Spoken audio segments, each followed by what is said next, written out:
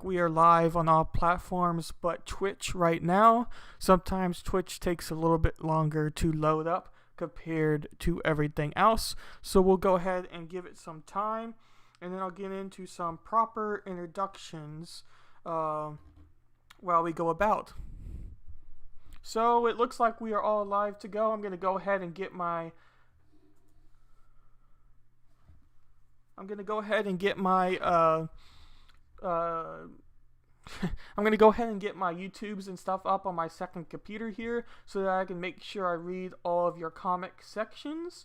Now, this is going to be the first time that I am attempting a long-form stream, as this one for the election, obviously, today. So I hope that my computer is going to be able to handle what I have planned. If not, I can always split the stream up into 2 parts and take a small break in between if I'm not able to go all the way through because of technical difficulties or whatever else. But I do plan to cover the election for as long as I possibly can, so I hope that everybody will kind of join me along in the process at some point.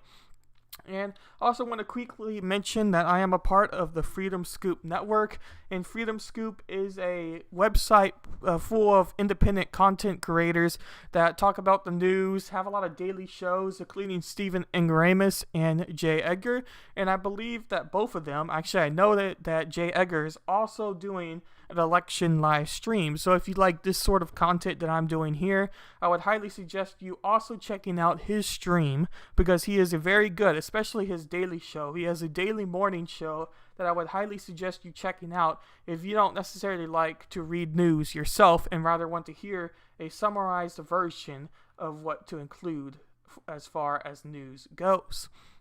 But I thought I would kind of first start this whole election day conversation out with the process of how the election is going to work.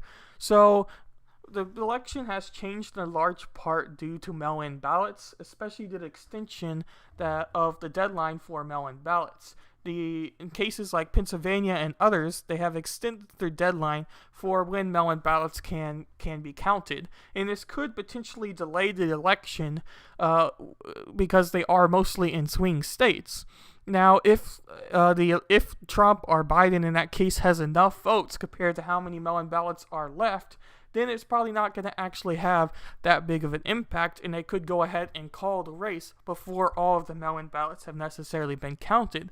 But since most of these are in swing states, the possibility of that to happen could be somewhat limited here. And I see Saint on D-Live. Welcome, Saint. And he says, look at the rabbits, Joe. Yeah, Joe, it's interesting, the 2 candidates, really. You have, obviously, Trump and Joe Biden for this race. And I know a lot of people don't really like either candidate. It's very similar to really the last presidential election, although Joe Biden is much more likable candidate than Hillary Clinton was, and that's why, in a large part, he's probably going to get more votes than Hillary Clinton. Although Joe Biden, in theory, could still win the popular vote, but really the popular vote doesn't matter too much because we do have the Electoral College, which is something I think we should keep a hold on, or only a very few limited of people are going to actually have a vote that matters. So I do think the Electoral College is important. But I thought I would just kind of quickly talk over a brief idea of what is happening from this blog site called MWM Media. And Ed had this host on his show yesterday, Monday night, and that's where I got this blog from, and I was looking through it, and I decided that I would go ahead and mention it also on my stream and kind of talk about some of how the mail-in ballot process might extend, because I do think it is some very good content on this blog for a real summarized version of what we might expect in this upcoming election we're having today. So it states here, Pennsylvania, Wisconsin, North Carolina, Minnesota, mail-in ballot deadlines. COVID-19 has brought with its fair share of chaos, quarantines, masks, and social distancing. It has also brought something not many expected, a massive influx of people mailing in the votes and hoping they will be counted. There are a few states that have passed extensions to this deadline. Here is a brief guide on the states that have passed such rulings. Minnesota. Absentee ballots received after Election Day need to be separated from the rest of the ballots to avoid confusion if a ruling against an extension is passed. This ruling does not affect the 7-day extension for counting absentee ballots. Ballots must be received by November 10th and postmarked are on or before November 3rd. Delayed ballots will be separated in the case that they may be removed from vote totals in an event a final order is entered. North Carolina. Wake County Supreme Court will not intervene with new North Carolina's Board of Elections for collecting multiple ballots. They will continue to collect the ballots through November 12th as long as they are postmarked by November 3rd. This ruling came down less than 24 hours after the Supreme Court accepted the deadline extension with a 5-3 vote. The justices in the minority were Alto, Gorsuch, and Thomas. Justice Amy Coney Barrett did not participate in neither of the decision nor the consideration. Pennsylvania. The deadline for mail-in ballots in Pennsylvania is November 6th. Like all other proceedings, this one, all ballots must be postmarked on or before November 3rd. The ballots arriving after the November 6th will be separated in case of another ruling makes them invalid, as they could be uncomfortable after the fact. Pennsylvania Republicans have a pending appeal in this matter. The court said the appeal would not be rushed. Wisconsin could not extend their deadline. The Supreme Court ruled 5-3 on a Monday night against an extension. Chief Justice explained the difference in the rulings between Pennsylvania and Wisconsin, stating that he is more than willing to allow state courts to extend statutory deadlines than federal courts. All states not listed in this article must have their mail-in ballots by November 3rd. And then they have their opinion through the My 2 Cents that I'll go ahead and read here, as it says, though it is doubtful that some states might have seemed fit to extend the deadline, I don't personally feel it should be extended. We have had the same deadlines through H1N1, natural disasters, and war times. This pandemic should not be treated no differently in the terms of mail-in ballots. And I thought that was a very good point, because in a large part, you think that these mail-in ballots might have a big purpose because of COVID-19. And we obviously know that this election is hyper-political because you have really your two people on both sides. And these two people can't be any farther from each other. The election itself is very divisive. You are on one side or you're on the other side. And there's really not that much in between. So it's important to note that there is that part of the component going into this election in this race, because it's very, very, very hyper political. So the fact that they're going ahead and doing that now is something that I think is rather interesting.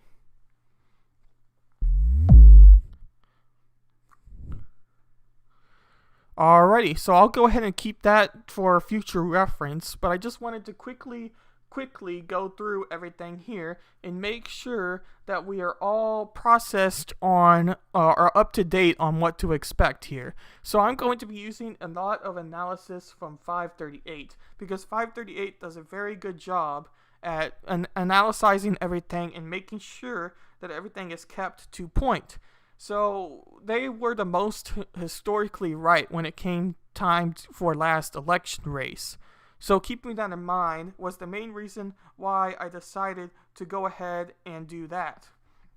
So we'll go ahead and use that. I just wanted to quickly mention that is going to be the main place I'm going to look as far as actual election race goes for analysis. We are far from where ballots actually start to get counted, so we're not really going to be focusing too much on the results as of yet, because we haven't gotten any sort of results yet.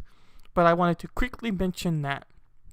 So the big thing is between the Senate and the House. Now, the Democrats are probably going to have the Senate race, the House race locked up. They would have to lose 8 out of, I believe, 63 seats to not win the House. So it's the odds of the Democrats not winning the House seem extremely limited. But all that being said, there is the possibility that the Democrats could lose the House. A lot of people are quoting the attendance that Trump is having through his rallies.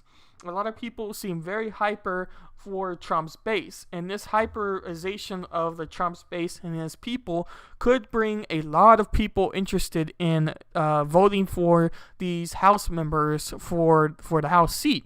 So essentially, if you are one to believe that the media, through all their polls and everything, have been lying, and Trump is way more popular and his Republican Party candidates are, by extension, more popular, it would be very important to take that into consideration as well. Because, in long story short, a lot of people underestimated the vote that Trump had and the impact that Trump had in the 2016 election. A lot of his race and his theories and everything were underutilized and managed.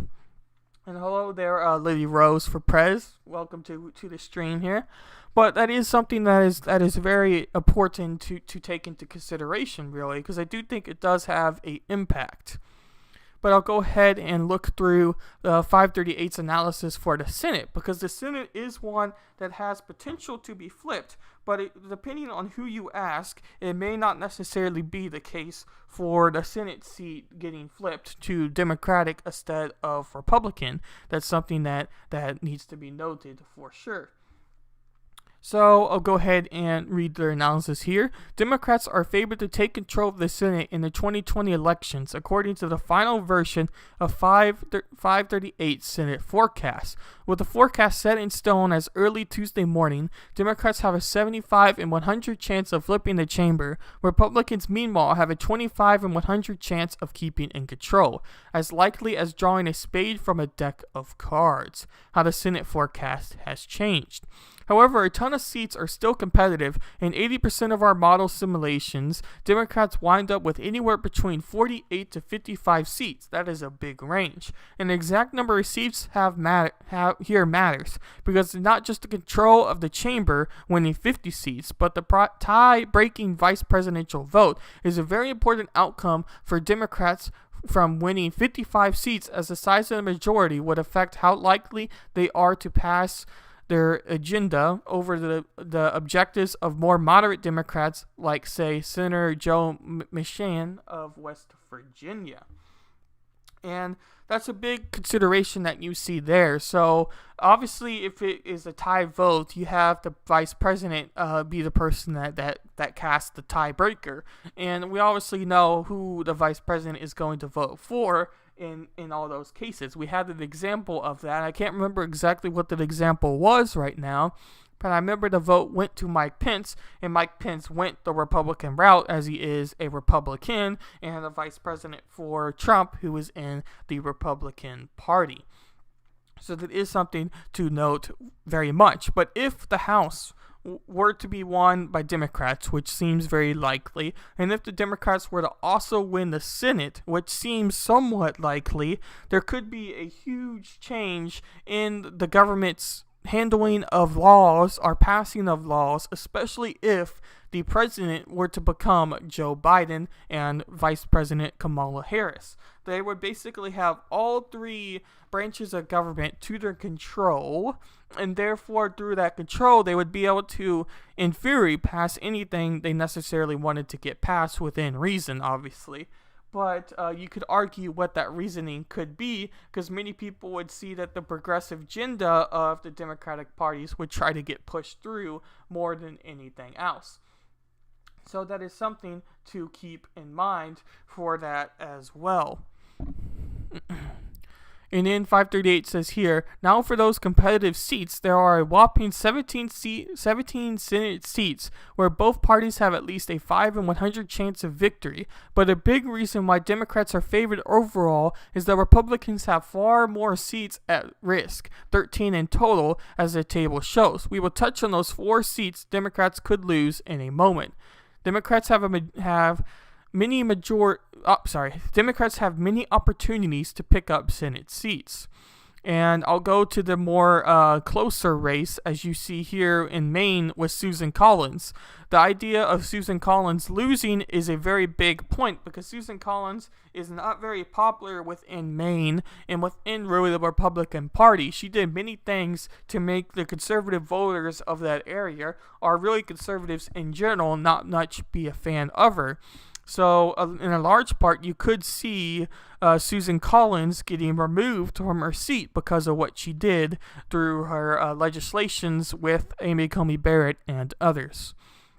Another big one that's up for race is with McSally, and you see there that the Democrat has a huge chance of winning with 78% compared to 22%, and in that race in particular, they're going up to astronaut McKelly, so that is a very, very, very interesting race, and I actually watched the debate on YouTube. I think it was their first debate. I don't know if they had any more than one debate with all the COVID going on, but I do know that I watched the first one, and both candidates seemed very good throughout the debate, and depending on what party you were in, you were probably going to like whatever candidate you were a part of. In a large part, I don't think debates change too many people's minds. That being said, I think if you had to look at who won the better part of the debate, I think that the astronaut on the Democratic side won the debate on the first part of the debate, but I think that McSally probably won the second part of the debate, and I don't think that that is necessarily a good look for her. She would oftentimes accuse the astronaut of saying something or doing something without really that seemed truthful guy, but didn't really have any proper guidelines to really do so. So it kind of seemed very jabby without much of impact. It seemed obvious. It seemed like she knew exactly what she was doing. So that is very important to note. And thank you for the follow, Liddy Rose for Prez. I highly appreciate that.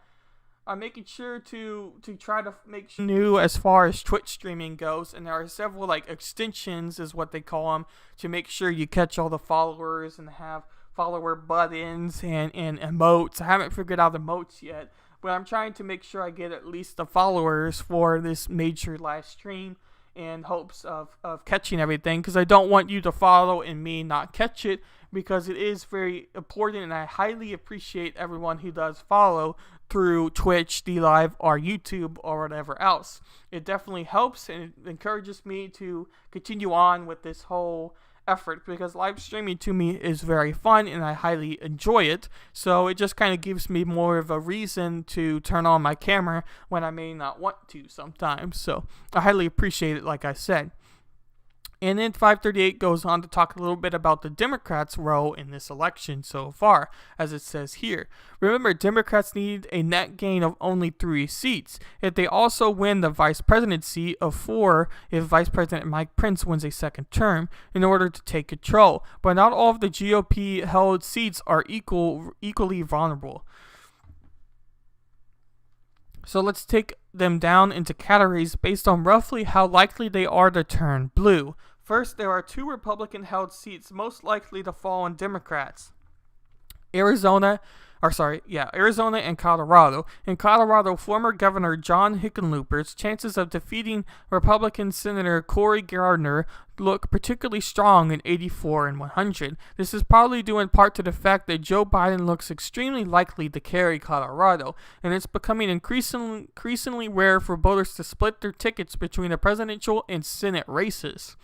In Arizona, Biden's victory is less assured, but former astronaut Mark Kelly, that was his name, by the way, for who's going against McSally for Arizona, has proven to be an extremely strong recruit for Democrats in Arizona, raising more than $85 million in individual contributions and leading in almost every poll since he entered the race in early 2019. Hurt by the fact that she is appointed a senator, which avoids her almost no incumbency advantage. Republican Martha McSally has just a 22 in 100 chance to prevail.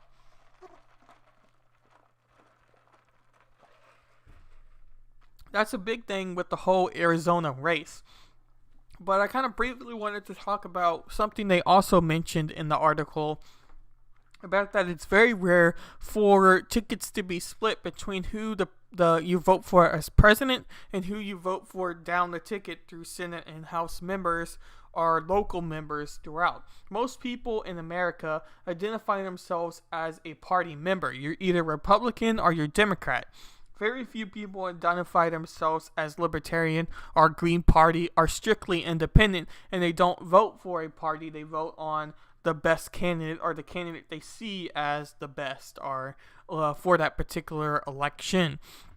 I think many people would tell you that they do vote for the person that's best every election, but in reality, they're just voting for the R or the D on on that ticket, and they aren't necessarily paying that much attention to the actual values, because America's political system is very much party-based, and this party base creates the same sort of agenda all the way through the entire race. And thank you, GM20 for the follow on DLive. I highly appreciate your follow. And that's a big thing about just the whole way the American government works. And I'm going to talk about this a little bit later in this stream about the Libertarian Party, because I think that the Libertarian Party is most likely going to get more votes than, say, the Green Party. But I don't know that for a fact. Neither does really anybody through predictions. But the Libertarian Party tends to carry more of a vote compared to the Green Party candidates. And a real interesting thing that I am looking for in this race is how many percentage of votes is the Libertarian Party or maybe the Green Party going to get. If they get a certain percentage of votes, they will be able to participate in the next presidential debate and also receive funding.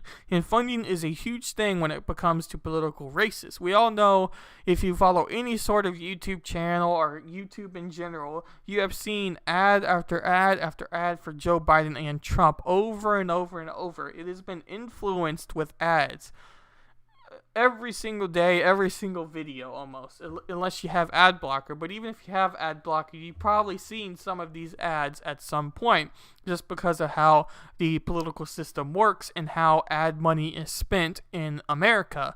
So, and long story short, a lot of times whoever raises more ends up winning the race. Now, we didn't see that in 2016 with Hillary, because Hillary did gain more money than Donald Trump, yet Donald Trump still won the race.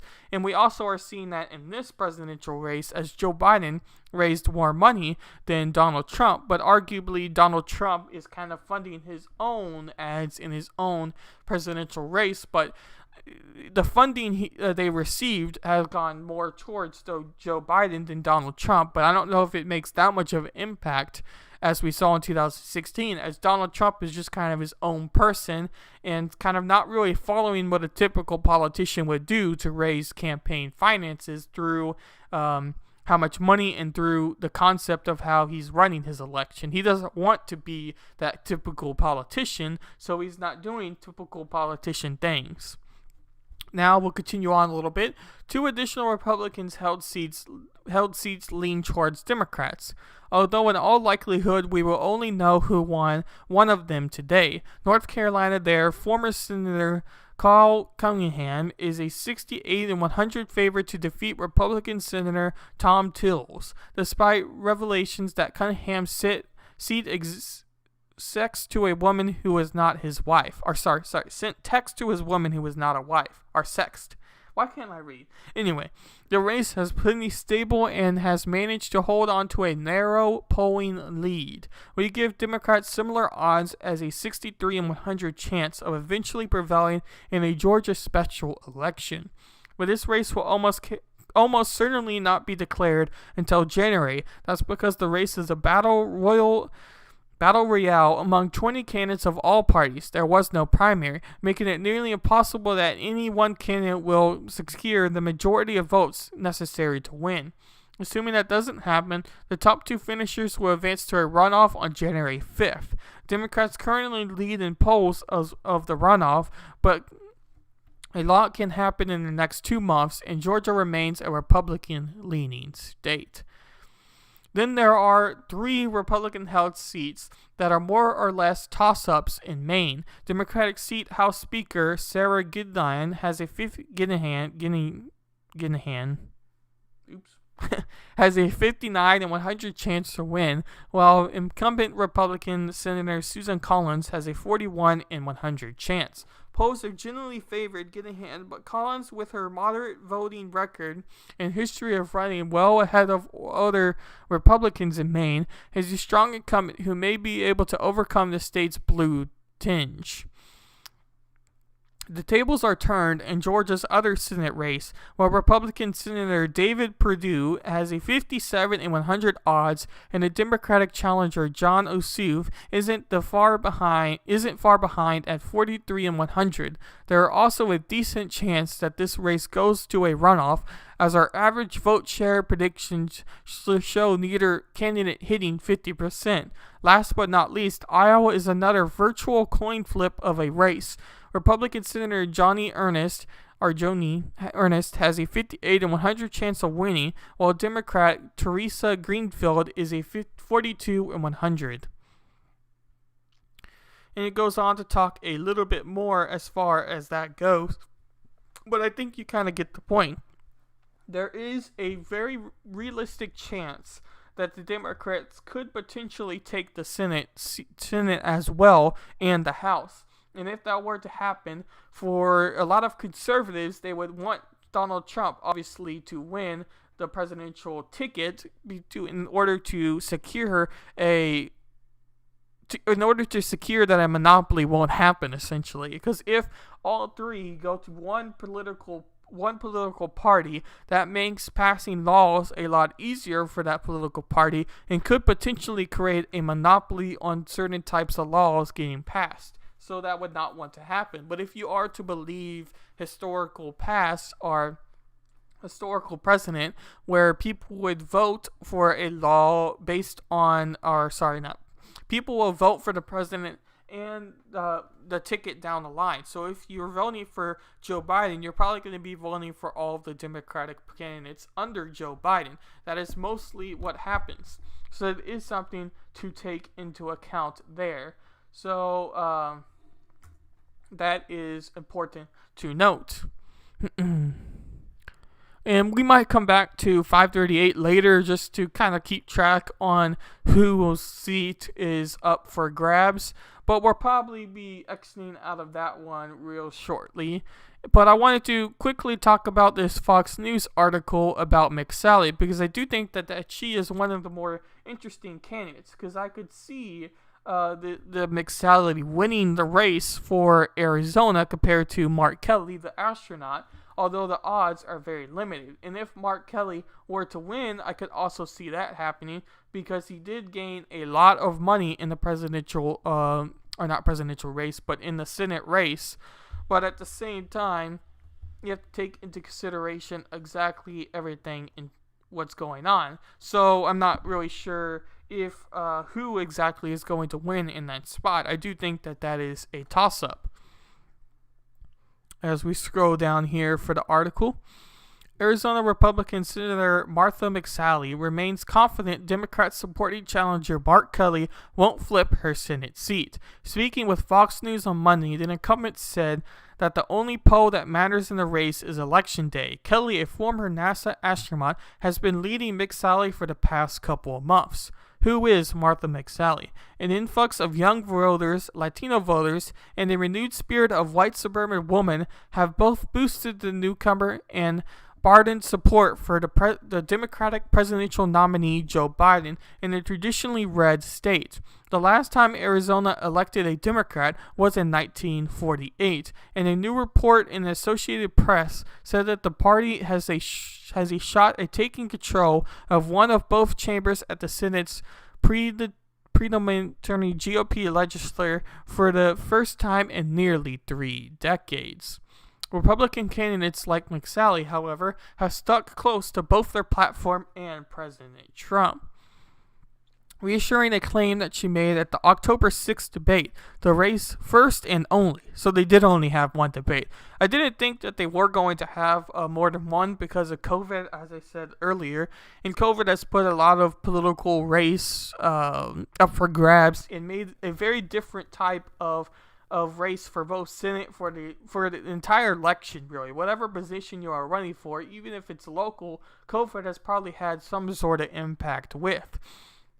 So I do remember that McSally was calling for astronaut Mark Kelly to go ahead and agree to 3 debates, she said, to agree to multiple more debates to make sure they can talk about all their policies and extend their viewpoints and battle with each other about their policies and why their policies are bad or why their policies are, well, not good. Nobody's going to say that your policy is good in a debate, but you get what I'm saying.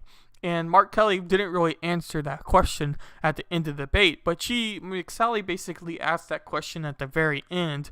So again, she was kind of trapping the candidate, but I think it was super obvious to what McSally was doing.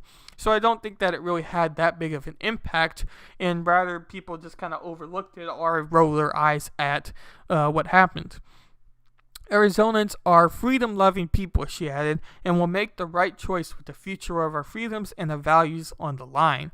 If Kelly is elected with the aid of outside funding, McSally said the radical left would take over packing the Supreme Court, increasing taxes, decreasing border security, taking away the Second Amendment rights, and impelling what she deemed the Green Bad Deal. According to Campaign Finance Institute, nearly $1 billion in outside money has flooded into Senate races across the country. McSally said Democrats could buy the Senate seat, and Arizonans like astronaut Buzz Aldrin know what's at stake, Aldrin endorsed McSally last month. So if you care about freedom, you care about your constitutional rights, you will want to be able to rebuild our economy, not lock us down. Again, we defeat the virus. You want to make sure we stand up to China, then you need to vote Trump McSally in Arizona, she assured.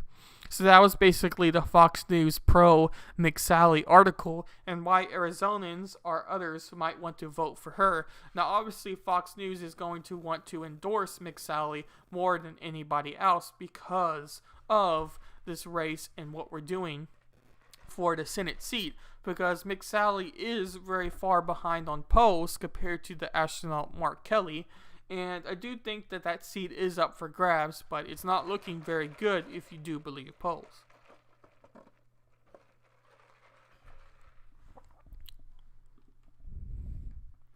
Now we'll get into 538's article on the House. And the House is looking a lot less likely for a Republican majority. So I don't think that is necessarily going to be the case at all. But as I said at the very beginning, there is a possibility. Nobody really can know for sure the election. Democrats are clearly favored to win the House. Each party's seat counts in scenarios where it wins in the House in our deluxe model 400,000 simulations. Higher bars represent more common outcomes. And as you can see here, you have the Republican seats, and then you have the average, and then you have the Democratic seats. And it is looking very much likely that the Democratic seats are going to be higher than the Republican seats for the House. As you see under in basically an analysis of what is above, it says Democrats have an 80% chance of holding between 225 and 254 seats. In the 3 in 100 scenarios, Republicans win control. In the 97 in 100 scenarios, Democrats win control. And then this next note says, how to vote in the 2020 election, and then when to expect results. So if you're forecasting seats, as you see here in Texas, you can go to each county and see who exactly is running for the House. And you have Dan Crenshaw here, which is a 99 and 100% chance of winning the election. And I forgot to pull that up, but that reminds me, I'm going to be showing an ad about Dan Crenshaw real shortly. Actually, I'm going to pull that up now before I forget, because I thought it was hilarious. I don't know if y'all have seen this ad. It went somewhat viral, so you might have seen it by now. But it was super funny. It was basically a makeshift Avengers moment for the Crenshaw campaign.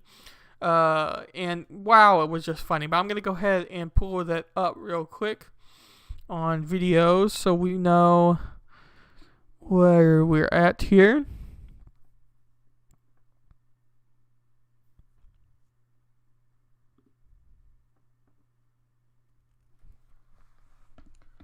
And we'll play that real shortly.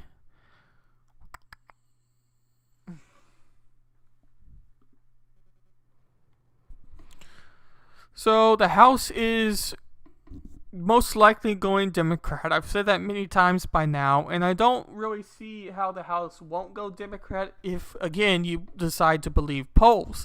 But if you followed any of my podcasts or really any of my short videos where I've covered the election results through like the Democratic presidential race or the Republican presidential race a long time ago, you will know that I don't necessarily believe much in polls, and I think a lot of people side with that same opinion.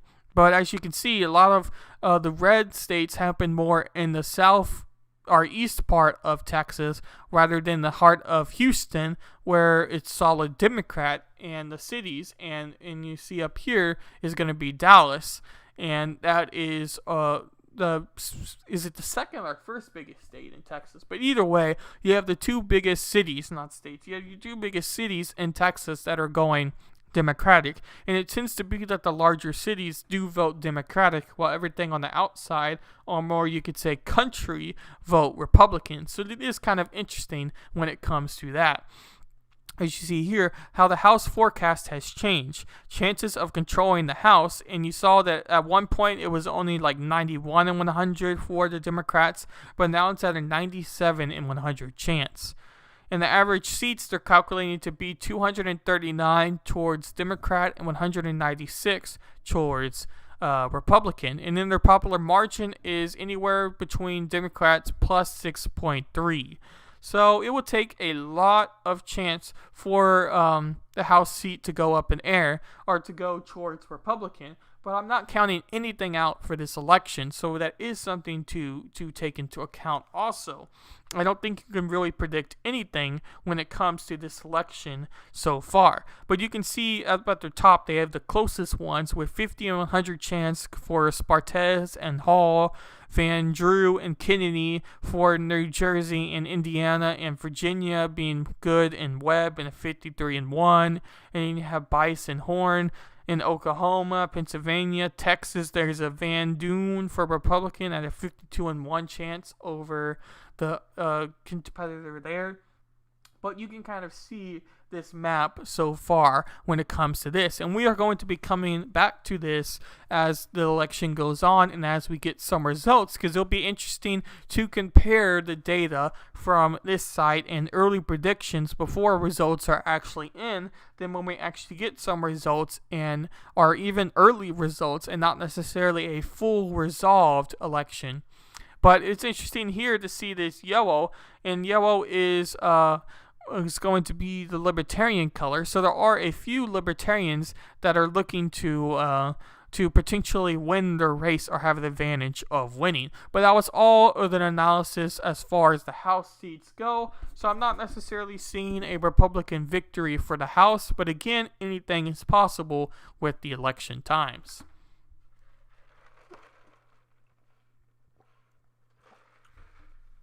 So, in a large part with the Pennsylvania riots and such, there was a lot of talk over who was going to win polling.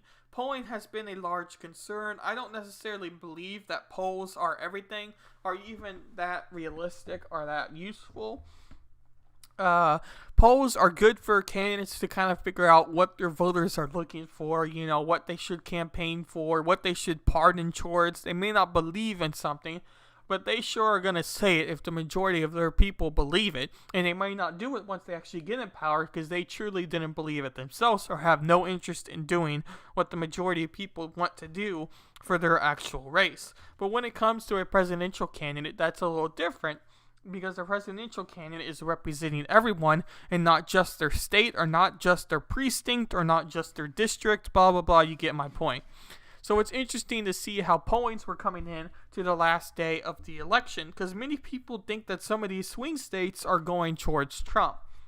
And we're going to get to a video where I'm going to get a little more detailed and talk about that. But a recent poll was showing that Pennsylvania was, I believe, a 1 or 3% advantage towards Trump, if I am remembering the poll right. But anyway, it was within the margin of error, but it was towards Trump after all of the riots that were happening in Pennsylvania and after people were moving in and attacking people through a police shooting of a guy with a knife who ran after a cop or was attacking the cop or threatening the cop with violence, and the cop went ahead and shot him out of supposed self-defense. And I don't know too much about the story as of yet, so I don't really want to talk about it because I could have details wrong, but long story short, it sparked riots in Pennsylvania, and riots have been happening for months and months now. So these riots are very important because I do think that the more the riots happen, the more advantage towards Trump they become.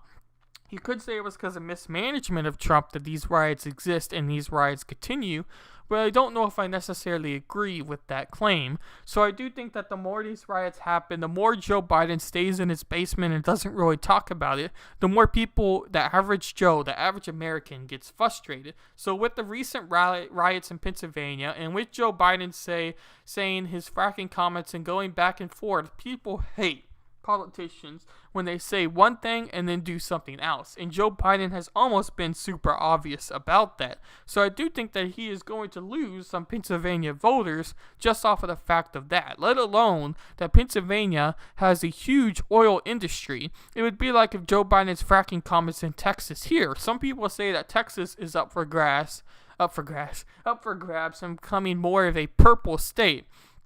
But I just don't see it myself. I don't see how the majority of people who are in the oil industry here in Texas are going to vote for a candidate that is against fracking when they are relying on their jobs for the oil industry. The oil industry makes up a huge percentage of actual debates or actual products here. And I see Ron Helton here on DLive. He says Nate is better than the rest, but he still missed it in 2016. He predicted Hillary.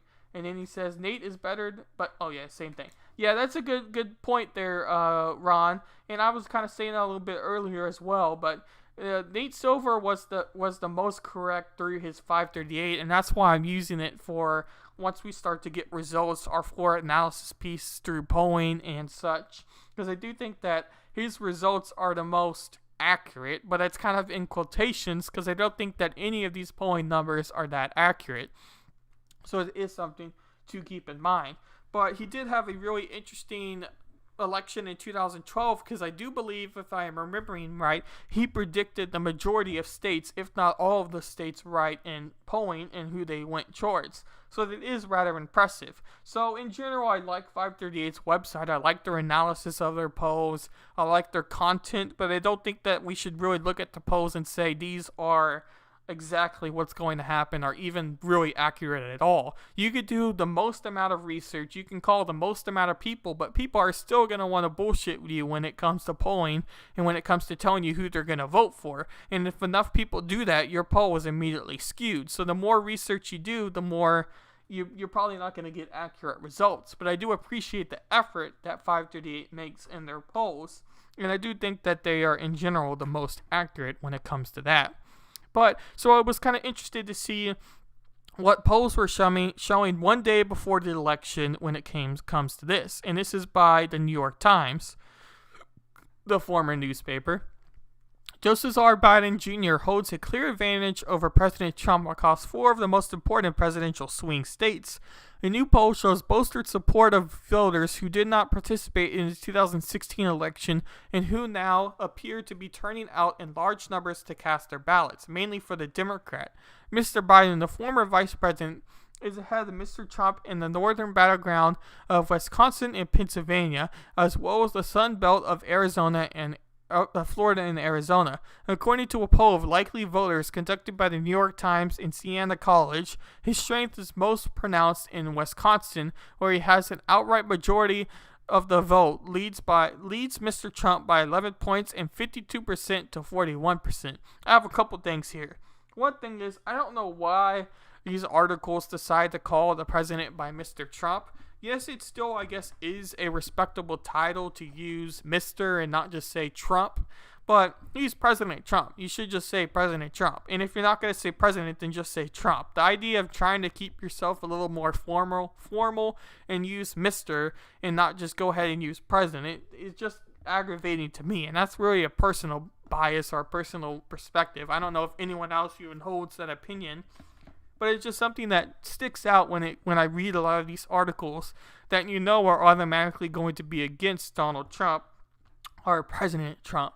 So it's just kind of interesting. Second thing is with Wisconsin. I don't know if I even see Wisconsin going towards Joe Biden. I do think that Trump does have a chance of even winning Wisconsin. And you could take Ed's perspective with Edgar on his YouTube and everything else, and Freedom Scoop. He's also a Freedom Scoop content creator. He lives close by Kenosha and knows Kenosha very well. And Kenosha had a lot of riots and a lot of things. He went there personally and filmed a lot of the aftermath of the riots and such. And a lot of Wisconsinians are impacted by these riots and are frankly sick and tired of riots happening in Kenosha, Wisconsin, when the act of Kyle Rittenhouse was in total self-defense for most people and most average Americans that have viewed exactly what happened with that incident. So I do think that there's a lot of silent people in Wisconsin that could be voting for Trump. Now, is Trump going to win when he's down by 11 points, if you believe polls? Would be highly unlikely, but I don't know if he's necessarily, Joe Biden that is going to get a 11-point lead over Donald Trump in the state of Wisconsin. I think the lead is going to be a lot closer than that, if not a Donald Trump win, just because of protest. I do think that Wisconsin and Pennsylvania are going to go towards Donald Trump. Now, the large part, Florida has always been kind of nicknamed, if you win Florida, you are probably going to win the election. And I do think that there is up for grabs for even Florida, but I don't necessarily think that Joe Biden is going to win Florida really either, but you could say that he might win Florida, and I could give you that. Trump is obviously probably not going to win every swing state compared to Biden and what happened like in the 2016 election with Hillary Clinton. But I don't know exactly yet, as we are still kind of waiting for results. But you see here, there is a +6 advantage for Arizona, a +3 and advantage for Florida, a +6 advantage for Pennsylvania. I don't think that is a recent poll there, because I know for sure I've seen some polls, not every poll, but some polls that polled people in Wisconsin saying that the advantage was towards Trump by a slim margin under 3%. But I'll continue on here. Mr. Biden's performance across the electoral map appears to put him in a stronger position heading into Election Day than any presidential candidate since 2008, when in the Midwest of the global economic crisis, Barack Obama captured the White House with the 365 electoral college votes and Mr. Biden at his side. Mr. Trump's apparent weakness in many of the country's largest electoral prizes leaves him with a narrow path to a 270 electoral college votes required to claim victory. Short of a major upset, our systemic error in opinion polling surpasses even the missteps in proceeding in the 2016 election. Should Mr. Biden lead hold in 3 of the 4 states tested in the survey, it would almost certainly be enough to win, and if we were to carry Florida, he would most likely need to flip at least one more large state that Mr. Trump won in 2016 to clinch the presidency. In closing days of the campaign, Mr. Biden has a modest advantage in Florida, where he's ahead of Mr. Trump by 3 points, 47% to 44%, a lead that is within the margin of error. He leads by 6 points in both Arizona and Pennsylvania. In those states that Mr. Trump's support climbed higher than 44%. The margin of error is 3.2 percentage points in Wisconsin and Florida, 3 points in Arizona, and 2.4 points in Pennsylvania. Mr. Biden has constantly held the upper hand over Mr. Trump across the electoral map in polling conducted by the Times since late last spring. While the last advantage has varied over time and has differing between state to state, he has at no point slipped behind Mr. Trump in any of the swing states that are likeliest to decide the election. Mr. Biden's lead is armored against last-minute developments in the race because of the scale of early mail-in balloting that has already taken place as the country cops with a reassurance of coronavirus. More than 90 million Americans have already cast their ballots as midday Saturday, according to the United States Election Project. In 3 of the 4 states the Times surveyed, a majority of respondents said that they had already voted with Pennsylvania the exception. And it goes on to talk a little bit more, but I wanted to scroll down here and actually get some elections here, or actually get some graphics here, where it says where Trump's behind Republican Senate candidate. And it says Texas, Iowa, where Trump and Republican Senate candidates polled evenly. Georgia, North Carolina, Michigan, where Trump polled ahead of Republican Senate candidates. Arizona, Ohio, Florida, Nevada, Pennsylvania, and Wisconsin being the worst.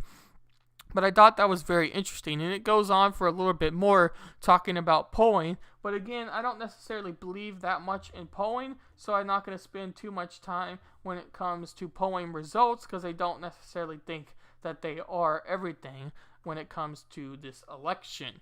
So we'll go to this next article here where it's talking about swing states, because we do know that swing states are the most important thing to look at when it comes to this presidential race itself. Swing states are very valuable and very, very important, as I've said. So the 13 battleground states to watch in this 2020 election. They, according to CBS News here, toss-up states are Arizona, Iowa, Ohio, North Carolina, Georgia, Florida, and leaning is Nevada, Texas, Minnesota, Wisconsin, Michigan, Pennsylvania, New Hampshire. So those are kind of your two perspectives for that. And we're going to go back to this article throughout the day to remember what the swing states are, mainly for me, because I might forget. But we'll probably won't forget too much when it comes to the actual swing states here. But one of the big points when going into this race, and I'm going to save this a little bit, but I just wanted to briefly mention it, is with the campaign rallies. And I thought I was going to get a New York Times article that definitely is going to lead the direction that I don't really think about too much. And we'll go ahead and read that later on. But I'm going to take a quick drink break and get my main headphones real quick. I believe they should be charged by now, so we can watch this together.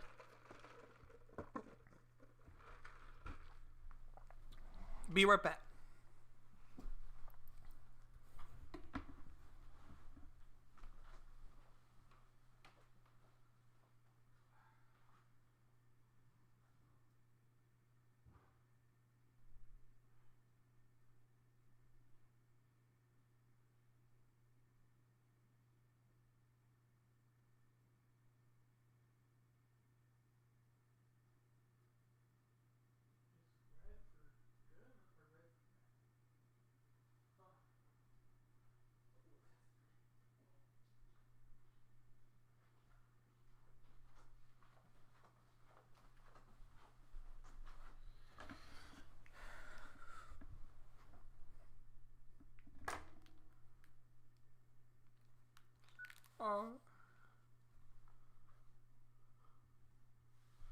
Alrighty, so we got my headphones on here for everybody, and we're gonna go ahead and play that Dan Crenshaw ad before I forget, and make sure, because it's just funny as all get out. So we'll go ahead and play that real quick. Oops.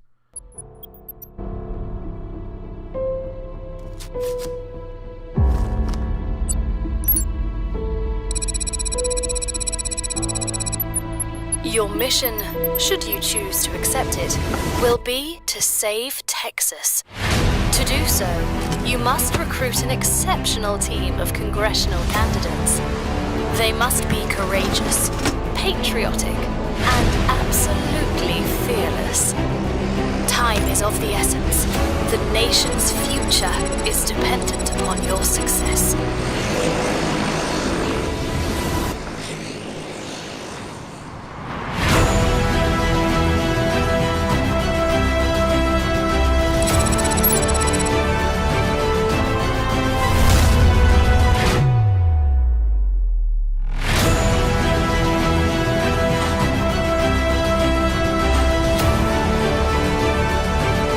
Just for anyone who might be wondering, Dan Crenshaw has an eye patch because he was a Navy SEAL, I believe.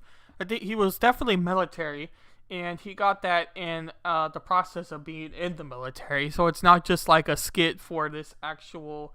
it's not just a skit or an act fully. Now, obviously, this is an ad, and a real interesting ad. A very funny ad, but I just thought I would quickly mention that, but we'll continue on here. You still know how to fly one of these things? Dan Crenshaw. I'm putting a team together, Wesley. You in? You know I wouldn't miss this for the world, right?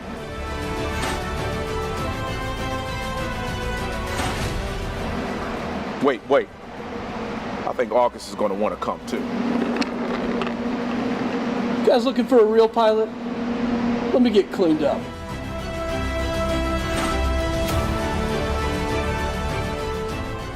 You're an F-22 pilot. What were you doing working under a helicopter? I have no idea what I was doing, but typical Air Force fixing the Army's problems. This guy, Dan, bro, you could have just texted me, man. Why you gotta jump out of an airplane? It's would have been way Because easier. it's cooler to jump. Never mind. I just thought that was funny with Ron. He says it's Crenshaw. Too much hawk for me. Yeah, he's very much pushing military agenda. Now, a lot of like libertarian candidates aren't going to want a person like Dan Crenshaw in the government because he's going to want more government spending for the military and potentially even go to war compared to other candidates. So I don't know if that's exactly what you're talking about there, Ron, but it's just kind of funny that this is the ad he went ahead with. Now in Texas, people are very patriotic. Well, some people are. Some people are very patriotic and are going to want to support the military through seeing this ad here. But we'll go ahead and finish it because really you just got to see the whole thing. It's just hilarious. And I want to thank these officers for a job well done. Hey, Beth, when you're finished over there, Texas could use your help.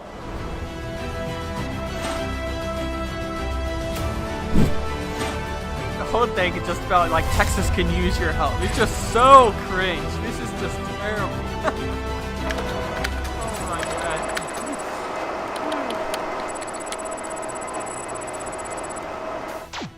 What the? So Crenshaw, man, funny. Hey, Tony, Texas has a better use for your talents.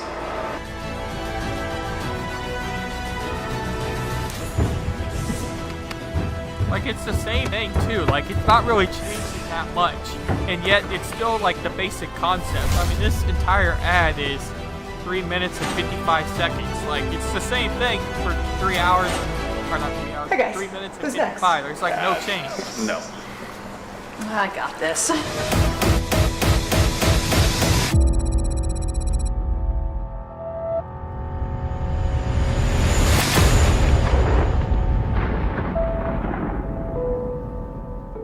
Yep, that's a political ad for you.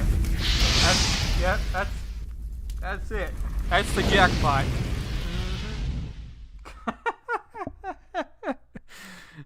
Oh my god.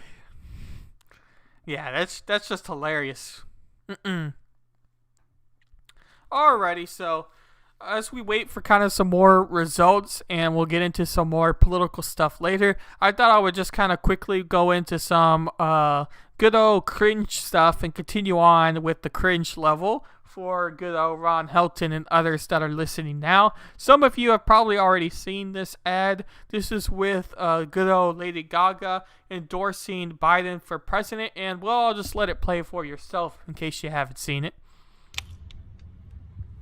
Hey, this is Lady Gaga. I'm voting for America, which means I'm voting for Joe Biden. And if you live in Minnesota, Pennsylvania, Georgia, Michigan, Florida, or Arizona, I encourage you to vote. And if you have a friend that lives there, tell them to vote. I'm going to be in one of these states tomorrow. Guess which one I'll be in? Hint, I used to live there. Cheers to the 2020 election. So, for one thing, you see Lady Gaga's boots if you're watching live, and they're like almost like knee-high level, at least thigh-high for sure. And they are very large pink, black boots. And and she has a beer, and she went ahead and drank it, and then she just Cheers. threw it on the ground. And basically the whole idea of this, I think, is to get the redneck vote. But I don't know if the redneck is going to watch this and really appreciate what Lady Gaga is doing here. So I don't know if this whole campaign idea for Lady Gaga is that smart. But once again, if you're relying on celebrities to tell you who to vote for, then you're kind of doing something wrong. And she's also worn a meat dress before, so we all know that Lady Gaga's a little cuckoo upstairs. So I don't think we should really pay. Again, if you're letting a celebrity choose who you should vote for, then you kind of need to get your head checked. I gotta be honest there. You should not rely on a celebrity to tell you who to vote for. And she also went on Joe Biden's stage, and I'm going to try to find the clip real quick. I didn't think about that because I saw it later, and I was prepping this morning. But I'm going to go ahead and see if I can find it real quick for you, because she went ahead and was on Biden's stage in Pittsburgh, and she had a lot of choice words to say. So I'll see if no, that's the whole thing. It may be there. I'm looking for the clip itself. Here we go. I think this one's going to have it here. So she kind of did a concert. Joe Biden has had a lot of virtual rallies where he'll have some celebrity on his live stream, and they'll have whoever speaking, and they'll have your sign language person for whoever's in, whoever needs sign language. So they'll have your sign language interpreter, you have whoever speaking or singing. But Joe Biden's had a lot of celebrities come on and endorse the Joe Biden for presidency, or for the candidacy, however you want to say that. But he's had Lady Gaga on, as you see from here. He's had Pink on, and I'm sure he's had multiple others. I haven't paid that much attention to it, but we'll go ahead and play this emotional Lady Gaga speech for the Joe Biden rally. And be willing to do whatever it takes to stand up for what you believe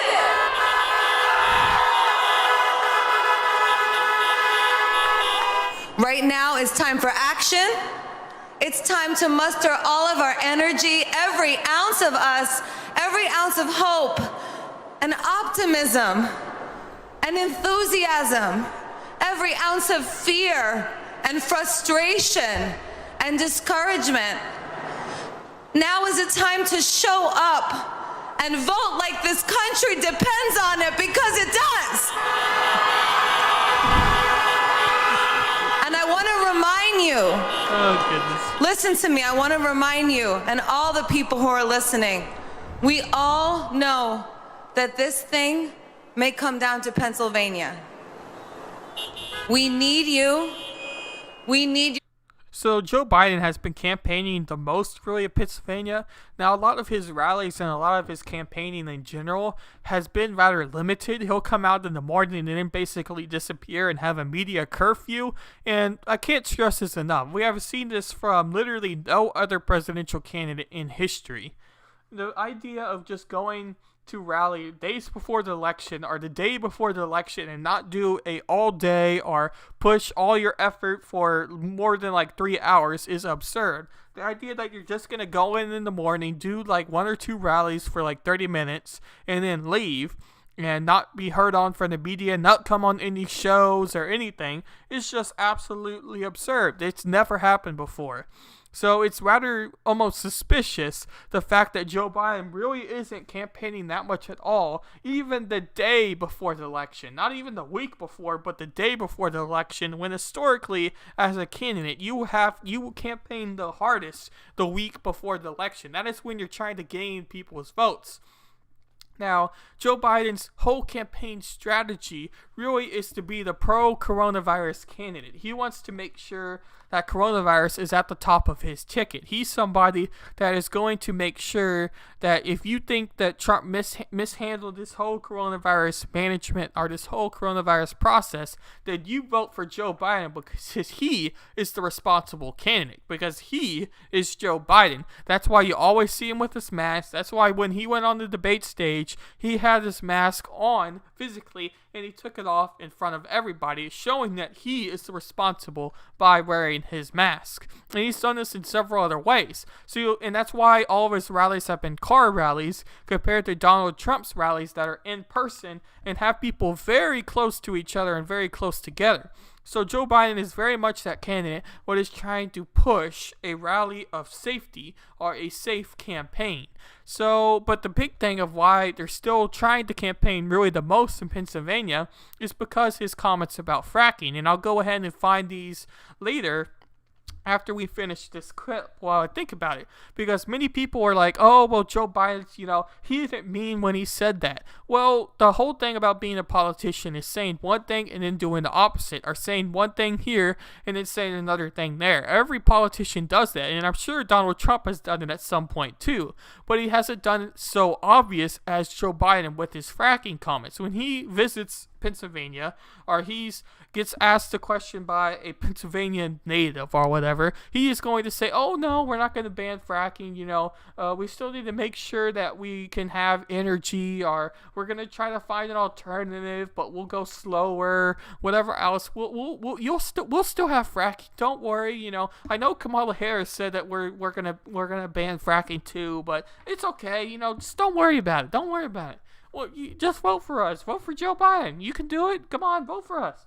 That's the whole idea as far as that goes. Oh, just don't worry. So they're really trying to gain Pennsylvania's vote back.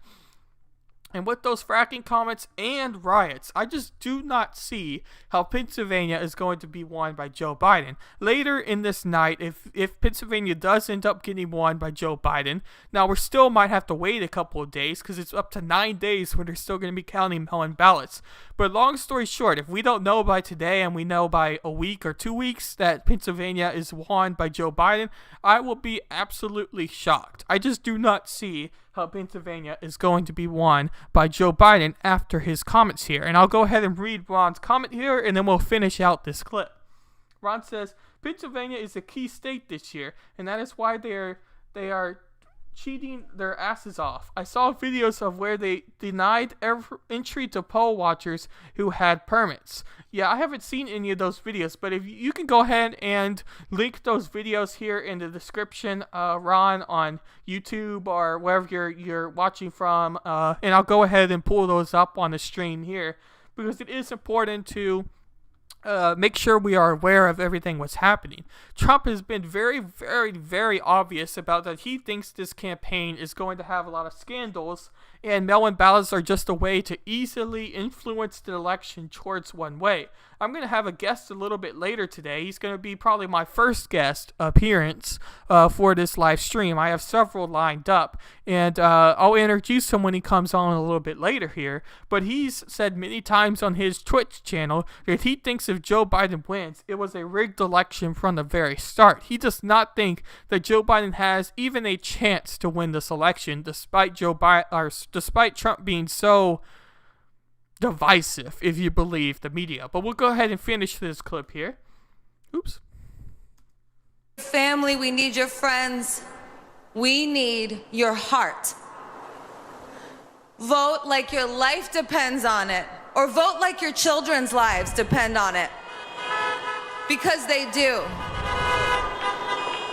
And to all the women and all the men with daughters and sisters and mothers, everybody, no matter how you identify, now is your chance to vote against Donald Trump, a man who believes his fame gives him the right to grab one of your daughters or sisters or mothers or wives by any part of their bodies. Vote for Joe. He's a good person. Thank you. I've watched this clip several times, and obviously I still laugh at this clip, because the whole part about grabbing them by the pussy or grabbing them by any part, as Lady Gaga said here, hasn't even really been fully confirmed by anybody, really. It's all locker room talk. I feel like every guy who's been in a sport or anything like that has said something absurd like that before and not really have met it or even really have done it. It's just kind of funny. And even if Trump did, a lot of people wouldn't care either. So that's just kind of funny to me that that gets brought up as a major point here.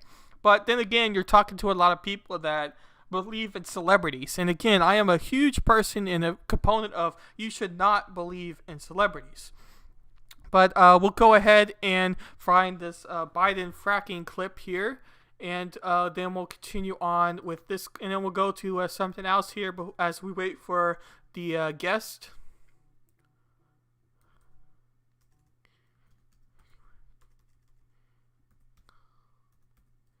And you'll have to pardon my typing skills here.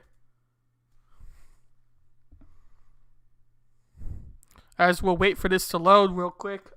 Thank you anyone who's watching right now. Again, I highly appreciate everybody stepping by here. It's very important to follow this election because I do think that this is going to be a real interesting one. But we're going to go ahead and play this 58-second clip here. And then we'll go on to our next component of what I want to share with you.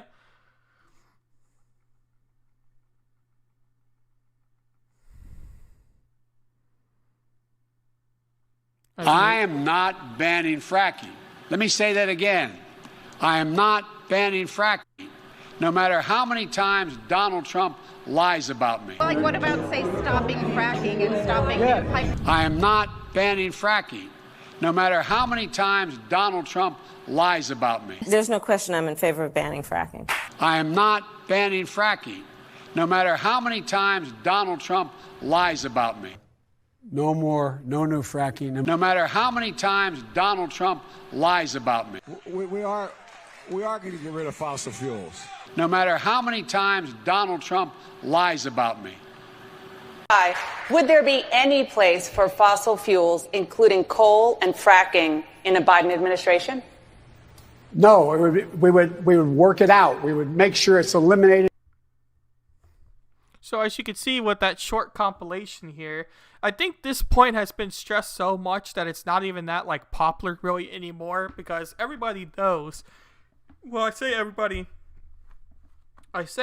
knows, but it may not be the full case of everybody, because obviously not everyone follows politics. But anyway, anybody who follows any sort of politics knows that Joe Biden has been wishy-washy with this whole fracking comments. And he said in the debate, you can go ahead and find me the clip where I said that I would ban fracking. Go ahead and find it, Mr. Trump. Go ahead, put it on your website. I dare you. And guess what Joe Biden did? Guess what Donald Trump did? It's on his website. So it's just kind of funny that Joe Biden kind of set himself up for this dramatic failure as he did. But I quickly want to show this pink endorsement of Joe Biden as well.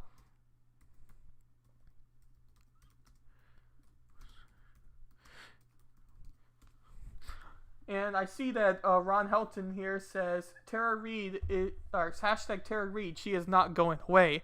And then Ron Helton says Biden is a damn liar. He dropped out of the primaries twice after getting caught lying. It was on his webpage. The new green steel.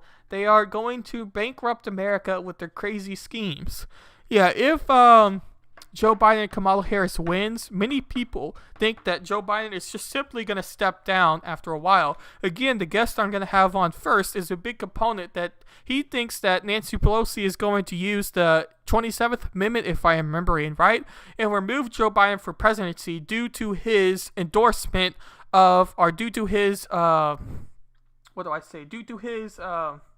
mental capabilities. So basically he is going to fail his exam, and they're going to use that as an example to go ahead and pass through, because I've said on his stream, and I've thought about it before, I think that Joe Biden did take a health exam and he failed that exam, and that's the reason that he decided to not take one publicly in front of everybody else. I think that's almost so obvious that it just almost has to be true here.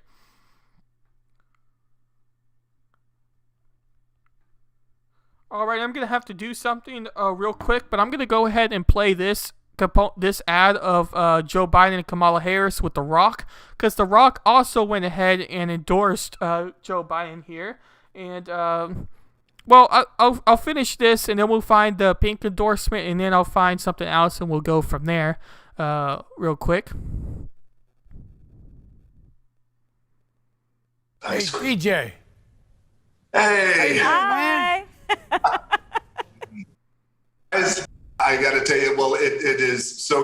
Well, real quick, God, Kamala Harris' laugh does not help her out at all, really. It's just so funny that this happens. And this is a whole clip from one of their virtual rally events that they are hosting here, which I think is just kind of funny. As we see here, I don't see anything on Discord yet as far as all that goes. So we'll go ahead and do this clip real quick.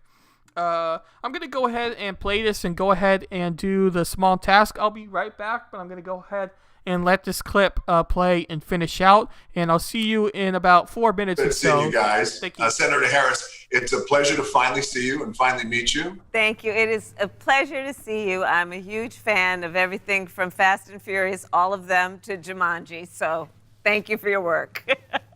Thank you so much. Well, thank you for your work. Let me start off by saying, guys, I've been a lucky guy over the years in my life and my career to have been part of and participated in some real defining moments. And I have never publicly endorsed a presidential candidate or a vice presidential candidate in my life over my career.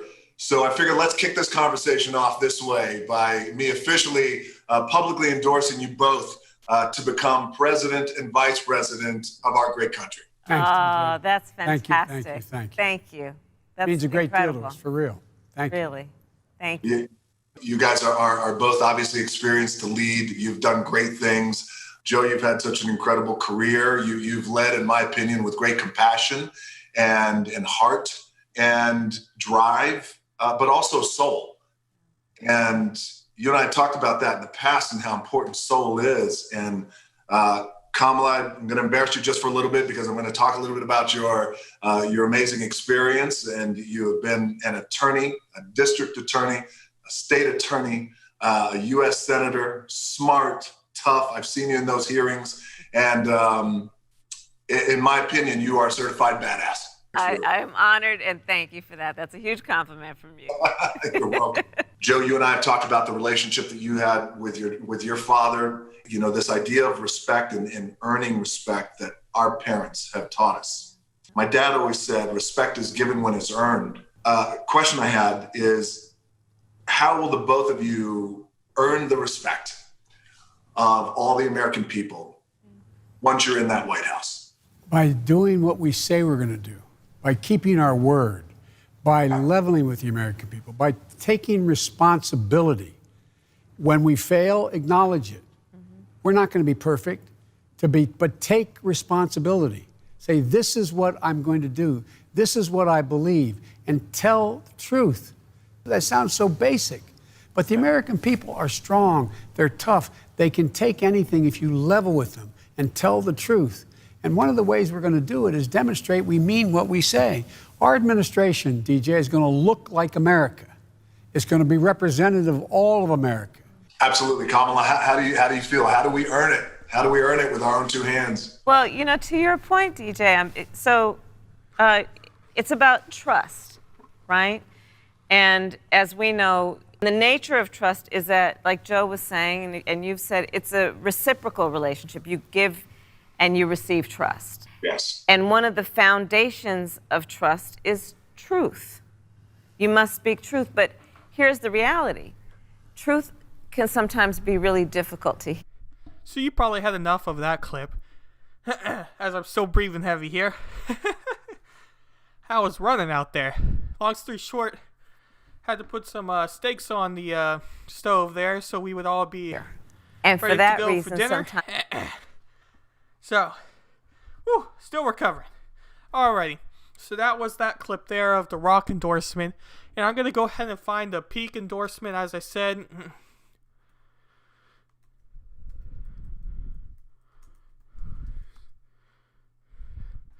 And then we'll talk about some other thing, and then we'll go from there. I apologize for that. I'm going to have to go down a little bit and make sure I flip them. I don't want to burn the steaks, but I have several clips to show here, so I don't think we're going to run into any problems there. Why does it say enforcement? Endorsement. There we go. But yeah, I just think it's rather strange the impact people put on celebrities, but it's very easy to pop up a celebrity and kind of show the impact that celebrities might have when it comes to people. Because I think it's funny to think that celebrities do have the idea of endorsing somebody and it having an impact. It's funny to me, and that's why I like using celebrities as that being kind of funny. And as you can see here, the Try Guys are these famous YouTubers, and I saw this a couple of days ago, but they endorsed Joe Biden, and that's not shocking at all if you follow any of the Try Guys content. Multiple charity streams they do are for Planned Parenthood and other charity events like that. So again, if you're any sort of fan of the Try Guys, then that probably doesn't shock you at all. But again, I thought I would mention that. I can't seem to find the clip right now. I know I had it pulled up earlier, but oh well, we'll have to come back to it if we need to. But I don't think it's really that important, so we'll just move on to this next topic. And this next topic is also about celebrities, but this is a little bit more different. And this is with Michael Moore's endorsement of the Trump. And this is an article version of it, but I'm going to go ahead and see if I can find the clip version of it better, because I do think that it's a little bit better idea of what Michael Moore said in a more concise form. And I apologize for not having this pulled up. I had a lot of this pulled up earlier, but my computer kind of crashed. So I'm hoping that my computer's not going to crash now. But I did kind of a MIDI testing stream yesterday and had some brief audio issues, but I should have those all fixed now as well. But long story short, I think everything's going to be good. I'm not so sure about the computer. I haven't done a long stream like this before, but everything seems good now. But I just want to keep that in mind, so I didn't want to have a ton of tabs open, because that does make the computer run a lot slower and get a lot hotter.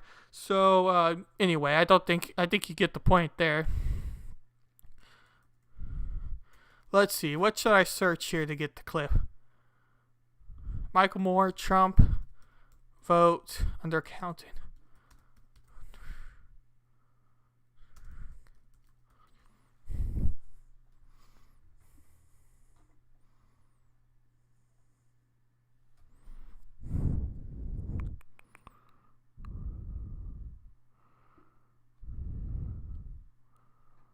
Alrighty, we'll listen to this New York Post version of what Michael Moore said, and we'll let the clip kind of speak for itself, and I'll add my commentary. Don't believe these polls, first of all, and second of all, the Trump vote is always being not an accurate count. I think the safe thing to do, this is not scientific, I'm just saying from my experience of being a Michigander, whatever they're saying the Biden lead is, cut it in half right now in your head.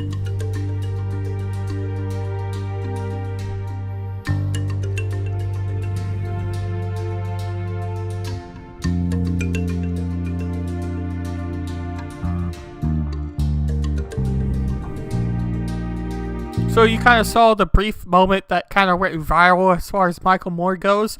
And we'll go ahead and play the Hills version, because it's a little more in depth to what exactly Michael Moore said, because the Hill was the one that kind of did their analysis piece of it, as you see the article there. And we're going to talk about the article here in a little bit. But it was from the show... it was from the show The Rising, and also the Late Night Show with Steph Myers. And we'll go ahead and we'll play this Steph Myers clip first, because this is where I originally saw this whole thing, and then I found the clip from The Hill and others on what they did through The Rising show or whatever else there. It's nice to have you here saying you're optimistic. You show up with some pessimism that has been founded. You did predict that Donald Trump would win, and you have bad news. I know. And now, are you worried? Are you worried about because we saw some very long voting lines in Georgia yesterday? How are you feeling? Not just about the outcome of the election, but the ability to have an election. I'm very worried about this. We all need to be very worried about this. Donald Trump, again, I think one of the few people on the left that I take him very seriously. When he says something, So you're going to hear Michael Moore explain the reasoning for why he thinks that you should be somewhat scared or skeptical of results. But I want to quickly read Ron Helton's comment here and then say a couple more things. He says, I personally like Michael Moore. I don't care for his politics, would love to hang out with him. Yeah, he seems like a really legitimate dude, especially for like a celebrity and filmmaker. He does seem rather reasonable. I don't think that, like you said, I don't think I really agree much with his actual political beliefs, but he's at least somewhat reasonable in his approach to how he thinks about media or thinks about politics in general. For that side, not maybe policy-wise, but actual politics, how he thinks about politics. I do think there is a distinct difference with that. But he generally seems like a pretty cool dude. I'll let this clip kind of finish out, and I'll be right back again. I don't want to burn the meat. And him putting up this triple fence wall, first the big fence, then the hard fence, then the cement blocks. I mean, this guy really has a wall fetish, clearly now. Yeah, he likes walls. He couldn't build it down on the Mexican border, so he's going to build it around the house he lives in. And like a lot of rich people, though, with their gated communities, he's thinking, I'm living here in a majority black city. Where's my gated community? So he puts up his gated community around himself. But I really think, we make jokes about this, but I think this is a dry run for the fall. Mm-hmm. I'm going to just say this. I have no inside information. Eric and Don Jr. do not confide in me. But I do believe that he's now read the polls. He sees the data. He's probably going to lose. He knows it. And so now he's got to come up with something. And the something will be him trying to postpone the election. And if we get the second wave of the pandemic in the fall, where if it's like the second wave of the flu of 1918, the second wave killed twice as many people as the first wave. So we could have an awful situation. And it will make kind of sense to just enough people that, we really probably shouldn't have the election. Let's postpone it. But in Trump's mind, and the way people like Trump think is, once you postpone something, it's gone. Right. We can't let that happen, no matter how bad it is. That's why the Republicans are trying to stop the mail-in voting. You've seen the story in Iowa where the Republican Secretary of State, the head of elections, did mail out things to everybody in Iowa. Ballots. Yeah, not a ballot. You got a form. Oh, right. And you could send the form back in. And so they had their largest turnout ever in a primary last week in Iowa. And so all the Republicans in Iowa are now ganging up on the Republican in charge of elections, saying this has got to stop. You can't do this in November. Because as Trump, again, this is the honest Trump, said a few weeks ago, something to the effect, I'm not going to do my Trump voice. We already. Thank you. It's like it's in my show, yeah. It's your, yes. Thank you. He said that if we just let everybody vote, if we make it easy for everybody to vote, that's the end of the Republican Party. That's the end of me. He actually said that. And I thought, yes, that's right. Because the majority of Americans believe in climate change. The majority of Americans believe women should be paid the same as men. The majority of Americans, on and on and on. Healthcare for all. That's who we are as a people. And we don't want the Republicans or his kind of Republican anymore. They got the message. Now they got to fix the election. They got to rig it. They've got to wire this thing up so that as few people as possible vote. So I think we all need to have a discussion about this, and right now, because in order to change how we're going to vote on November 3rd, that's got to be happening right now. And it's going to have to happen in the states. I hope people hear that message. I do would love for you to come on again as we get closer, so that we can get what has so far been very accurate predictions from you. So thank you so much, Michael. It's always great talking to you. Thank you for having me, Seth. Thank you. It's been great watching the show.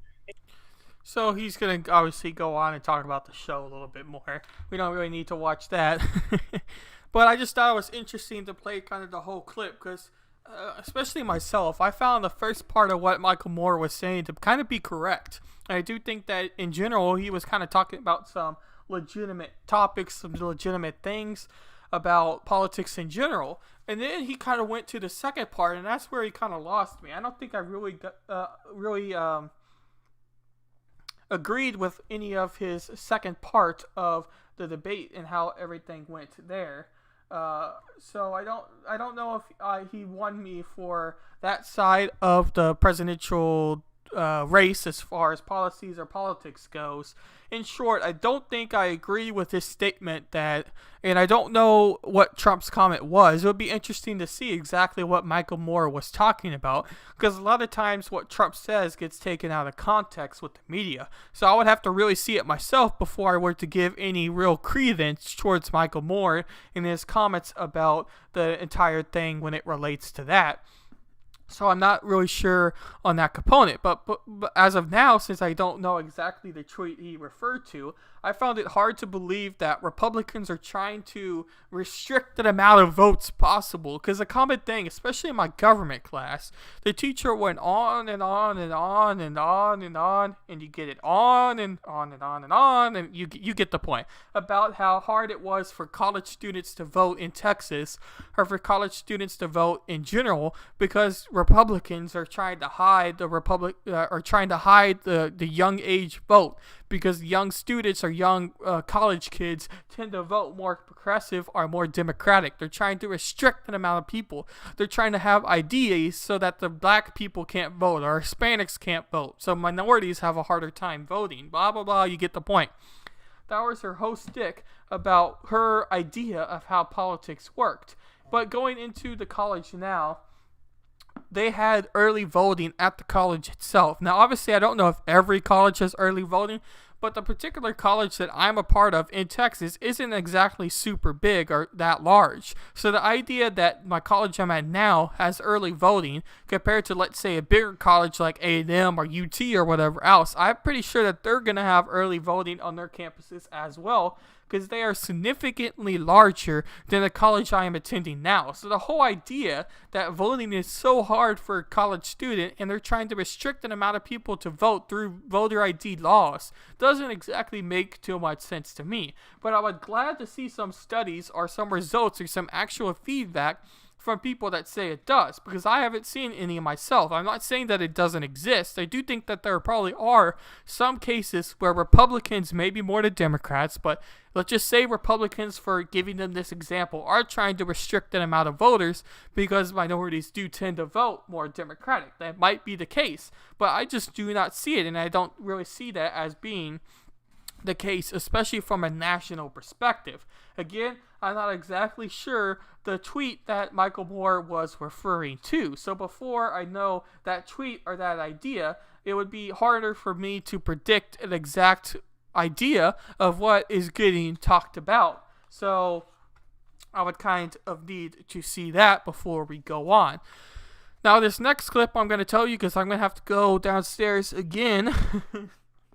I apologize for that. I didn't think that I was going to have to cook dinner while also having to do a live stream, but I don't want the steak to be burnt because that is what I'm going to be eating later tonight as well. So again, I don't want burnt steak. So I'm going to go ahead and play this clip from Legal Eagle. He's a very good lawyer on YouTube. I would highly suggest you checking out his content, because in general, he tends to stay pretty fair with everything. So I'll go ahead and play his clip on here on if the president can cancel the election, and we'll go from there. Actually, let's look through his content. That is a good clip, but I want to say that I saw something from him the other day that relates a little bit more to what is happening right now. So we'll go ahead and look at that real quickly before I go to make sure my dinner doesn't burn.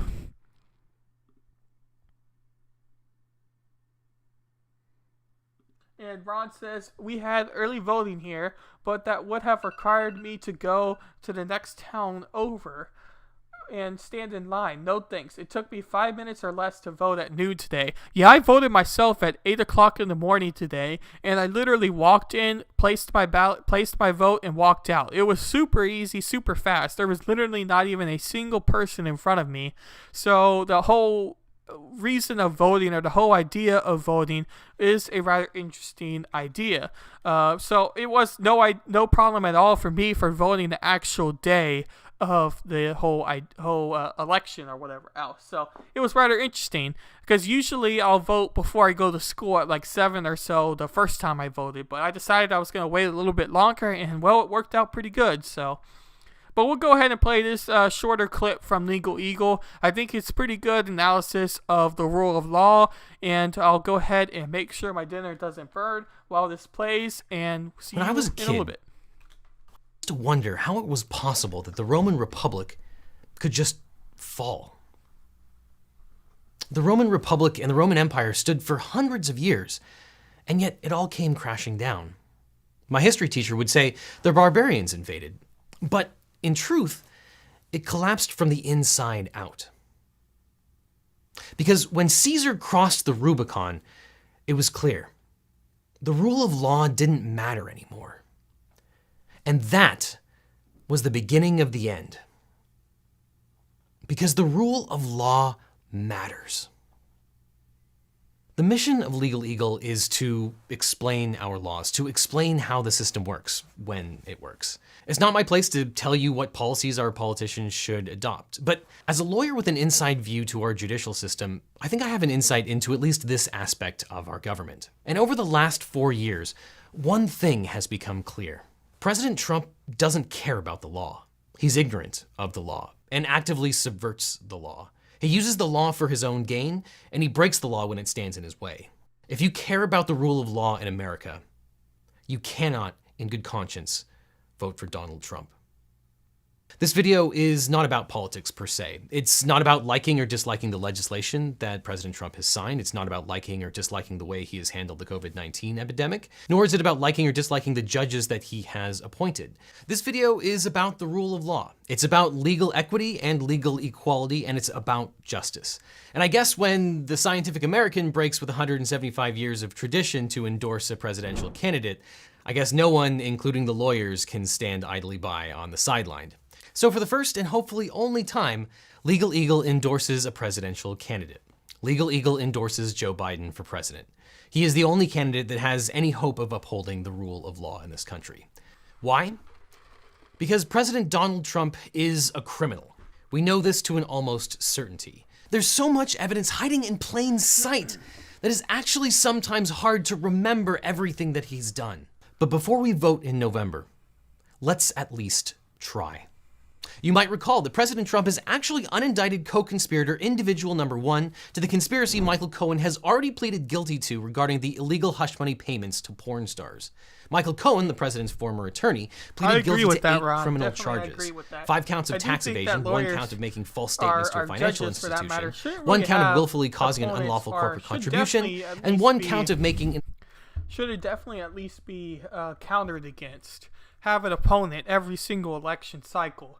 Because the idea of a judge not having anybody to run against just makes his decisions or her decisions to be the correct way, the right way every single time. They don't have any precautions or any idea to go against what they normally would vote for, if that makes sense. I don't know if I'm exactly explaining myself very well, but I think you kind of get what I'm saying there. I think everybody in the election should have some sort of competitor that they're running against.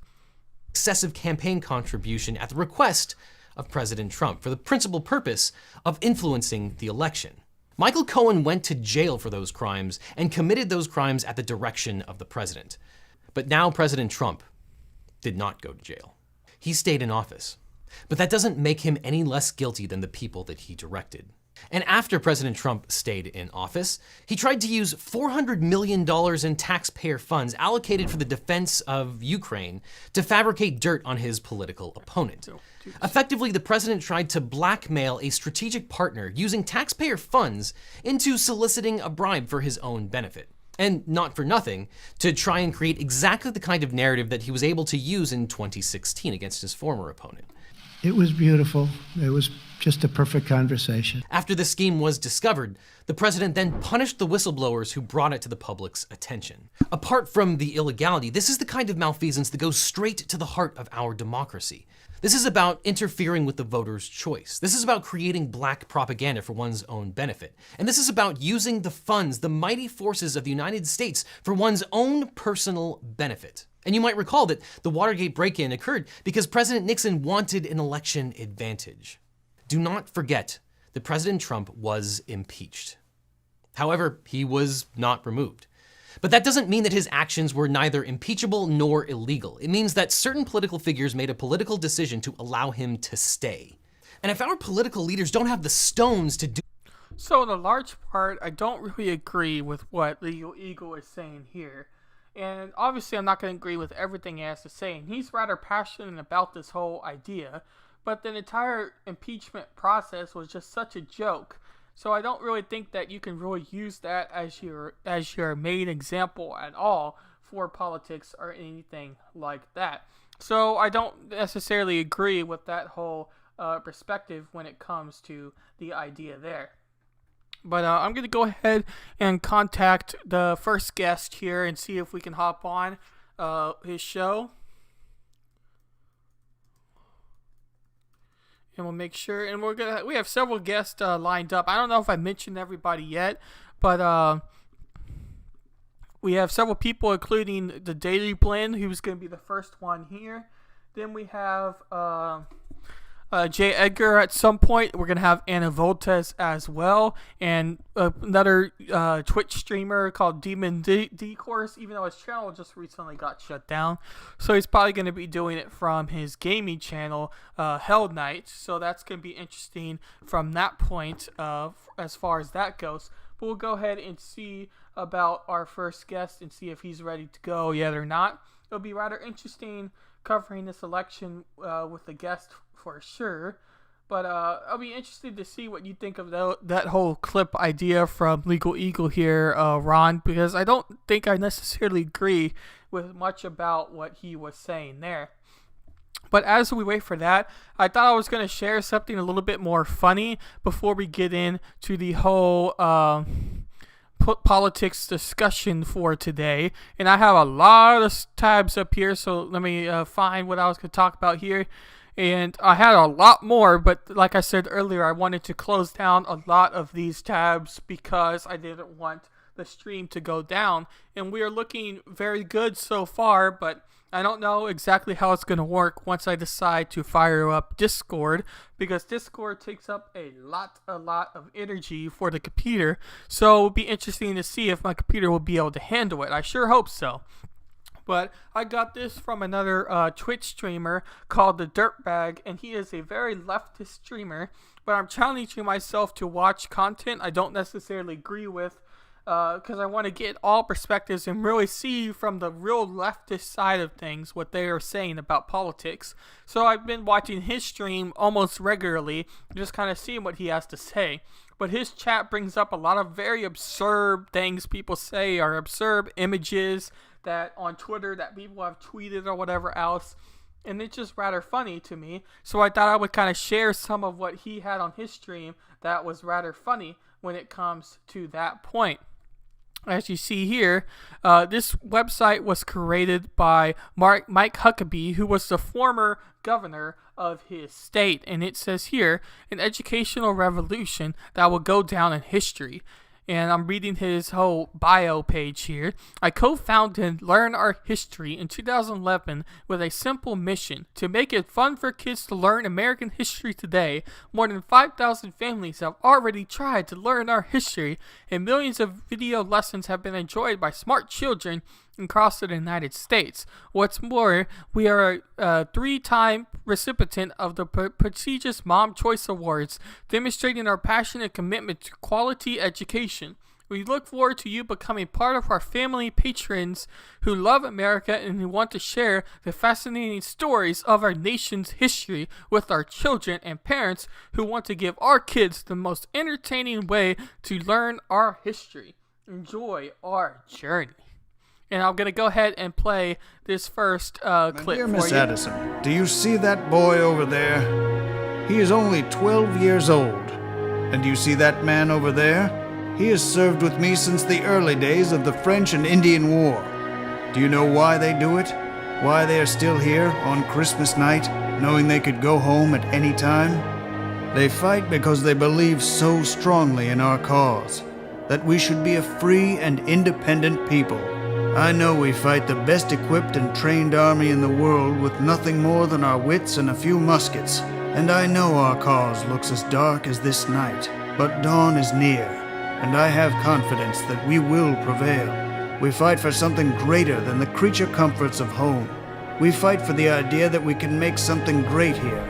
Our spirit compels us forward. So you kind of see the whole idea here, and I'm going to go ahead and flip the stakes again real quick. They're almost done, so I shouldn't have to go down there too much. But I'm going to go ahead and play this next clip, because I thought this was the Greetings from the Kingdom of Spain. I am the Admiral of the Ocean Sea. And you are? Feels a lot like my first day at Amsterdam High. Everyone looked at me like I had 3 heads. Well, the locals have never seen a white person before. And of course, the Spaniards have never seen an Indian.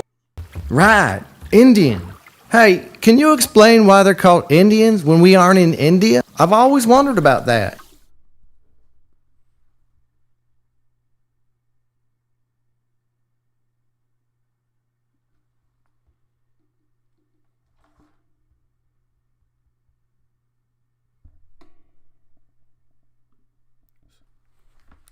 So that was the clip there. I want to check something real quick and make sure all the audio is good. I haven't heard any audio complaints, but I just want to make sure that we're all good for audio-wise.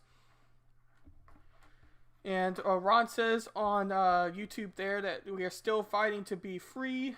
Be right back. Need another beer. Yeah, you're definitely going to need a lot of beers for today's stream, Ron. Definitely. Don't not too many, but you're definitely gonna need some. That's for sure. We'll go ahead and play this next clip here while I go downstairs and make sure everything's all good. It's now April 19th, 1775, in Lexington, Mass. Here come the Minutemen. Well, that there's the shabbiest looking bunch I ever seen. Ever look in a mirror? Many colonists were poor, but they were determined.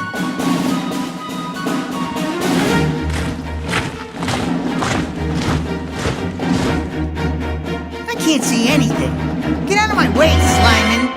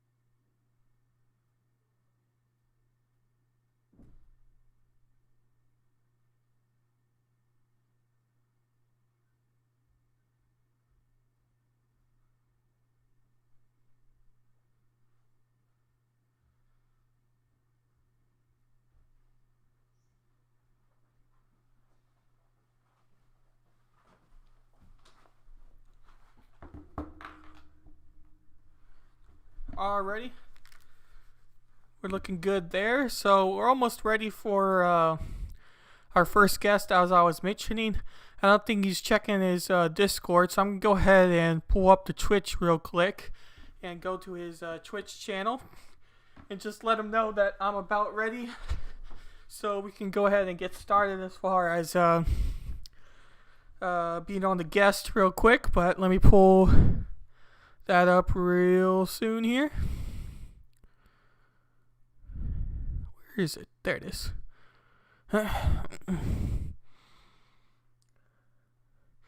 and you'll be able to hear him too. Come on, load up. Yeah, Twitch is very slow sometimes when loading up, but we'll go ahead and listen to this real quick shortly here. I apologize for that. I wasn't sure if he was going to be checking his Discord or actual Twitch, but it looks like he's not checking his Discord very much. He may have messaged me on Twitch, actually. That may be what he's doing here. But I want to make sure we don't miss anything as far as our first guest here. As you see, the circles of doom. Come on, load up. You can do it, Twitch. You can do it.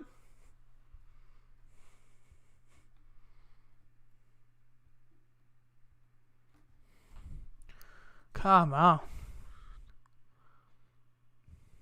But I don't know what y'all guys are predicting. Those who are watching live right now, who do you think is going to win this election? That's my first question.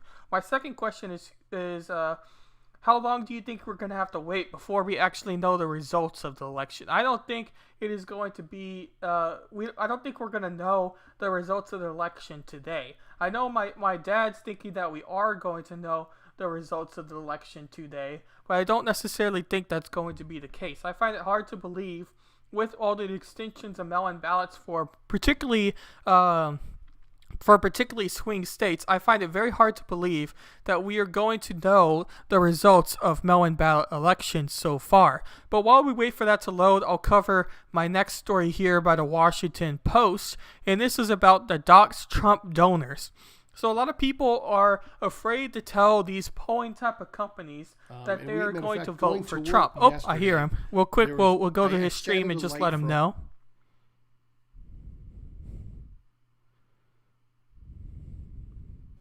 Or not. This is a problem with internet connection on Twitch sometimes. Twitch is very glitchy a lot of times. I see Ron there as he says, finishing cooking yet. Had to stop and chat with my mail. I sat at a light for almost 5 minutes while just a stream of cars with Trump banners and Trump flags and U.S. flags. They went by for a good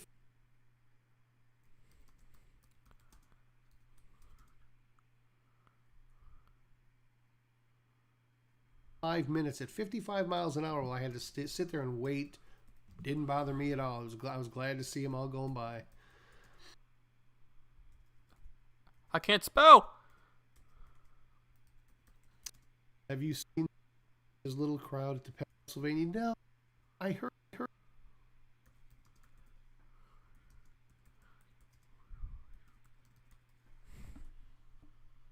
And then it says Trump wins, reps keep the Senate and take control of the House. I say that about 1 week we should have the majority of votes in. Yeah, 1 week does sound realistic as far as how all that goes. I do think that a week does seem realistic. I know that like Matt Christensen's thinking it might be like 2 weeks. Toasty Tunes on YouTube. Hey man, how's it going? So you're thinking the whole sweep then? You're thinking Senate and House, or are you just thinking Senate? I'll take a peek when I get a sec. I don't want... I don't want to see any of the states that we need to be red. Even I'm kind of watching, as the polls start reporting, I don't want any of the blue states, that were blue states that we need. I want them all red. Just show me what do they call it? The red wave. And I kind of see that's what they were doing. If you guys were watching any of his rallies.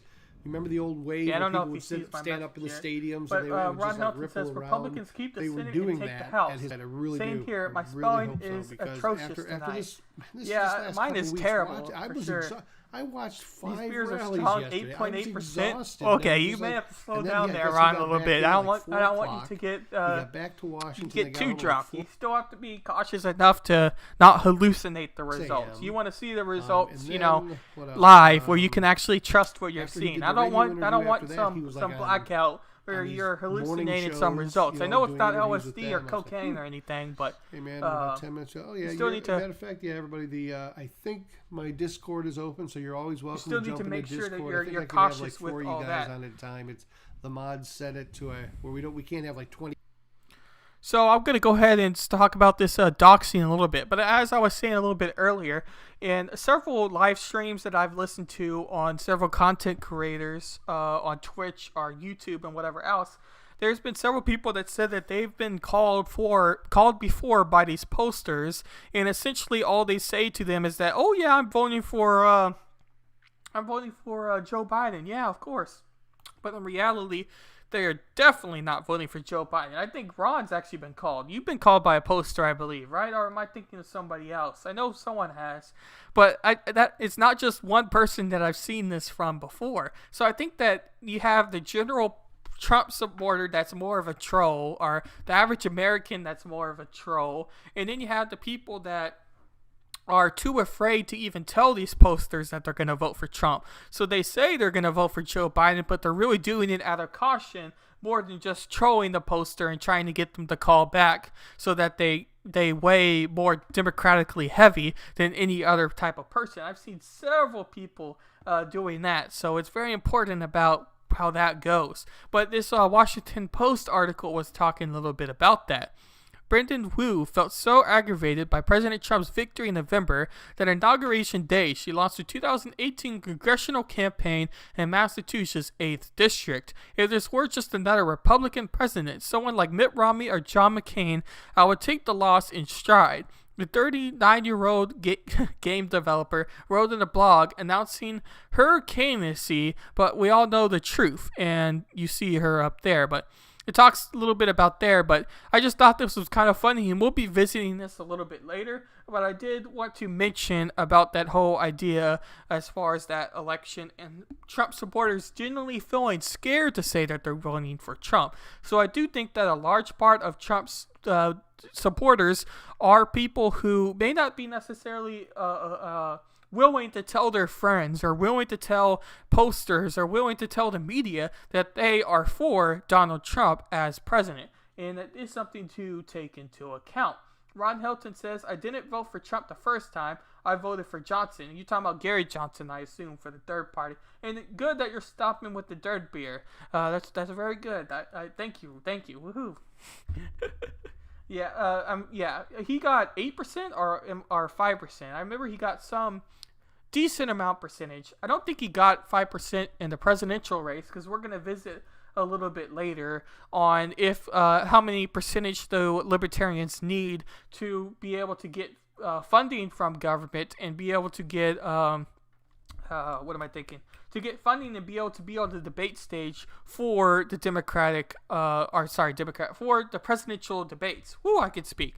Basically, if the Libertarian Party gets enough percentage of the votes, which is believe 5%, as we're going to read the articles, they'll be able to get funding and be able to be on the presidential debate stage, which is highly important to introduce more people to this Libertarian Party that really little people know about. So I'm going to have to go downstairs again, and I think they're going to be done. I just need to make sure, and I won't have to do it again. So I'm sorry about that. But I'm going to go ahead and let Daily Blend talk, because I'm about to be on his show here very soon for his Discord. For the win. If Trump went 340, that would be awesome. Then they can count all day. Yeah, you guys just go ahead and count. Tell you what, you just go do some counts and recounts. Tell you what, we're even going to throw in an extra 10,000 votes for you. Just go ahead. Here's an extra 10,000. Take these Trump ballots and just write Biden on them for you. Go ahead. Yeah, that would be awesome. If he could take it with 340, that would be fantastic. Imagine voting for someone based off their personality. I can't. And I've been a very strong advocate for not voting because of how you feel about somebody's personality, because you know how I feel. So, and it's like, if I can put that aside and we can do what's best for the country, I would hope everyone else could too. I would hope that everyone else, even though they might have a less than fancy feelings for Trump, or whatever you want to call it, I don't think that they should basically vote for Biden to spite Trump. It works, and I hope nobody did that. Let me see. He refused to vote Trump because of his personality. Toasty Tunes on YouTube. He refused to vote for Trump because of his personality. Who refused to vote for Trump? Now, I went out and did my civic duty today. So I hate Biden for his policies and personality. I don't think I hate Biden. I have no hatred towards the man. I refused until today. Yeah. I took that extra time off, but it's not that I hate his policies and personality. I don't hate Biden at all. I feel sorry for Biden. I do know that he has some mental issues. You know, he does have the early onsets of dementia. I know that. There's not a doubt in my body. So I don't hate the man. I feel sorry for him. I feel sorry that the Democratic Party is using him to get, their person. I feel very sorry for him. I feel even worse the fact that he got caught ripping off the country, if in fact he did. I mean, it's terrible to build up and be in politics for so long and then just have greed, tear it all down because you're greedy. So, yeah, I mean, it's not hate. I feel sorry for the guy. Maybe he really was delusional enough to think he had a chance. Maybe he really believed he had a chance because the Democrats kept feeding that narrative to him. But yeah, I do think that he's got other demons that he's got to deal with. I think he's going to have to answer for the money that he's been getting illegally. I think he's going to have to answer for a lot of things, and that's why I said and maybe the dementia is a blessing to him. Maybe he can actually say, I can't recall that. Or Mr. Vice President Biden, did you take millions of dollars from China or from Moscow? I really can't remember. And he can be truthful. He probably doesn't remember. So he's knee deep in crap. Yeah, exactly. And like I said, I don't hate the guy. I feel sorry for him. I really do. I don't think we need a handicapped person. I know. And that, when you have limited capacity, when you are actually vulnerable, mentally or physically, where you cannot hold the duty that you're being put in for, you have to be put aside and somebody else steps in. And that's kind of what I think they've always wanted Harris in that seat anyway. So once Biden, if for some ungodly reason he gets elected and they put him in office, he's only going to be there for about 15 minutes. He needs to retire. He should have just, you know what? If they would have made him take a physical before running for the office to see that he was fit to run for the office, we wouldn't have this problem because he wouldn't have passed the physical. He also has visited him Sacramento. Who's that? What? Hold on. I must have missed that last click here. Hold on. There was Cloudfire on all right sides. He also had, I don't know about that. I did hear somebody from the FBI said today that Hunter Biden's laptop had pictures of underage kids or something. So there was something about Hunter Biden. I can't really talk about Biden, but I mean Hunter Biden. They had said there was some question about the pictures on his laptop. The next president of the United States is Nancy Pelosi, and then everybody's head exploded because everybody would die screaming. Screw big tech. Yeah, and that's the thing. When you get so much money, when you become billionaires. And you guys know this is true. Most people with money, whether they're celebrities or whether they're the billionaires, if you've got money at a certain degree, a certain level, the laws that apply to you and me don't really apply to the people with money. I mean, if we've seen anything, history taught us that. History taught us that bottom line is, as long as you have money, laws do not apply to you. Biden takes these two states, battleground Georgia, too easy to call. So they're saying Biden has Virginia and something else. Breaking news. So I don't know what they're going to say. We're going to have to keep a look on that. Screw big tech or Kamala Harris. Yeah. Pelosi. No. Pelosi is no. We do not ever want to even think of Pelosi being anything in office more than she already is. She shouldn't be there where she's at anyway. So, yeah, she's a drunk. I'm telling you, Nancy Pelosi and, Kamala Harris and what was it, Schumer, Shifty Schiff, all these guys that have literally been career politicians. They haven't strengthened our country. They haven't strengthened our country at all. They've actually weakened it. They've actually made it really weaker than it ever was because their continuous bad-mouthing of a president, a country, and our way of life. While they think they're doing it for the greater good, they're really not. So I'm kind of very disappointed that the American people haven't put an end to that with them and just said, you know what, let's keep them out of office if we can. They're billionaires already. So this takes me a little bit more time. Oh, absolutely. The billionaire, that's what I said. If you're a celebrity, and this is our. So yeah, the stakes need a little bit more time. One was done, but not all of them. So I'm gonna have to take one more trip downstairs. But I thought I would stop by real quick here and talk a little bit more to y'all guys here. I'm a bad person if they want to see lefty tears. I even bought an eyedropper. I hear they are tasty. Please don't disappoint me, America. Johnson get 5% nationally, 6% here in Oklahoma. Yeah, that's what I thought. I thought it was around 5%. But we'll continue on with the Daily Blend here while we wait for the stakes, because I'm going to have to run downstairs anyway again. And I'll just talk about what he's talking about here in a little bit, because again, I'm about to be on his show and there. Eats her ice cream, and that's why I'm so great. Oh, I don't know. Let me see.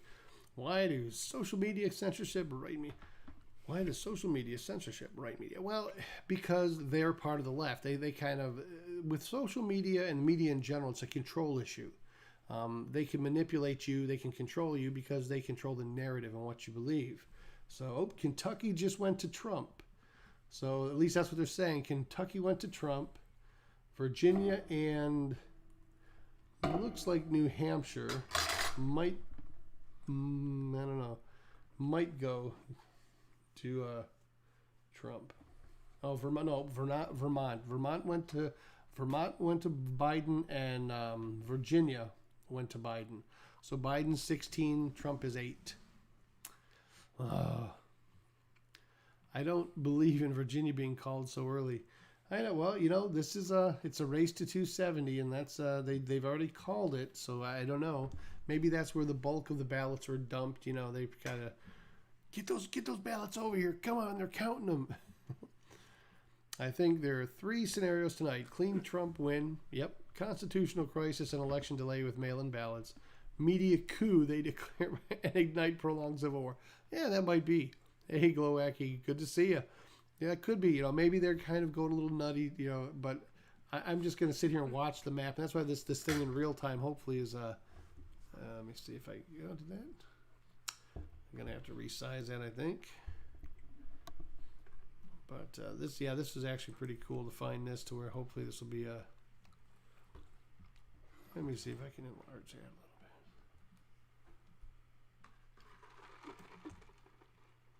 Yeah, we'll just put it over the just chatting.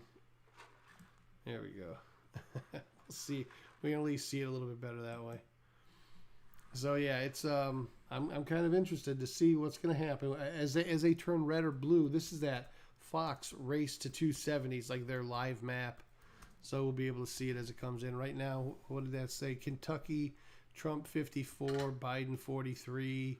Yeah, Ron. Unfortunately, I only have 4, and 3 are for my family. So unless you get Virginia, here before them, Biden, I can't 40, yeah, personally 40, give you the stake for that one. For Virginia. Sorry about that one. Okay, Trump in Kentucky. There we go. So he's also leading in Indiana. Trump looks like he's leading in Indiana. It's like a horse race, isn't it? Hand into the far outside turn. It's Trump into the. Biden bolts to the outside. It's just like a horse race. Yeah, let me see. I think I'm in there. Let me see if I'm in there. Yeah, you guys can feel free to jump in Discord. I think I've got like 4 open channels in there if you want. And then there's a bunch of ones if you guys just want to talk in those too.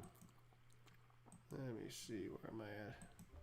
Am I in there? Yeah, I'm in there. I'm in there. Same for Alabama and Mississippi. NBC only has Indiana called for Trump. Really? See now on here, the only one they have for Trump right now is Kentucky, and they have Virginia and Vermont for Biden. So that's it's a 2-1. If Biden wins, I really can see Trump welcoming Harris and Biden. Ew, just thinking, yeah, I don't know. I think if Biden wins, you know what I see? I see literally, I can picture this in my head. Trump in the White House. He's got the doors shut. He's got the kitchen table against it. He's got the furniture piled against the front door. You're never taking me. I don't know. I see Trump I want a recount. I want a recount. Trump is on warpath. I know. Now let me see if I can. No, see, they don't have anything on here. This is just the map. I guess this is probably how Fox is going to do it. They're just going to wait till it gets closer, I guess. Let me see. So Virginia. See, now this has Virginia. Trump ahead in Virginia. This one has Trump ahead in Indiana. Trump ahead in Kentucky. So far, it seems that this actually has Trump ahead in everywhere, even Virginia. All right, I'll be back for last time, hopefully. Biden. I don't know, guys. It's going to be weird. Fox is the only network that has... Yeah, that's what I'm saying. Well, Fox right now, I'm looking at Fox News. They have Virginia for Biden. Yeah, so they have Virginia for Biden. And yeah, so the other ones have Virginia for Trump then, I guess. So I've been floating around on Twitch politics chats and got banned from one saying that I like what I am seeing on the votes. They're all Democrats. Well, and I think that's it. If people they're passionate about their parties, either Democrat or Republican. And for me, it's just, I'm kind of, let's just get this over with and see who the better man is. That's kind of where I'm at right now. Whoever's my commander-in-chief, I'll respect and I'll stand behind. But I really just want to see who it's going to be right now. Fox also predicting Georgia for Biden? Really? Fox it? No, see, I don't see. Oh, man, I hope he doesn't get Georgia. Let me see. Trump winning Virginia seems unlikely. Early polling is probably rural. I don't know, but I see South Carolina. Trump is leading in South Carolina. Trump is leading in Georgia, leading in Indiana, leading in Kentucky. So far, at least when I'm looking on these Trump polls here, he's leading in Virginia, leading in South Carolina. Leading in Georgia. So I don't know. We'll see. I mean, as it comes up. I mean, these are things we're waiting for. I mean, as these states are all the adding and everything's being done. Trump isn't losing Georgia, Arizona, or Texas. I would think it's going to be a cold day in hell where the people in Texas or even Pennsylvania, that's really what I want to see. I really want to see Pennsylvania, what's going to happen there, because that is one that they have the most to lose. I mean, they literally can lose their economy, their way of life. They can lose everything by putting Biden in office. So I'm really kind of... And Texas was not happy with that fracking stuff either. So, just see live voting. I'm sure he's leading in Louisiana too. I need to move to Indiana. Currently in Texas. So you're in Texas. Now, is it looking good in Texas for Trump right now? I'm just curious. They haven't really updated. They got a lot of yellow on the map, which I'm assuming yellow is, battleground states, I'm assuming. But... Pennsylvania voting for Biden is economic suicide. And that's what I said. They are going to get slammed so hard if they vote for Biden. And I think they know that. I think you can't deny watching those videos over and over and then just seeing how he flipped when they said you've got to take Pennsylvania. Oh, well, we don't want to end fracking. But, he never really said we don't want to end it. He says we're going to phase. He's never said we're not, he's never really said we're going to keep it. He's basically said we're going to phase it out all along. So, Texas seems to be moving blue. Texas, where they have guns that Biden wants to take away, where they've got oil, which he wants to do away with, they're turning blue. Oh, I don't believe that. I can't believe that. New York Times doesn't have Virginia called yet. Huh. Let me see. Let's take a look at this update here. They've got,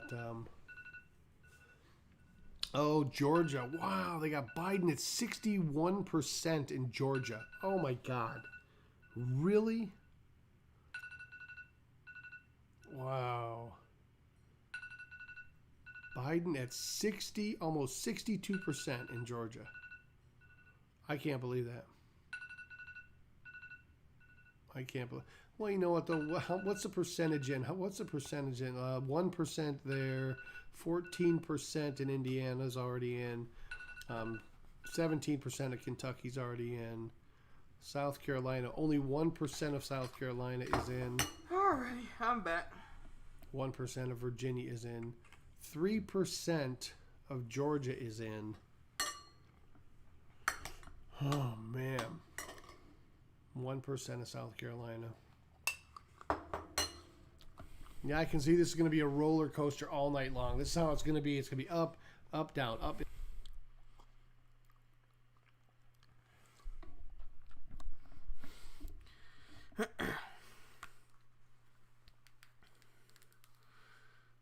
My computer's starting to get hot now, so that's not going to be too brilliant, but we'll go ahead and join this show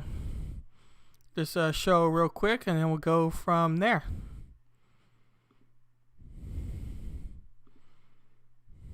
Mandatory lockdowns, just like they did in these other countries, just like they did everywhere else, to do mandatory lockdowns. Oh my God, guys, I'm telling you. Hey, well, I don't know. Hey, is this a breakdown with WB? Is that you? Yeah, that's me. All right, man. Good to see you. Yeah. You guys feel free to jump into, like I said, you can jump into Discord if you want, and we can talk there too as well. Have you on the stream. Let me go ahead and hop that over there. So say something so I can check your levels. Hello. All right. Well, at least we can hear you. So yeah. If they win there, there'll be a civil war. I don't know, man. But yeah, that's right. He's already said, I have a feeling if Biden wins, they're going to follow the science. They're going to follow the rest of the world who has done lockdowns for 30 days. So we'll have these lockdowns for 30 days at a time. Now, maybe their idea will be to just keep pumping out stimulus checks to put us trillions of dollars back in debt even more. You know, instead of getting the economy fired up and going, they're going to go ahead and put us in that recession, depression mentality. God, I hope not. If Biden gets president, our economy will crash. My retirement will be gone because most of it's in oil stocks. Oh, yeah. You know, but the New Deal, that new Green Deal, that's literally, I think we have till 2030.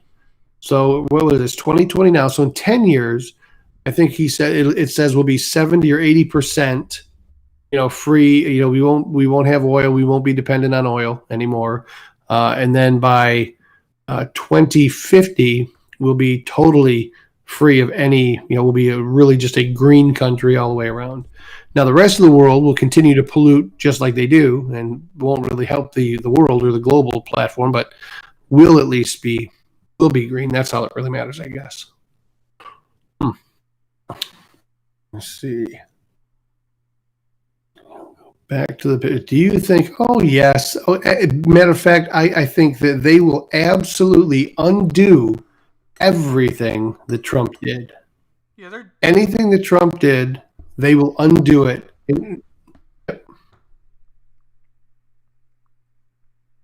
Today. Well, thank you for the follow. Appreciate you. But yeah, they would definitely rejoin the Paris Agreement. That's for sure. Yeah, that would be a given. Yeah, and anything that we've any progress we've made moving forward, getting out of these bad deals, you can pretty much bet that just to show that the rest of the world that Trump didn't know what he was talking about, they're going to get back into every bad deal we got out of. They're going to rejoin everything we pulled out of because it was bad for us. And they're going to say, well, we knew it was right, but he just couldn't see it. And then we're going to be right back where we started. Trump is winning. Oh, come on. I don't believe Trump is winning California for a minute. Okay, now that's a good try. I got to give you an A for effort there, but Trump ain't winning California. What do you think about Trump winning Oregon? Because I've heard that perspective too. Oregon. Let me see if it's even. I don't think they even got there. No, I haven't.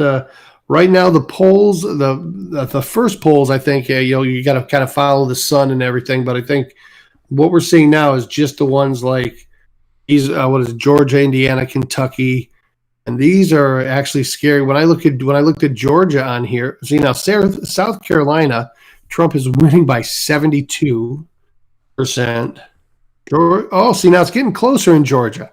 See, now it's getting closer. That actually makes me feel a little bit better.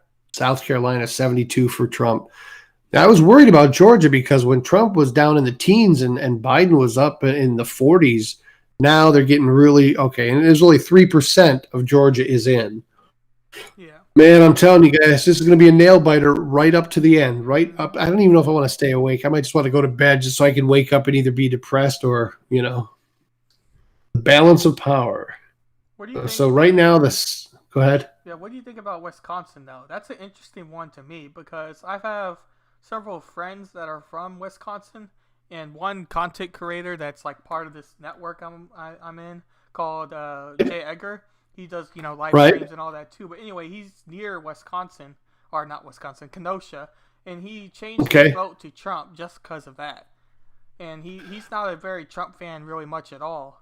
And he's not the only one that I've heard that from. So I don't know if that's going to be everybody from that state, but I definitely think there's going to be at least closer than what, polling suggests. Yeah, and the thing is, Wisconsin's another one of those big states. I mean, if he can take Wisconsin, and I keep looking at the map. I'm looking at the map on television, and you just kind of want to see Florida, Georgia, North Carolina. I don't really care about Virginia. I don't really care about Vermont. But you want to see Pennsylvania, Ohio, Michigan, Wisconsin. You want to see the ones that you know. And Florida, now I want to see where's the guy who said, let me see where he's winning California. Trump is winning California. Yeah, I was kind of getting a joke out of that because he's not winning California at all. He won't. Trump will not win that. Yeah, if Trump wins California, yeah, exactly. Then he just.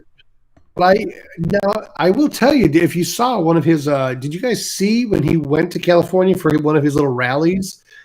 He was rocking it there. I mean, I didn't see one anti-Trump anything. It was just as far as you could see pro-Trump. Now that would be fun. I can't even imagine him taking New York. Not after Cuomo sat there and badmouthed him forever. Cuomo blamed Trump for everything in New York. Yeah. Yeah, I don't see Illinois would be nice. Yeah, Pennsylvania is going to take. No, and Pennsylvania, I think they have up to 9 days. Yeah, it's to count the mail-in ballots. So, yeah. What? I would like to see Trump win New York. I mean, if he could, I mean, that's the guy basically built New York, so he should. They should respect him for what he's done there. But I think they.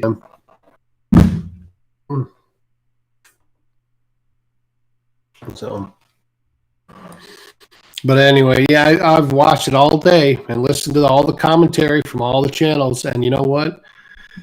It was agonizing to sit and listen to them and rationalize how Trump really gave it a good effort, and they really admired him for all his effort that every rally they thought he was really giving it his all. Unfortunately, it was too little, too late, and I kept thinking. I really, from the very beginning, I couldn't think of any of the, I said, okay, did Biden win? And I was trying to recall, I was like, did Biden actually win that first debate? And I was like, well, I do remember Trump wouldn't shut his mouth, and he kept talking over him. Yeah. So maybe they said Biden won that debate. Then I was like, did he? Then they had the town hall. And which I liked a lot better, and I didn't think Biden won that one at all. And then he has never campaigned. I've never seen this guy going through and campaigning on anything. So I'm just wondering how in the hell this guy could be ahead. I mean, in any of these polls that they're taking. But now we're finding out. So let's take a look. What do we got? We've got in Georgia, Trump's close in Georgia. Like, did he? Then they had the town hall. South Carolina, Trump looks like he's got it there. He looks like he's doing good in Indiana, doing good in Kentucky. Let's see.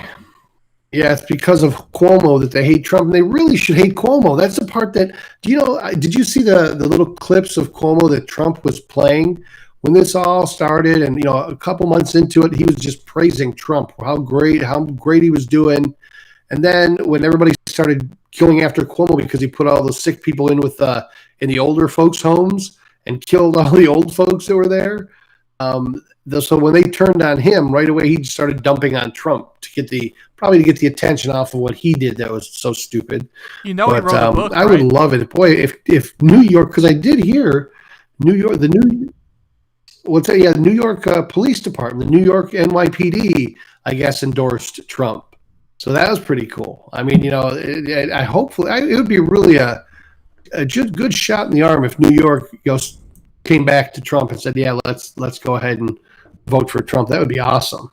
Yeah, I hate this too, Turtle Bomb. I'm telling you, it's nerve-wracking to sit here and watch, especially when you look at like the numbers jump. Biden 54 in Georgia, Trump 44, so he's 10 points ahead.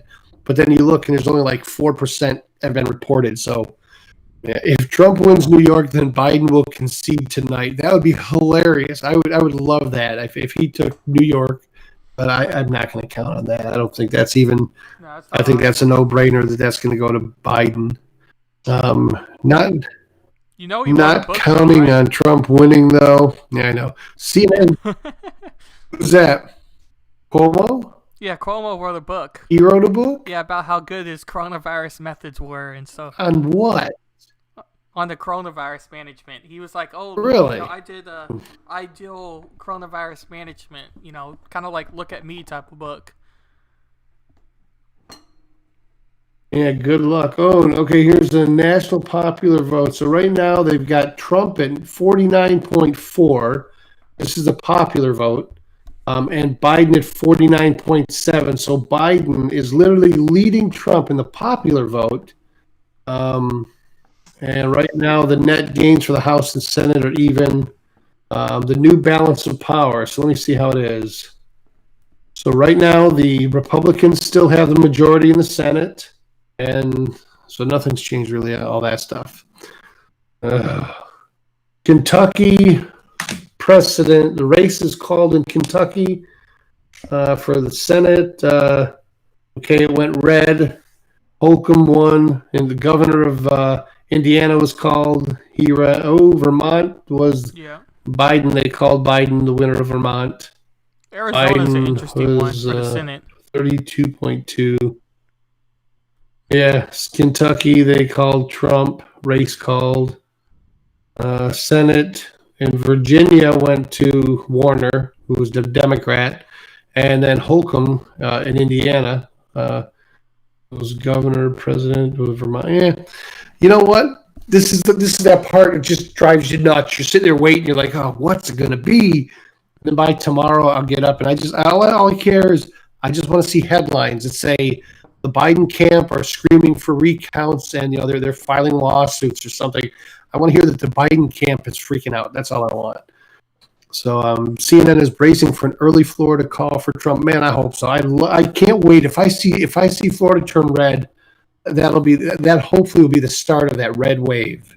So Trafalgar is the only pollster that had Trump winning in 2016, and they were considered the most reliable poll during 2018. Now is the Trafalgar polls, are they actually, that poll, is that actually saying Trump is going to win again this year? I think that's what I'd want to know. If Trafalgar is saying that he's going to win this year, most reliable period in 2018, they have Trump winning this thing again. Man, I hope they're right. I sure hope they're right. They do. They love Biden in Vermont because, he's done so much for them in Vermont. Yeah. How did Biden get Virginia when Trump has more percentage? According to it says Biden had 71%. Wait a minute. I see what you're saying. They just flashed that to Yeah, I see what you're saying. They actually showed two different slides. They showed let me go back and see what their one was probably the popular vote. Vermont. I guess Vermont. And Virginia. Now see though, I don't know how they did it. They had 29-something% for Biden, and they called Vermont his. They called Virginia his. I don't know. But you know what? I'm going to watch a little scrolling thing here because at least this seems to be more accurate. Yeah, we have to wait So for a lot more Vermont. So in Vermont, percentage to Biden come has through. 71. Yeah, because I see there's only 20% in. So out of the 20% the precincts that have reported, that's the numbers for those. Like Vermont only has 3% of the precinct in, but that 3% has, so that's probably what it is. Yeah. I Certain don't trust it precincts until are you see a reporting and they're majority saying, of okay, the this is percentage the. through, so. Yeah. Yeah, so let me see. Like calling the election with only like 3% of it in is kind of like, I'm not sure about that one. Yeah. What do we got here? Trump lost Virginia pretty easily to Hillary last time. They're pretty deep blue.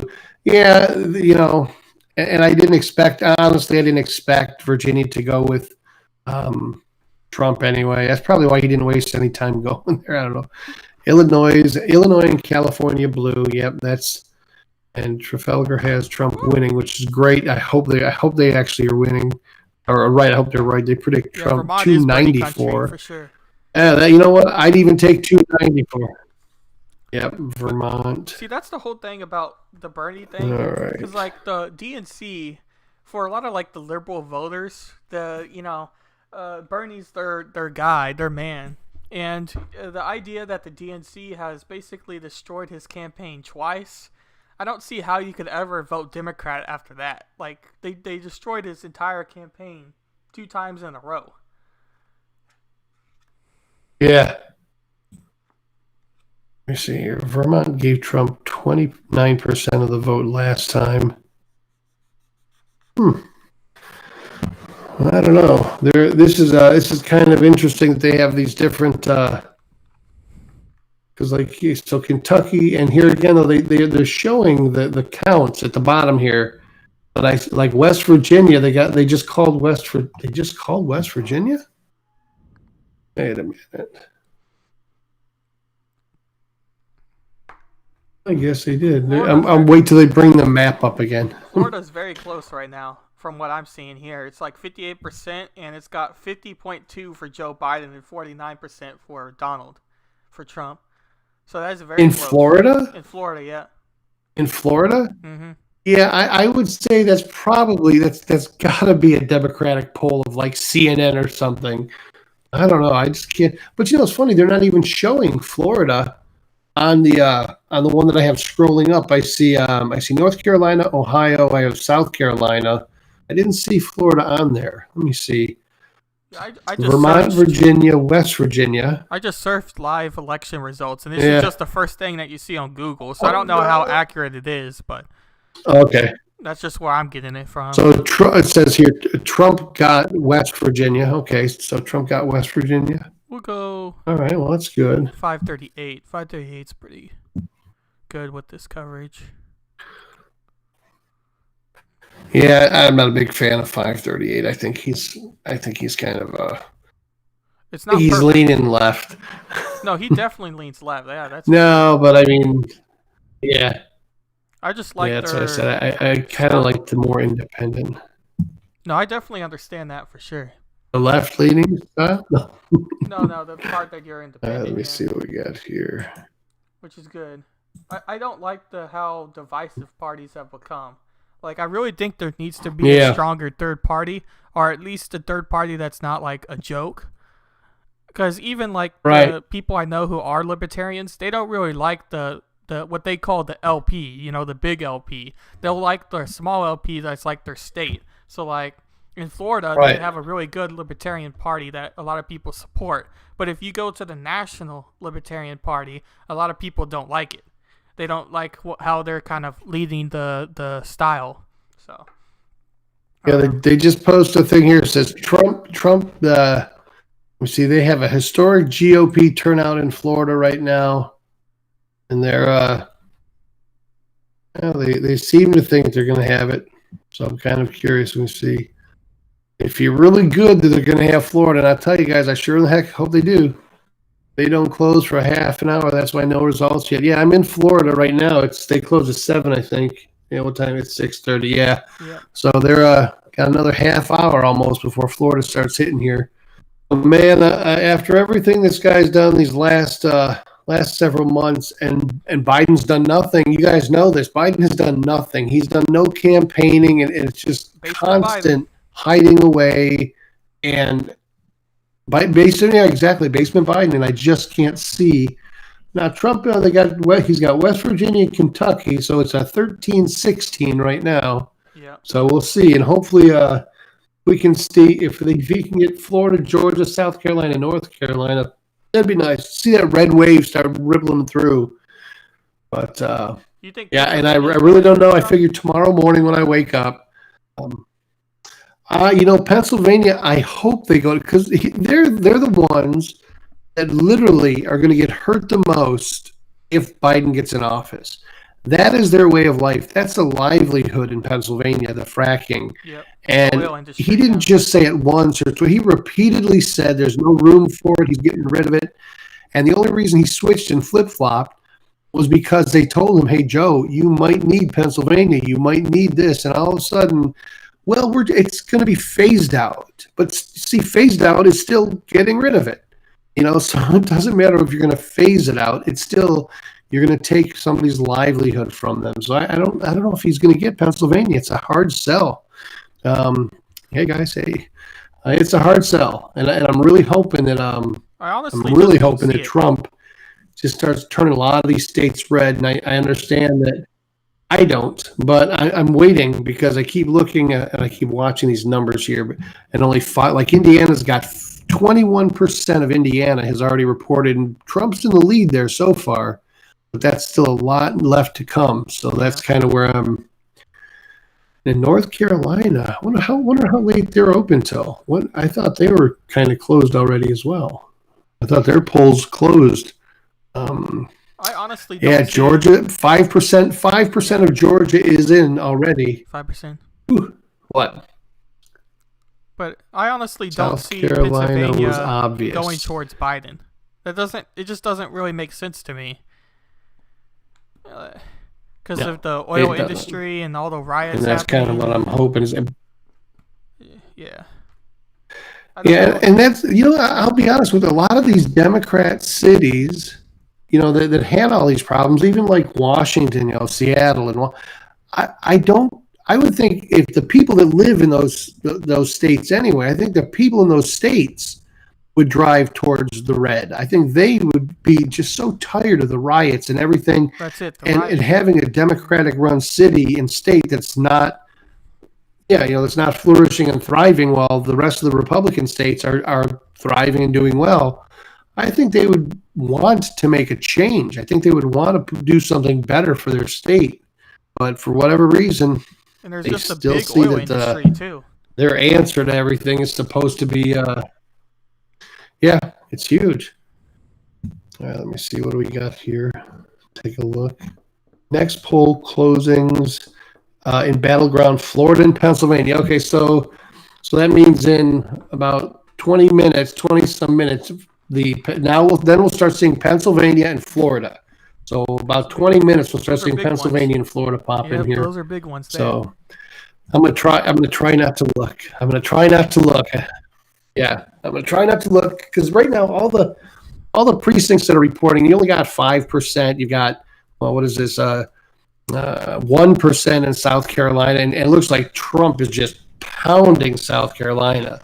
And that's only 1% in. Same thing with Virginia. Trump is almost 70%, and only 4% of Virginia has come in. Georgia, he's right up there now. 5% of Georgia is in. And there's literally just a little 2-point percentage, that's separating them in Georgia. So, all right, I'm not going to look. I'm not going to look anymore. I'm just gonna think that it's going to be fine. We're not going to look. I'm not going to look at the side monitors. I'm not going to pay any more attention to it. We're just going to let it happen. And then tomorrow we're going to wake up and we're all going to celebrate and say that our life can get back to normal. And we're not going to be locked down. That's my biggest fear. If he locks us down, it's going to kill this country. He's been so sure about following the science. We're just going to follow the science, and then he's going to say, "Well, Boris locked down this one. They've locked down this." All these countries that have locked themselves down, they have seen a decrease in that. That's what they're going to say, and I'm just like, So we're going to be locked down for months. And it's just going to be like, and they still don't realize that, these countries have opened up, right? So they lock down, then they open up. And then what happens? They lock down again. I think this is the UK has now been this the third time. Yeah, it was the UK. Who was it that just got locked down the other day? I know the UK's done it Boris twice. Locked down. Somebody did. I think it's twice for the. Yeah, I think somebody just got locked down a third time. They've been locked down for 6 months, and see that's the whole thing. They lock it down, they open it up, lock it down, open it up, and Trump's just like let's open up, and we're gonna. Florida polls don't close. Yeah, no results. South Carolina was obvious. Yep. Yeah, I think Mountain Dew. Yes. The nectar of the gods. Must have it. I think it's. Oh yeah. See, you got to get the small bottles. You got to get the little small bottles that fit into the bigger cups. Yeah. So that's what I want for sponsors. So you know what we want to do is I want to get Mountain Dew, and I want to get Jack Link sausage. Those are like the two. That's like I think that's all the nutrition anyone really needs. You could probably live off of Jack Link sausages and Mountain Dew. Or, if worse comes to worse, and you really need nutrition, these little Debbie zebra cakes or whatever, these are nutritious too. They've got 2% of the recommended daily riboflavin. Whatever riboflavin is, they have 2% riboflavin daily allowance. Daily sugar. Europe is locked down. Yeah, and I think that's what. Yeah, mass amounts of sugar. Mm-hmm. But yeah, we kind of see all these guys locking down. We already see it, and that's kind of where we're like, okay, you're locking down, and then you're opening up. You're locking down. You're opening up. Yep, 2% riboflavin. Nutritious stuff. But yeah, and so that's what they're going to try and do here: lock us down, open up. And matter of fact, it wasn't a Boris. Who was it just the other day that did the lockdown? And I was watching his little speech, and he says, "We're locking down from November. It was November 2nd to December 2nd, or whatever. They were doing this lockdown." And he says, "You are not allowed to leave your residence unless you're for education. If you're going to school, you can leave." Or if you're working, if you're going to work and working, you can leave. Or if you're exercising, you can leave. And if you're for recreation, you can leave. I'm just like, well, how is that a lockdown? And you're locking down and you're just letting life go on for 80% of the population instead of 100% of it. Everybody goes to school, everybody goes to work. Everybody likes to exercise. So, he's like going through this whole, and I was like, that is not a lockdown, but apparently, that's the way they lock down. So, I just hope to God we're not going to be in that situation where we're going to have to take 30 days to just sit around. I mean, we're doing that now to an extent, Man. Yeah. It's crazy. Kentucky, okay, so. Because, I think Trump originally wanted to do what Sweden did. I mean. You know what I mean? Where they just let everybody kind of herd immunity.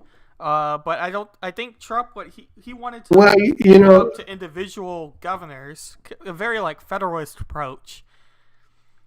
And I don't know if that was necessarily what he wanted. Well, he never, and that's the whole thing. No, the Democrats tried to push the narrative that Trump said herd immunity, and the thing is, he never said that. Matter of fact, he says that's not even really it's not a thing that was ever considered.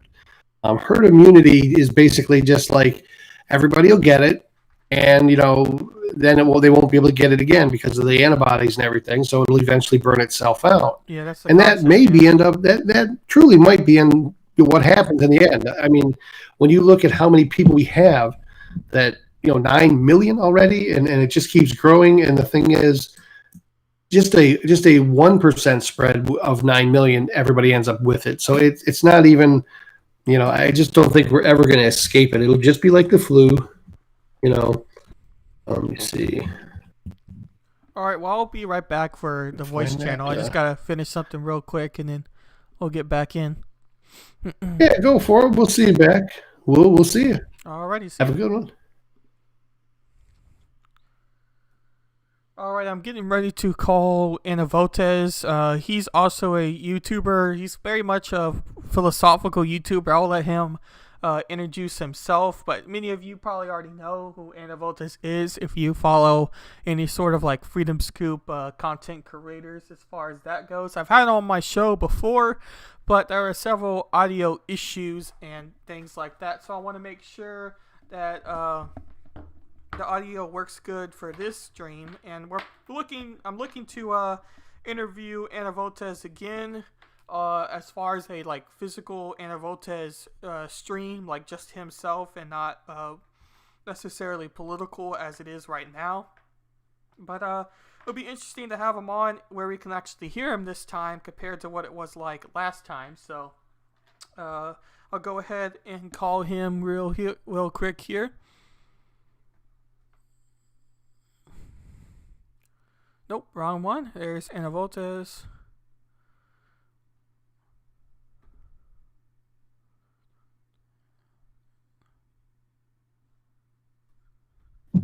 Hey. Hello. How are you doing? I'm doing well. Alrighty, I'm just going to make sure we can hear on the stream real quick before we actually start talking here. I haven't seen any comments yet, so it should be all good as far as audio goes, but just want to make sure real quick. Okay. Alrighty. Ooh, wrong one. Yep, we're good. Alrighty. So, I don't know if you're following early results as of yet, but, I mean, obviously, when an election's like this, you can't really tell with only like 3, 4, 5% of votes in, but I don't know what your general thoughts are so far. Well, I'm looking at an Associated Press map, and Florida has 77% reporting, and Joe Biden has a very slight lead. So it might be difficult for... Excuse me? You said that was in Florida? Yes. Okay, yeah. Go on. So with 77% reporting and the lead being so small, it's a 0.6% lead, there is a decent possibility that Donald Trump will still win in Florida. But Florida certainly would be a linchpin in Donald Trump's victory chances. Right. What are you thinking as far as like Pennsylvania or like Wisconsin? Because those are two swing states that both are having recent riots. With Pennsylvania with the most recent of riots, but you had Kenosha for Wisconsin. So I don't know if you think that's going to influence the vote for them, but I've heard mixed thoughts of how those two states are going to go. I agree that, in my view, the problems in those areas could possibly lead to more people voting for Trump, while at the same time, it can also galvanize the more extreme elements in the Democratic Party. Right, yeah. I could definitely see that viewpoint for sure. Personally, I don't see how Pennsylvania could go towards Joe Biden with the recent riots and the oil industry there.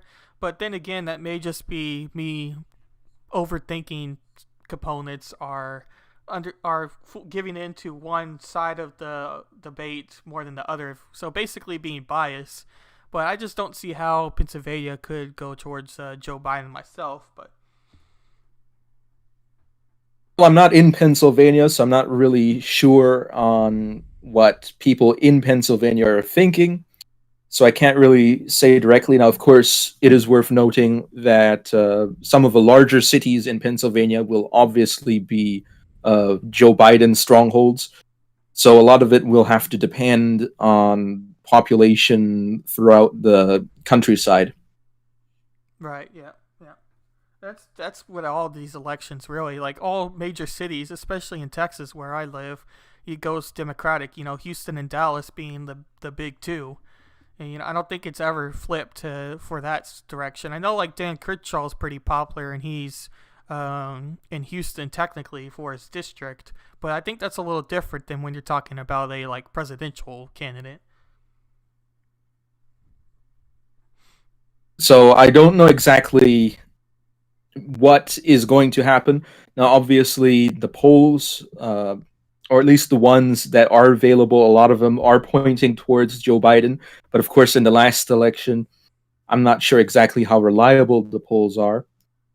Yeah, the last. But I think. No, go on. Sorry. I think Donald Trump will probably have a lead in the popular vote, or at least that's the impression that I'm getting. You say Donald Trump will or Joe Biden? Donald Trump. Because I've heard at the other side that it's basically going to be a repeat election where Joe Biden is going to have the popular vote, but Donald Trump's going to win the electoral college. And I'm like, well, I don't know. But you think that Donald Trump is going to have popular vote? Well, a lot of presidents in their re-elections, they tend to gain momentum. Now, that's not always the case.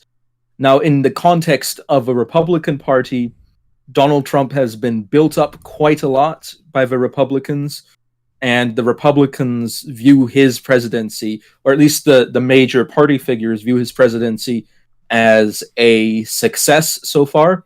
So at least from an internal Republican perspective, I can see an increase in popularity, especially when concerning the fact that originally when Donald Trump entered into office, a lot of Republicans were very reluctant about Donald Trump because Donald Trump was not only an outsider, but he also came from a more left-wing background. So for a lot of people, that really put them off of Donald Trump, and also certain parts of his character put off a lot of people from Donald Trump. But I think that I already saw this happening in the midterm election, but the Republican Party has really pulled itself together around Trump to the point that now, instead of having its own party platform, it's essentially following Trump's second-term agenda. Right. Which I think is a bit tragic in the sense of what I would expect from a political party. But in the case of whether or not this increases Trump's chances of winning, I'd say it probably increases it.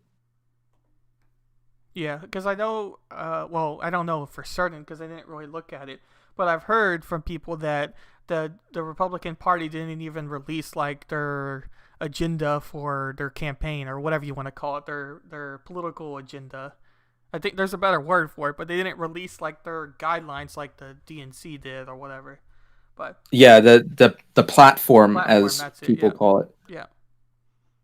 Yeah, but Trump did release a second-term agenda, and of course, a lot of the agendas that the presidents put out generally involve Congress. So we can essentially say that that is the platform of the party. But from a personal perspective, I do think it's kind of tragic what has happened. Mm-hmm. What would you have preferred, like in your ideal scenario? Well, I would have preferred that the Republicans would have actually had a proper platform. But I think something that I would prefer even more is if the Republicans had a long-term platform instead of a platform for each election, because a lot of Republicans call themselves conservatives, but if your platform is built on an ad hoc basis, what are you actually trying to conserve? That's an interesting question, I think, because the Republican Party has changed a lot over the years because it's trying to be a big tent party. But I think that ideally a party should have some fundamental principles. Some like strict. And I think neither of the major parties really do. Yeah. Yeah, I definitely agree with that for sure. Like I'm a fan of just having more political parties overall, and I think that there should be. It's hard to say that there should be like as many as like the Australian government goes for their political system. I think there's like 8 or 9 parties for them. I don't know if that would really be realistic here in the United States, but it would be interesting if we had like several parts of each party, because I do think that there's at least like 3 different types of Republican candidates, and there's at least 3 different types of Democratic candidates, and splitting those up and calling them, different names or different parties could bring more of perspectives that each candidate actually believe instead of just being under the umbrella.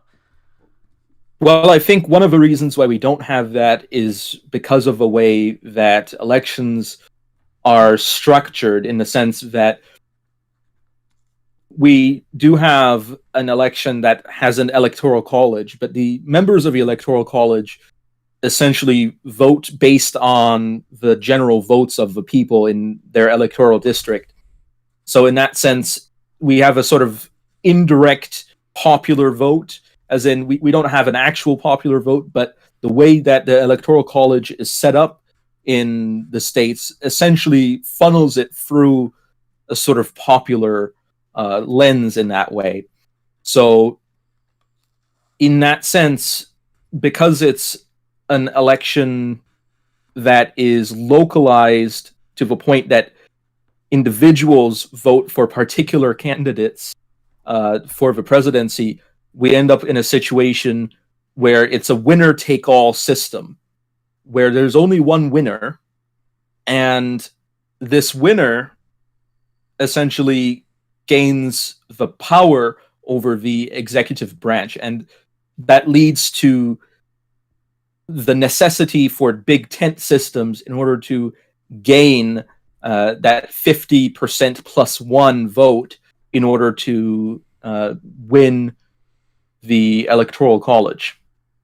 Right. Are you a fan of the electoral college, or would you want something different? Well, I think it's better than having a direct popular vote, but I think that ultimately, as time passes and as the population increases, it will become less practical. And I think in many ways it already is. So I think I would prefer a system where we had the federal level politicians directly vote for the president rather than having the people directly vote, because I think that putting a hierarchy helps maintain the balance of power in the government. Because what can happen is, if you don't like something that's happening at the state level, a lot of people tend to vote on the federal level in order to overturn things that are happening at the state level. And I don't think that's in the spirit of our country. And unfortunately, the current system is set up in a way that promotes this. So I'm in favor of essentially separating the levels of government so that each level votes directly for the one above it, instead of having the people vote for every level. Mm-hmm. I think that would lead to better leadership and also to more experienced and more reliable people reaching the top. Yeah, that does make sense to me. I'm trying to pull up a comment here that Ron had earlier that I was going to get your opinion on, because I thought it was a good comment to have. It was about judges, and he was taking it a perspective of, if the judge doesn't have anyone that's running against him, he doesn't vote for anybody, because he thinks that a judge should always have some sort of competitor to his position, or he essentially becomes the all-knowing type of candidate or all-knowing type of person in the court system. You mean I think he means a judge being appointed as opposed to being elected with competition. Right. Yes. Yeah. Well, I'm not a populist, so I don't think that popular opinion automatically means a better decision-making process. What I do think, however, is that the judges in this country have have too much power. I think it should be a more civil law system where the judge judges based on what the law is and doesn't offer opinions that change the law or redefine the law, as is happening in this country. Mm-hmm. because I spoke to the prosecutor, another channel, and one of his videos he put out, That's a good channel. he described the... Excuse me? No, I was saying, I think that's a pretty good channel. Yeah, it is. Yeah. He described how in court decisions, certain rights were extrapolated to include different rights, and then this process happened repeatedly, so that somewhere in the Constitution where it gives you a particular right, ultimately at the end of this court process, several court cases later, people have rights that the Constitution never defines.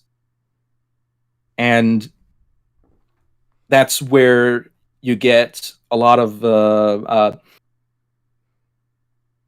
LGBT movement getting particular rights that they didn't have before, but through a process, and also abortion, through a process of repeated court decisions, the goalpost was moved, and instead of a single interpretation of the rights based on the actual law, you had an interpretation based on another interpretation. And that built up until now. If you actually go to the rights that people are defined by the courts to have, it's very far away from what it originally says in the Constitution. Right, yeah, I definitely get that progression of how law gets broken down between time. I don't know if that's exactly what you're saying there, but I kind of get the whole idea of that. I guess I could just generally ask what you thought of the whole Amy Coney Barrett. It's not...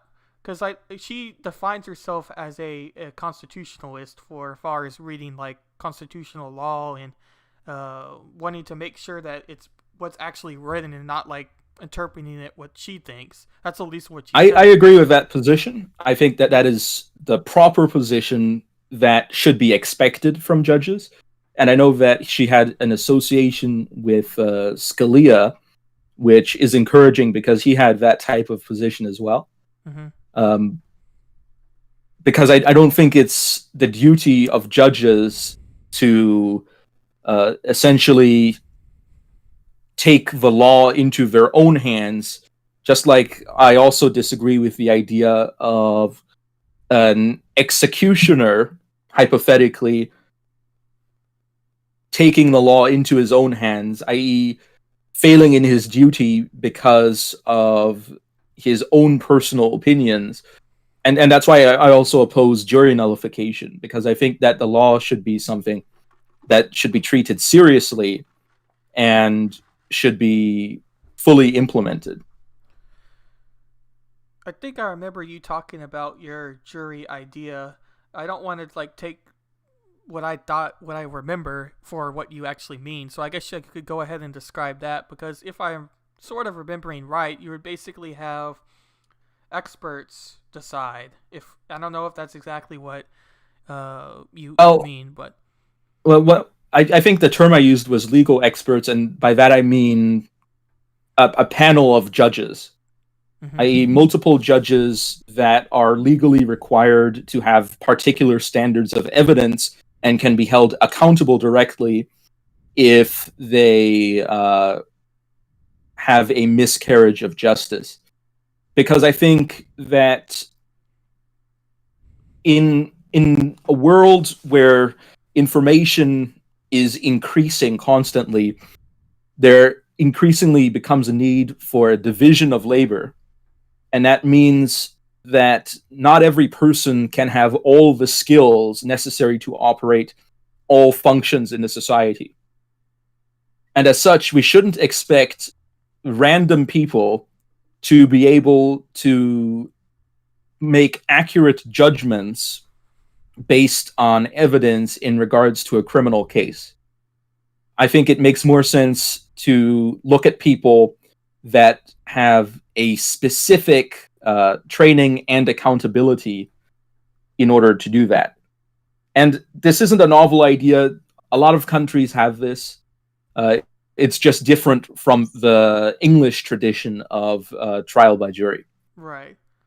How would you stop like corruption potentially from happening if it's the same people who are judging over the whoever they're judging over?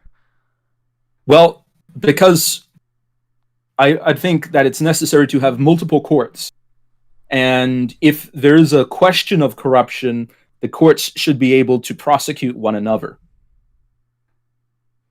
Gotcha. In other words, they hold each other accountable horizontally in that sense. Yeah, so no courts above another one. Excuse me?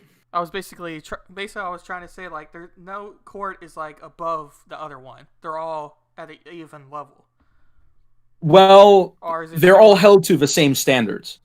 I think a better way to put it, because I think there is necessarily a hierarchy of courts in that more important things or things that have a bigger impact would, in theory, be carried up by higher ranking courts. Just as it is here. But in general, the courts should have the same standards, and they should be holding each other accountable for those standards. And the penalty for violating the standards accidentally should be severe enough to encourage people to make sure that they double check themselves and don't violate the standards. Mm-hmm. I guess the only other question about that I would have is, in general, your court system is supposed to be, at least my approach for how it should be, is very much how like Amy Coney Barrett and Justice Scalia, that was his name, right? Yeah. Scalia, that's it. Antonin Scalia. I knew I was saying it somewhat. Anyway, about the idea of approaching it by text and not like your own interpretation, right? But yeah, textualism. How would you? Because I guess the only approach, playing devil's advocate, is a lot of people would say that America has a wide range of opinions, but those opinions should be everywhere in even government. How would you argue against, I guess, that point? Well, I would say that if an opinion is expressed, it should be expressed through the process. I think it's very important to ensure that our institutions are reliable. So if an opinion is expressed, it should be one that is expressed in the law, if it is an opinion that is relevant to the law. In other words, if Congress wants to put in an opinion in a particular law, then they should. And if they want to keep it vague, then that's their fault for keeping it vague and for making the lives of everybody difficult. Now, that being said, I think maybe we can have a process where a court, when it encounters a difficulty in applying a law, can appeal to whichever body produced the law, that is either Congress or state congresses or city council, if you're getting really low on that, to resolve the difficulty.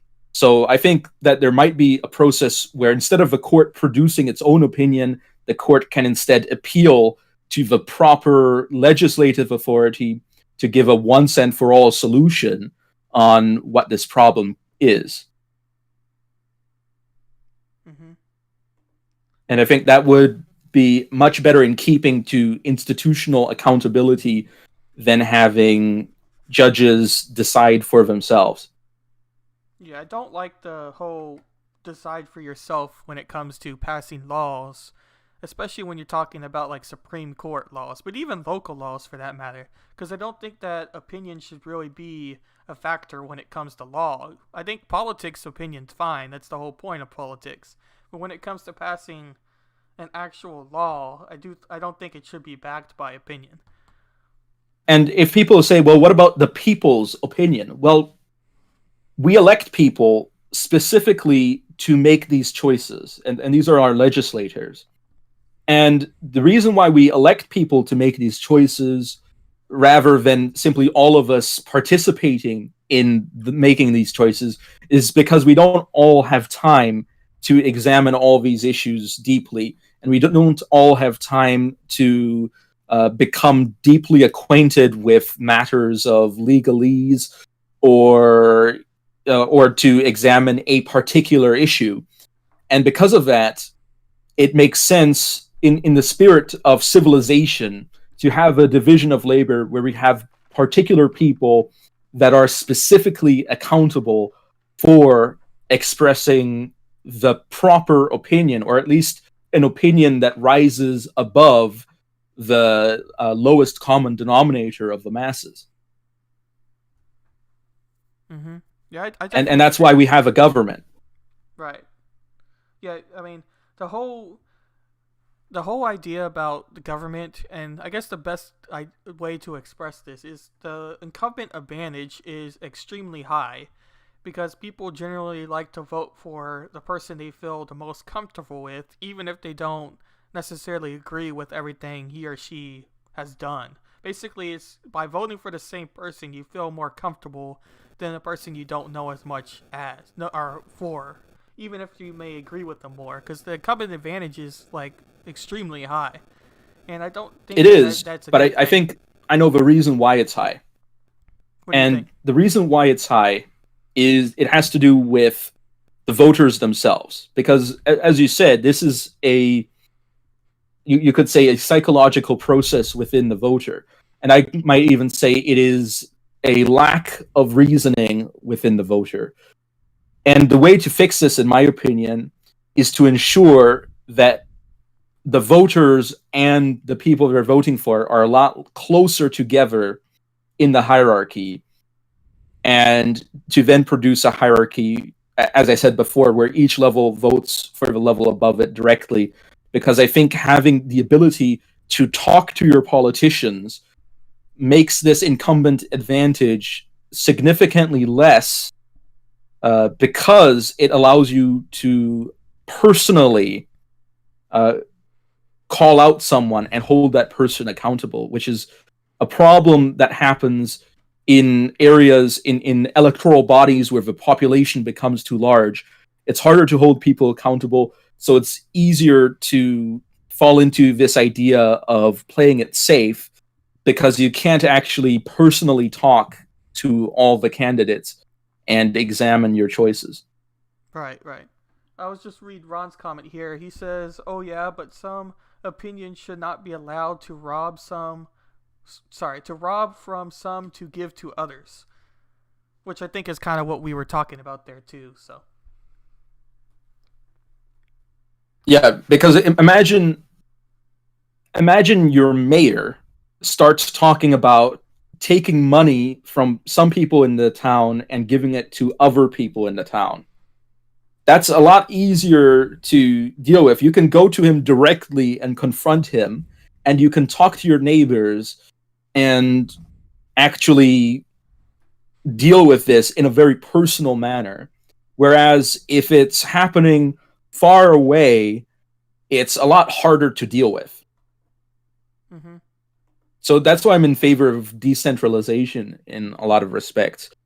Now, I understand that some people are in favor of wealth redistribution, and I think instead of essentially marginalizing them and not giving them a place in our society, I think it might be a better idea to instead put their idea and limit it to a microcosm, i.e. decentralize it, so that their failure will act as an example to the rest of the system.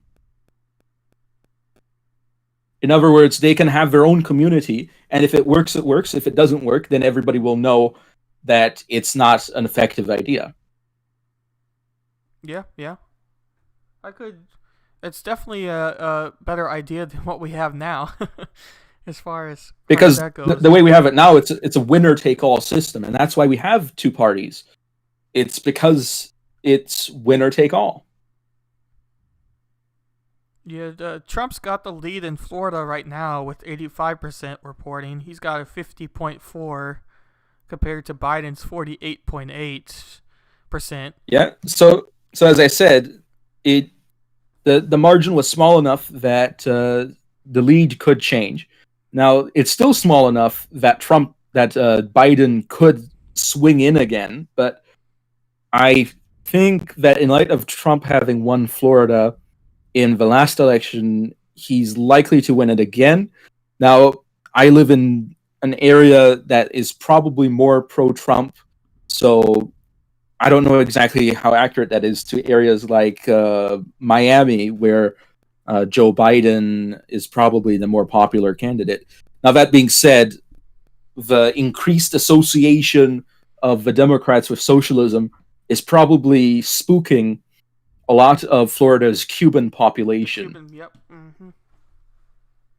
Yeah, I think that they really messed the Cuban vote up as far as putting Kamala as the VP, because I know several people that actually live in Florida who are Cuban, and basically as soon as the VP got chose, they're like, "Yep, nope, it's Trump," even though we don't like him very much, but he's better than the alternative. Yeah. But the real Texas current. Yeah. Oh yeah, I was just Texas about to say current. Texas. Yep. Yeah, 23% reporting. So, and it's pretty close. Currently, Biden has a very slight lead, but with 23% reporting, it's likely that Trump still has a lot of chances to get ahead. That's still super close, though.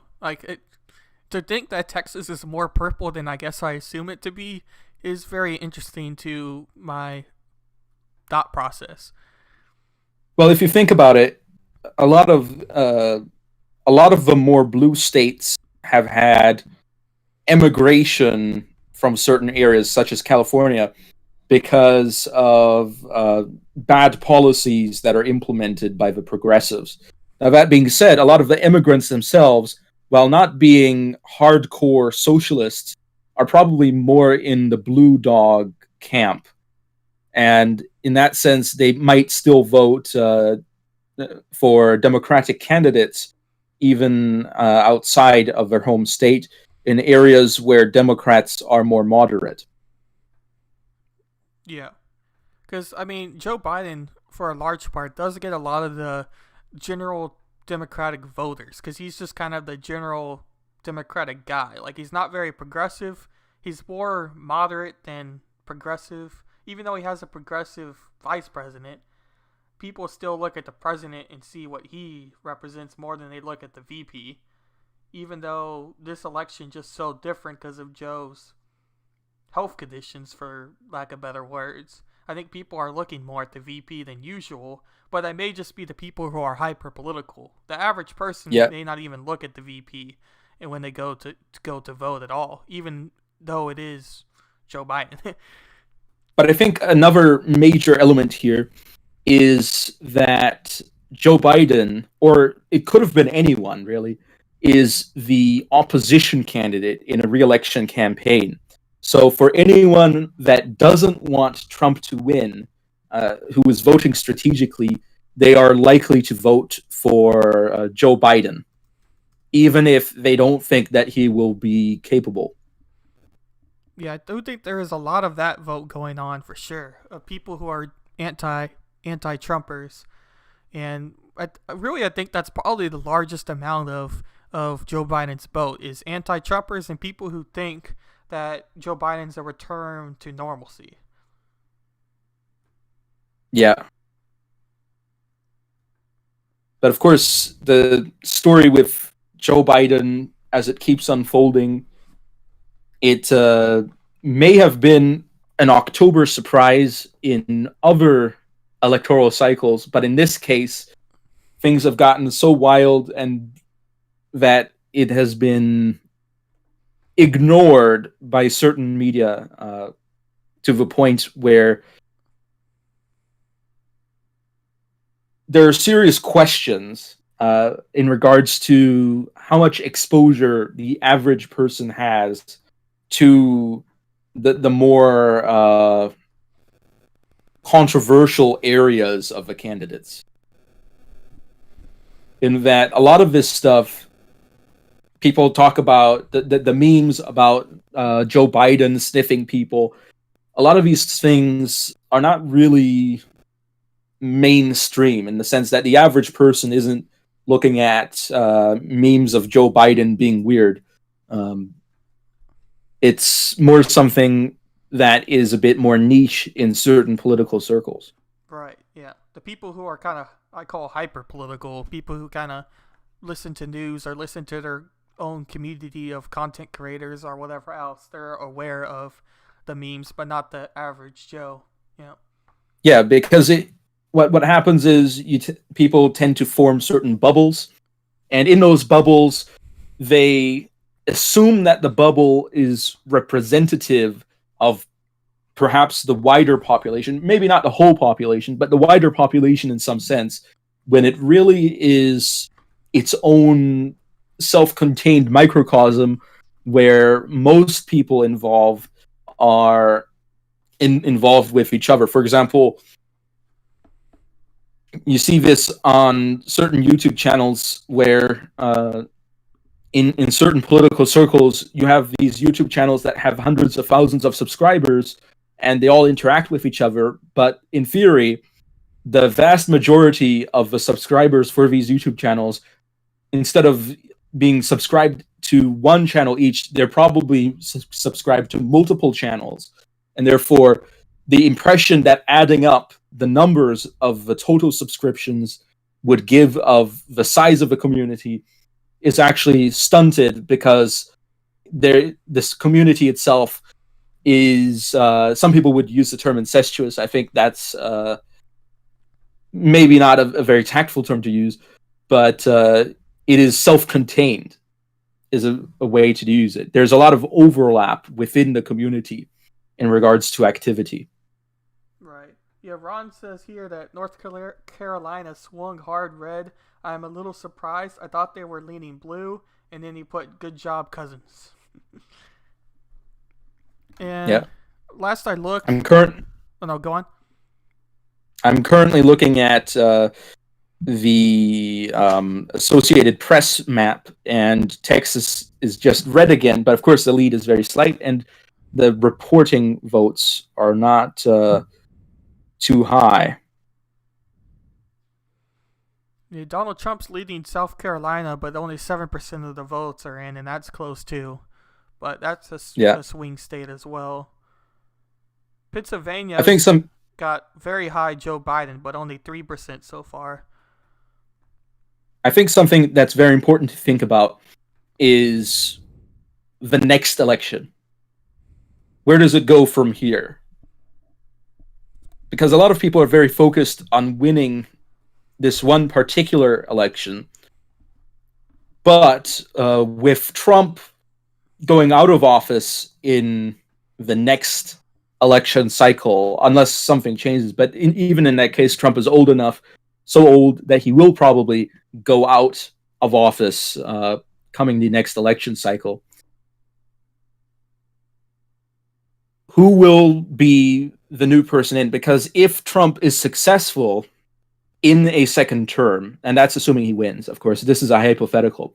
If Trump is successful in a second term, that success will not automatically translate to other people necessarily, because he will not be running for re-election.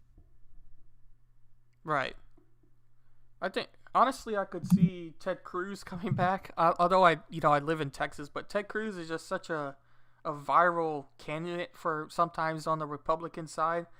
Even though he's lost before, I don't know. I could see that potentially. But as far as like the biggest problem I see is just how divisive between basically Trump versus media. So I don't know after Trump ceases to exist as far as president goes, if he doesn't win this one or if he does. So let's just say he wins in 4 years from now. What's going to happen after that? Because the media is exposed. They're willing to do about anything against people, you know? So I don't... Well, what we could see is a major political realignment where the anti-establishment force, i.e. the honorable opposition, will change its face. Perhaps we might see the Democratic Party split. Perhaps we'll see a similar situation to the early 1800s, and the Republicans will gain such a great majority that they'll have to split.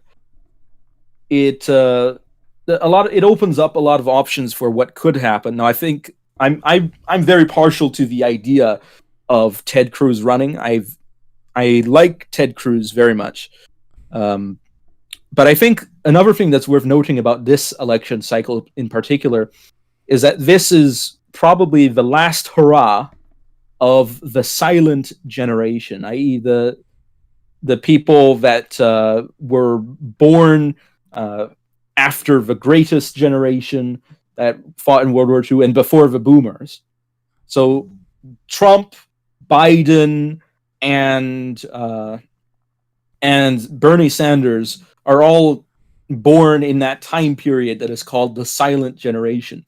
So what we're going to see is essentially the final event in that generation's political activity before the torch is passed down to the boomers, many of whom are already in various offices. But in that case, it will perhaps change the face of politics once again. Who do you see potentially going for the Democratic side? Like, do you see a Pete Buttigieg or Andrew Yang, or like, what do you think about who might, rise up for the Democrats? Well, I don't think that Bernie Sanders is going to have it in him to run again. So that's something that I would definitely rule out. Elizabeth Warren is an alternative to Bernie Sanders. So people that would vote for Bernie Sanders generally have some opinions that are similar to Elizabeth Warren's. So she might be the sort of next person in that line of politics.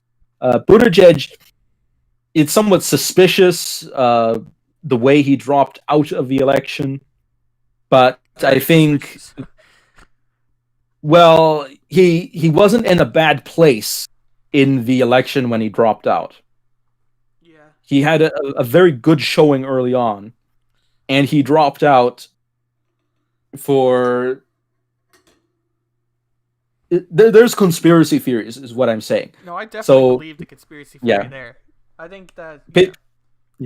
People are saying that somebody may have blackmailed him or something. I don't know, but... if there's nothing like that going on, I can see him probably doing pretty well with Democrats.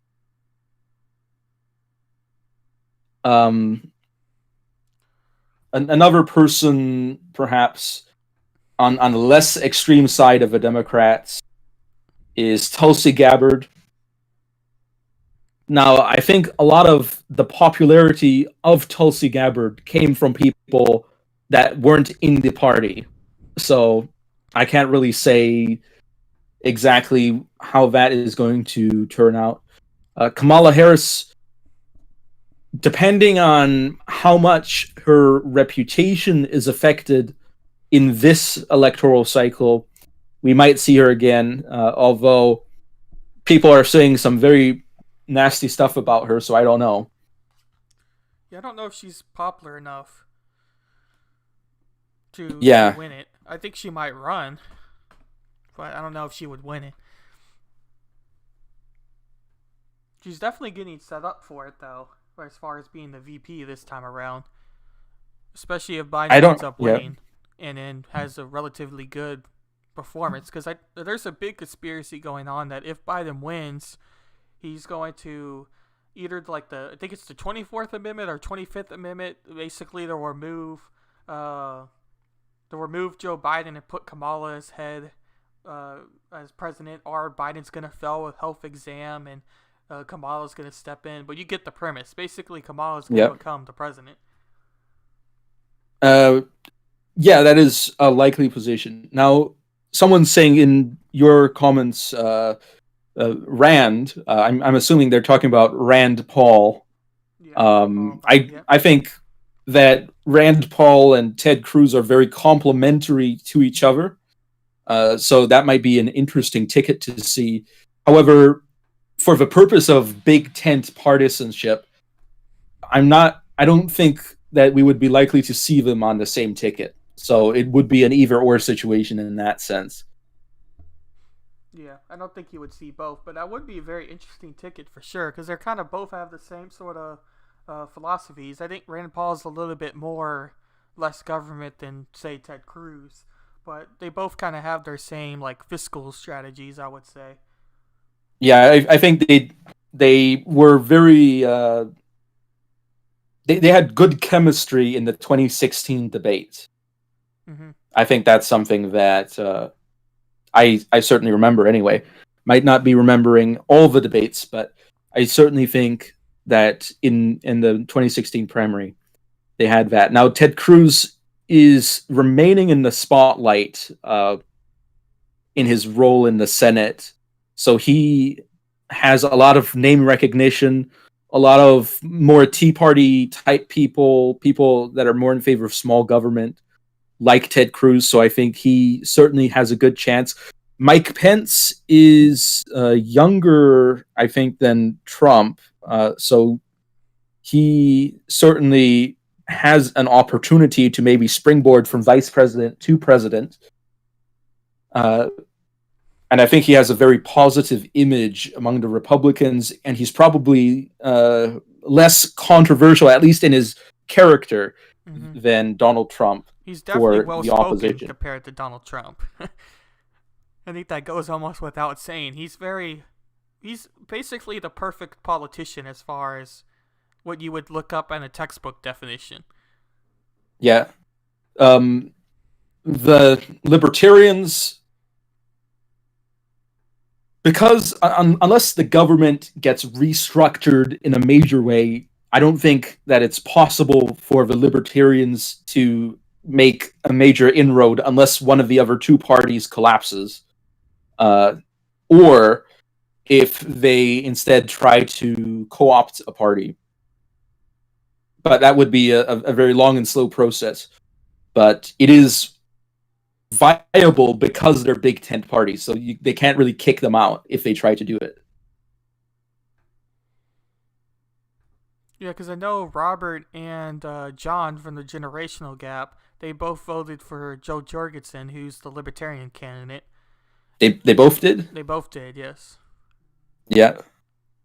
I thought Joe Jorgensen wasn't actually that popular among them. I don't know. John doesn't like Joe Jorgensen very much, but he still voted for her. Yeah. And I voted for the Donald, or more accurately, the other Donald Blankenship, because I thought he had better policies than Donald Trump. Yeah. I don't know much about him, so I can't really speak on that Yeah, note, but he's Constitution Party, so that pretty much says it all. yeah. Well, like I said, I think there definitely should just be more popularity between the other parties. Like, I think that would solve a lot of problems. But I don't know if the United States is ever going to really get that way, because it's always been basically two parties. Yeah, well, in the case of a presidential election, we're not going to have a multi-party presidential election because, on a strategic sense, that's not a viable position to take. It has happened a couple of times, but in both cases, a lot of people were upset. In one case, it led to the party, the major party at the time, splitting in a major way, and a huge political divide. In another case, it led into the Civil War.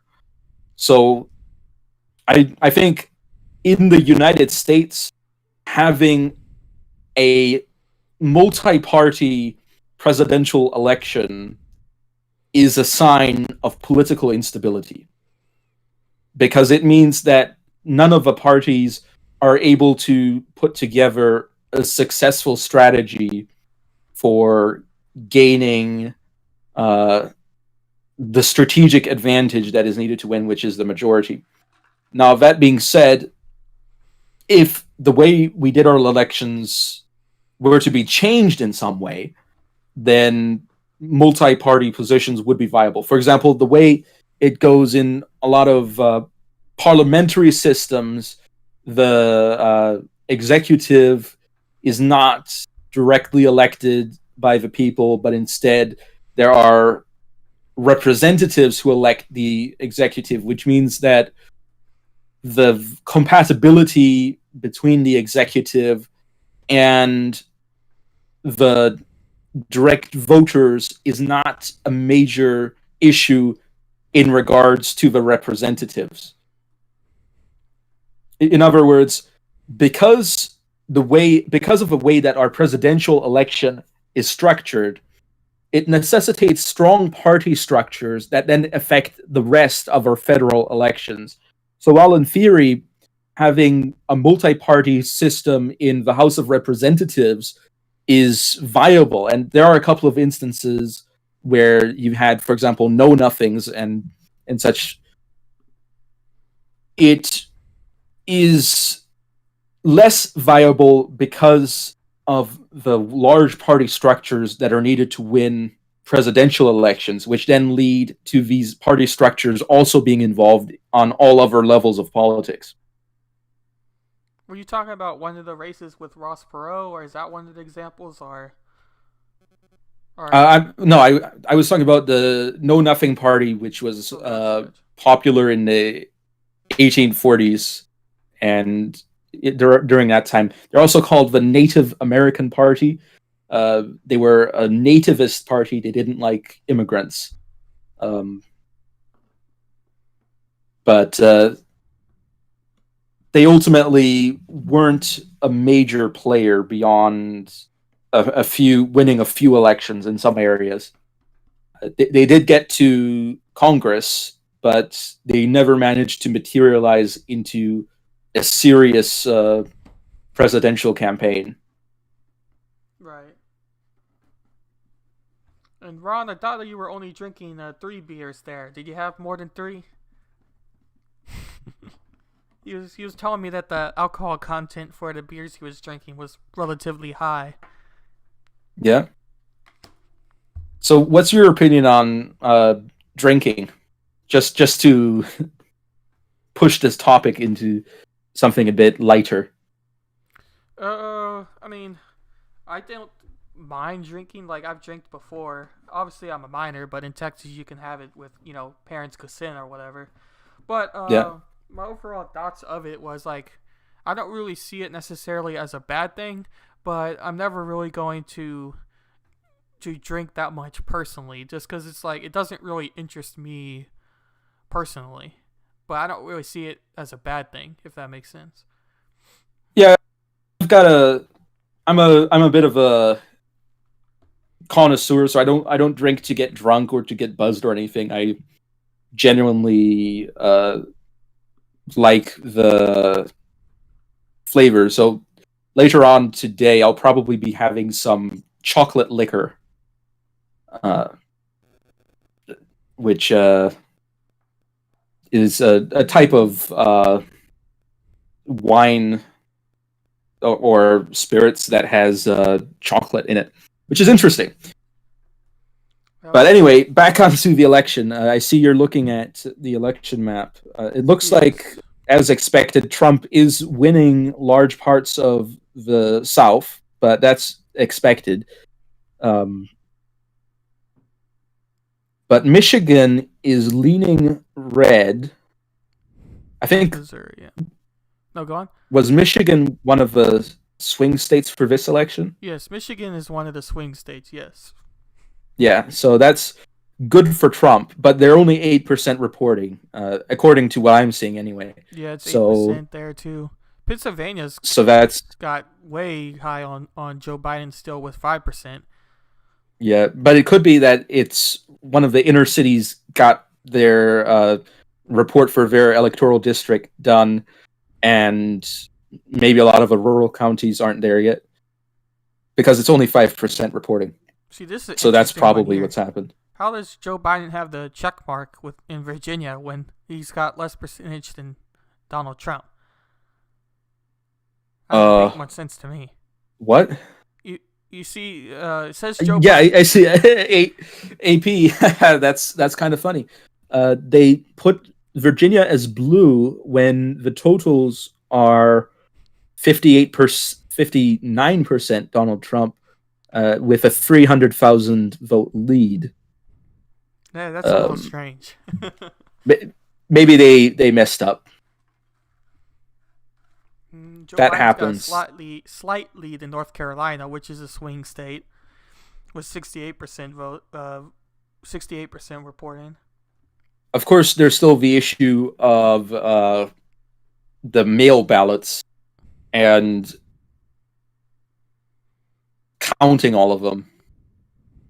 Yeah. Now, as a bit of a public service announcement, a lot of states have a way to actually track your mail ballot. And if there's a problem with your mail ballot that would cause it to be rejected, some states have the option for you to have your ballot cured so that it is counted. Now, this I don't know whether you can do it this late in the electoral process, but I think it's worth mentioning in case people are concerned whether or not their ballot has been received or whether or not it's been counted. Many states have ways to check, and some states have ways to fix it if it has been denied for some reason. Yeah, especially if you're one of the states that has an extended period to cast your mail-in ballot. Because I know a lot of states, if your mail-in ballot gets not received or something's wrong with it, you have to vote in person, and a lot of polls are closed by now, but I don't think that every state's that way, so. Certainly.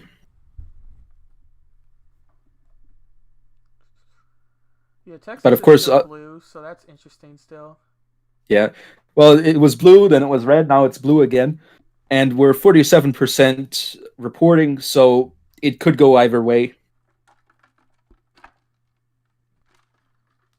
And you can bet that as was advised to Joe Biden, that the election should not be called right away tonight, but rather that they're going to have recounts and extra scrutiny on the mail and all sorts of extra measures. But if they can get an accurate count before the actual election deadline, then we'll have a situation where we will see a clear winner. But if not, then it'll go to Congress. And unless Joe Biden has a massive popular vote lead, Congress is probably going to vote for Trump. Well, even in that case, they might, but it would be very unpopular for them to do so. Right, yeah, if it goes to that, which is possible, I think, for sure.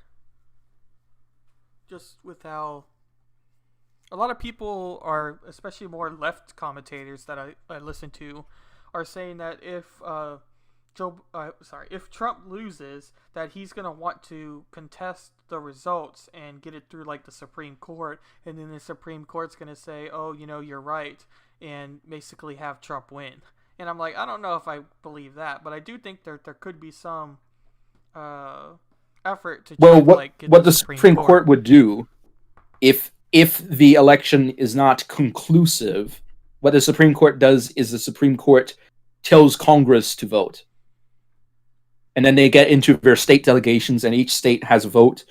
And then Trump most likely wins, unless there's a serious reason why they wouldn't vote for Trump, which would be maybe the only case would be if Joe Biden has a massive popular vote lead, in which case it would be very weird to award the election to Donald Trump.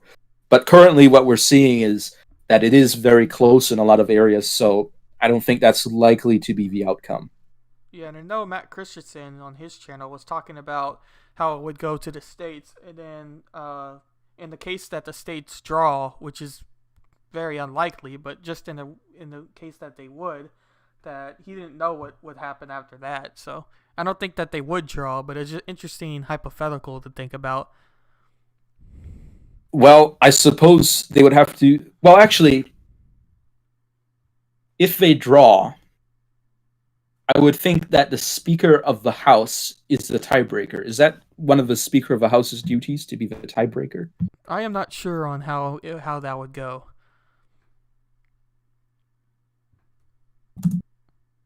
That would make some sense, but we know the result if the Speaker of the House gets the tiebreaker. Yeah, the Speaker of the House of Representatives or any presiding officer does not vote unless there is a tie. Now, I don't know whether that would be upheld in this particular situation, but in the absence of a law stating that it would be different from a different House of Representatives vote, then it would be up to the Speaker of the House to break the tie. Yeah, I don't see it being a tie, but yeah. Yeah, because I think there are a lot more red states than there are blue states, so I don't think that it's likely at all to be a tie. But in the case that it is, it would be up to Nancy Pelosi, unless by the time it gets to that point, maybe the House chooses to vote someone else to be the Speaker, but in that case, it would still likely be a Democrat because the cycle for installing new representatives doesn't complete until the beginning of the next session of Congress. Yes, yeah. Yeah, there's definitely the... Well, not the session, the next Congress, because each Congress is different. Yeah, I don't think the Democrats are losing the House. They've pretty much got that in the bag, unless there's just a incredible red wave that nobody sees coming, which is possible, but it's unlikely. There's a definite possibility because the Republicans had the House until just a couple of years ago. So in that case, it is a possibility, especially because each cycle, every 2 years, all seats in the House are up for grabs. So there's a definite possibility of a swing. Now I'm looking at a president. Excuse me? For this time around or for the next one? For every 2 years, the entire House of Representatives has an election in every state. Each Congress has its own election. Now, in many cases, people get reelected, but there's an opportunity every 2 years to, in theory, replace every single representative.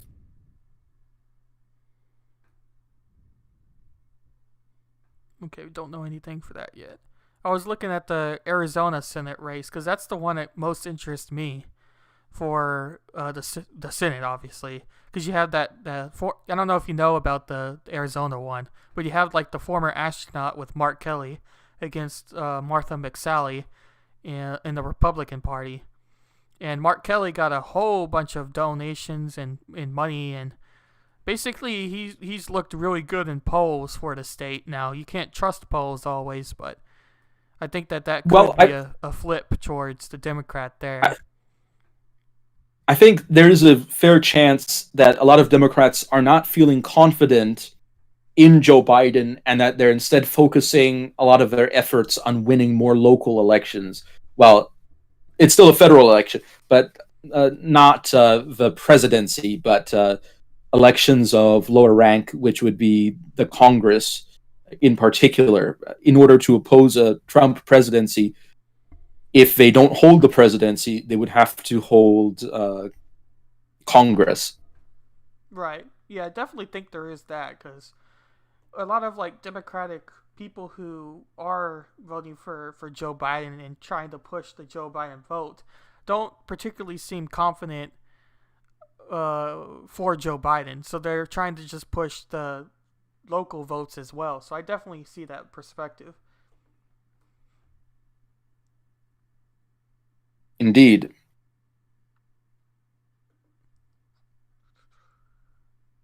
Yeah, you don't think it was 8.8 alcohol content?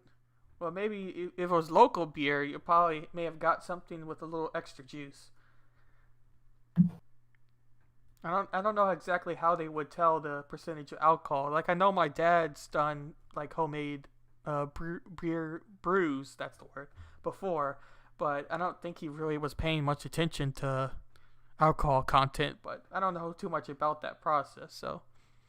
Yeah, in Germany there's the German purity law, which means that if your ingredients are multigrain, you can't actually call it beer.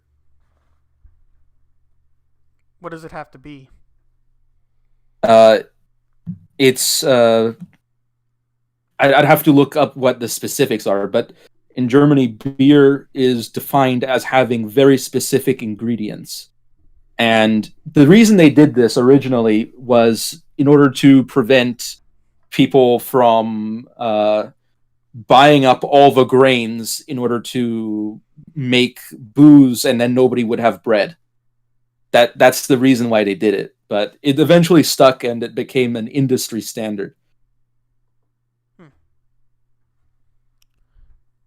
Just a historical beer fact. Now, I think they loosened the restrictions on that more recently, but I'm not entirely sure exactly what's happening there.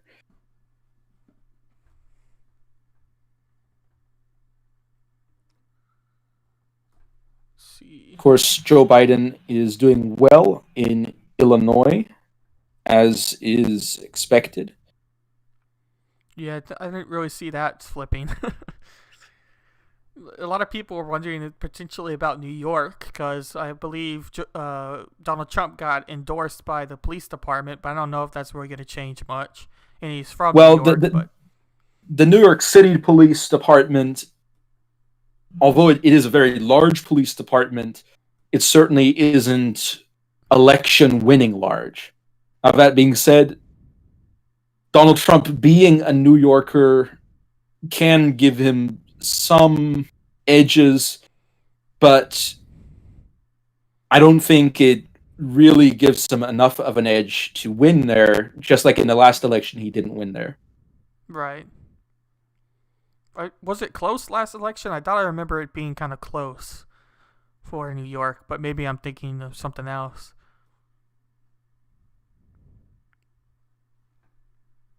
I'll look it up. And Florida still got Trump in the lead with 50.9 and 48.2 percentage points there. So he's got about basically 1.8%. So that's definitely within. Joe Biden could come back there still. And no, I think Hillary Clinton had a clear majority in New York. In New York, okay, yeah, I may have been thinking of another state. Yeah, I'd say it's very similar in the majority she had in California. So it certainly is a clear majority. Yeah, Trump's winning the popular vote now, as you were mentioning. But obviously, there's still a long ways to go. Yeah, and once you reach California and the East Coast, you'll see a big, people say blue wave, but that really just balances out the Republican advantage in the middle U.S. Right. What do you think? So for a time, you'll see Trump relatively far ahead, and then you'll see the Democrats catch up a bit. Right. That's what will probably be observed. What do you think about Oregon going towards Trump? I've heard a lot of people say that they think it is going to go Republican. I don't see it, but I was just wondering what you think. Well, I suppose it was less solidly Democrat in the 2016 election. So there is a distinct possibility. Now, the 2016 election had Gary Johnson as a libertarian who I think is probably was a lot bigger then than Joe Jorgensen is now. So a lot of states had a significant amount of libertarian votes. Although when I say significant, it's not anywhere near. Yeah, still very slim, but it certainly. It seems to me that Hillary Clinton in Oregon had a slight advantage, and Donald Trump didn't have a corresponding disadvantage because of third parties. Now, in Utah in 2016, there was significant third-party activity, which I think is a lot less today. Although Trump did end up winning Utah, but without having a majority. A lot of libertarian people live in New Hampshire because there's a lot of communities in New Hampshire for like libertarian communities essentially. And I know Gary Johnson got a high percentage, so I was just curious. And right now, Joe Jorgensen only's got 1.6% of the overall vote there. So she's not really polling very well for the Libertarian candidate compared to Gary Johnson in 2016. She's a lot less popular candidate than he was. Well, I think one reason contributing to this is that the media has certainly upped the stakes on this election. Not just the media, but the party personalities as well. Because in the previous election, people were saying, oh, Donald Trump and Hillary Clinton, they're equally bad. That's something that a lot of people were saying. So it offered an opportunity for people for third parties to increase their voter base. But in this election, the election is treated as a life or death situation for the future of the country, and if the victory of one of these two candidates is treated with such weight that a lot of people are strongly discouraged from voting for third parties. Yeah, I definitely agree with that. Like, even my dad was kind of saying a similar thing because I was telling him about I was interested in seeing how much Joe Jorgensen would gain just for the pure perspective of wanting there to be more of a third party. And he was like, yeah, I just don't see that happening, because he was mentioning basically what you were just saying, that the media and the way this election is just generally covered is making people vote for one of the two candidates as almost like a life or death type of thing. Yeah. So yeah, basically what you were just saying there. My dad has the general perspective of that as well.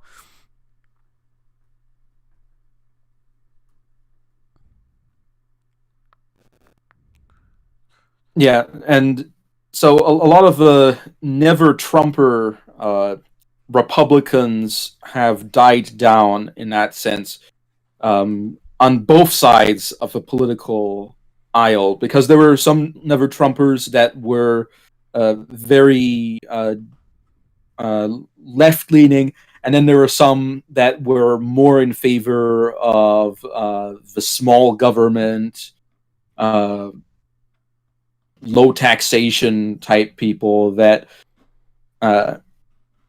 were more in favor of people like Ted Cruz and Rand Paul, and that saw Donald Trump's victory as a bit of a failure to win on the principles that they desired to be expressed in the Republican Party. But that group has shrunk and it's shrunk to the point that the Republican Party at this point is very much defined by Donald Trump. Very much so. He adapted the Republican Party. Is kind of how I think about it. Made it kind of his own. Yeah. Now the question is, will these small government types or these neocon types, well, Trump is sort of a neocon himself, will they reemerge in the next election cycle? Will we see another face-off between the Jeb Bush, John Kasich type people against the Ted Cruz, Rand Paul type people? Or will we see another Donald Trump? I don't know who the next Donald Trump would be, but that would be interesting. Yeah. Now, of course, for some people, this whole idea is just part of the world going crazy. The fact that these two candidates are facing off. Some people see this as sort of the parody of itself. It's got similar vibes to the 2016 election. Hillary Clinton was much more hated than Joe Biden, but I don't know. I feel like it's still very similar in a lot of cases. Well, there are ideas of Hillary Clinton being in bad health or incompetent or corrupt. I think in this election, Joe Biden's position on all these things is probably much more apparent than Hillary Clinton's. Right, yeah. Like, Hillary Clinton still had people who were excited to vote for her. I don't really see anybody who's necessarily excited to vote for Joe Biden.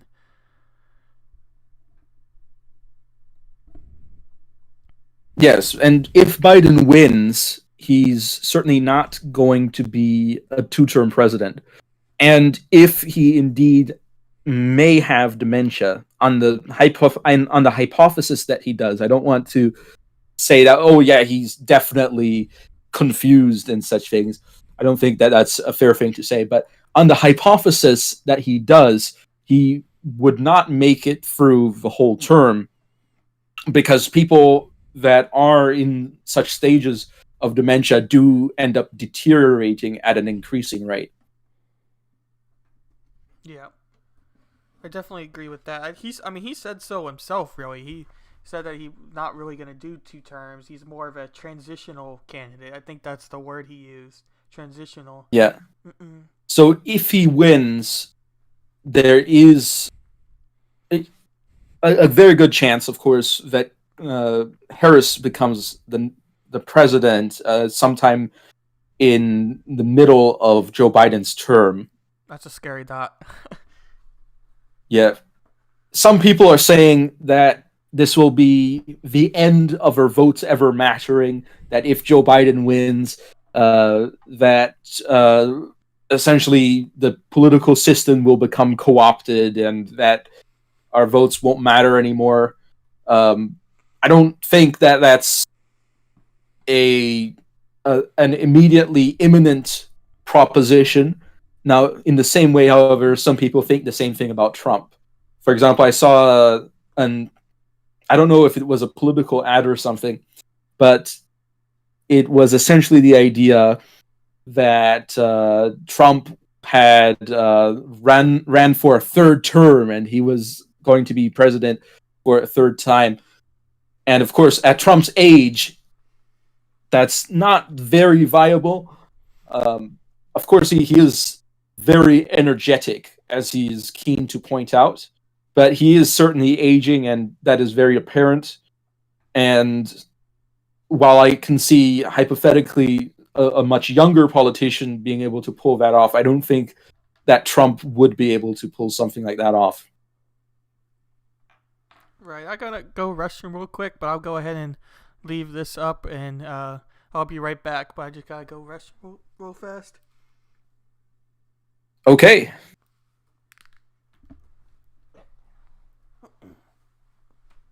Okay, comment section. He's gone for a minute. And tell me what you're thinking. Tell me what you're on about.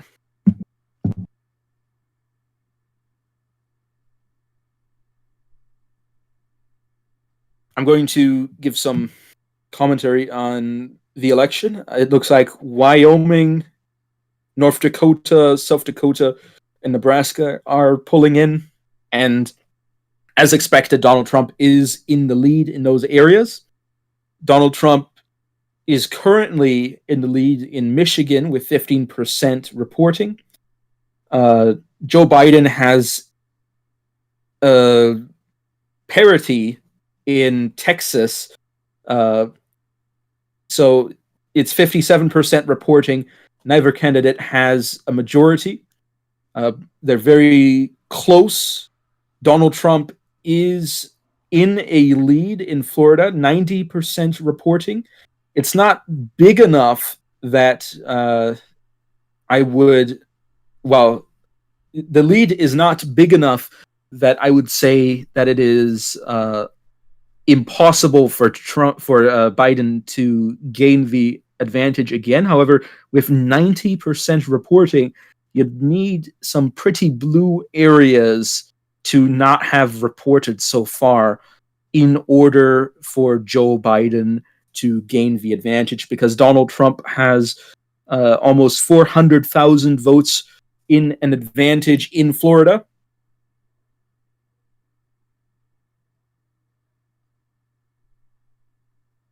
In regards to Illinois, Joe Biden is at an advantage with 55%, but only 13% of the state is reporting.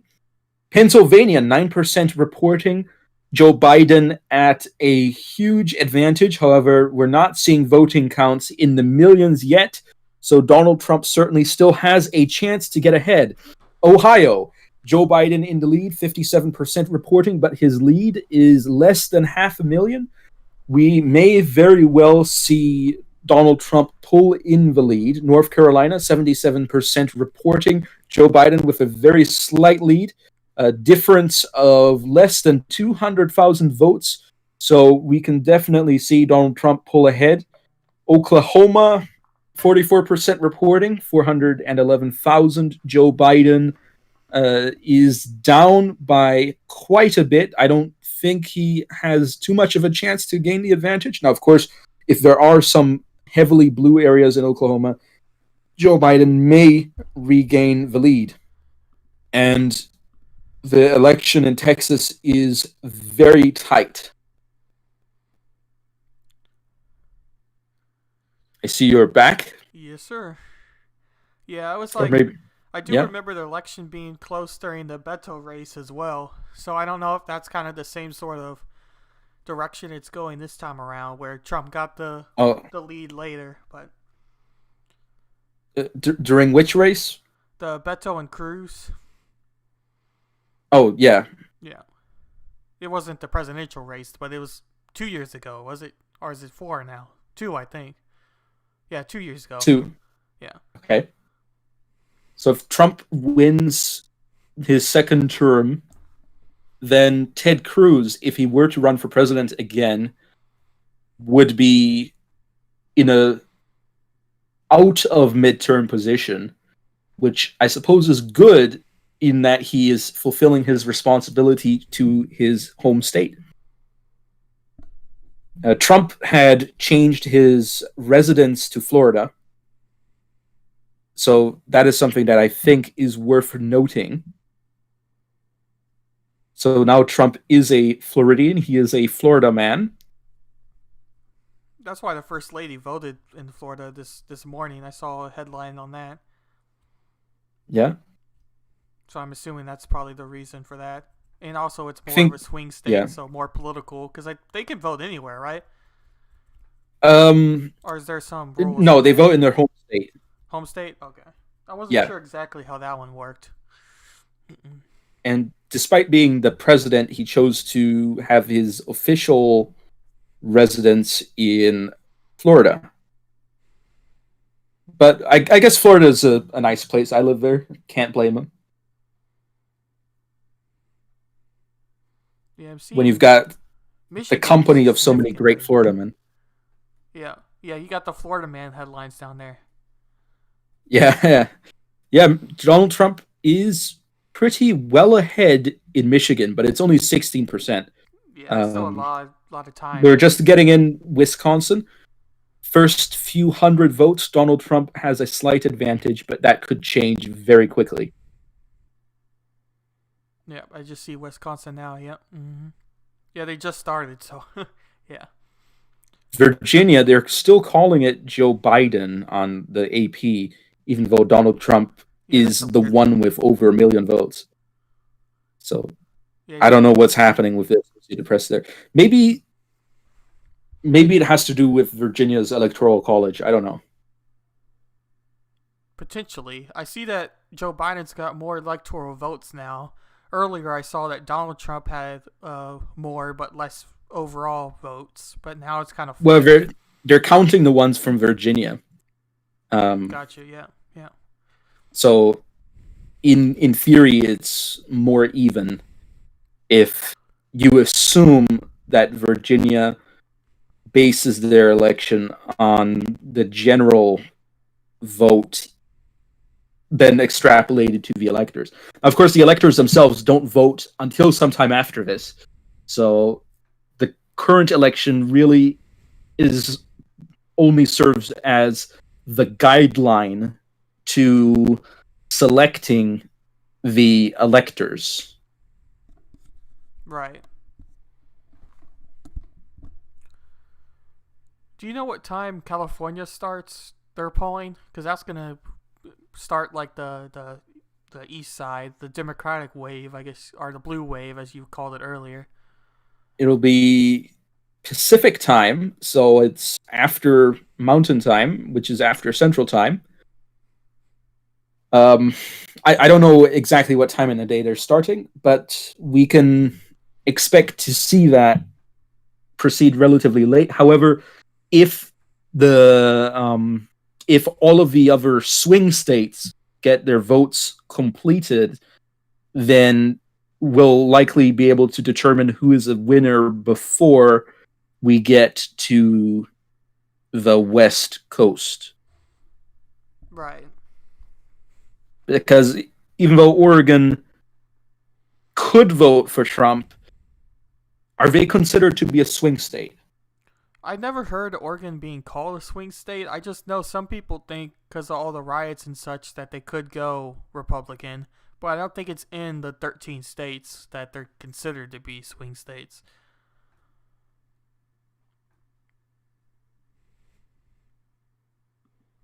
Indeed.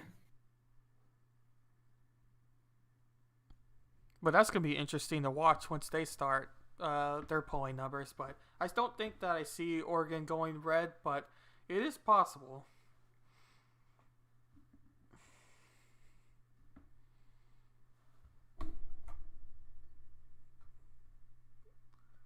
Wrong button. Yeah, I'm looking at a detailed map of Florida, and yes, I can see the major cities are blue, and the rest is red. That's typically how it goes. Yeah. The cities vote Democratic, the royal country type areas vote Republican. It's kind of funny. It's a stereotype, really, but it's true. Yeah. Looking at Texas, it looks like a lot of parts of Texas haven't reported yet. So, but yeah, there's a similar pattern. Yeah, because that was very similar for the Beto and Cruz race, like I mentioned earlier. Because he got to a significant advantage, Beto did, and it was kind of like the headlines started to come out. Like, oh, Cruz got the advantage, Beto's got the advantage, and then you looked like a couple hours later, and Cruz had like 5-6% on Beto. I'm looking at the House elections. The Republicans have won 49, the Democrats 35. But we'll see how that turns out. Yeah, Texas is. I'm seeing a lot of red, but of course, a lot of the blue districts are smaller districts since they're urban. So the overall size on the map is not the most accurate representation. Right. Yeah.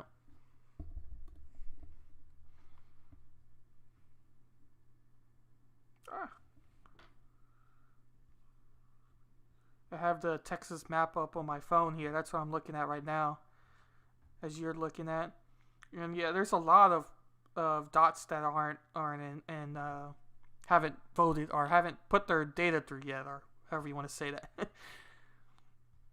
A lot of emptiness. So currently, there are still 12 seats in. Well, no, not 12. 12. Actually, no, my mind's going out. 22 seats in the Senate up for grabs, and the Republicans need 13 of those in order to get a Senate majority. Right. Well, still up for grabs. That is to say, ones where the election hasn't been called. No data yet on Arizona.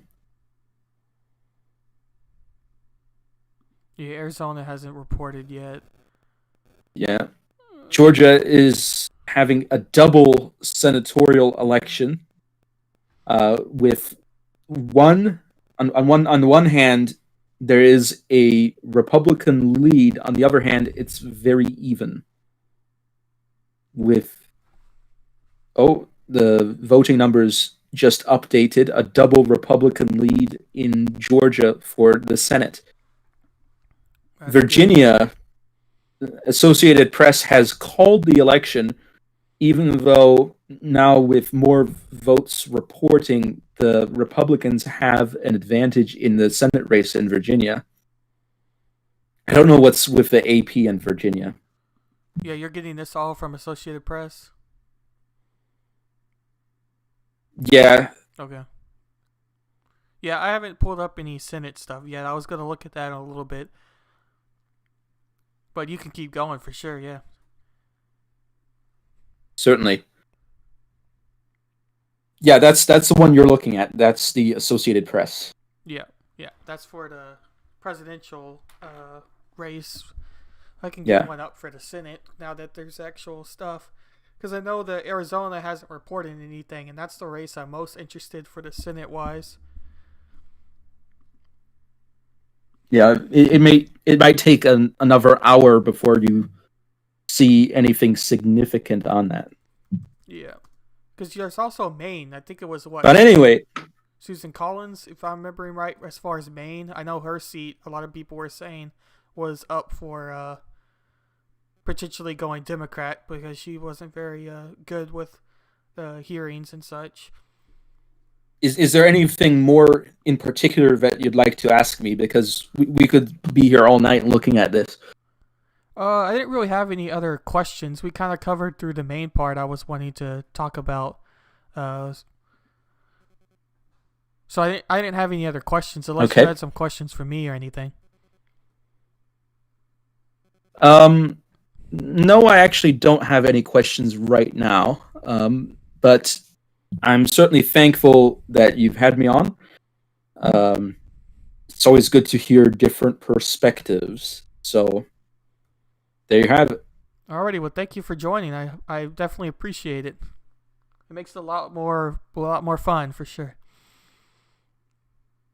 Yeah, I think I'm about ready to relax a bit. I'll still have an eye on the election, but how about you go ahead and plug your YouTube channel, whatever else you want to plug before you exit. Yeah, I'm Anavultus. You can find me on YouTube and BitChute, also as Anavultus, Anavultus. And if you like, you can buy my book for Amazon Kindle. It's called Actionable Justice.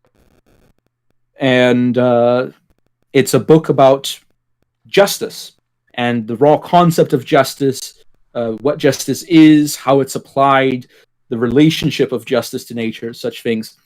I'm a more philosophical type person, so I like really examining things deeply. But anyway, thank you for having me on. It's been a great time, and I hope you do well. Good health to you. Same for you. Thank you for joining once again. All right, thank you. See ya. Alrighty, that was Anavultus. As you saw from him, he's got a book. I'm actually going to download it very soon. I was going to download it in the past, but things kind of got in the way. But I'm probably going to have him on my show again at some point, and we'll discuss over the book, because I know we both are big fans of philosophy. He's a lot more in-depth and knows a lot more about philosophy than I do, but we both are big fans of the whole genre itself. So I definitely want to have a stream about his book, or about what I thought about it, or any questions I had, and things like that. But I'm gonna see if I could go ahead and get on Ed's show here, because I know he's taking a break. I'm not sure when he was starting again, because he's splitting his stream into two separate streams. But I don't know exactly when he's going to be ready to go for there. But I'll see if I can go ahead and jump on his stream. Ed being J. Edgar from the Freedom Scoop Network. I have the Associated Press results for the Senate races, and you see that Kentucky's already reporting that Mitch McConnell won, which I don't think there's a big surprise there. I know some people were saying that Lindsey Graham's seat for South Carolina was up for the debate because of Obama backing the black Democratic candidate going against Lindsey Graham. In general, people just not liking Lindsey Graham in particular, because he's kind of a controversial candidate, not in so much of the stuff he says, but more he's a guy that's kind of like Ted Cruz, who has his viral moments, but not everybody necessarily fully agrees with Lindsey Graham. I think Ted Cruz is much more popular than a Lindsey Graham is, but it's an interesting race to watch. I still think that Lindsey Graham is probably going to win the votes for that particular Senate seat, so I'm not seeing anything there. I know that some people are saying that John Hickenlooper's race was potentially going to go the opposite direction towards the Republican candidate, as we looked at 538's data earlier. And actually, we can go ahead and pull that data up beside and kind of see and match the data for Senate seats. I believe it was this one. Let me make sure that is right. Okay, not that one. Let's see if it was... Nope, not this one. Well, let's read Nate Silver's piece right here from their live feed. It says, one thing that makes the situation pretty hard to analyze is how much we believe in Biden's lead in Ohio. If Trump wins Florida, Georgia, and North Carolina, he's about a 50% shot to win the Electoral College. Poor our scenario tester. But if Biden wins Ohio, Trump chances plummet to 1%. Ooh, that is shocking. To plummet that significant just for one state. That's that's shocking. I didn't really see that. So we have the House. It may have been the House. We weren't it's the House. We could pull up House data here in a little bit, but I definitely think that the House is gonna stay Democratic. But as we were talking about with Anavultus, there is a possibility that the House doesn't stay Democratic, because really anything is potentially possible. So there is that option as well. Those who are watching on YouTube, DLive, or Twitch, I highly appreciate you watching. If you have any comments, feel free to type in the comments. I'll definitely answer your questions or read your general thoughts about what you are looking at right now. I'm debating if I want to get back on the Daily Blend Discord. We were talking with him a little bit earlier before Anavultus jumped on. It could be a good transition before I hop on J. Edgar's show. I don't know if he's necessarily there now. I'll see if J. Edgar is live right now, and we might see if we can hop on his stream, as I was mentioning earlier, because I don't know how much they are he is checking his Discord, because he's doing all of this through Zoom and Twitch and DLive. I don't think he's doing any from YouTube due to potential copyright problems for showing the stream. So I'll go ahead and pull his content up here and make sure we'll message him in here.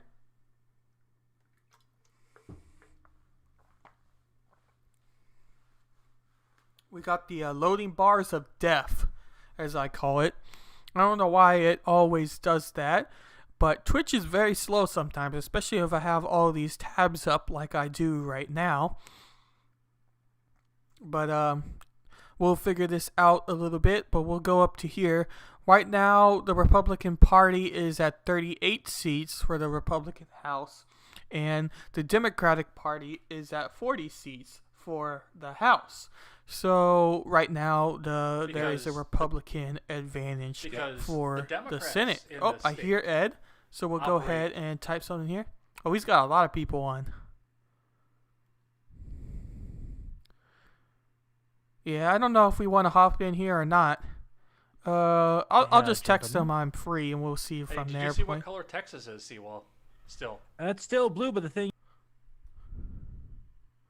Those swing hard red. Trump is only behind... So we'll see what they have to say real quick while we chat. That West Texas and this North is Texas J. doesn't have Edgar once 60,000 again. votes for Trump. Basically, it's just early reporting from the cities, which we always knew were going to go Biden. Not only that, but hey, John. Hey, Seawell.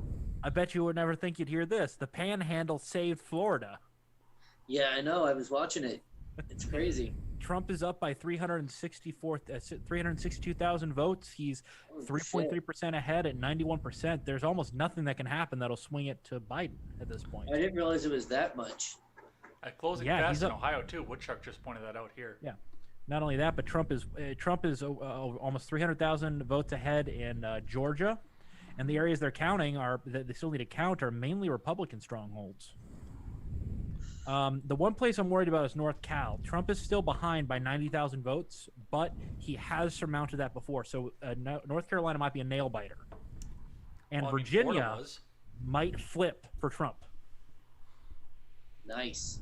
Yeah, I was watching a little bit. I was watching switching back and forth between MSNBC and Fox News. So I got Rachel Maddow and Tucker Carlson talking. It was good. Yeah, and Trump's behind by about 90,000 votes. I don't know if he sees my comment yet, but we'll listen to a little bit more. If not, we'll just join the Discord. 200,000 votes, but they're still early. And just kind of do a surprise visit. Yeah, like I said, I really think the only projection I'm you know what? I'm gonna go ahead and get this up Pennsylvania real quick. Yeah. I think sure he's gonna when get I join the Discord, just because of how hard he's been working there. Yeah. And it's another big union. And Biden completely fucking screwed the pooch. Yeah, he did. Yeah. And then yes, of course, we've got Ben, who is in deep blue. I'm not going to say it out loud unless he wants to, even though he said it twice on the stream already. It's Connecticut. Yeah. It's.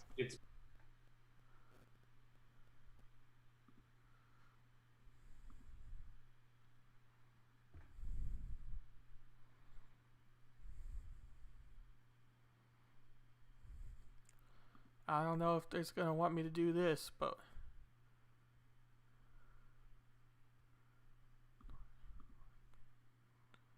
we're going to try joining the Discord or the Zoom right now.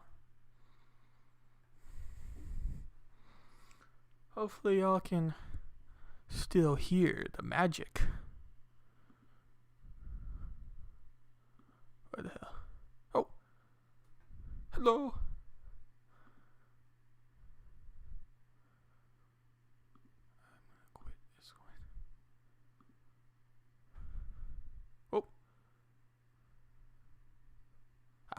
We have to wait for the host to enter us. J. Edgar, woohoo! Alright, can you hear me? Oh. I'm connecting.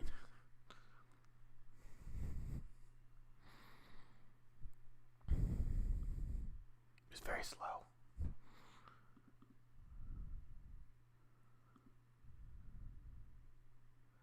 Hello, hello.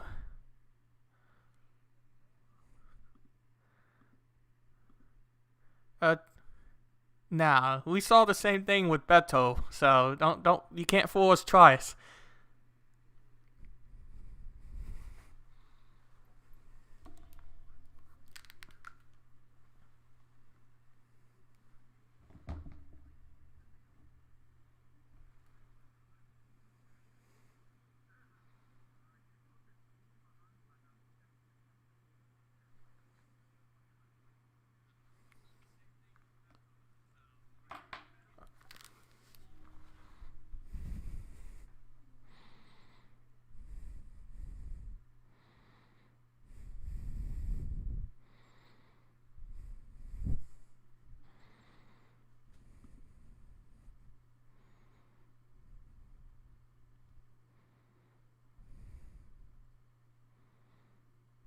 Okay, here we go.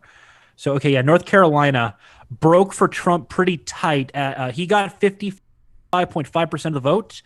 He beat Hillary Clinton by about 3 points. Sorry, just under 4 points, and by about just under 200,000 votes. So it's definitely going to be tight in North Carolina. Okay.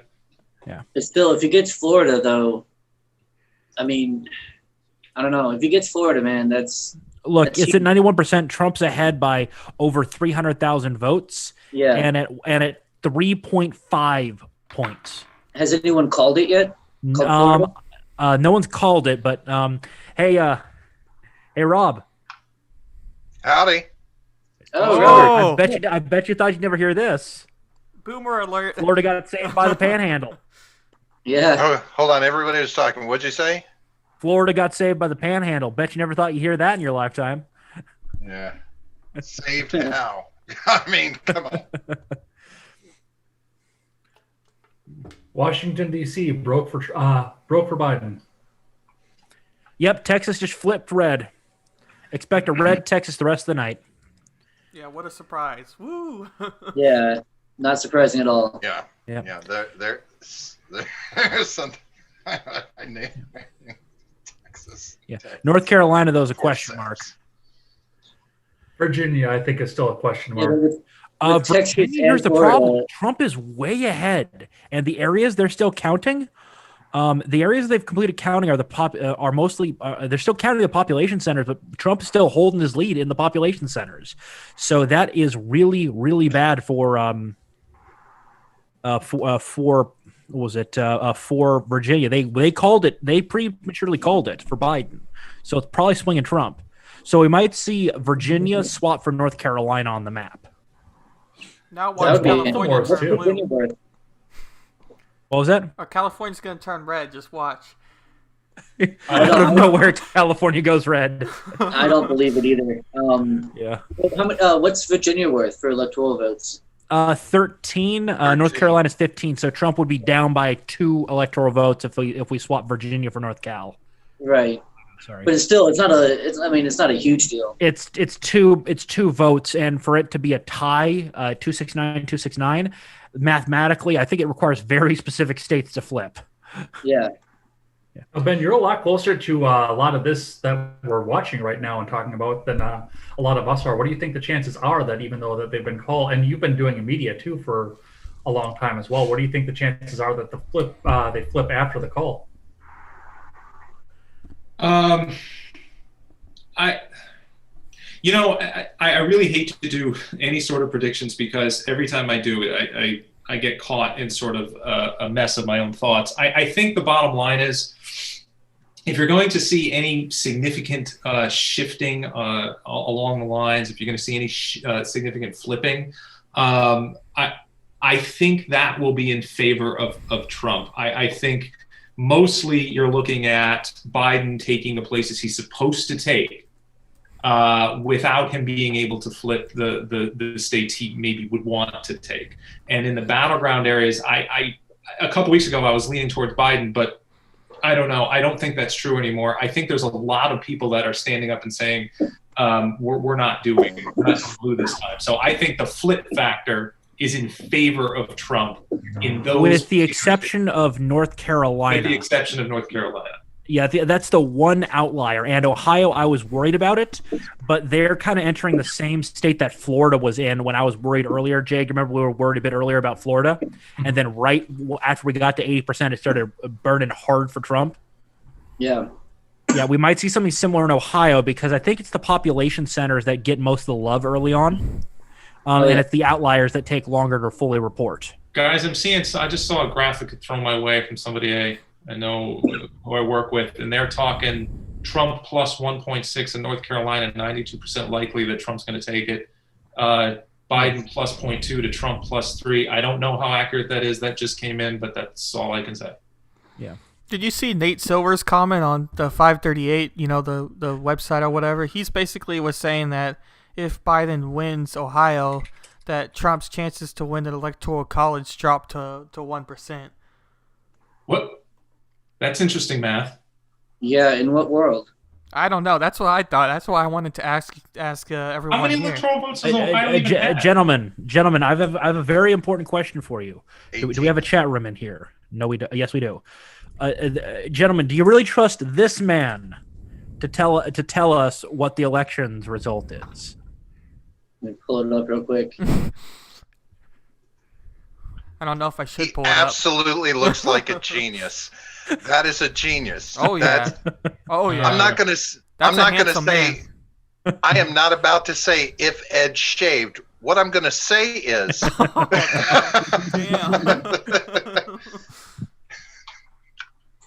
Sorry, I'm on my phone. Oh yeah, this guy. Yeah. Do you trust that? Do you trust that man to predict an election? I don't know. Maybe he's drank enough soy He looks like that he just has like telepathic powers, or what's it called? The other word. No. If you drink soy, you may become a telepath, but you are the receiver, not the sender. Okay, yeah, fair enough. Yeah. That's nice. That's Children of the Corn right there. No. Yeah. Yeah. But I'm thinking, just based on the current trend, Trump is up by 300,000 votes in Virginia, and unless it's a major population center that hasn't reported, like Norfolk, but the problem is Norfolk is reporting, and Richmond, and I don't see them breaking that hard for Biden. I think that the Associated Press prematurely called Virginia. They called it like an hour and a half ago, didn't they? Or they tried to? Yeah. Well, I think it's been retracted. I think it's been retracted by some media sources because it's broke so hard for Trump. But again, North Carolina, Trump's down by about 60,000 votes. I mean, he could flip it because the thing is, the areas of North Cal that are counted are mainly the cities. Again, remember, as Fathoms is saying, whenever the states that break late break for Trump.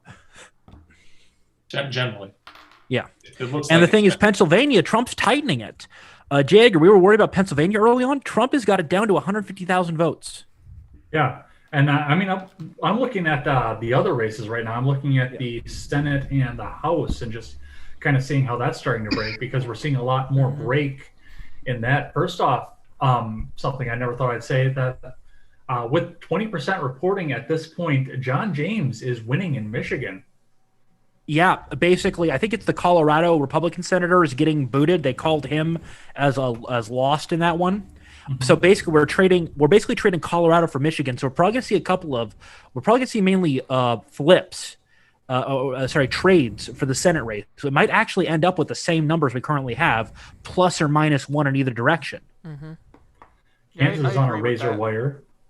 Arizona's an interesting Senate race to watch, I think. Yeah. That's the one I'm most interested in.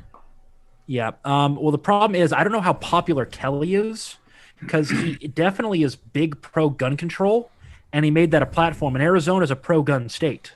Mm-hmm. But the problem is, what's her name is goddamn McCain. Yeah. McSally. She's McCain in a skirt. Mm-hmm. Well, that's an image I didn't need before I went to bed. Yeah, she's... So, yeah, basically, also Ohio, the difference is 0.1%. It's 4,000 votes difference with Biden ahead. So Ohio's probably breaking for Trump.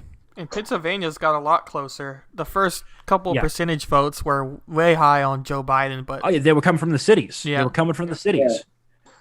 Here's an interesting demographic psychological thing. Did anybody see the DraftKings poll that they put up? They had 350,000 entries for who they're voting for, and every single state but Colorado came in with Trump. No, they were. I think they were voting who they would think would win. Who they think we're going to win. Only And- fucking baked as shit Colorado said what? Biden.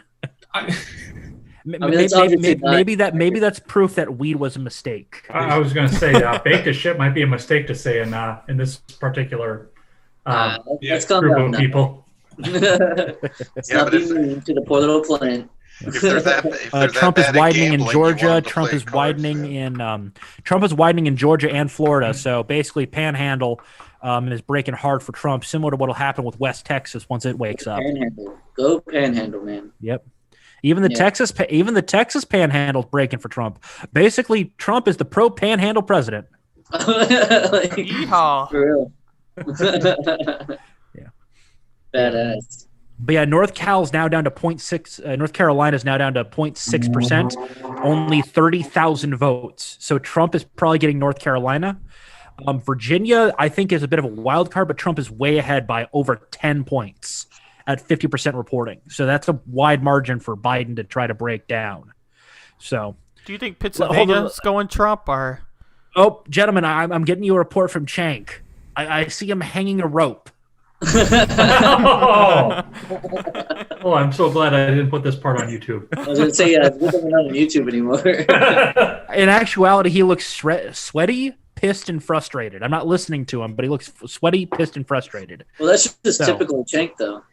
Yeah, that's every time he talks. Real quick, Wyatt was asking a question, though. Oh, go ahead. Sorry about that. No, you're I fine. guess I'm the election updater. I was just wondering what y'all's thoughts were for Pennsylvania and if you think Trump's going to win that. Because I think Ohio just hands flipped for down Trump. Yeah, I think Pennsylvania is going to be Trump. And I've said this throughout the stream that I've been on when I've been on it. It's the only prediction that I'm standing by at this point is that Trump is going to win Pennsylvania because he campaigned so hard there the past week and a half, something like that. And he's, like I said before on this stream and the previous one, that he's really been hitting union people really hard. Yeah, he's also grabbing Michigan by a pretty solid margin early. He's up 17 points. Yeah, like I said, he's really been those blue dog Democrat states. I think have a real serious chance of flipping. Yeah, I think Trump is grabbing the Rust Belt. I think the Rust Belt's going back to Trump. Well, Trump's getting the Rust Belt and the Sun Belt. PA was silly close in 2016, wasn't it? It was like 1 or 2. Yeah, it was really tight. Yeah. Wasn't it less than 1%? Or it was like tiny. Yeah, but the thing is, from what I can tell right now, Trump has already flipped Ohio. It's at 70%. He's accelerating. He's ahead by 24,000 votes. The cities are pretty much all counted. They're now working on the outlying districts. Now, who was it that said Ohio just flipped red? Was that you, Seawolf? Yeah, I just checked it. Ohio just went red by completely, 0.5%. By 0.5. Okay, so it's not 0.5. really. Anavultus is saying to look at Rhode Island, and Ron. Rhode Island. Rhode Island. Oh, My Rhode neighbor? Island. They called it for Biden, but Trump is way ahead. Yeah. Trump is winning every district right now. And Maryland. Maryland too. Yeah. So Trump is Maryland. You know, I dated somebody from Rhode Island, and she said that there was no way that Trump was going to lose. I don't know why I broke up with her. Minnesota definitely favoring the Democrats right now. I don't think Minnesota's breaking for Republicans this time. Yeah, no, I didn't. But he's ahead in Wisconsin, which is weird. Yeah, that is weird. I wouldn't have picked that. Yeah. He's making up ground in Kansas and Missouri, though it's still early. It's early in the night for those. Guys, massive shocker. Trump didn't win Illinois. What? How? I don't. My whole belief. We got to call the election now. Uh-oh. Damn it, guys! Pack your shit up. That's over. Enjoy. We're going from a free trial of communism to the full thing. Oh man. Yeah. Well, and that was one of the things that I wanted to talk about at the beginning of my channel.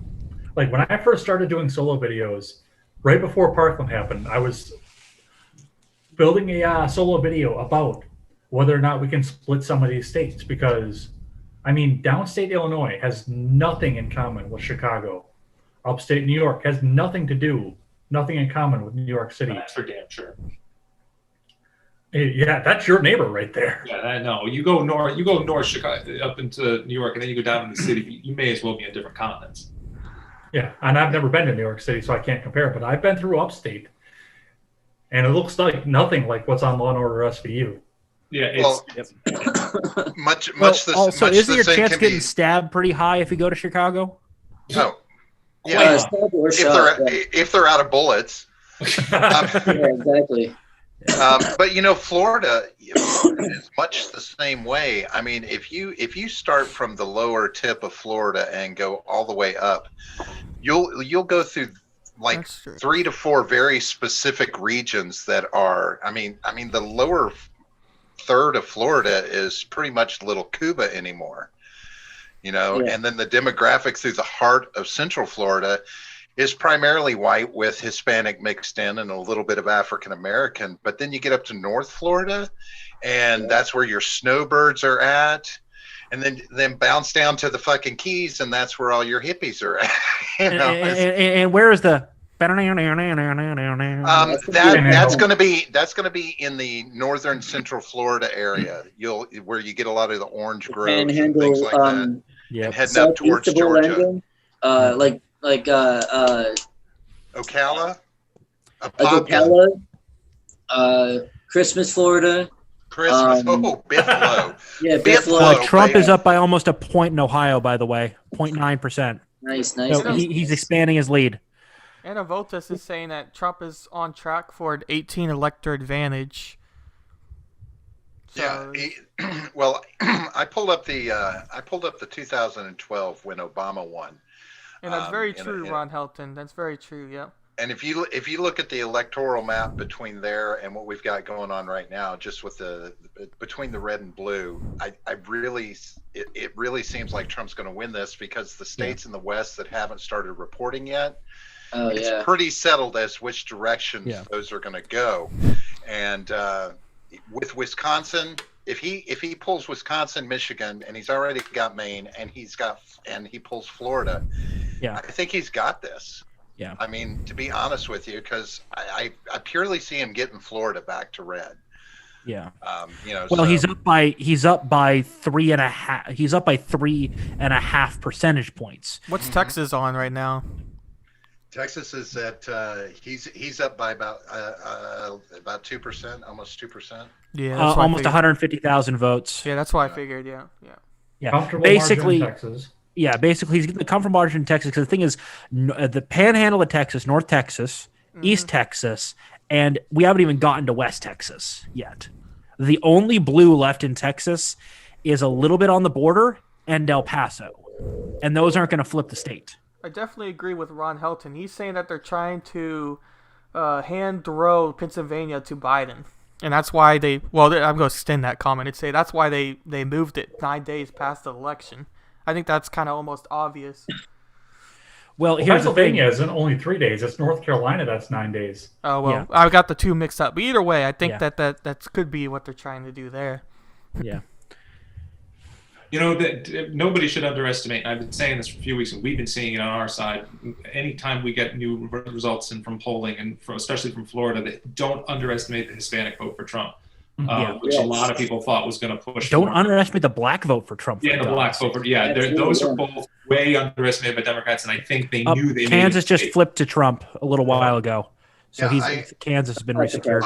I was really surprised that there was not a much stronger Democratic presence here because between Trump and Pence, they really beat the Bushes down here in Florida. Yeah, there was not a lot of talk of Biden or Harris down here at all. Well, most of the time, Biden was hiding in his basement, to be honest. Right. He wasn't doing a lot of campaigning. Trump is doing what? At the end, he was doing 3 or 4 rallies a day. Yeah, in different states. He was going everywhere. Yeah, long rallies too. Biden's only out for like 30 minutes.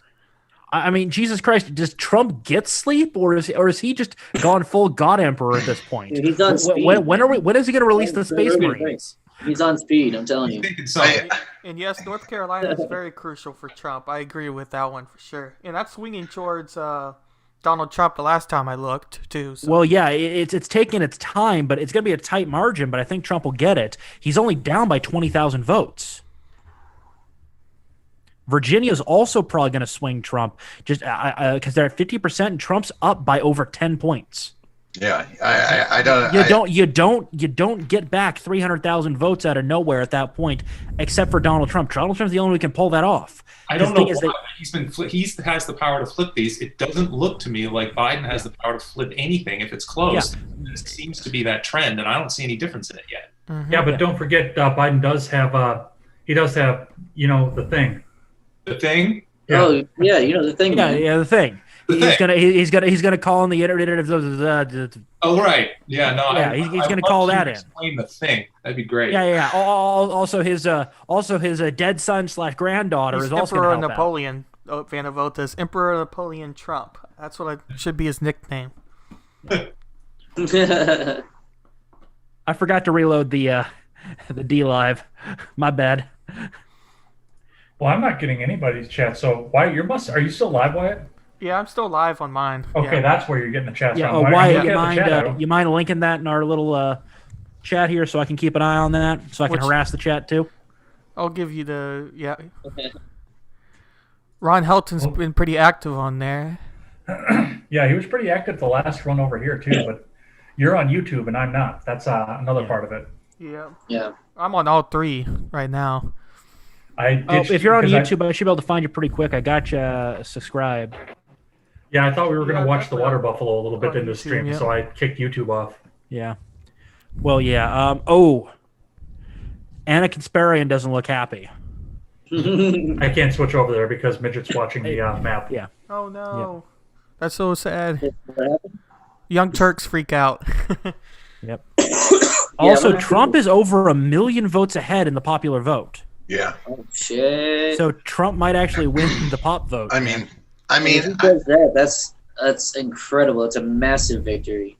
Anavultus was saying that he was thinking that Trump was going to win the popular vote. Yeah, I had him on my show, or had him on the show about 15 minutes ago. But he was saying that he was going to win the popular vote.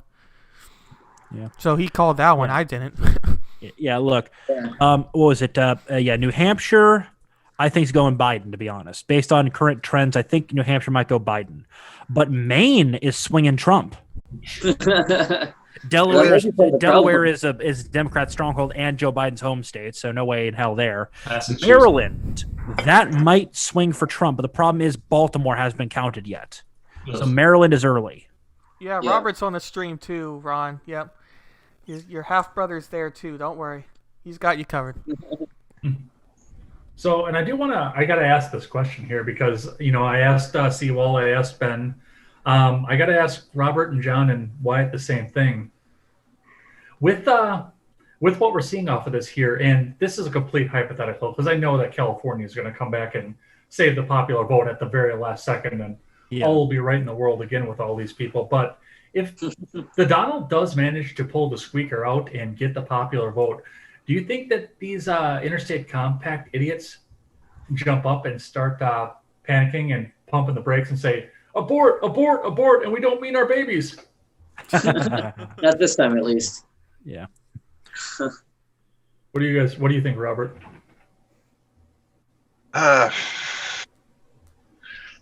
You know what? To be honest with you, I have been doing, every time I think about the popular vote, I just cringe. I don't want that. I don't want that to come into play. To be honest with you, I want it to be a landslide one way or the other. Just because everybody's going to freak out about it. How many of our last few elections have we dealt with that? Oh, the popular vote. But yeah, I mean, yeah, somebody, most of them will freak out. I hate the popular vote because it has nothing to do with anything, and when it's all said and done, it doesn't matter. The compact is coming into play this time. That's why I'm asking about it. Oh well,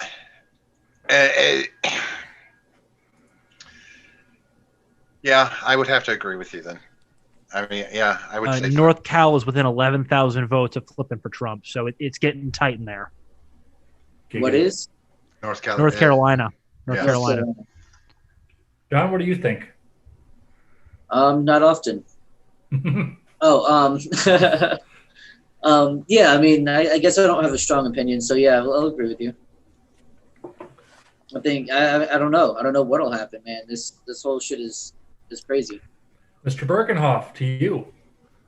I definitely think that will happen. I don't think there's any doubt that wouldn't happen. So that's kind of what I think. I think there's definitely riots if Trump wins, and no riots if Trump loses.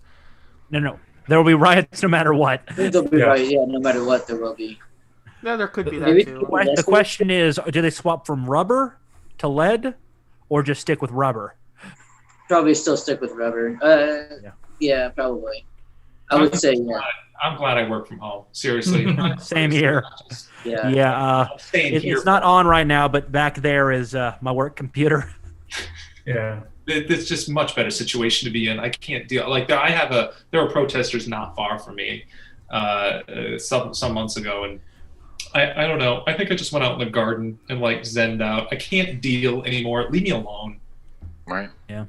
Yeah. I think John might agree with me here that we got pretty lucky here in Florida. There really wasn't. I mean, there was a little bit right at the very beginning where people wanted to get on board, but other than that, we weren't really impacted by it. There weren't riots. There were definitely protests, but none of them turned into riots. And there's a couple of reasons for that. Firstly, Florida cops don't fuck around at all.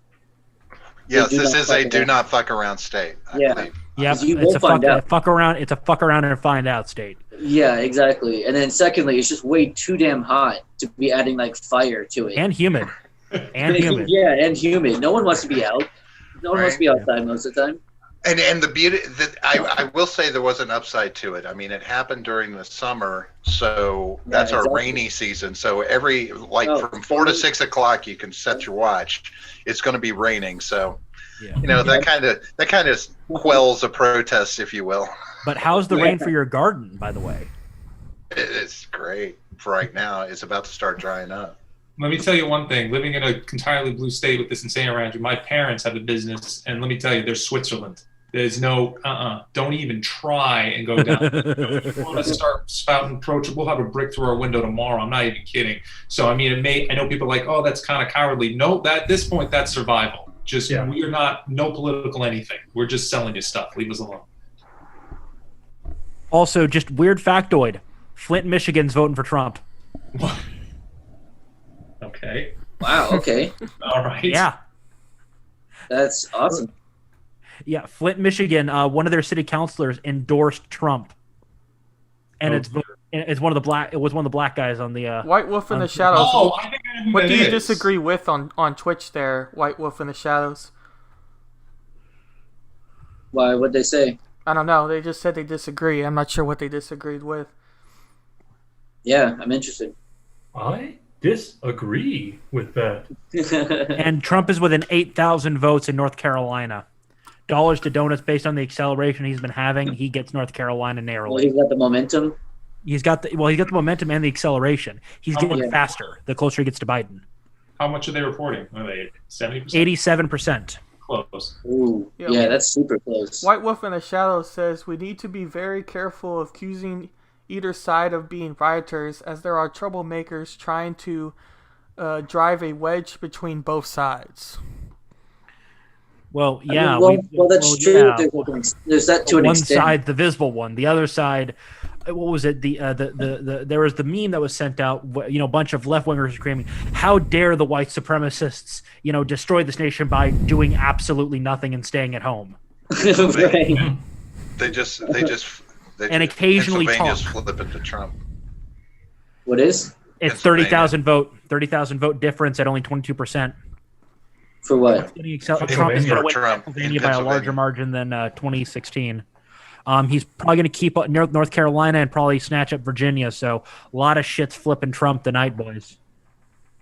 Yeah. But shocker, Trump won. Trump lost DC by like 90 points. No way. How will we survive? How will we survive? I don't know, man. We just might as well pack it up. Yeah. Yeah. But do just remember that the according to our lovely media overlords, it's not really going to be decided tonight. Well, right. You're going to see a Trump landslide, and then over time, Biden's going to win. Well, here's the problem. That's going to get challenged in 2 seconds. Yeah. Well. Here, the question I have is, how many states do we have? Some idea of how many states are going to be running on an extension for mail-in ballots? Pennsylvania, North Carolina, Wisconsin. I think no. Wisconsin got that shot down. Yep. Yeah, they shot that down and shot it down hard. Yeah. Let me. There's an article I saw and had all the states. Let me see. Because some states already have that built in, a short buffer, but it doesn't usually come into play. Well, it's also very strict. I think they require perfect signature verification. Sure. They require postmark. If it's not postmarked, they don't count it. Period. But in a COVID-19 world, the difference in the mail-in ballot buffer is going to be a big difference, potentially, if there's enough states that are doing it. Yeah, you have Minnesota. That's feeding to what John said, that in 3 days we may find out that this landslide for Trump is not a landslide. Well, but the problem that'll be is when they find enough votes to try and change that mysteriously. Yeah, and the problem is if they fuck up in one state, if one mistake is made and they find evidence that was faked, those states will basically cause a backfire effect. Basically, they've got to make a choice: do we risk losing the ability to swing elections in the future illegitimately, and cause the federal government to get enough political will within the populace to go, no, we're now federally mandating how you do your elections forever through an amendment, where the states basically lose all control, and that's it. It's done. They can't select how their electors are selected. It's all controlled by a federal board, and that's it. Game, set, match. Or do they just accept? They already make me nauseous. They make me nauseous. Those 2 words they're making me sick. Right.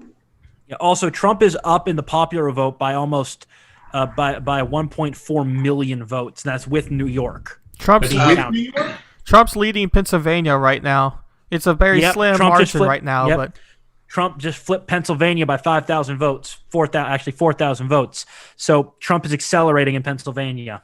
And the 3 states Ohio flipped. Were Minnesota, North Carolina, and Pennsylvania for the ballot deadlines are the extension. I think we already said those, but Minnesota, Pennsylvania, and North Carolina. Minnesota doesn't need the extra help. Yeah, Minnesota is going to go Biden. Yeah.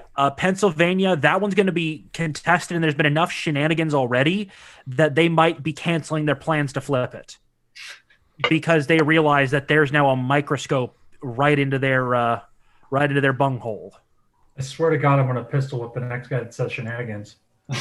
Shenanigans. Damn it! I was going to do the bit, guys. I said, I know. Rob, what's your favorite restaurant? Yeah. What's your favorite restaurant, Rob? What? What's your favorite restaurant, Rob?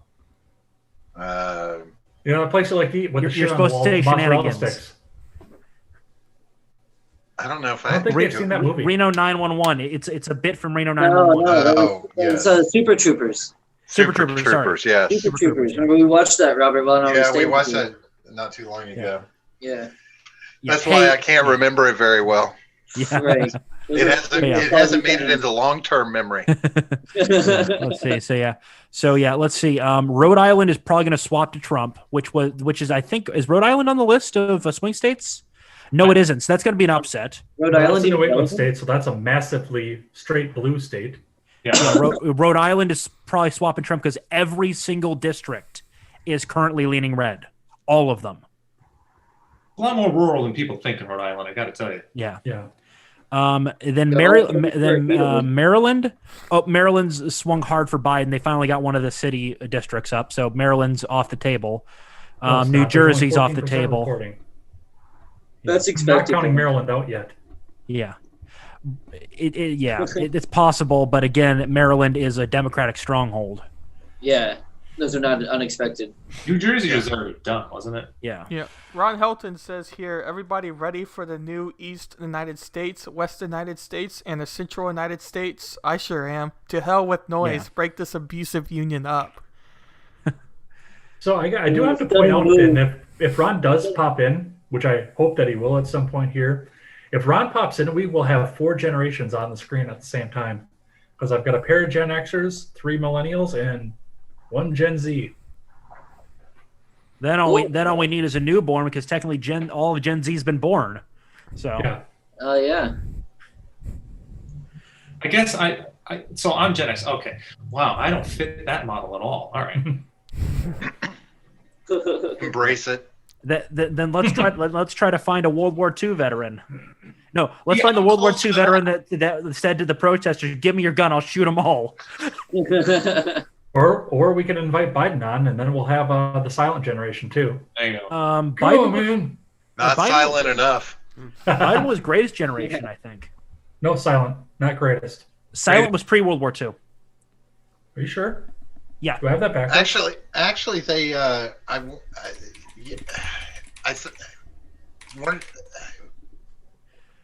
The silent Use your generation. words. Oh yeah, sorry. Yeah. The silent generation is a demographic cohort following the greatest. My bad. I thought the silent was the greatest. The silent was 1928 to 1945. Oh. So actually, Biden might be. I'm gonna check Biden's birth year. 1944, I believe it was. No, 42 because he's 78. Oh Jesus, he's 1942. Yeah. Let me check something really quick. Greatest. See, I've always thought I was born 55 years too late. Well, didn't they? Biden was born before the D-Day invasions. Yeah. You go. Come on, That's man. sweet. Oh God. I don't know, a young blood. I want a JFK again, or something similar, something young and vibrant. You know, if you can see. Right. You might get kind of that with Rand. How old is Rand Paul? He's in his 50s or early 60s, maybe. There I you think he's go. in his 50s. Well, I promise that if you guys get my YouTube He's channel up to 57. 2,000 subscribers by the first day of 2022, I will run for president. All right, there you go. I don't know how well I'll do, but I'll run. I would shit my pants if we could get somebody around the age of 40 into Yeah. the White House. Yeah. I mean, Well, that's where I'll be by 2024 because I'm 36 now. Yeah. Yeah. I mean, you want to talk about the Oh best God, way to North go up Carolina against the is old a white dead heat, establishment. guys. Biden's only up by 3,000 votes. Where? In where? North Carolina. North Carolina. That'll be contested too. Well, we're at 87%. If Trump can get several thousand votes in North Cal, he'll probably get it. But Just don't to forget make 9 sure more days I to count voted votes. True, but what are the standards that North Carolina has? I don't know. If the left didn't have double standards, they wouldn't have any standards at all. Keep that in mind. Well, no, remember, Pennsylvania basically turned off all the checks. They don't do signature verification. They don't do a postmark check. If North Carolina has a requirement of postmark, like basically if it's not postmarked, it ain't getting counted, then we don't have a problem. Because remember, as Nate Silver said, late mail-in ballots are going to favor Trump more than Biden. So, Sewell, real quick, can you just to be sure, can you check on Florida real quick? I know it's up huge, but Florida is 3.5% in favor of Trump, 3.5 points. Trump is up by about 280,000 votes. All right. it's gone down a little bit, or I got to cut in for a second, you guys. So in about 10 minutes, I'm going to bring Steven in, and I'm going to have you guys all mute your mics because with his mobile connection, it is next to impossible to hear him when you guys keep trying to talk over him. But I do want to get some of the carnage off of him. So if that's okay with you guys, yeah, I don't want to drop everybody back out here, but I want to get some we'll, time to get Steven we'll in here mute to and show start what's going on. pantomiming everything. Don't worry. You'll be doing like Mario does in Mario RPG? I'll make shadow puppets. Side language, some ASL training. Yeah. All right, and I will be back in just a moment as well with you guys. So hang here and discuss amongst yourselves, and I'll be right back. Yeah, no problem. What's Pennsylvania looking like? I haven't looked at them. In Pennsylvania flipped Trump. He's now up by about 2.7 points. Is Trump still up in Michigan? Yeah, he's still holding almost an over 200,000 vote lead. He's probably going to win Michigan by a wider margin because the big cities are already reporting. The only places left are really rural. They're going to. I'm waiting to see when they flip Virginia over to him. Yeah, well, they're only at 53%, and it's only about 200,000 votes, so it's possible. But most of the blue areas most of the blue areas have already been counted. Anybody ever see those YouTube videos of like cops in Detroit basically getting calls saying you have to go here, and they're saying we're not going there? You see that? Yeah. Just wondering. We ain't going there without the fucking SWAT team. No, we don't go down there. Yeah, that sounds like America to me. Oh yeah. Yeah. Yeah. Yep.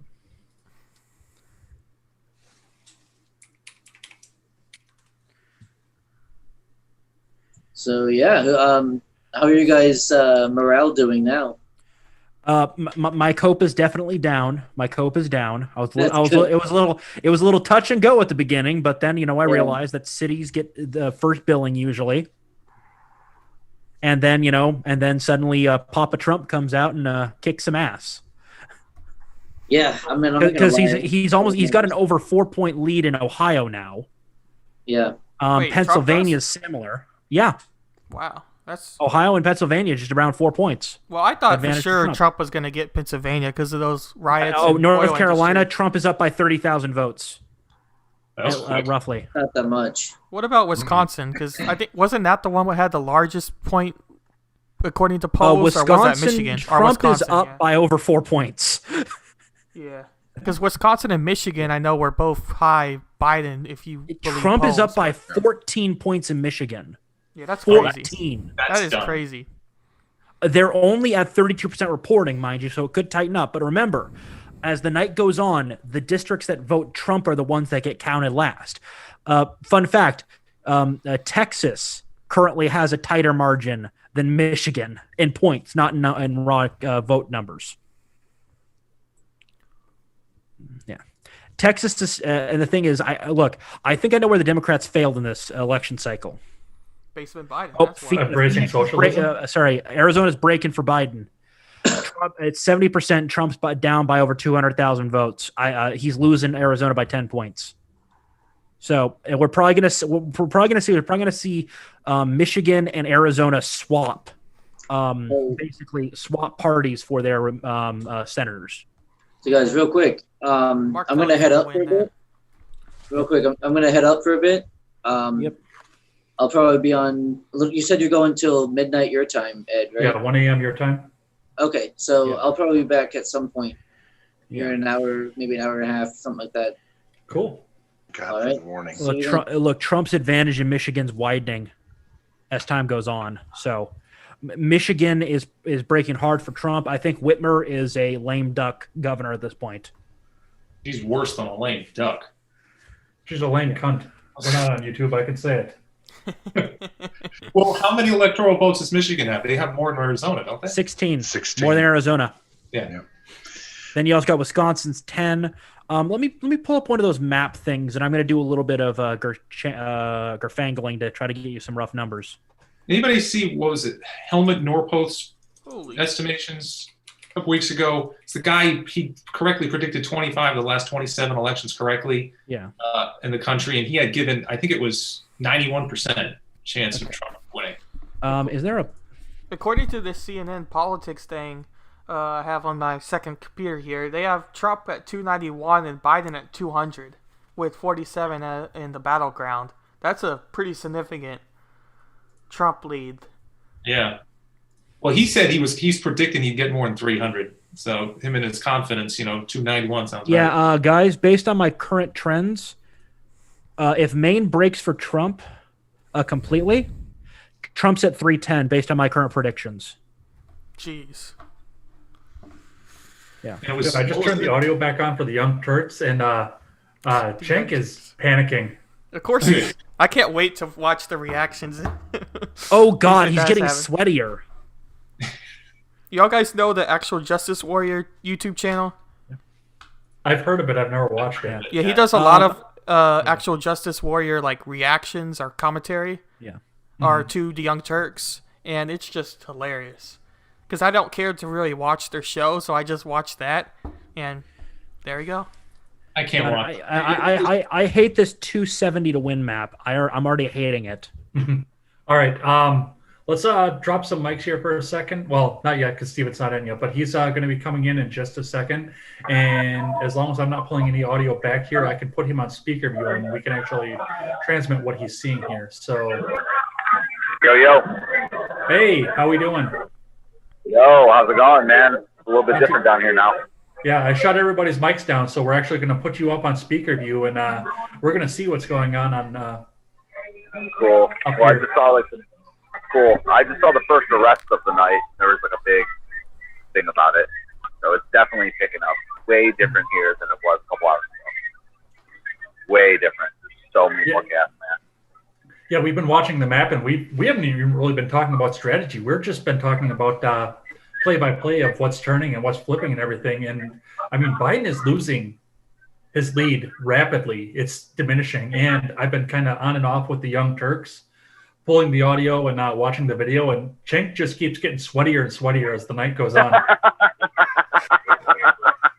That's good, dude. When the meatball gets sweatier, it's like there's two big. It's funny how there's the left wing and the right wing meatball in the form of Cenk Uygur and Alex Jones.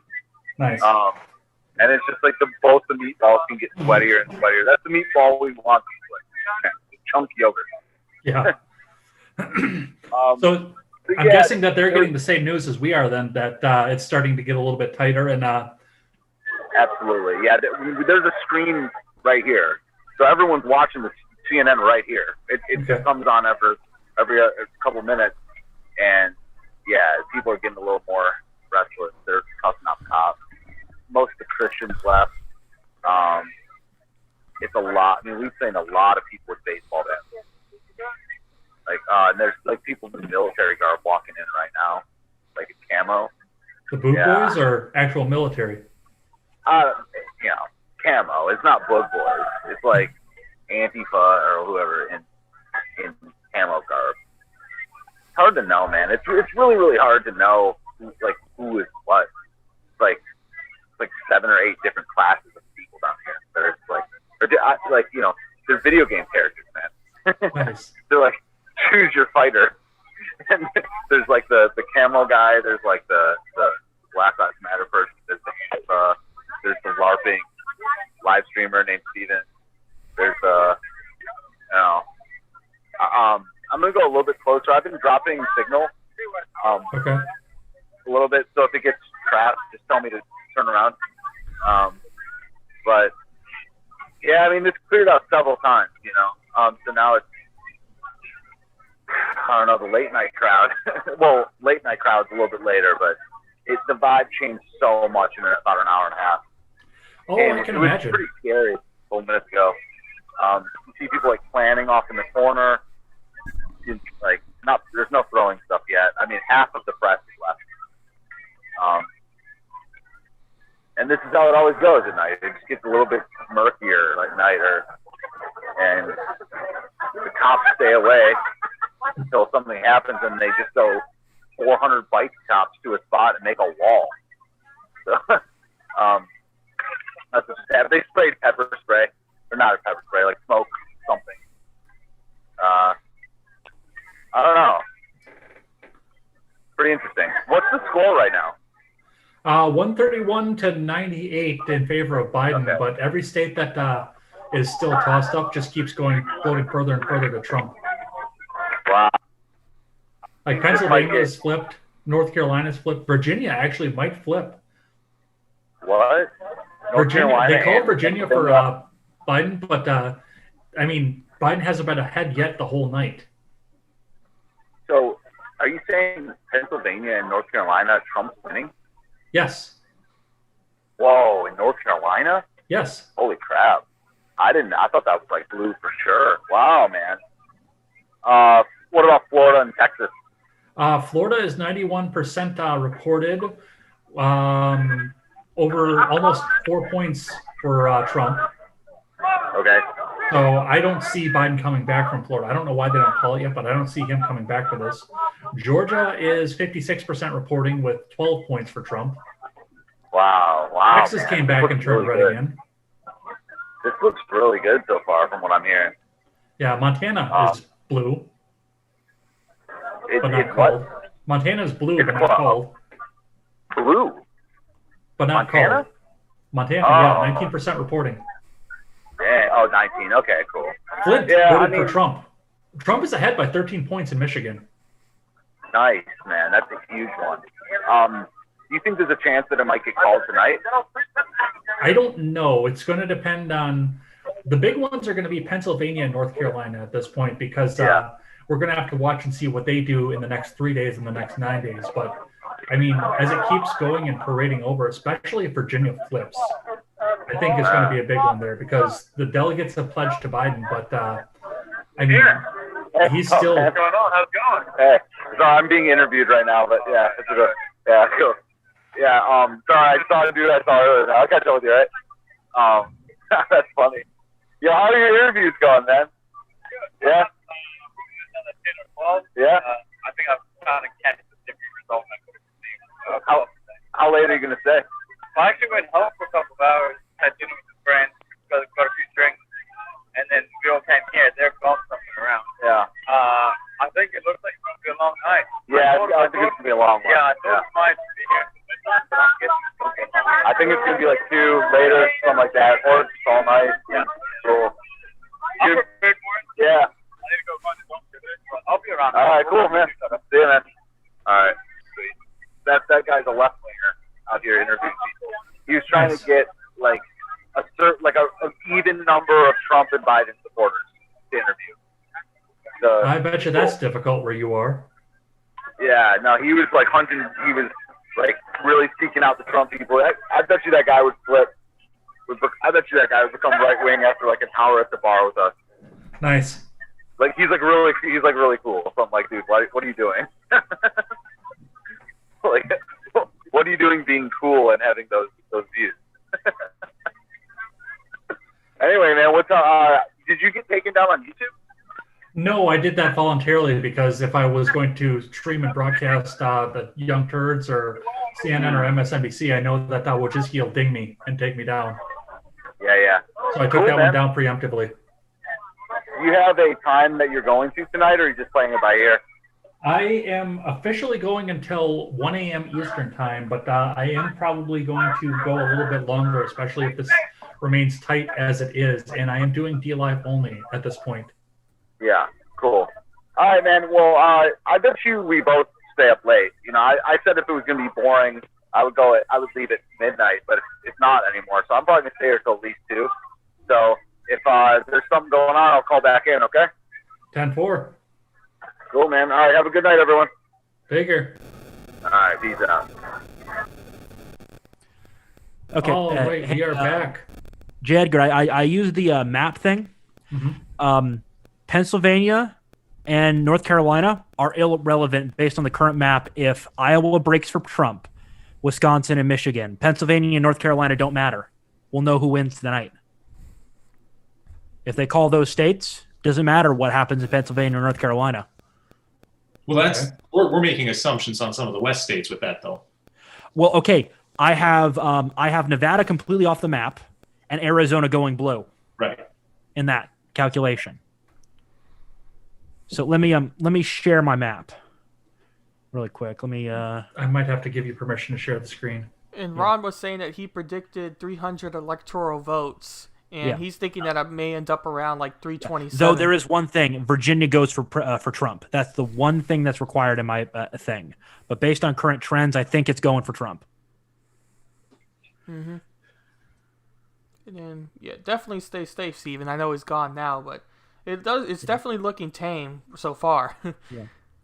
Yeah. All right, the settings should be set up so you can bring that up. Where is the share? Where's the share? It should be on the bottom, just left of the, just to the right of the chat. Share screen. Oh, there it is. Okay, I'm going to share screen number 2. Here we go. This is my current map. You'll notice Pennsylvania, North Carolina, and Nevada are no-goes. Mm-hmm.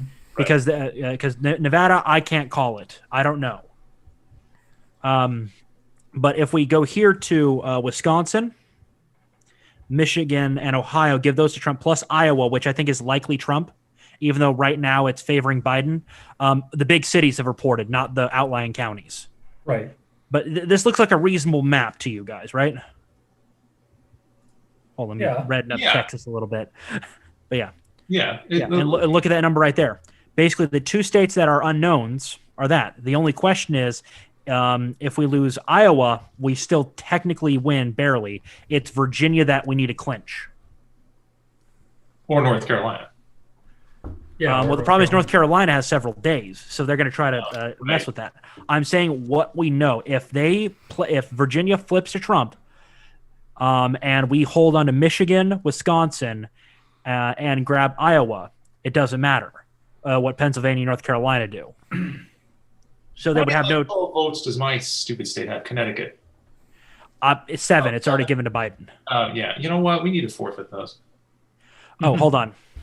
Let me modify this to a slight lean to Trump for Rhode Island. So it gives a little bit more buffer room. So we could lose Wisconsin in that or Iowa and still win. I see. So yeah. That makes sense. Yeah. So basically it doesn't matter. We're probably going to know either tomorrow, either late tonight or earlier tomorrow who won. Because the only states that we have trouble with is North Carolina, which Trump is almost 1 point ahead there, 40,000 votes. Virginia, which they're only at 55%, but Trump is almost 200,000 votes ahead, and Biden doesn't seem to be able to pull that. And Trump is way ahead in Pennsylvania. He is now? Yeah, almost 200,000 votes. Oh, because just over 5 points. Sorry, 6 points. 20 minutes ago, it was like nothing. Trump's up by 6.5 points in Pennsylvania. Man, that's good. Yeah. This might end faster. Yeah. Look, this might go Trump landslide. It's possible. Because if Trump gets PA, North Carolina, he goes to 315 electoral votes. He gains Nevada 321. Yeah. That's a landslide. Even with California and New York's, what is that, 80? What the? All right, sure. Yeah. Yeah, look, they're probably going to call Florida soon because Trump has an almost insurmountable victory, and I don't think there's a window for them to get additional votes in Florida. They don't have the time. Oh, they'll find a way. If they can, they will. Where there's a will, there's a way. North Carolina and Pennsylvania are the only 2, wild cards on this a little bit. And Rhode Island, it's only a third reporting, but Jesus Christ, look. Oh, sorry. Let me move this over really quick. I'm going to move this over into here. Yeah. Look. Oh. Look. The entire state's red, but they're claiming it for Biden. Like 8 points. Yeah. Dude, I'm going to stop sharing. Who's claiming it for Biden? The Associated Press, isn't it? AP. Yeah, the Associated Press, yeah. Yeah, so they also called Virginia. But yeah. Maybe they can't. Maybe it's a number issue. Maybe they're just having, they can't get a calculator. Yeah. Just in case you're curious, the Arizona Senate race with 72% reporting has Mark Kelly with the lead at 55.2% right now. Yeah. Well, again, it's McCain in a skirt. Yeah. So we're going to lose that, but we're going to gain Michigan, so the map doesn't change. But no, we're losing 1 seat because Colorado got flipped for a Democrat. So we've got to flip 1 Democrat seat Republican to keep the current balance. Yeah, my nightmare scenario is, House, Senate, presidency, all blue. Yeah. Then I might have to leave. Yeah. I'm gonna quickly check the House results. Let's see what they're currently saying. You think Speaker Republicans are at 1-0. Yeah, okay. Currently, they're Republicans, Democrats apparently gained one. Democrats have gained 1 seat, but it's still early in a lot of these states. Mm-hmm. So yeah. Of course, if Trump wins and we have a blue House and Senate, what can really get done? Nothing. Well, it's the same what's happened so far. I mean, everything Trump wants still gets blocked. But what they can do is what they can do is they can start basically doing the committee shit. Oh yeah, that's. I mean, that Which I is guess nothing. It would be more restricted, but it's not. Yeah. Anyway. Which translates to 4 years of arguments and no action. But okay, I'm looking at it right now. With about half of the seats decided, or sorry, not half of the seats. With about with about a third of the seats decided, Republicans are ahead a little bit. But again, we haven't seen that. So there's actually a chance Republicans flip the House. That'd be interesting. Yeah. If Republicans flip the House. If Republicans flip the House, Pelosi is going to have, it's going to be like the Wicked Witch. She's going to like melt right in her place. I'm going to watch her just.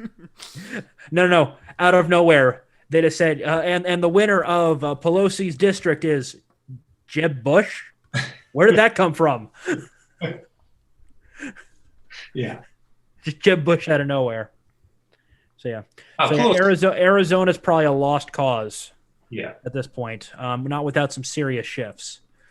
But Jesus, Chank, the meatball's getting sweatier. I can see the lights reflected in his head. Oh man. I can't. Every time I try, sometimes for work purposes, I try and tune them like Young Turks. It's so stupid. It makes my hair hurt. I can't do it. Yeah. But yeah, I'm surprised they haven't retracted Virginia. Because Trump, it's tight. It's definitely tightened up, though. I think Virginia might go Biden. What does that do to your little map? If it goes to Biden, then Trump is short by 3 votes.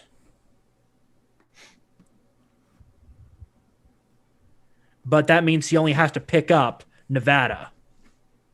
Well, what's interesting too is I went back and I looked at the Senate race here, and I'm highlighted over Virginia currently, where Daniel Gade and Mark Warner are going head to head. It's called for Mark Warner, but once again, at 54% reporting, Daniel Gade is up 1 million votes, or 100,000 votes rather. Yeah, that's about the same margin that Trump's up in Virginia. About 167,000 votes. Look, Biden can accelerate and take Virginia, but that's the big question. Most of the districts that are locked in right now, okay, most of the districts that are blue, almost all the blue districts are locked in. Richmond and Norfolk aren't. But it looks like Norfolk's 2, and then there's 2 around DC that aren't 2 to 4 around DC that aren't locked in. So it's gonna be interesting to see what happens in Virginia the closer it gets. Hopefully Trump accelerates a little bit, widens that lead, and locks in Virginia.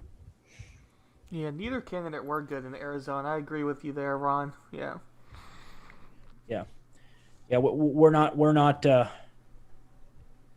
I like this tweet. Joe Biden has taken the lead in the key battleground states of Ukraine, China, Iran, and Syria. Yeah. Yeah, I'm watching. Soundcaster's joining us over on my chat here. He must be done with his and watching what we've got going on over here in Chilaga. Yeah, Minnesota's at 41%. Trump's down by about 200 to 300,000 votes. It's possible he flips it, but it's unlikely. Trump is calling it Usain Bolt in Ohio. Yeah, I'm currently looking at all the districts that are. Yeah, there's several Georgia districts. Looks like a couple. Let's see. It doesn't say which one's the incumbent. Yeah. So John James won, right? In which one? John James. Where did I just see it? Black candidate for Senate just won in Michigan. Yeah. So. Which will keep their Senate Republican. Bill O'Reilly said that. 36% reporting and still counting. They're still not calling it. Yeah. James? Here we go. Okay. Currently, Republicans and Democrats are tied for Senate. Okay. At 41-41. Republicans have to pick up an additional 9 seats to hold the Senate effectively. Mm-hmm. And again, Montana, okay. Arizona, we're losing that. New Mexico, we're losing that. I think that was already a Democrat. Michigan, 36% reporting. He's ahead by a mile. So, Iowa, do you guys think Iowa's going blue this time? Or is it just because the big areas are reporting and we're going to have a... Oh, yeah, it's less than 100,000 votes. It's still early in Iowa. Virginia, yeah, he's ahead by quite a bit at 55%. The question is, does it stabilize? Rhode Island? Okay, I think I know the reason why they're calling Rhode Island for the Democrat. Because the Alan Waters is way behind in the Senate for Rhode Island. But Trump's ahead. So I'm thinking Rhode Island's going to be one of those weird split situations. So, that's interesting, though. Yeah. Why people would go to vote for a Democrat senator and then vote for Trump. Yeah. Yeah, it happens. Okay, so I'm going 1, 2. Okay. Yeah, Alabama. Yeah, Doug Jones got himself kicked out of Alabama. That was expected. So let me quickly read these. Lindsey Graham won in South Carolina by a fuckload. Yeah, it was a lot. Let's see. North Carolina, 91% reporting. It's tight. It's about 1.3%, but the Republicans are favored in North Carolina. Montana, I'm going to call that one for the Republican because it's still early. So, okay, here we go. Why don't you just call it for Steve, and then you know you'll be right. Okay. You'll look at it closer, you'll understand why I said that. Oh, Georgia's going to be weird because it's got 2 Republicans running and a few Democrats and 3 or 4 Democrats. So I think Georgia's going to go into a runoff.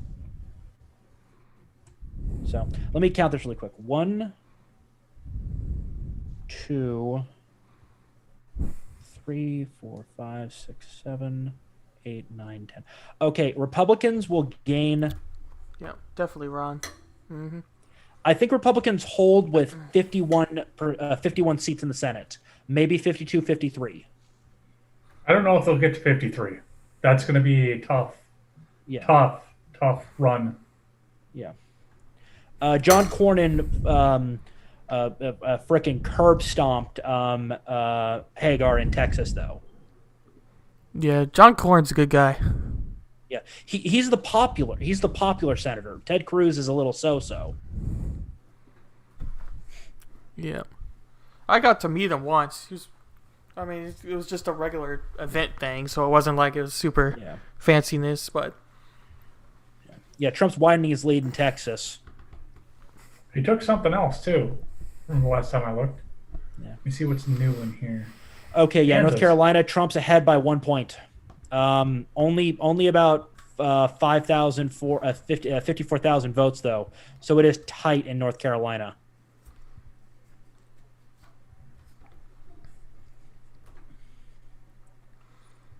Virginia, yeah, Trump's still ahead by just under 7 points. So I think Virginia's going Trump based on current trends.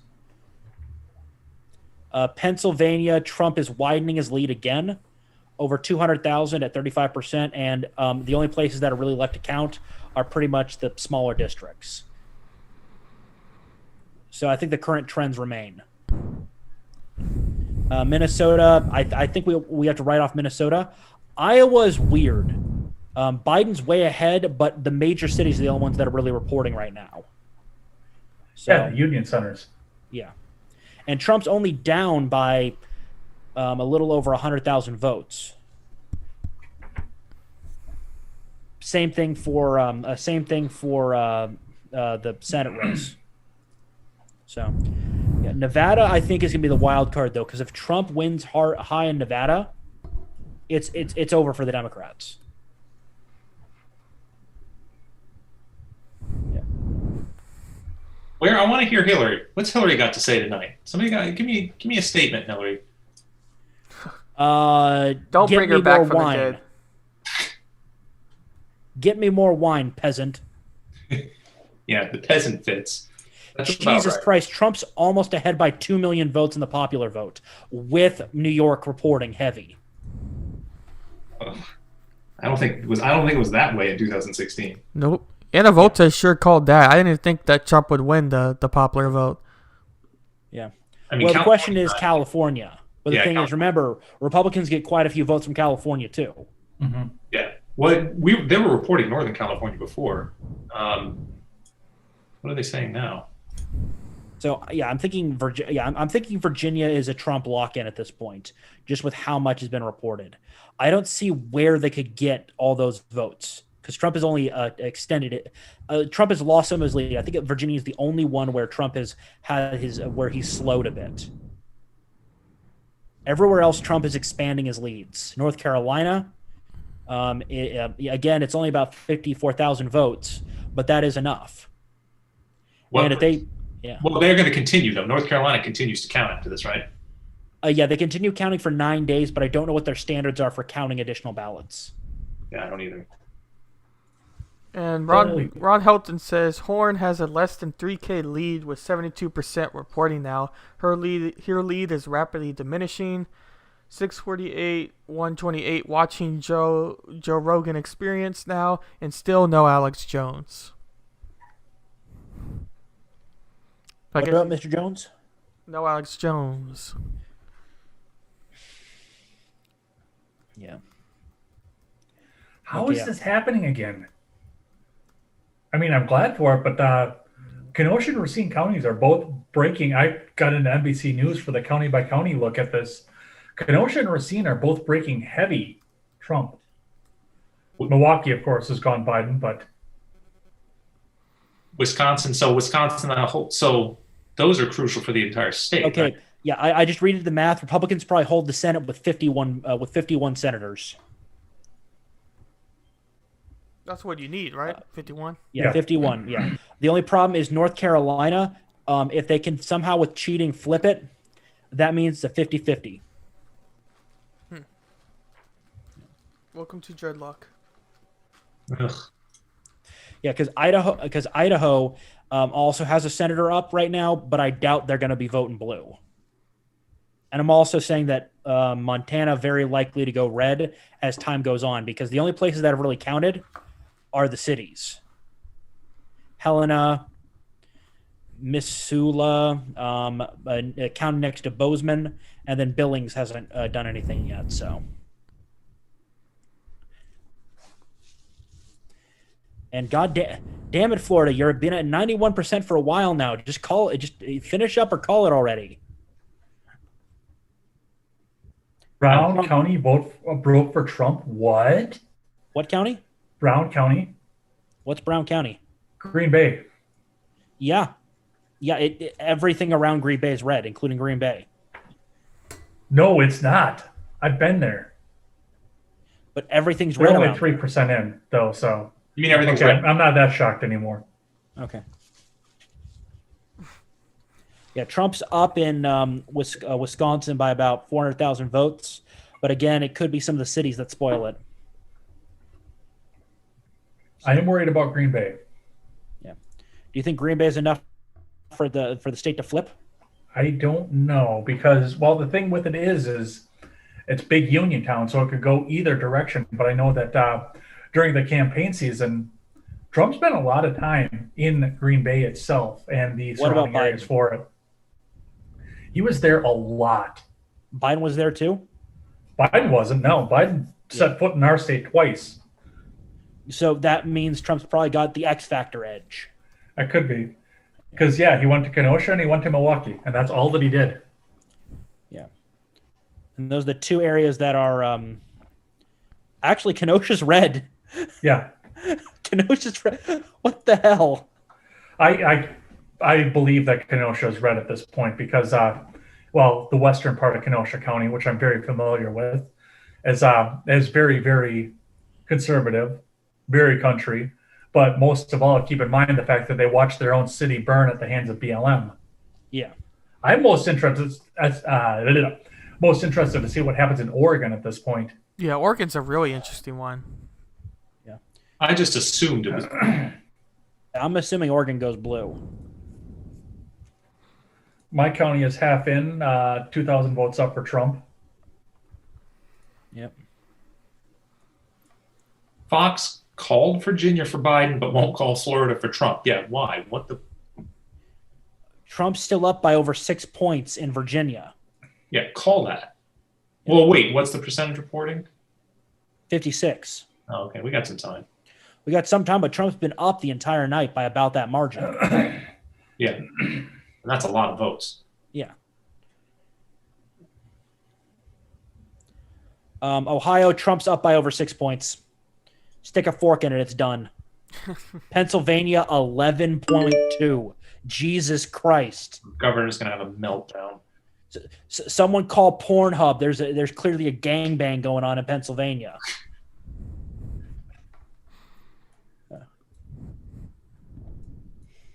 Yeah.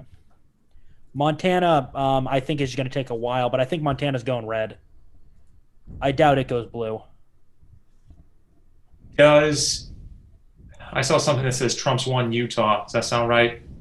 64% reporting, up by 15 points. Yeah, he's got it. Yeah, okay. Yeah. Well, I mean, how can Trump not take Montana? That's the thing that blows my mind off this too, because there are 5 people in Montana, and I know personally 2 of them. Well, remember, there are the cities that have a few more people. There are 5 people in Montana, and I know 2 of them.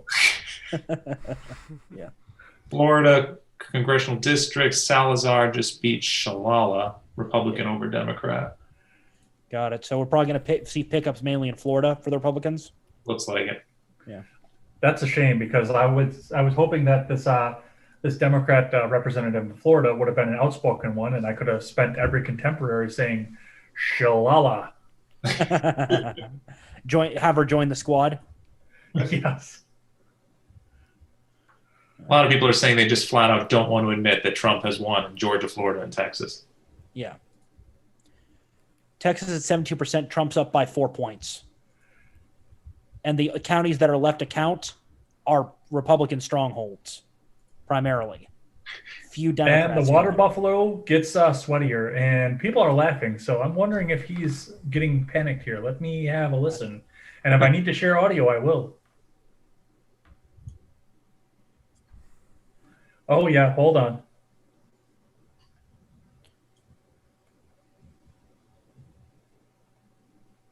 Jesus Christ, that chat. Win Pennsylvania. So I've seen so many rees. It looks like, for the moment being, the 3 biggest states left that are relevant, if we think Trump has won Florida, North Carolina, and Georgia, are Ohio, Pennsylvania, and Arizona. So Pennsylvania, Trump's those are up the 3 by biggies on the board. There's still Trump's up by 11.6 one points. District in Maine and 1 district in Nebraska that's relevant. We're gonna have Kara Eastman on from that district in a little bit later, and it's amazing that we're at this point. And so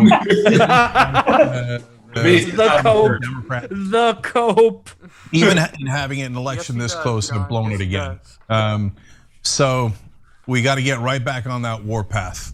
And yeah. Look, I'll break it down for you guys later as to why it's a damned if you do, damned if you don't about the warpath. That political dynamic is so important, and unfortunately, it's been a thing we cannot solve. If you go on a warpath, the rest of the media says that's it. You're all blacked out. Will flow, I'm never going to put any of you on because you're not civil. God. Trump, tacos, rees. My God, that chat's moving fast. Yeah. Kayleigh McEnany is demanding the media call Florida. Who? Kayleigh McEnenany. The hot chick that talks for Trump. The press secretary. The press secretary, Yeah, because like it's almost 400,000 votes, and 3.5%. That is well beyond margin of error. Yeah, it's done. Yeah, stick a fork in it. Also, can someone Hold on. Kasparian's talking, and she's pissed. Did that is because you got to look at who is assisting him materially with his campaign. And so you have this infusion of never Trump Republicans, tiny minuscule percentage of the country, right? Negligible amount of voters. There goes the code. Pumping money into his campaign. You got the ads from the Lincoln Project. So who is Biden going to listen to? Is he going to listen to the donors, the people who are helping him materially, or is he going to listen to what progressives have been screaming from the rooftops? Focus on the bread and butter issues. He didn't do that. He didn't. He did a little bit. They're already going after him. But his whole message was, I'm the unity guy. I want Republicans in my cabinet. Okay, but why would Republican voters unite and stand behind you when they can have Trump, who, speaks to them on a number of issues, including, some of the identity stuff that they're obsessed with. It's just, it was a dumb strategy. Obsessed? And I just knew, I felt it in my gut. That's like a self-confession. This is not gonna be a blowout. What the hell is that? Oh, this is why I can't. If anything, if he wins, it's gonna be a super close race. No. But I don't know. I mean, I'm a little too much of a pessimist, so I'm Gentlemen, gonna I'll be right stop back. right there. I don't want to get people down based on my own pessimism. You got them riled but I up don't with the think Young that Biden Turks. ran a great campaign. Yeah, well, that's now super obvious. I thought everybody would enjoy that. That was hilarious. Oh, Like, God. I can't wait. I can't wait for the meltdown videos if this time around again. Oh yeah, we're gonna get lots. Oh, this is great. This is a good tweet. The last time Trump was this far down on the polls, he was elected president of the United States. So Silentcaster says, I think that the pandemic lockdowns might be backfiring on Dems too, which I think he's absolutely right. Yeah. And I think that's a big part of the reason why the water buffalo is just, I mean, I'm watching the guy, I turned the audio back off, but I'm watching the dude gyrate here, and he is just. I flat out admit I might have made a mistake. My podcast a couple weeks ago or 3 weeks ago, I had said that the reason why this could be difficult for Trump is because whenever you have a pandemic like this, it doesn't, even if they are blaming the hell out of him, even if they weren't, it's very difficult for leaders to stay in charge. Anytime something massive like this comes down the pike, historically, people oust the leader. Just not even because they think it was his or her fault. It's more of just, we want a fresh start. We want to get away from this and distance ourselves from this. So with something like a pandemic, I always thought that was going to hurt Trump no matter how it played out. But the draconian, insane, over-the-top thing that Democrats have been pushing from the start has not helped their cause. If they had just shut up about it and just, not been so aggressive, they probably would have been in a better position than they are now. Yeah, and it's a real woodchuck over on the DLive says, I'm so obsessed with being white. I mean, it's my whole shtick, and Spartacus is like, this is beautiful, and it is. Is that my buddy Darth Spartacus in there? Because I've got two Spartaci at this point, if that's who that is. I have two Spartaci, and everybody needs two Spartaci. Yeah, at least. Do 5. I don't. But yeah, this is amazing. I think every time Gentlemen, in the background, it'll be hard to see, but I added a few things: salt, cigars, and whiskey. What's the salt for? Well, it just appeared out of nowhere. Okay. I don't know where the hell that salt came from. J. Edgar, you turned on the TYT and suddenly there was salt in my background. What the hell, man? But all of the Rees, there's just a wall of Rees in their live chat right now, and MAGAs. I was throwing spoons in there too. So for people who actually do live in like areas that are more red, what the hell is that like? Is there like common sense around, or because it's dead here? Just wondering if it's existing elsewhere. Let me put it to you this way, Ben. If you go to one of the big corporate stores like the Woodman's or the Festival over here for groceries, there is a big sign on the door that says you must wear a mask for orders. Now, the dealership that I work in and the meat market that I go to, because they do that, everybody's wearing a mask around their neck, and they legitimately don't give two fucks whether you put yours on or not. If you see, now that's the thing. I guess maybe that's the difference. If you tried that here, you'd probably be shot. No, you wouldn't. I would like an update from Montana. 300 vote difference in Biden's favor. Trump's already won Montana. 0. Okay. Yeah. Iowa weirdly is still Biden. I'm thinking it's because they're still counting the cities. They haven't touched anything else yet. Trump's down by 100,000 votes, though, so that's a little worrying. You know what? Let's go see what Rachel Maddow is doing. As long as we're throwing audio here and I'm not on YouTube. Maybe she's already drinking. Oh, are you watching? Again, it's one of those things where I try, and then I don't know. I desperately try to inhale as much of the other side as I can and try not to get sick. But sometimes they say something that makes sense. Every once in a while, my independent brain goes, all right, great. And then other time, then 4 seconds later, they open their mouths again, and I have to turn it off. Well, there's no live stream. Oh, there it is. There's a live stream. I'm pulling it up on my end right now. Yeah. It's all I see is the video of if Trump loses these states. Where are you seeing the live stream from? They're talking about McSally race in Arizona primarily. Oh, I suppose I got to go to their channel, not their YouTube. Yeah, I went to their website. Yeah, Trump's still behind by 300,000 votes in Minnesota. I doubt there's enough votes in out in the country to do that. No, I would never have predicted him getting that state anyway. Somehow he's still holding on to Wisconsin. So I don't know what's going wrong here. I put PMSNBC in here, and it gave me a domain doesn't exist.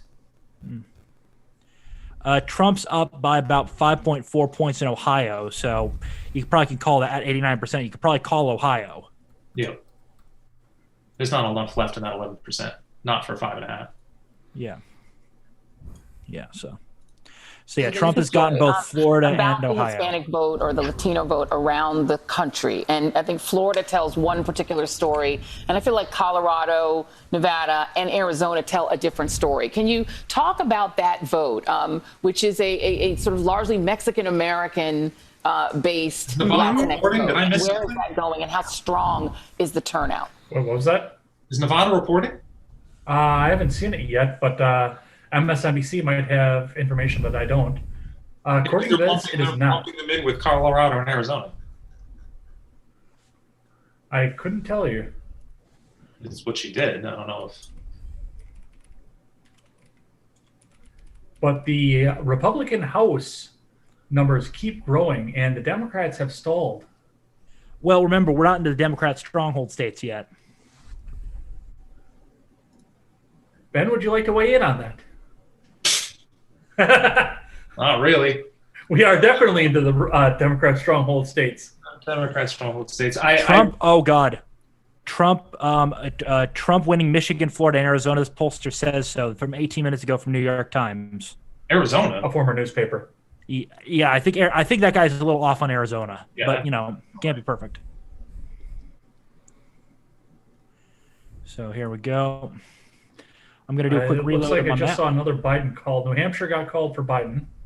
Wow, we knew that. I was Here's actually the a little problem. surprised by that. Yep.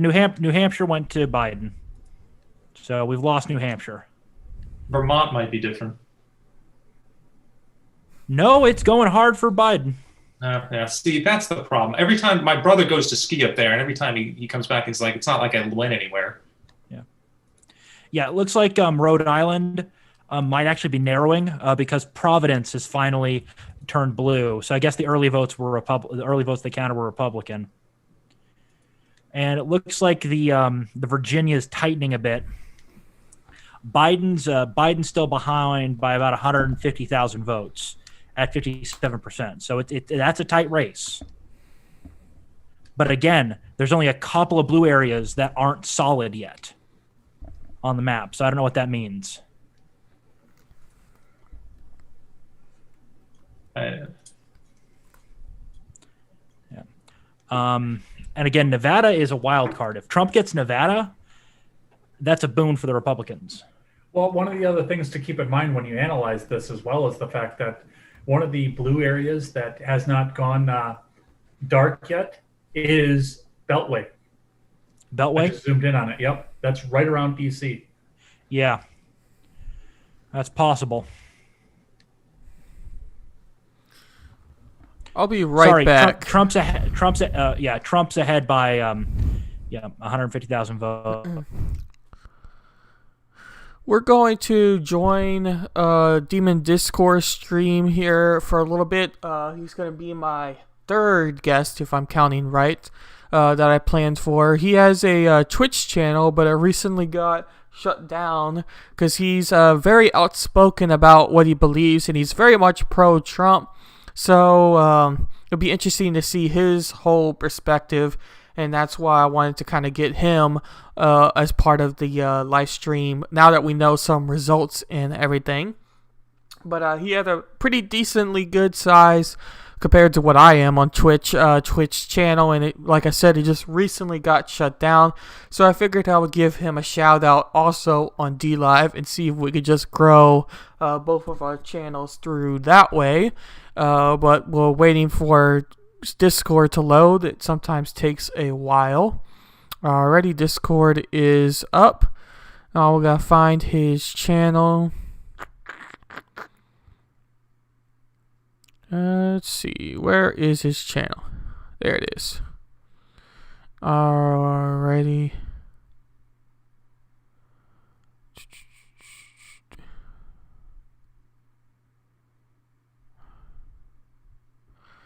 I think he said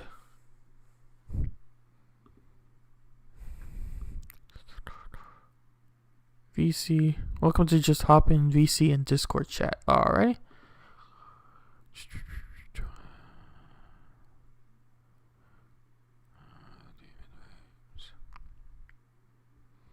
Let's get his stream case. Come on, load up.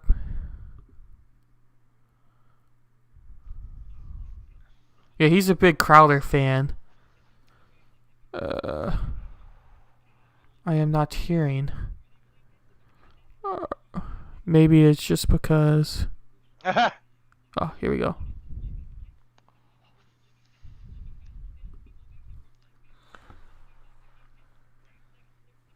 Well, it's still circling Circle of Doom. I may have went too fast here for that content, but let's make sure we get off the Circle of Doom.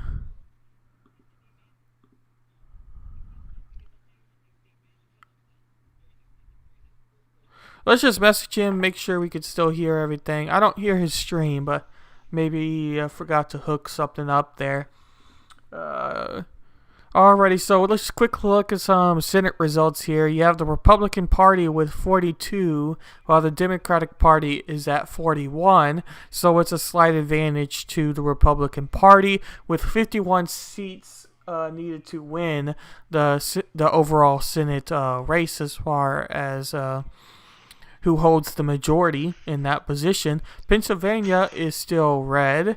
And we got Texas is now red, Florida's red, North Dakota's red, Wyoming's red. It'll be interesting once we get some results from Oregon, because I do think Oregon is a real interesting one. We've just got some initial results with 0% reporting Joe Biden. So that's kind of funny that we have those results for that. I am not hearing his volume right now. I don't know if that's on my end. We could check OBS real quick. I'm going to use the settings. Sometimes when you bounce between different programs, such as sometimes when you bounce between the two different styles of from Zoom to Discord, it changes your audio input and output. So we'll go ahead and check those two. Alrighty, we're looking good, so we should be all connected. So I don't hear him.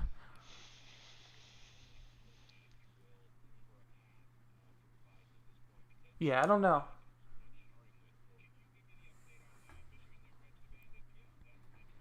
Alright, we'll try again here in a little bit. I don't want to undermine what he has to say, but we'll go back to the mainstream with our peoples until we've kind of figure out what's happening particularly with his Discord. I'm sorry about that. It's part of the problem. Actually, you know what? I'll give it up to the chat, those who are there, Ron or John. Do you want to go back on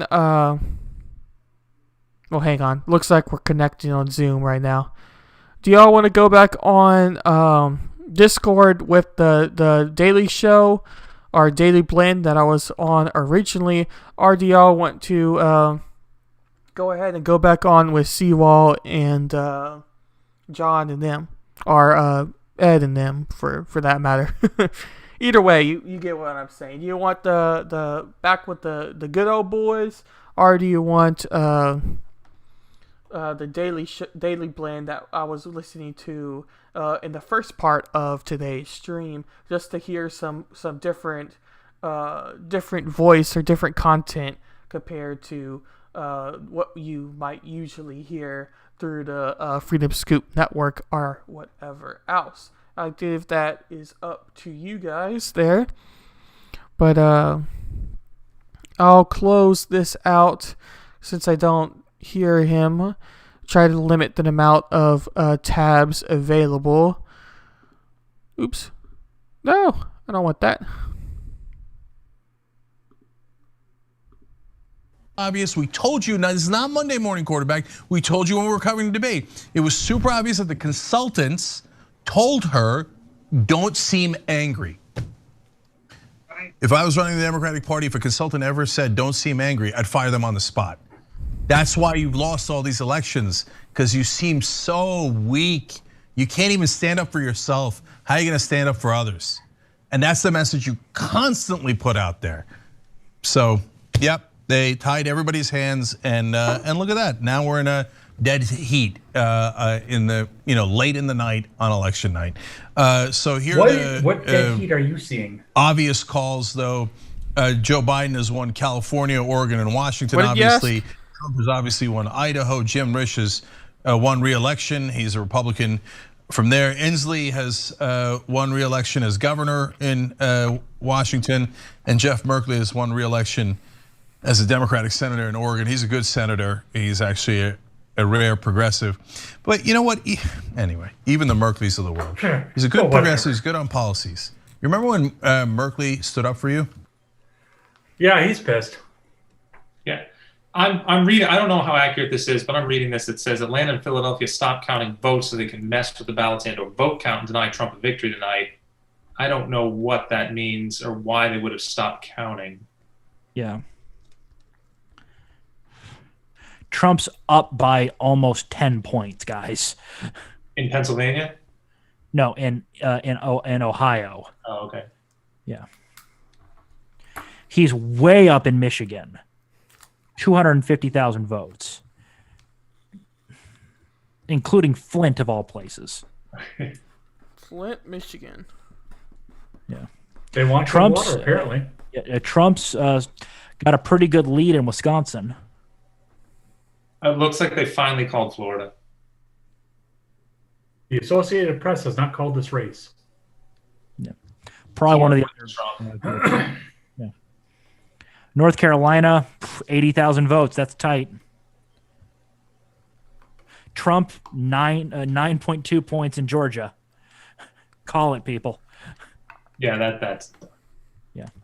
Iowa's still very solidly Biden, but it's less than 100,000 votes. So I think Iowa's going to be another Florida-like reset once you get to 70, 80%. So I think Iowa's going to go Trump in the end. Nevada hasn't given a diddly dick. I haven't said anything. Yeah.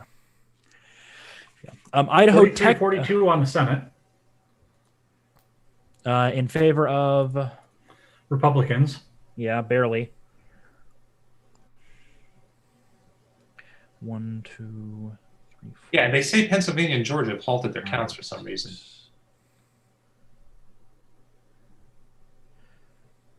1, 2, 3, 4. 126.95 House. Yeah. Yep.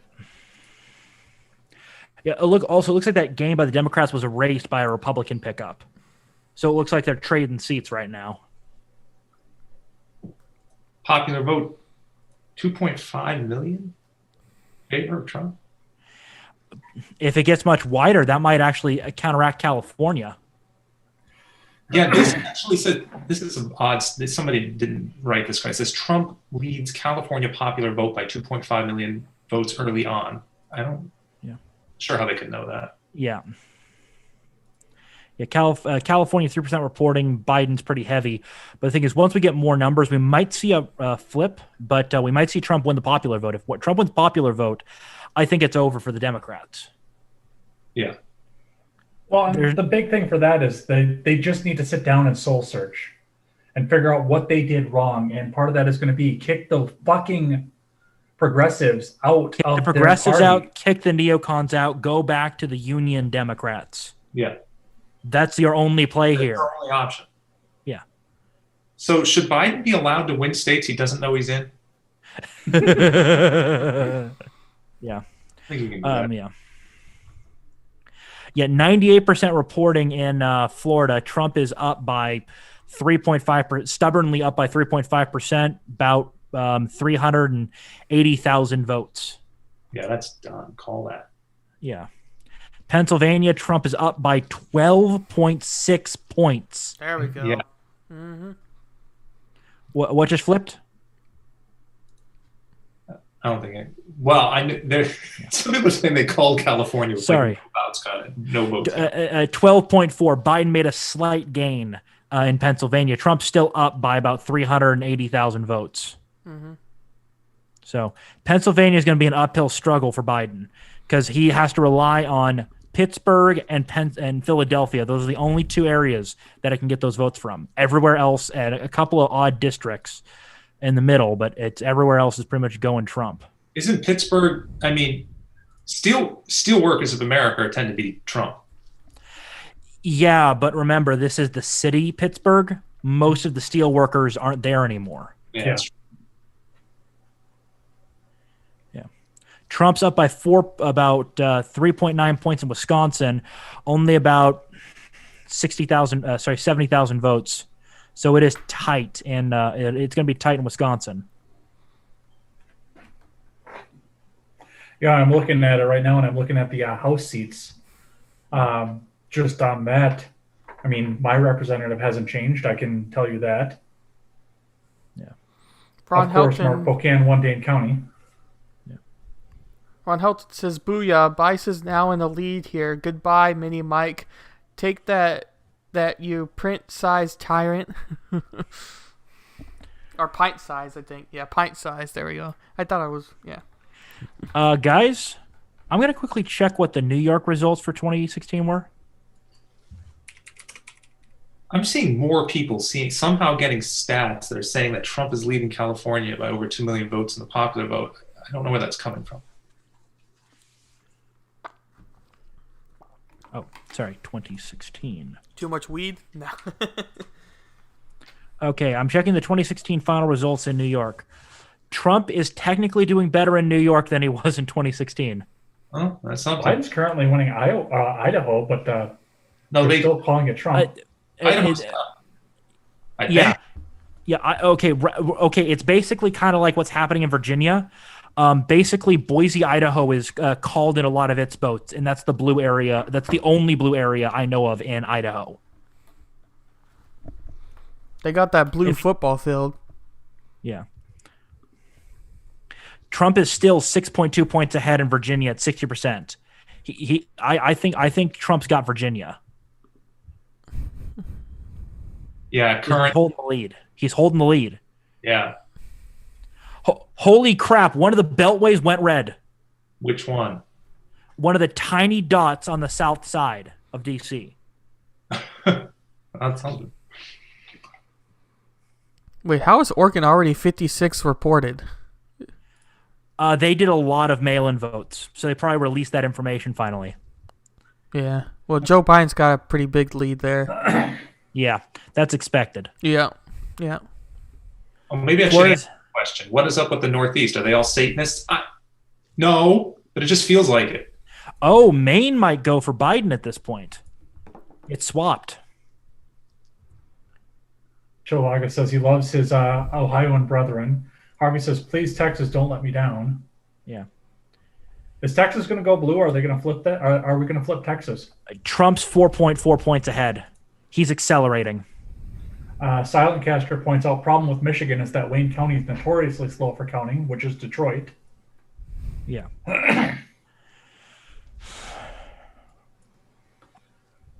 Rhode Island went back for Biden. Maine flipped to Biden 2. Pennsylvania being called, where was my husband? I saw it first in 2016. Let me just Brett Baer, man. all New that registered bread. reps, maybe. It's crazy. Trump gets Wyoming, it looks like. Yeah, he already did that You a kind while of saw ago. that one coming, though. Yeah. Yeah. 74%, yeah. Trump's getting Wyoming. Yeah. Yeah, Georgia's almost 10 points in Trump's favor at this point. 323,000 votes, 22,000 votes. Guys, call Florida already. Yeah, It's 98%. Trump is up by 4 points. Fox called it, I think. Yeah. What was that? I think. Yeah, they did. North Carolina, tighter margins than we would like, but Trump is up by 1.4%. That's tight. But keep in mind, they have 9 more days to find mysterious ballots everywhere. Oh, never mind. That red Richmond thing went blue. I think it was a glitch. In the Matrix? Trump is only up by 100,000 votes in Virginia, about 3.4%. So he might get Virginia, he might not. But Pennsylvania might be a Trump landslide. What's the name of the Detroit County? Wayne County.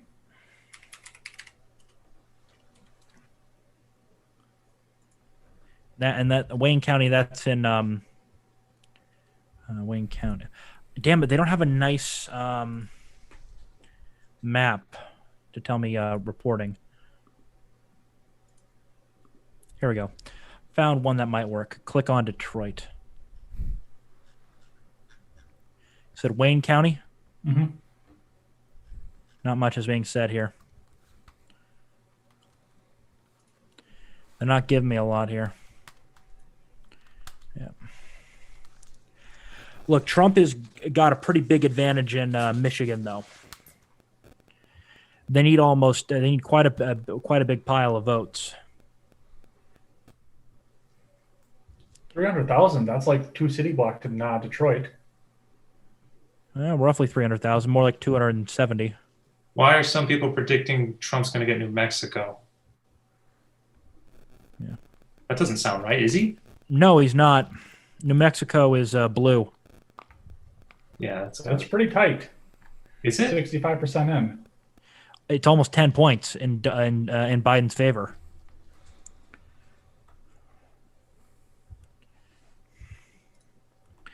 Texas is going hard Republican this time. Almost a 5-point lead for Trump, so that's a safe margin. Yeah, it's become dark red. Yeah. Did it on your map? It has it on mine. Oh, there's a Wild John. Hey, I keep seeing Florida's pink on all whatever I'm watching the news. So that's weird. Have they not actually called it? They haven't called it. They refuse to call it. What's this how many? It's over. It's 98% reporting Trump is up by 3.5 points. So yeah, it seems like you should probably call it. No, there's still a chance, man. There's still a chance. I guess Trump's up by 84,000 votes. Yeah, but there's still a chance. Yeah, I guess so. Yeah, North Carolina, Trump's up by 2.4%, so he's probably going to win that at 94%. Yeah, Trump's getting North Carolina. All right. Assuming they don't do shenanigans. That's what they're worried about in Pennsylvania right now because Philadelphia stopped counting. Yeah. But we don't know why. Yeah. Oh, really? Yeah, it's all over social media. I'm not really sure what the reason is, but Atlanta stopped counting too.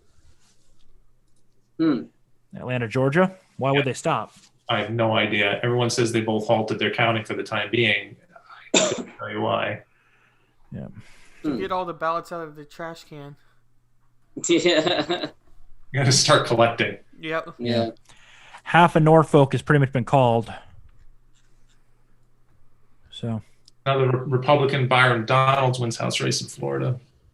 Joe Walsh says Biden will win the blue wall, Wisconsin, Michigan, Pennsylvania. It'll take a couple days to count all the votes. Be patient. Mm-hmm. Yeah. Republicans are still making gains in the House. Have Democrats moved from 99 in a while? I haven't been really watching the House. Senate Republicans have an advantage. They're at 44. They obviously they're going to get Mississippi, North Carolina, Michigan. That's 47. Maine would get them to 48. Montana would be 49. Jay Edgar, how's it going? Yo. What are we seeing over here? What are you seeing out of this map? What map are we looking at? Oh, I'm looking at the one on the Fox News right now. That's what I'm looking at. Is that what you're talking about? Just going off the AP, but yeah, that's. I think Trump's got this. Yeah. Well, Yes. I think he's going to flip Virginia, which is going to be the upset of the night for the Democrats. Yeah, they called that way too early. Yeah. Way- The thing is, Beltway is still being counted, as well as Norfolk. So there's a possibility. It's only about. It's less than 100,000. It's less than 100,000 votes. Look, I have right now at Fox. I've been going between Fox, MSNBC, and CNN, and it's kind of comical when you flip between the three of them because they're so different, and it's so obvious that they're selling to their own audiences. But the one of the overarching themes I'm seeing is Trump's doing way better than anybody had anticipated. And I say anybody, I'm talking about the mainstream, pollsters especially. This is becoming a reoccurring theme. There's something missing, and there's something that the polling industry is going to need to rectify here.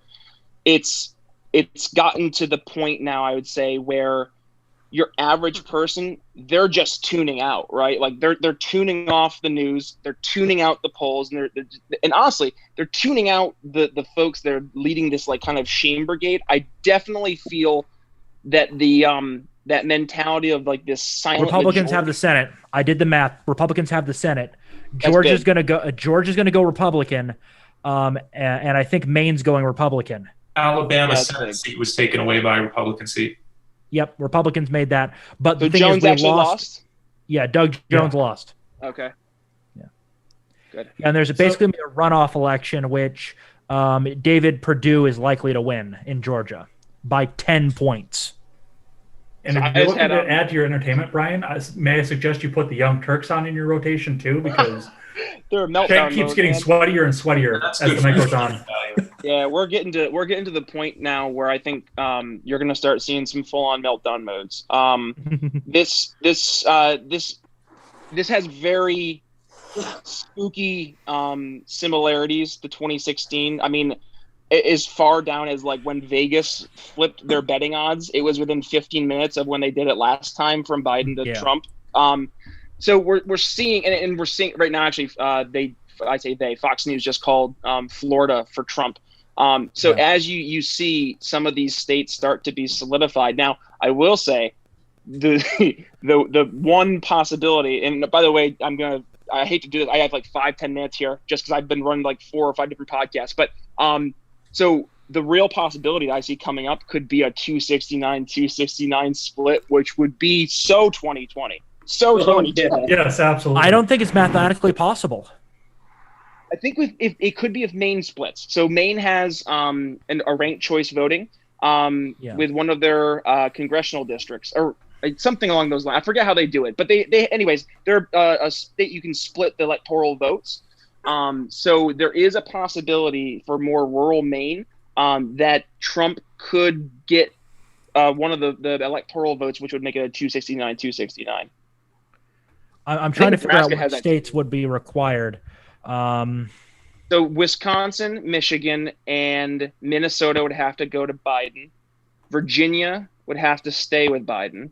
Trump would have to win Ohio, Pennsylvania, Florida, and he'd have to get that one extra seat in Maine. Biden's not getting Michigan. Here's the problem, though.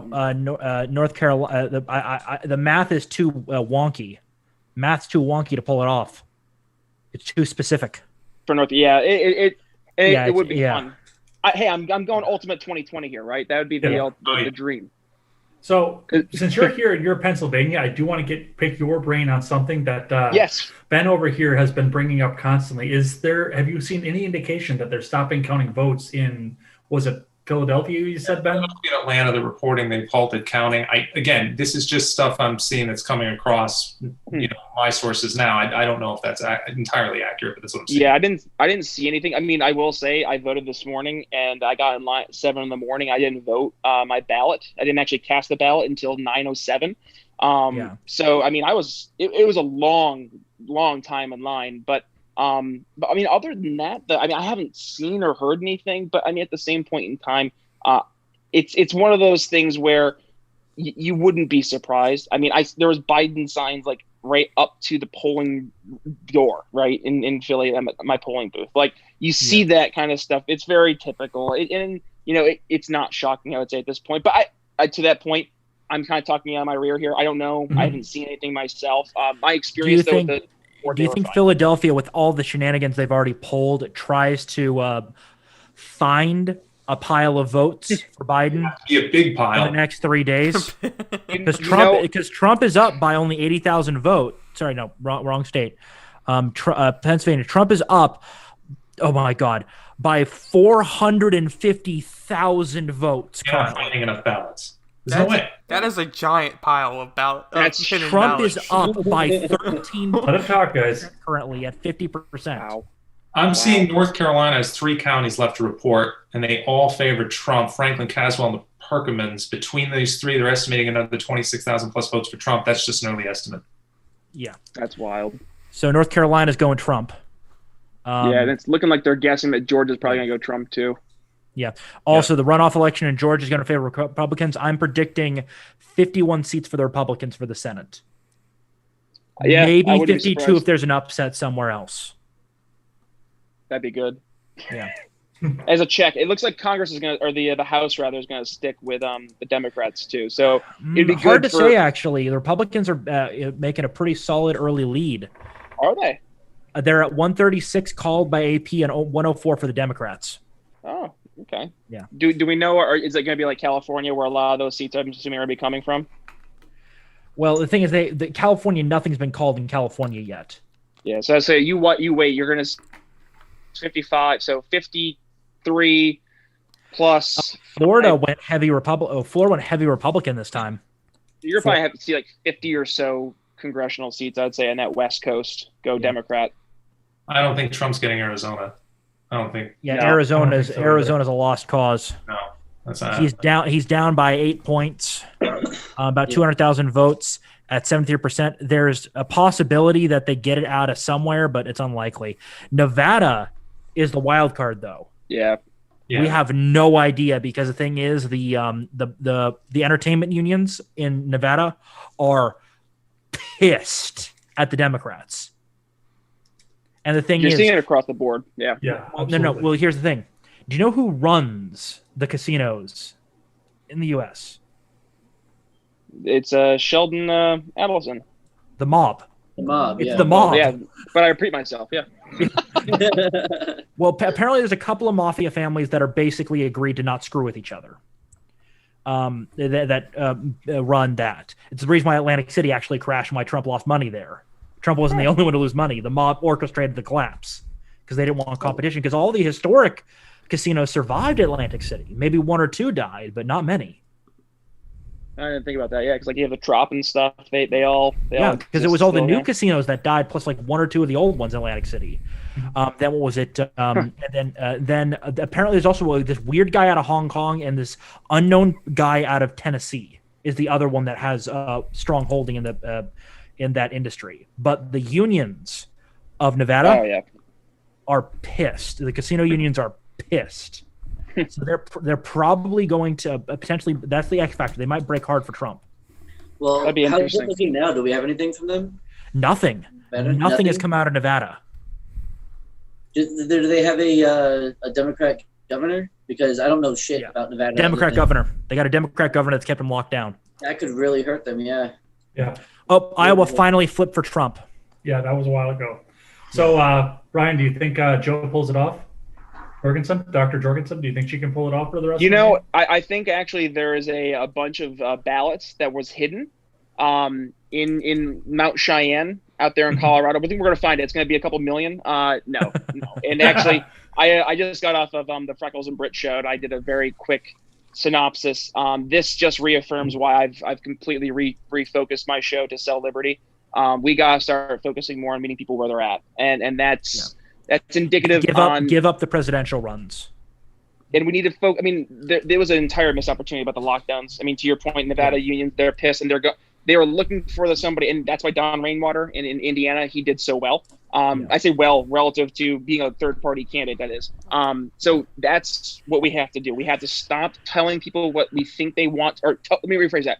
We need to stop telling people what we think they need to hear, and tell them, and rather ask them what it is that's bothering them. What's their issue? What's their bed bug problem, right? What can we go ahead and try to address and solve for them? But through the principled lens of being libertarians. Which means hey guys, local first. Yes. Don't try to use the boot to implement libertarianism. Amen. Yes. I hate to run, guys, but hey, keep it up. Yeah, see ya. Rock and roll. See you around. Take care. Yeah. See you. Seeing that this is officials in Wisconsin, Michigan, and Pennsylvania say results will not be coming anytime soon. Michigan saying it might take as long as Friday. Of course it will, because they got to find the votes. Trump's up by over 10 points. He's up by 11 points right now. In what state? In Michigan, it's 200,000. Trump is winning Michigan by 260,000 votes currently. Badass. Yeah. Wisconsin's tighter at 100,000, but Trump is up by almost 5 points. In Pennsylvania, that one is the gangbang, 14 points. And they're not half gonna this? 1,000,000 votes. I was telling you guys, man. They can find them. They'll find them. Ohio, that should be called at this point. I think it was. I think Fox called that. Yeah. Okay, AP isn't calling it yet. That's where I'm saying that it should be called. Yeah, it should be. Yeah. Let's see what the water buffalo has to say. Yeah. Oh wait, no, he's already gotten the votes. Okay, so and that's it. what I'm We're ending the currently game in seeing. the third quarter. Stop counting, or do massive. Yep. Biden at most has 25 more electoral votes he can grab. Just- He has at most 25. Yeah, Based on I current said that trends. a little bit earlier. I said 27, but yeah, he's got at 25. most. If he gets Nevada, it's 31. So he's at 240. Trump is at what? Not 360. He's at like over 300. Yeah. But don't forget that they're going to flip Texas. Yeah. Texas is 5 points in the hole for Trump, and they haven't even now, touched some of the rural counties yet. Any second now. Yep. No, just listen to the Hollywood celebrities. They'll tell you we're gonna flip Texas. Popular vote flipped for Biden Yeah, exactly. by 1.4 million votes. So Did it actually? Biden's probably winning popular. Oh no. Yeah, they're gonna bitch and complain a second time. Yep. Question is though, does the House flip? That's the one thing we really need to flip. I saw something earlier saying the House stays Democrat. Has that not been decided? It hasn't been decided yet. They're still counting votes. Oh, so whatever article I read, or didn't read, I read the headline to be honest. Yeah. That's based on polling. Yeah, okay. Yeah, Montana has broken for Trump by almost 5 points, so that's not going blue. They're still claiming the other guy's ahead by a point in the Senate race to Montana. That's going to switch quick. So, yeah. Iowa's going for the Republicans. Yeah, the only place that, the Senate race in Virginia has tightened 0.2%. Trump is still up by 3 points, though, in Virginia. Wow.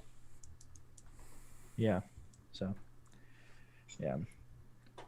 Oh, see, this is why I said before, I've got a quote someone just sent for me and reminded me. Old Kennedy quote, the rights of every man are diminished when the rights of one man are threatened. Yeah. That's a Democrat saying that, or was. He was also very pro-gun. Yeah. He'd be a Republican today. Oh, absolutely. Absolutely. And, you get to... If Kennedy, rose from the grave and he looked at the modern Democratic Party, oh, He'd be like, he would condemn them. yeah, it's over. As the virulent racist that he tried to stop. Yeah, Oh, and yeah, I mean, JFK would have to run as a Republican. absolutely. He ran today. No doubt. And 12 extra brownie points for Marilyn Monroe. That's all I'm saying. Yeah. Trump has, so this one's saying 13-point lead in Pennsylvania. Is that right? I have a 13.4% lead. Okay, so yeah. Oh, we're gonna have some F's in the chat here in just a second. Why is that? Yeah, had the spectrum bubble pop again. Pop. But yeah. So give it a second and let's see if it reloads. Trump is only down by 1.4 million popular votes. So there's a possibility Trump pulls it through. Yeah. And that goes back again to what I was asking before. What happens with the interstate compact if he does manage to pull it off? It does nothing. Technically. Legally, it does nothing. But I mean, did they pump the brakes and say, fuck that, we don't More wanna do likely, this yeah. anymore? Because they realize a Republican can win popular vote. North Carolina, 99.36% reporting. Trump, 50.1%, 2.7 million. Joe Biden, 48.7%, 2.65 million. That's close, but wow. Yeah. I don't know if they have enough left in that 0.7%. Yeah. I think the AP is a little bit slower, but it's technically more reliable. They're kind of the last ones to call it, usually. Trump could not still take Arizona. Stop telling me this. No, Arizona's way. It could still happen. No. He needs 200. He needs to find 200,000 votes and 27%. No, I don't see it. We don't have the trucks backing up with the ballots. I'm sorry. Yeah, we're principled. It's not there. Yeah. Holy exactly. crap! I just lost election data. Oh, it's back now. Wisconsin Nevada still is amazingly quiet. Wisconsin says there's no way they're announcing a winner tonight. Michigan is again saying Friday. Well, that's because Evers is a fucking cuck and he doesn't know what's going on. I know what's going on in my state. Green Bay is still red. What is this? Wow. Michigan, Flint is still red. What the hell? I'm a little bit surprised that Door County went the other way, though. Because they had to get hurt the worst by the lockdowns. Door County is huge tourism. And Evers just kept putting the fucking boot down as hard as he could. They like getting stepped on. That's why. Apparently. Yeah.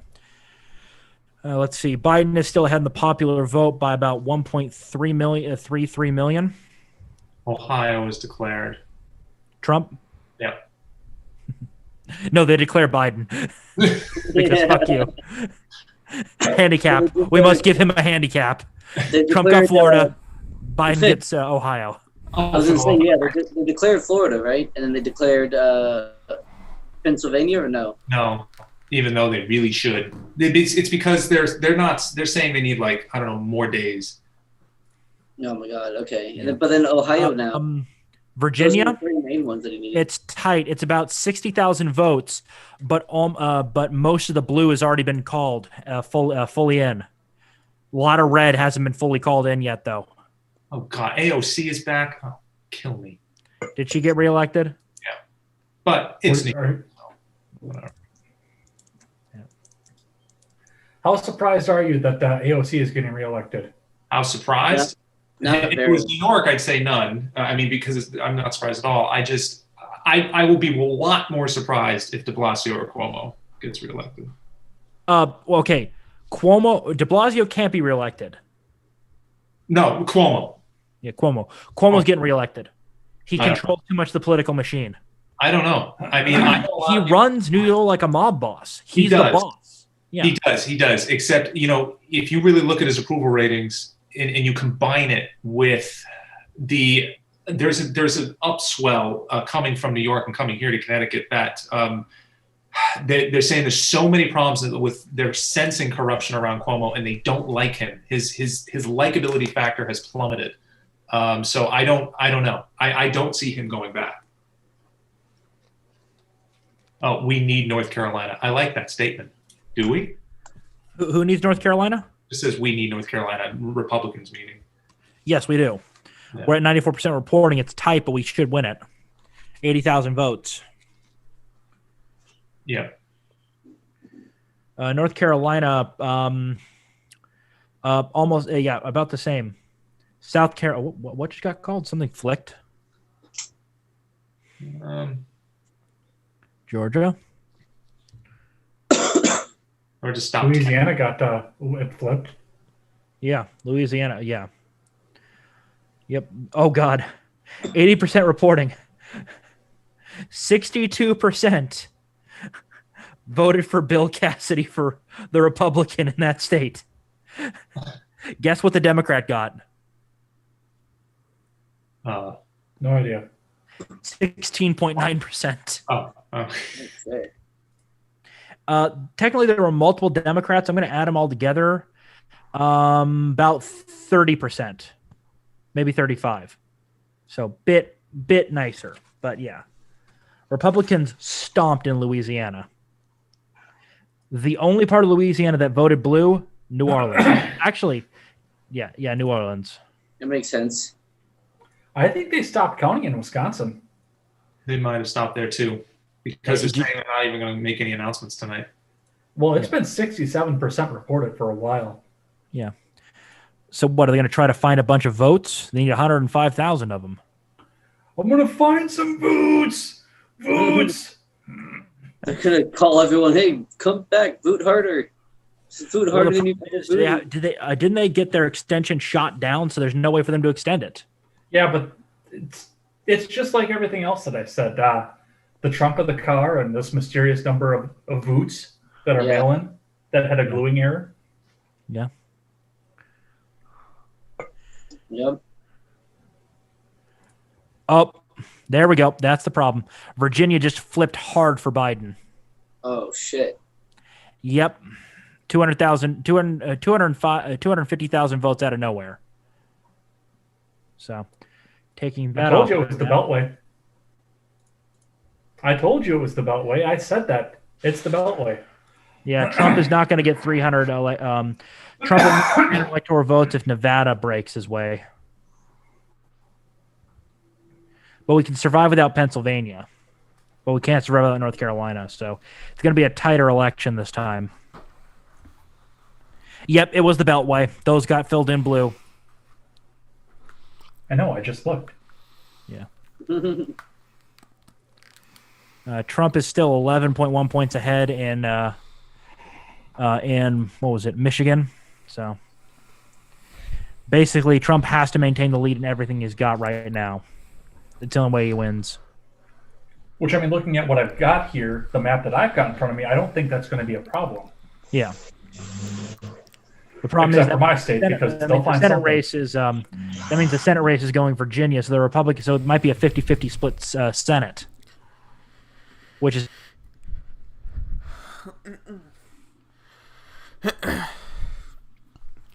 I'm gonna join the Daily Blends show real quick, and we'll catch up with him and go from there for sure.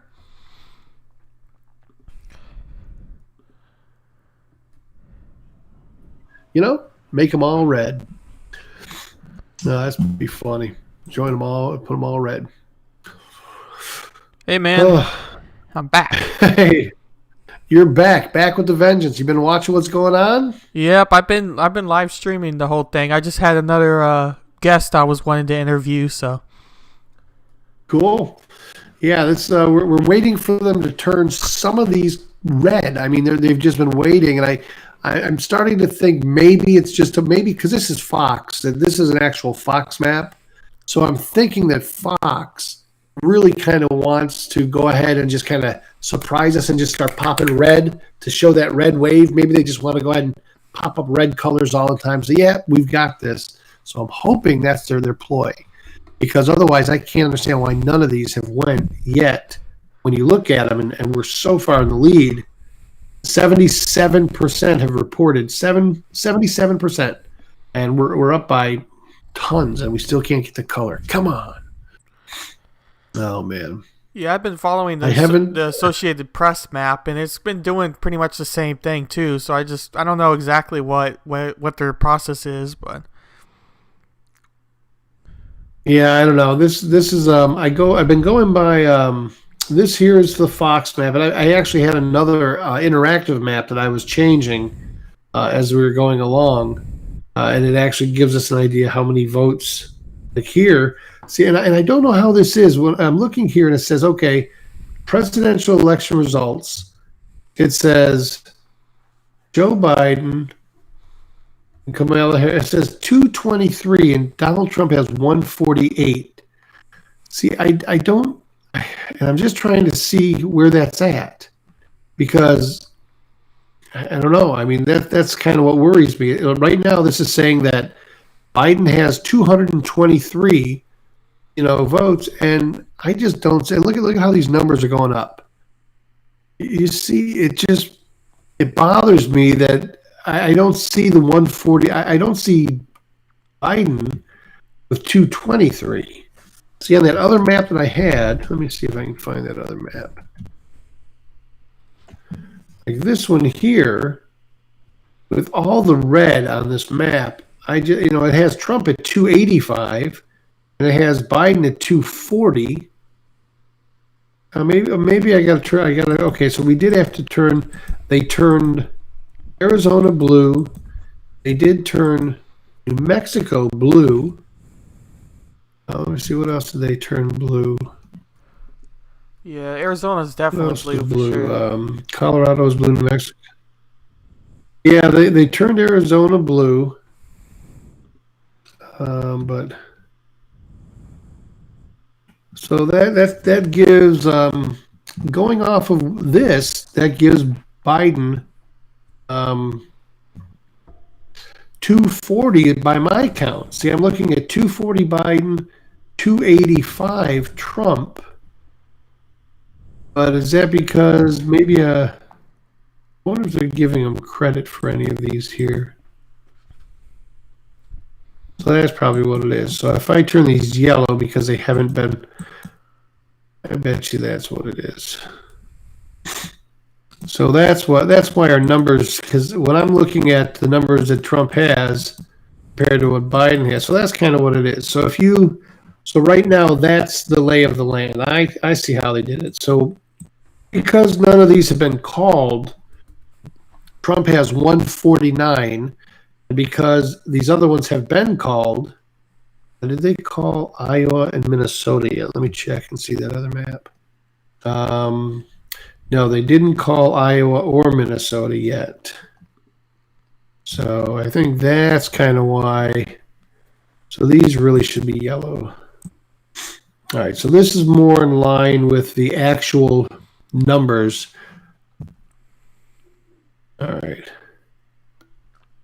So that makes sense now. Okay, now it looks more in line with the actual numbers. So right now, Biden is in the lead with 224. And now if they actually would turn some of these states red like they're supposed to, they haven't turned any states red in a while. It's kind of like we're looking at Texas. That's we've got that. We've got this in the bag. This is 47, 47, 48, over like 500,000 votes in Texas. Georgia, a couple 100,000 votes in Georgia. North Carolina. This one's close, but we're still leading 94%. We're still leading in Pennsylvania and Michigan. I mean, they really should start turning these colors so we can start to celebrate. Ooh, have you been following the House results so far? But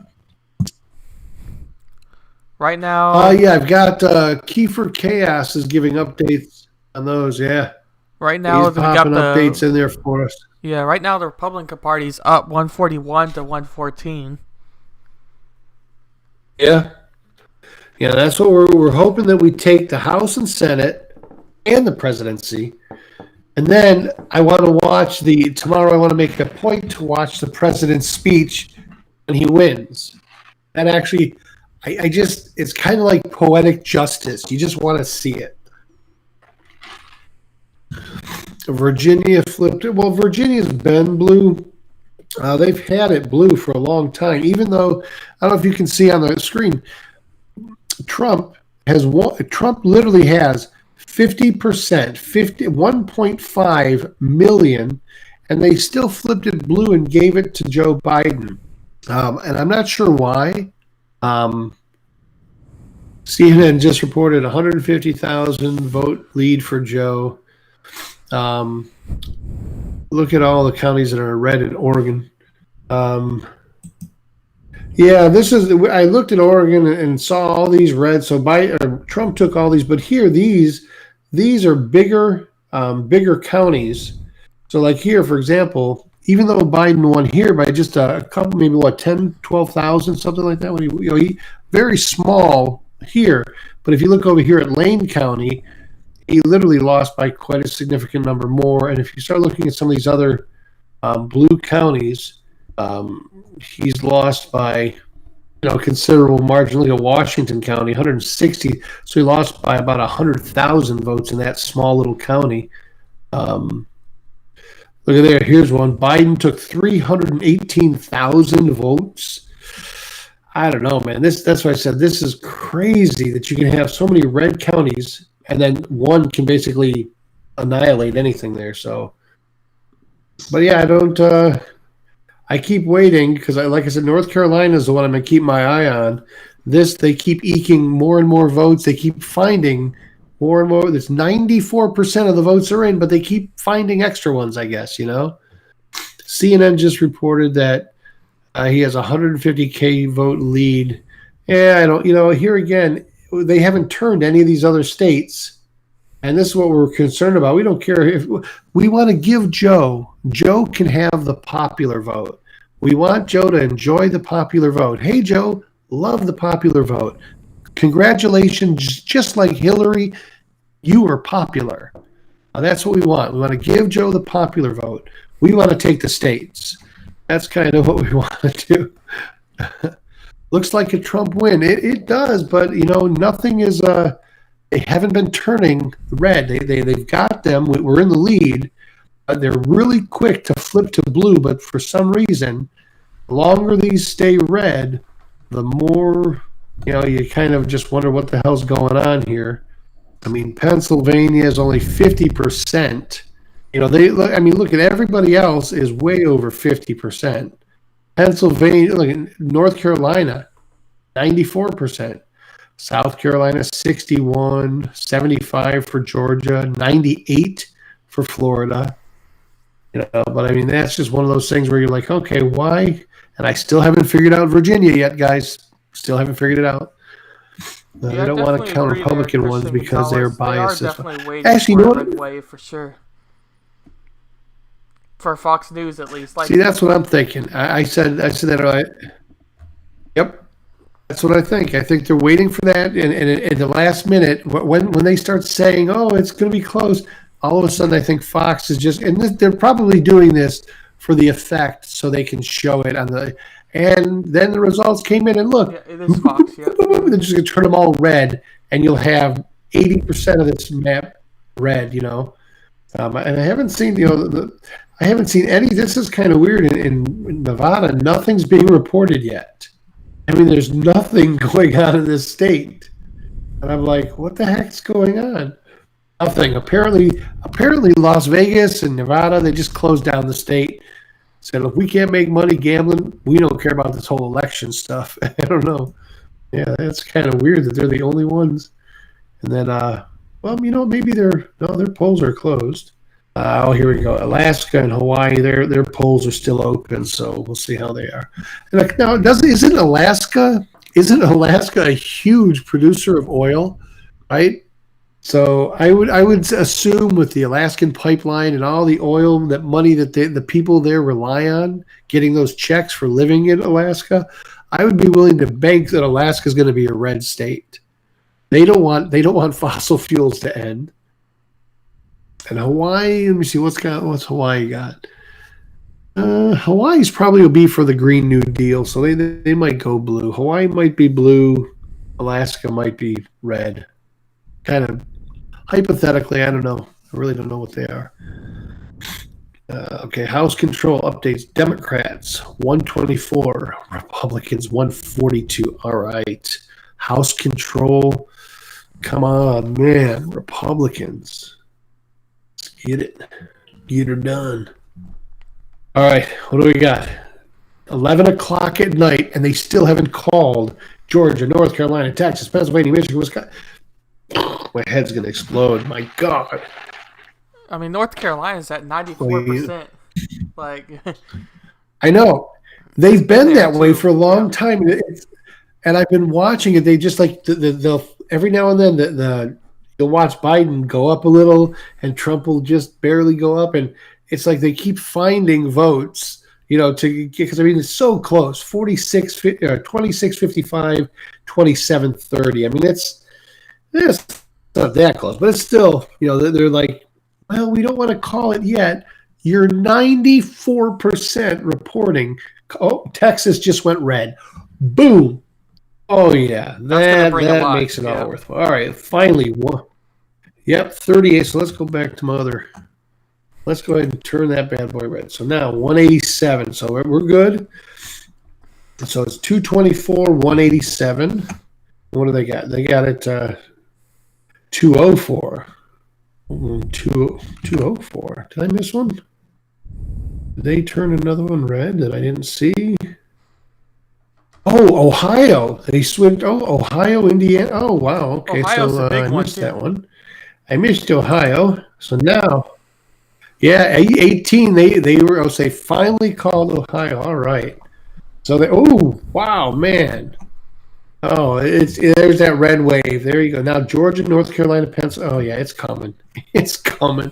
Right now, Trump camp is probably rolling around. They're just probably ecstatic.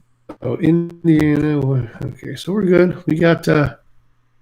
Let's see. That's good. Got some red coming on.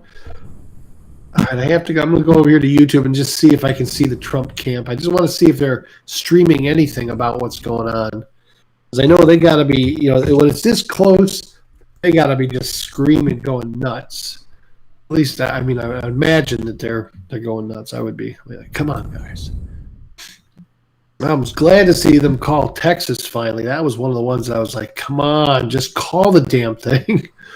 All right, election results and analysis. NBC News? No, they're not going to have anything there. All right, come on. Anything? Anybody? Anyone? Bueller. Okay, so what do we got here? ABC maybe?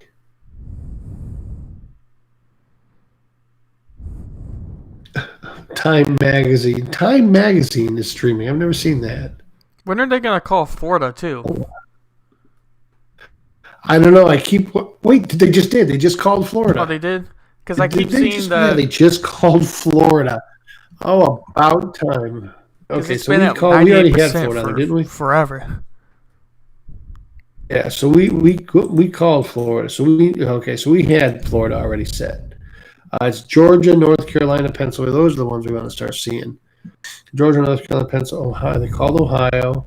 Oh yeah, this is just going to be. Oh my God, we're going to take 1, 2, 3, 4, 5, 6, 7 more. Oh, dude, this is going to be so great. If this all happens, it will be worth staying up until midnight. If we can take all of these red states right now, Georgia, I'm surprised they haven't called Georgia. Look at this. Georgia, 76%. We're literally, a couple 100,000 ahead. So I think we're going to take Georgia. Now, North Carolina, 94% in. And you see what happens? You see how close those numbers are getting? They just won't call North Carolina. It's just they keep finding another box of ballots and another box of ballots and another box of ballots. It's like 2.7, 2.6, or 5. So 94%. Call it, for God's sake. I'm still trying to figure out. Has anybody figured out about Virginia? Every time I look at this, it just bothers the hell out of me. I'm like, How can Trump have literally 1.57 and Biden have 1.5? I mean, Trump's got more than 50,000 over him, and they still gave it to Biden. I still don't know. That bugs me. Let me see. With Pennsylvania, they keep saying, Senate control updates 42, 45. Okay, so we're looking good in the Senate, and we're looking good in the House. Okay, we're looking good. Republicans have 142. So right now we're leading the seats in both the Senate and House. I'm assuming that's what that means.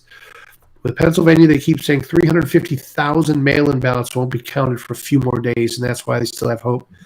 Yeah, but you know what? I don't even care. I hope we take everything else, so we don't even got to worry about. If we take everything else, I don't think we got to even worry about Pennsylvania. What website is that? This is the one. It's at Fox News. I went to Fox because I don't like CNN, NBC. All those other ones are kind of a crock. But this is on Fox. So this is pretty. Now I do use CNN for their interactive map. Like for example, this one here. This is the interactive map from CNN, and I just use this because I can change the colors and. The other one I can't do that too, so I kind of use that one to update, and this one when I want. Let me see. Even though Trump is there, yep, that website. Oh well, that's definitely a win for Trump. I'm going to sleep. All right, man, Frizzy, I appreciate you, Frizzle. Thank you for stopping by, and appreciate you guys. And good night. And hopefully, when you wake up, it'll be a whole new Trump era for another 4 more years. Even though you didn't vote for him, you're still going to benefit from everything. So we appreciate you for coming by anyway. Let me see. What website called Texas and Florida? Texas and Florida was called by Fox.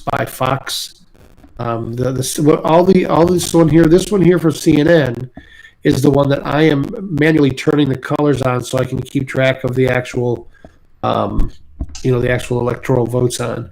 Now, so far, according to Fox, this is what it looks like. It looks like 204 for Donald Trump, 223 for Biden. So, and right now, you can see over here, Biden is leading the popular vote. Okay, so he's got the popular vote right now, and we want to give that to him because he's popular, and we're going to give him a trophy. Just for participating. So he's going to get a participation trophy, and he's going to go ahead and get the popular vote.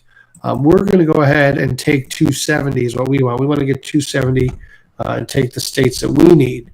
So that's what we're hoping will happen. So ideally, let's just cross our fingers and see what else we can turn. And if they would just start turning some more of these colors red, we could all make a night of it and say, hey, we know what tomorrow's going to bring. But I'd like to have it to where Pennsylvania doesn't even matter. That's really what I love. I didn't fully want Biden, but supported him a little more. That's okay, Frizzle. Hey, like I said, man, you're going to get the benefits no matter who wins. If Trump wins and this economy turns around and does even better, you'll get the benefit from.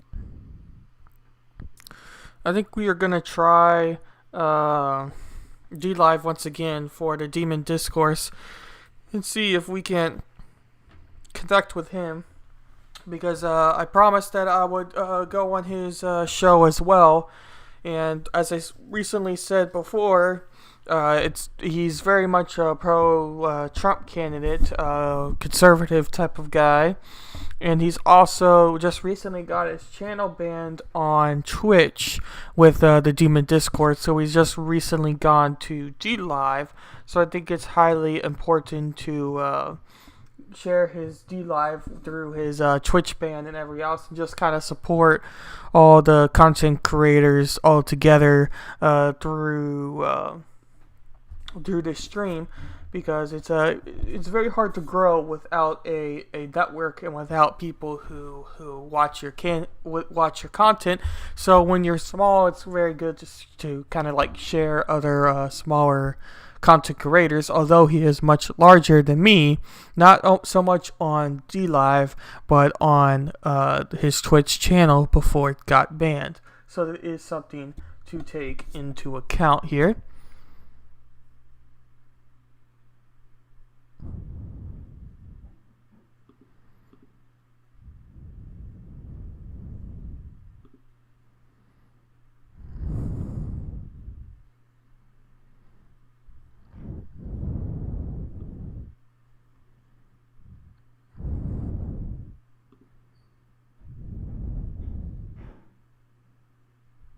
Hello?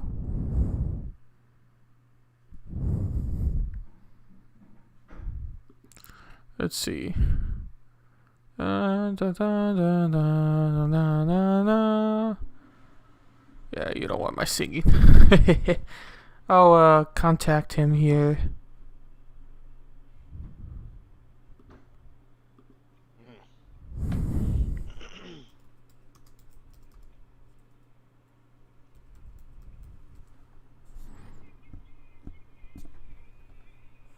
The orange wave.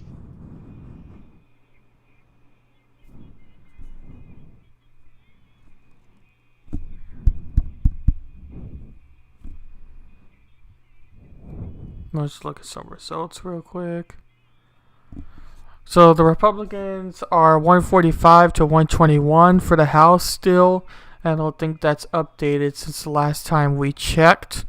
The Senate race is 45 to 42 still, with them still needing a 51 majority for the race for that particular seats. Then you have your presidential race with the popular vote still towards Joe Biden, and Joe Biden still has the electoral college vote as of now, but it is still looking pretty positively towards Trump once the states that he is leading in go fully red, such as Texas in this map. I know Fox News has already called some of the results towards Texas and Ohio going black. Discourse.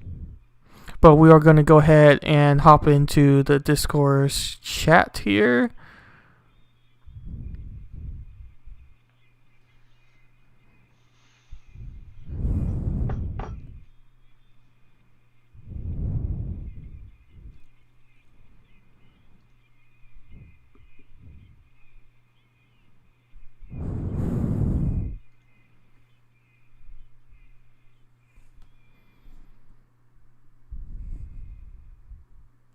Or is it this one over here? Da, da, da, da.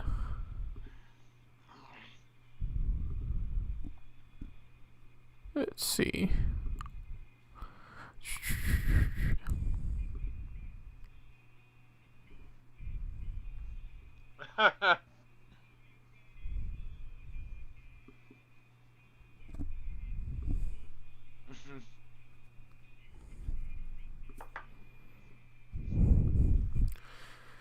Alrighty. How you doing? Not too bad. Yourself? Just been listening to Crowder do his thing and trying to keep up on the election. I think honestly, dude, it's a very close race. I'm absolutely terrified of what's going to happen if Biden wins. Like I'm scared of what's going to happen if Trump wins, because one way or another, if Biden wins, all of our policies are going to change. They've already expressed that they're going to try to take our guns. They've already expressed that they're trying to get rid of fossil fuels and do a bunch of other stupid shit that would absolutely cripple our economy. So I'm terrified of that. With Biden, it's the policy. With Trump, it's the reaction. If Trump wins, the public reaction is going to fucking freak. And it's absolutely baffling, like, how it got to this point. I mean, the police and stuff were already prepared and barricading businesses and all that from potential riots. If Trump were to win. Particularly, I mean, take a look at what happened in Philadelphia just a couple days ago. I was at work and they started putting the guns away. Okay, that's weird. So come to find out, Philadelphia happened. They were raiding Walmarts. They were going after big businesses finally, and so yeah, Walmart immediately just started putting their guns in the locker. Just in the back room. That way, if someone decided that they wanted to raid a Walmart, they go into the gun cabinet and they got themselves a shiny new gun. But Philadelphia was a huge overreaction to yet again another dude who decided to act stupidly. He was charging the cops with a knife, was told multiple times to put the fucking knife down, refused to put the knife down, and continued to charge the cops. What the fuck did you think was going to happen? Of course they're going to shoot you in the chest. It's the easiest target to hit. But you need to shoot him in the leg. Oh, God. Yeah, that's not how firearms or self-defense works at all. It's stupid. It's stupid that it's come to this point. And it's dumb that there are people out there that hate Trump so much that they're willing to vote for the next Putin. Jesus fucking Christ. I mean, you're not really voting for Joe Biden. You're voting for Kamala. I mean, she's going to become the president. Yeah, you're not voting for Joe Biden. You're voting against Trump and voting for Kamala Harris. Right, and that's kind of my point. Because Nancy Pelosi's already mentioned invoking the 25th Amendment so that she can throw a sitting president out should he be deemed unfit to be president. Which she said, "Oh, it's not on Trump." Okay, so then who's it on? The only other candidate would be Biden. Yep. So if that happens, we're stuck with Kamala Harris, the worst of the three evils. Honestly, I wouldn't even mind having Pence as president. After seeing that last debate with him, Pence is actually a pretty stand-up guy. He's a classic politician, basically. Very respectful, the definition of what a politician is, not so much what a modern-day politician is.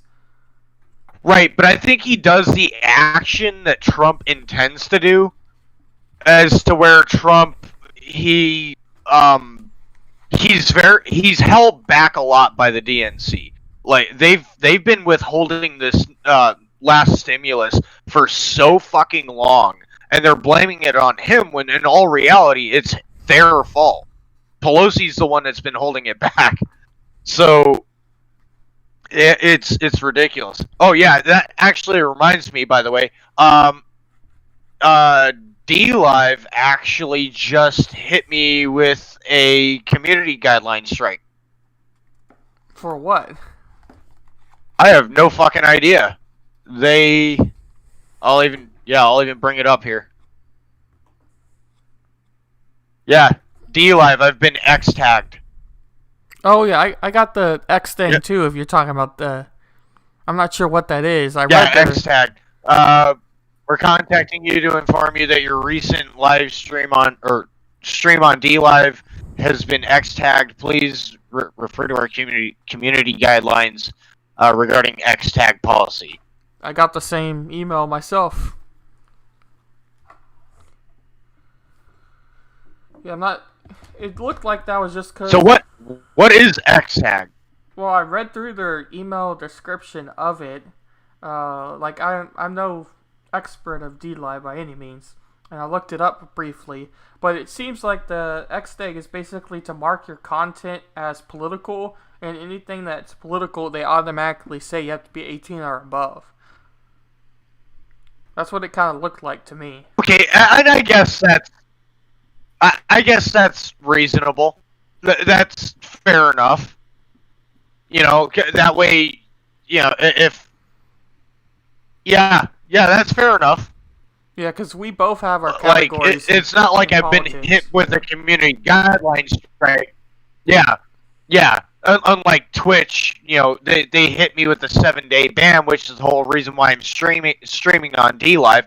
Honestly, if I get hit with another ban on Twitch again, I will never return to Twitch. Not for my politics. Nope. Like that's fucking stupid. Why would you do that? Yeah, Twitch is a good platform, but it's definitely got its bias for sure. It's just kind of sad, really. They have a very heavy bias.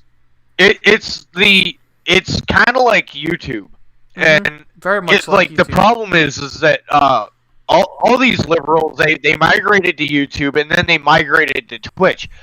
You remember the whole Gamergate scandal, right? Oh yeah. With Anita Sarkeesian and all that stupid shit. Yeah. Gamers, we just wanted to be left alone. We didn't want any part to do with politics. Politics has no place in gaming. And then Democrats and liberals, all these bleeding hearts that, oh, well, you need to make everything politically correct, otherwise you'll offend someone, or, that kind of shit. They dragged it into gaming, and we're like, no, not your shield. And that's what started the not your shield. Since then, you see more of these Democrats going into gaming because they want to try to change the landscape of the gaming scene. Yeah, and AOC. It's absolutely mind-boggling. The more control they get over media, the more influence they have, and they understand this. Yeah. Yeah, AOC's among. I didn't watch it, but that was pretty funny. I saw. Go figure. I saw it on AOC's YouTube. playing Among Us. Because she has no fucking other skill other than to fuck the country up and play Among Us. Yeah, she just wants to get that progressive, leaning, young, college, adult vote.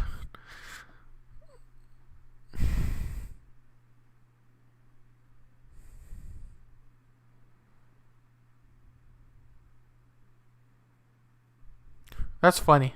I'm looking just at some articles I pulled up for the stream. I didn't get to half of them. I wanted to make sure I had a lot of stuff for before we actually started getting results.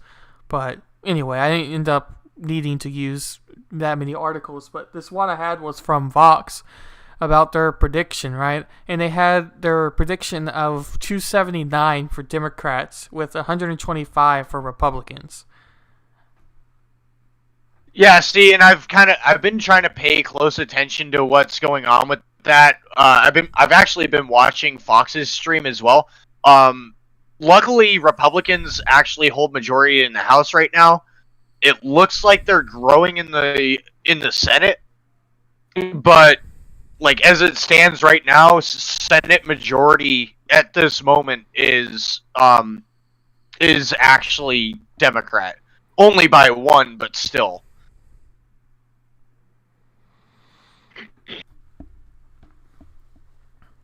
Yeah, I think the Republicans are still going to end up either with the one advantage or be a split Senate. And the House is probably going Democrat still, but Republicans are still having an advantage. So I don't know. Maybe there would be more of a red wave there too. Right. Well, and historically, that seems to be the way that it's always been, is that Democrats typically hold House majority for the simple fact that there's more seats in the House to hold. Republicans typically hold a majority in the Senate because there's fewer in the House to hold, and people are typically more sensible about who they pick as a senator. But what in the fuck is going on here?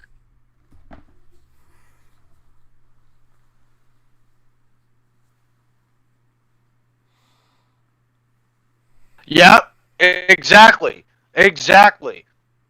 Like, I'm not saying that there's never been Trump supporter who's attacked anyone who disagrees with them. At least physically, I'm not saying that, but conservatives, from what I've seen, don't attack in mobs. Like, we just don't.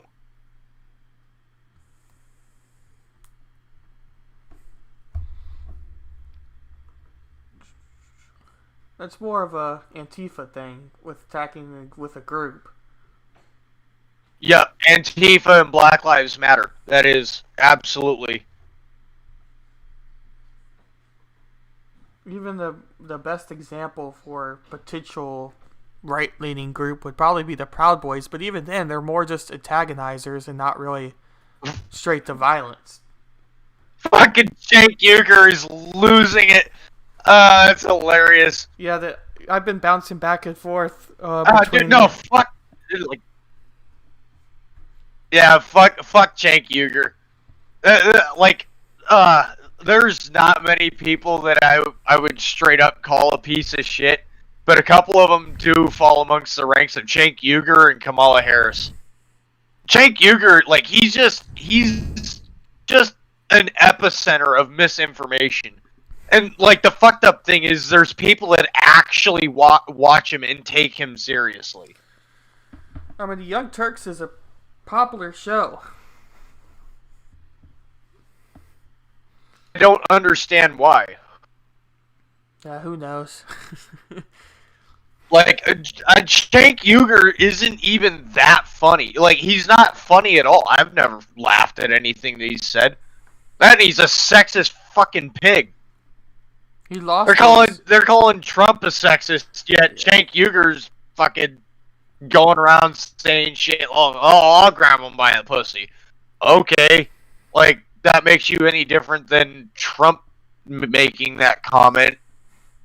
Like, yeah, he's very hypocritical.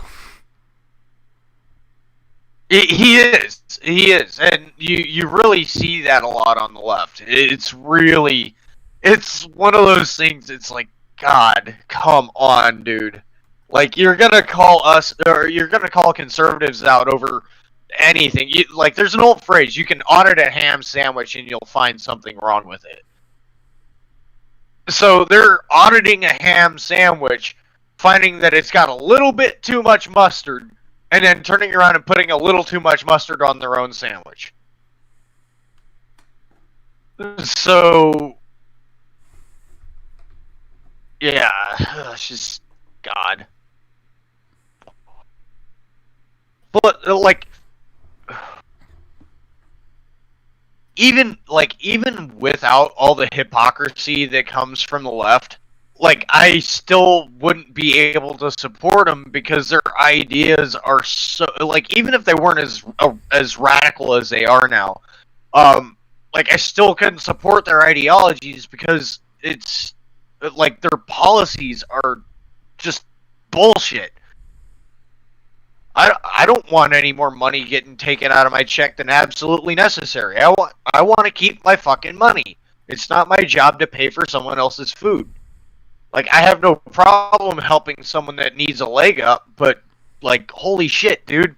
At some point, you're gonna have to learn how to fucking stand on your own 2 feet.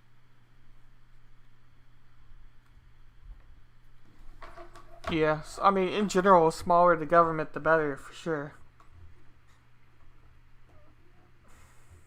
Like, I'm not anti-government. Like, people keep saying that conservatives are anti-government, and, you know, and that's not true.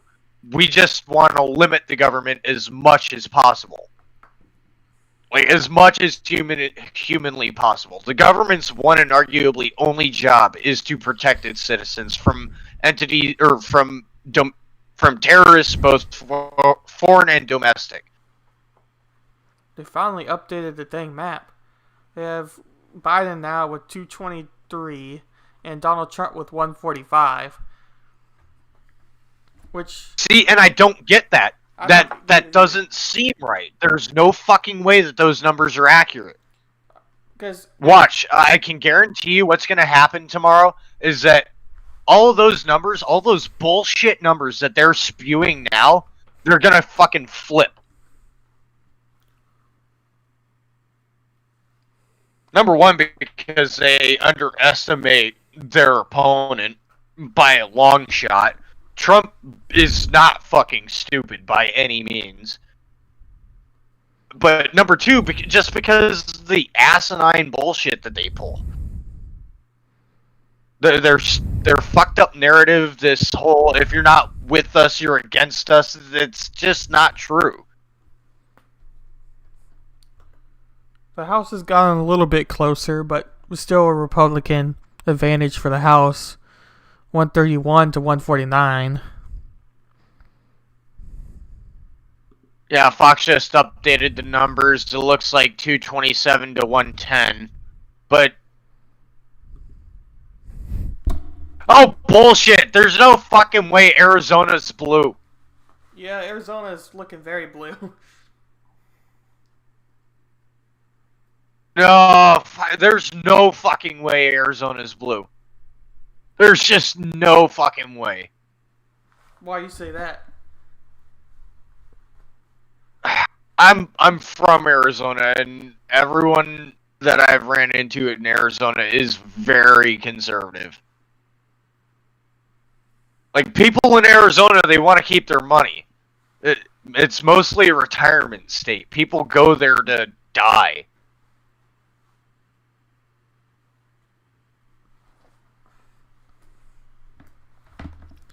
Yeah, is that Fox News you have on the screen there? I'm assuming. What's that? Is that from the Crowder stream? What's on the stream What's there? that? Or? The chat? Yeah. Or the map? The map. Oh, the map? No, this is Fox. Oh, that's Fox News. Okay. Yeah, I've been following the Associated Press, so they're very slow on results. But yeah, they have Biden with 17 advantage now. Yeah, see, according to CNN, like, it looks like... no, Joe Biden's gonna make a statement shortly. Watch! Oh, dude! Oh! Oh! Ooh! Please fucking... ooh! Please concede! Holy shit! Looks like Trump is at 136 and Biden's at like 105 or something like that. Time to stretch. Yeah.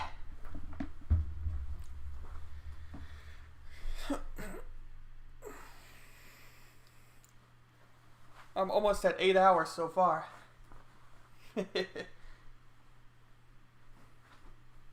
8-hour stream? Yeah. Ow. Yeah, which is... I mean, I have a ton of tabs that I'm not going to get to here, but... it's okay.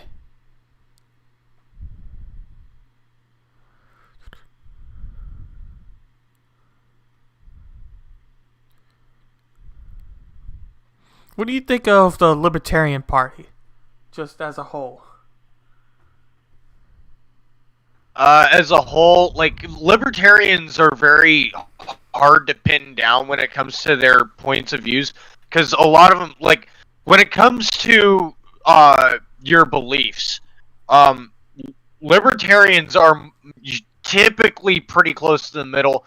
Sometimes they sway a little bit left, sometimes they sway a little right, but they're really hard to pin down. Which, that's fair. You know, fair is fair. Everyone has their own points of view, and that's, you know, good. Like, yeah, I don't know. Like I said, libertarians are very hard to pin down. I think that they are more reasonable than the left is today. Like, for the simple fact that, like, the left, they've gotten so far to the fucking left. Even Karl Marx is going, holy shit. Yeah, I agree with that statement for the most part. I know several content creators that I kind of follow closely are libertarians, but they don't really like the LP party like as the main LP. They like their state version of it because it's a little bit more like defined beliefs, if that makes any sense. So the whole Libertarian Party is just such a wide spectrum, like you were saying earlier. It's hard to really know exactly what they're saying. So, but I do think there needs to be a stronger like I think third we party. really need to do away with well we need to do away with this party system because parties, they really divide the country in their beliefs, and I get that people need a label to represent their beliefs as a whole, but even so, like, to have that label is just it's dumb, and it really it drives the wedge even further. Yeah. I know. Like, don't get me wrong. Like, I'll say it. I'm pretty conservative. I'm not really religious. I just side with whatever side makes most sense to me. And like the simple fact that Biden refuses to answer as to whether or not he's going to pack the courts fucking says a lot. Like, to this day, he still has not answered as to whether or not he's going to pack the courts. He'll tell you if he wins.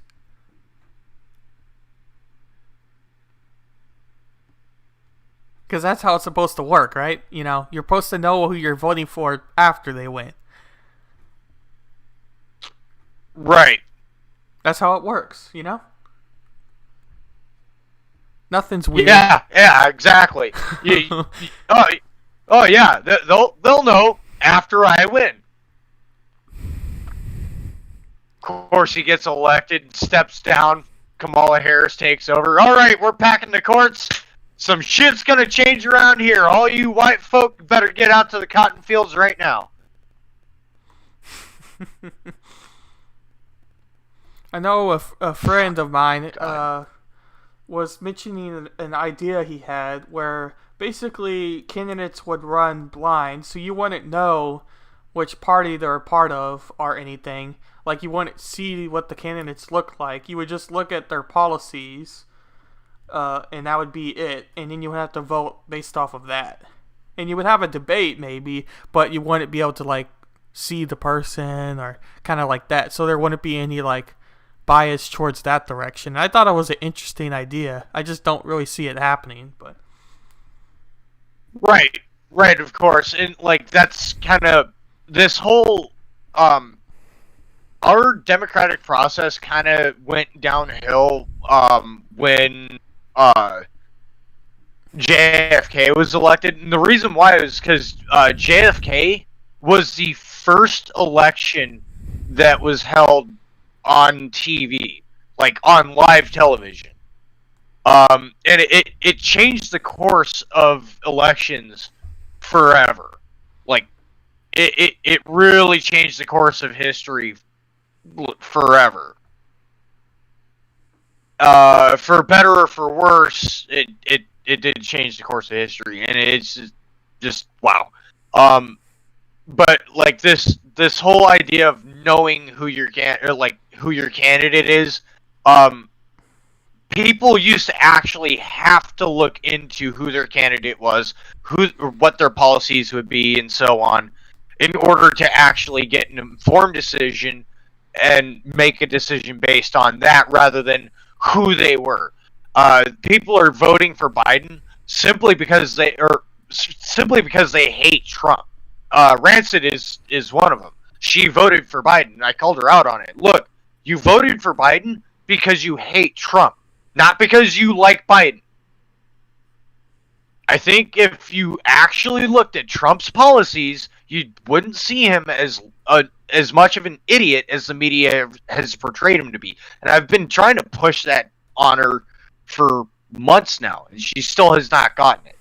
The problem is that people have this idea that, yeah, you're entitled to your opinion, but your opinion can only weigh so much when the facts go against everything that you believe. It's the same phrase. To stick feathers up your butt does not make you a chicken. By the way, Ralph, thank you for the follow. I appreciate it. Yeah, to stick feathers up your butt does not make you a chicken. So, I could say that I'm a unicorn, but I'm still, at the end of the day, I'm not a unicorn. I'm kind of losing my train of thought here, but I get what you're saying. The whole thing is that, yeah, to vote for someone and not actually look into their policy, not look into what they've done as a politician, or in their careers, so on and so forth, and to just take everything at face value from what the media says is asinine, and it doesn't do you or anyone else around you any justice just to vote for someone because you hate the other candidate. Like, this country has turned into a melting pot of hatred rather than a melting pot of intelligence. You can't make an informed decision based on hate. Yeah, that was a large part of. No, you can't even make an informed. Yeah, and that, yeah, exactly. That's Joe Biden's voting base. It's the same exact campaign that Obama ran when he ran for president. The "I'm not Bush" campaign. That was his entire first campaign. I'm not Bush. I'm not Bush. God damn, he said it over and over again as if to convince himself. It was fucking stupid. And then, now he's using, or Biden's using that same exact tactic. I'm not Trump. I'm not Trump. Okay. Like, what's your point? You're worse than Trump. Like, yeah. What's your point? Like, you have no grounds to stand on other than I'm not Trump. That doesn't say anything. You're just saying you're not Trump. Of course you're not Trump. You're an idiot. You've been. Here's the thing. Biden has been in politics for 47, going on 48 fucking years, and it hasn't done a goddamn thing. And has actually put many people behind bars that shouldn't be there. Especially the black community. Oh yeah, especially the black community.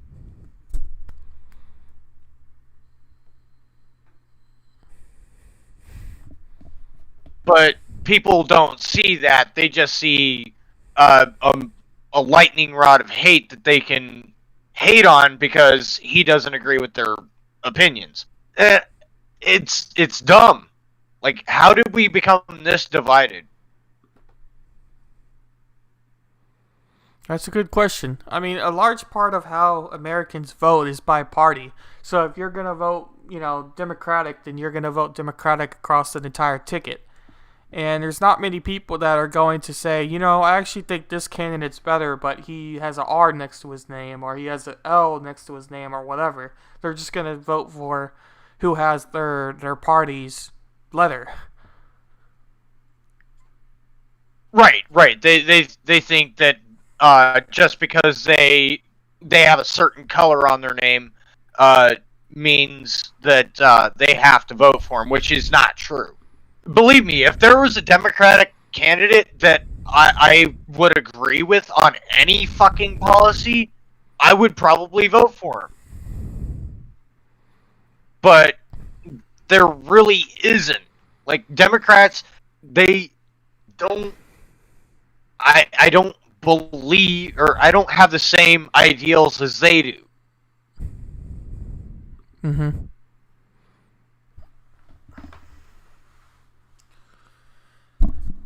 Really, in a large part, you could argue that even the main parties themselves could be split into different types of candidates, because you have, especially Democrats, a little more obvious. You have your progressive type of candidates, you have your more moderate types, and then you have your more like fiscally moderate, and then socially more libertarian, or whatever you want to say.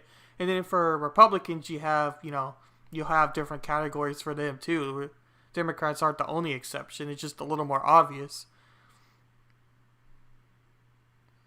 Yeah. Yeah, exactly. And like I said, like I had the opportunity to vote for Joe Jorgensen today when I went to vote, and I decided to vote for Trump not because I typically really agree with him on a lot, but because I know that the worst outcome would be for me to vote for Joe Jorgensen and end up having Trump lose the election because he didn't get that vote. Like, I would rather Trump win than have Biden win. And the reason why is because I know how fucked he's going to make the government if Biden wins.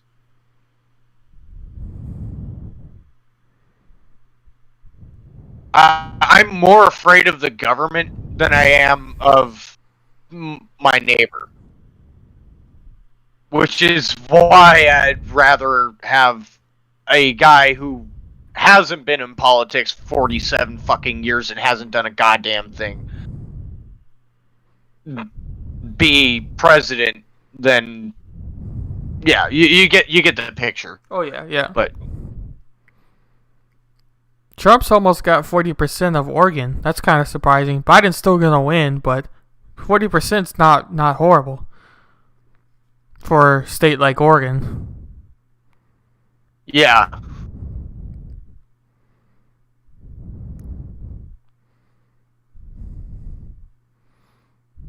The big one surprising to me was Michigan. He's still up a pretty good significant amount for Michigan. Trump, that is. North Carolina should be called by now. Honestly, it wouldn't surprise me if Trump takes Michigan. And by the way, if Trump takes Michigan, he's got this election. He needs Michigan, and he needs, he definitely needs, I'd probably say Texas. Well, Texas is going towards Trump. Yeah. I mean, he's he up definitely 8% needs now. Michigan, and I'm pretty sure he definitely needs Texas. If he gets those two states, he's got it. And Pennsylvania is going his way, but the whole extension... Well, see, that's the problem. Oh, yeah, that's another one, too. Like, he needs Pennsylvania, too. Because, and especially considering the fact that the riots broke out, like, not even a week ago in Pennsylvania. Dude, you know they're going to vote Trump. Well, there's 64% in so far, and Trump's got 57% of the vote compared to Biden's 42%. It's 41.9, but you get it. So, and I was telling people earlier in the stream that I just saw no way how Joe Biden could win Pennsylvania between all the riots and fracking, and with the huge oil industry there. People were saying, "Oh, Pennsylvania, it's a toss-up." I'm like, no, I don't think so. But yeah, Michigan's looking strong towards Trump, but I'm not sure if like the cities have voted yet, so I would have to zoom in a little closer to see who's actually voted in Michigan.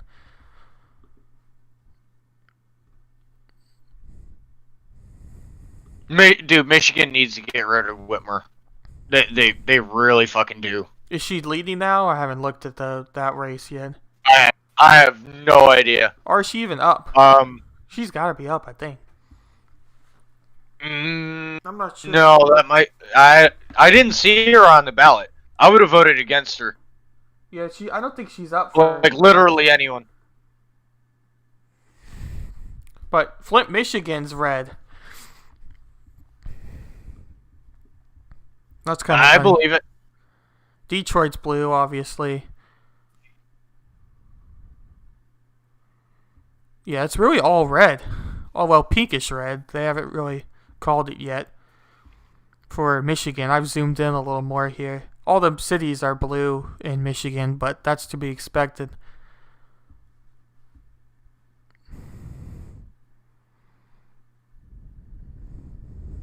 Georgia's looking like it's going towards Trump.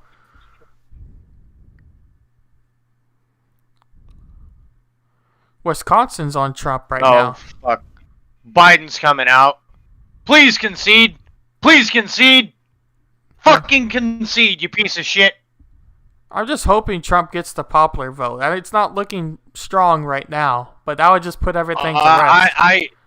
I really don't care about the popular vote. I don't care about what the masses want. I care about what the individual states want. No, I definitely understand that approach. I just think it would just put everything to rest. Yeah.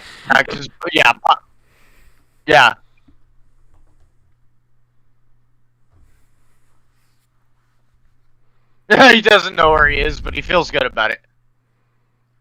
Oh, goodness, there's Biden. Good God. Everyone's in cars. Ooh. His whole campaign is just funny to me. It's not going to be funny if he wins, but whew.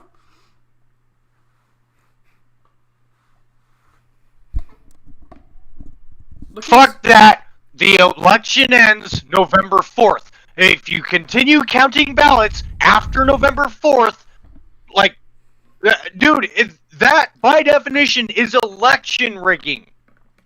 They tried to do this shit when fucking Al Gore ran for president. Oh, recount the ballots. I demand a recount. You're an idiot. Just stop. You lost the fucking election, okay?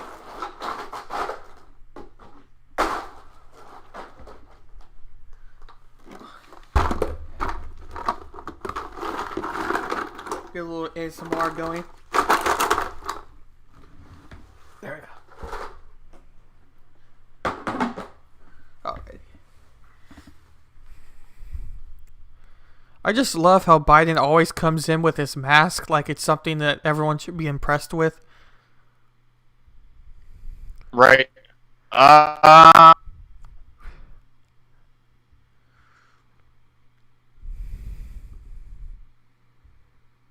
One more vote for Republicans for the House. They got 46 now.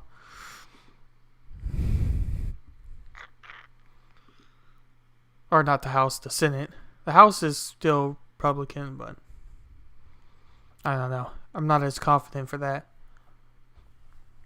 What is going on here? I guess I should pull it up on my side, too.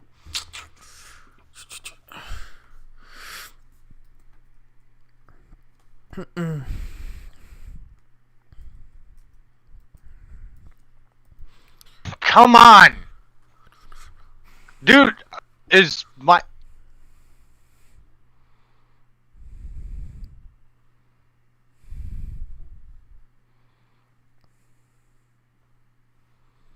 Dude, they're throttling Crowder's stream. Probably, they always do. They're throttling Crowder's stream. Huh? They always do. I'm surprised he gets away with it as much as he does, like with the debates. I thought for sure he's going to get taken down. Just, even though I think Crowder kind of sometimes likes when it gets taken down because it gives him something to talk about, but I can't blame him.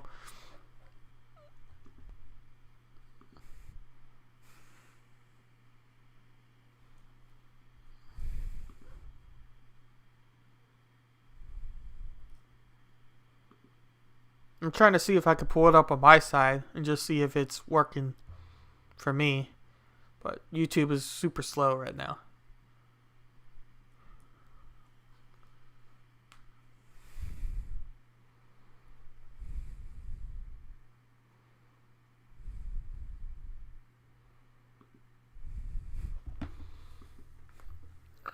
Steven Crowder.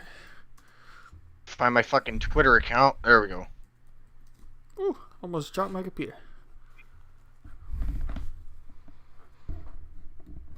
Have you heard of Actual Justice Warrior for YouTube? Actual Justice Warrior? Actual Justice Warrior. Oh, actual Justice Warrior. Yeah. No, I can't say I have. You might like him. He talks a lot about like Young Turks and their absurd content and just general election stuff. He's pretty funny. Good folks in Philly, Allegheny County, encouraged by the turnout and what they see. Look, we could know the results as early. Yeah, it's buffering on my side too.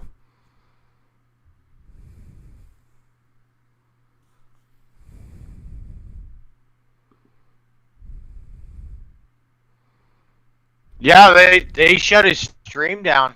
Mm-hmm. I figured I was just testing. Sure. Yeah. Yeah, sure shit. They fucking shut his stream down. It says he's still alive, but they're throttling it hard. Mm-hmm. Yeah, I pulled it up fine, and it played a good 3 seconds, and then it had the circle of doom. Yeah.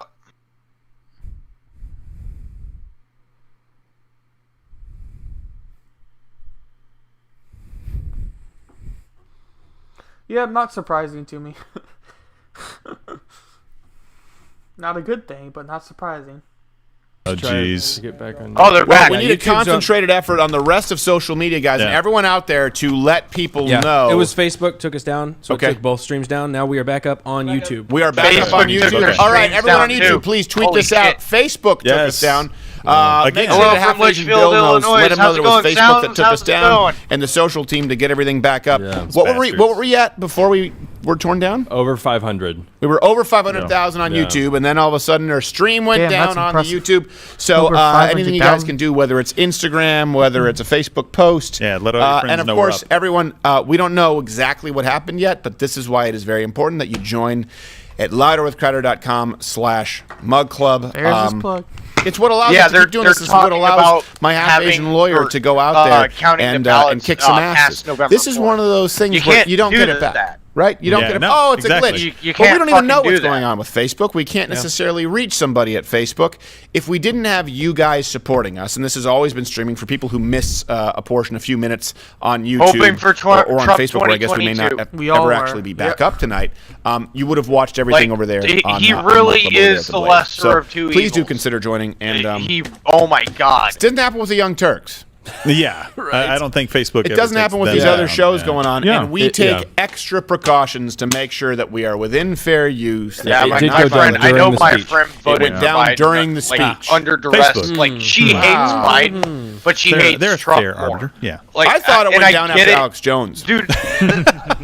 It's fine. They were unhappy with that. But something else that I want you folks to sound like Joe Biden. Something else I want you folks to know. It was Facebook. It wasn't. You fixed it, Bill. Policy. So, guys, anyone needs anything from me out there to get it back up on YouTube, let me know. As far as getting people back here so that they don't think they lost the stream. What was I saying before that? Best economy that this country's ever seen. The lowest gas prices that we've seen since the fucking 60s, the 80s, something like that.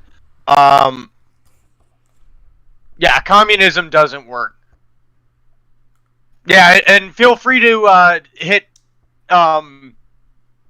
me with a follow, hit Breakdown with WB with a follow. Yeah.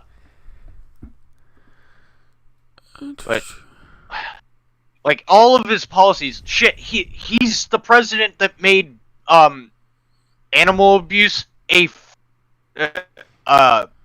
felony offense.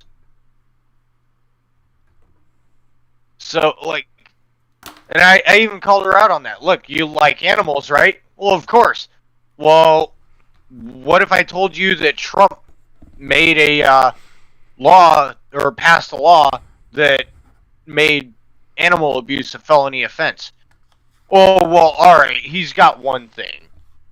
Okay, so if he has one thing, what else could he be right about?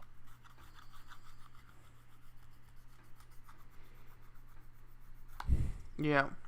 It's just a brainwashing for people. Biden is the best of Obama and Sanders. That's fucking hilarious. Biden's not even the best of Obama or Sanders. Like, that's the whole problem. Like, Sanders, he's just thwacked, and Obama, God. The only reason why they picked Biden is because they knew he'd play ball. And since then, they've just been throwing him softball questions. Yeah, the Libertarian candidate, Jorgensen, is nowhere near the 5% she needs. Sorry, worse.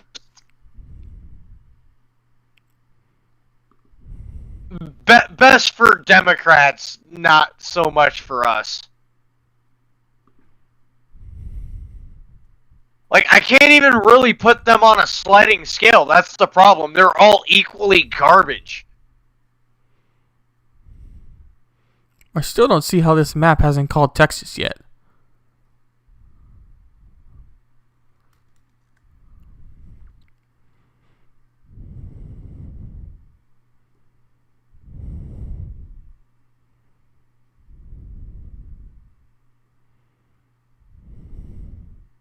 Wisconsin's still Trump. That's a big one.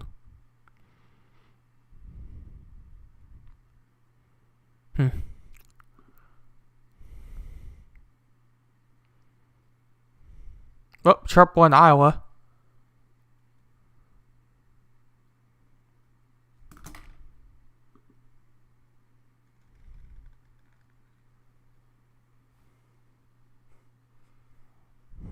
Timo, thanks for the follow, man.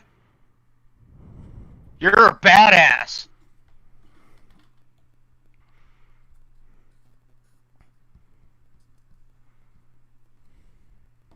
Yeah, that's not my thing. That really isn't my thing. I saw a YouTuber do it, or say that a couple times, and just, yeah.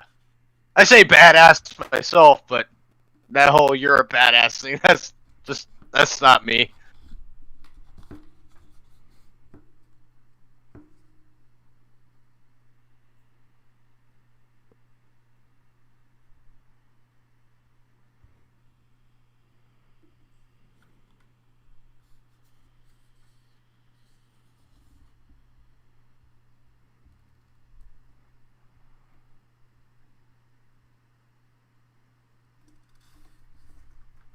Boom! Yeah! Yeah! Get it!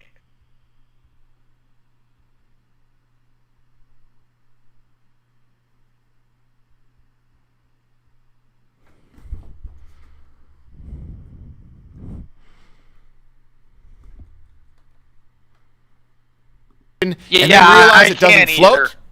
I really can do whatever, can't. but I paid for a boat. I agree with you 100%, Sounds. I paid for a. I'm not even religious. That I've created and managed. We've been on the phone with you. That you've said is not in violation. We've paid for advertising. You've deposited that money. Not and only then that, but you socialism Can you go out there and purchase a firearm? The goal of that socialism is communism. What if our wonderful sponsors, Spartan Armor Systems, they're bulletproof? What if they didn't work? Yeah. There's no eventually recourse? run out of we're all of money, a sudden and supposed so to you act have like to there's start no taking recourse? money from other places. In other words, stealing money from other governments.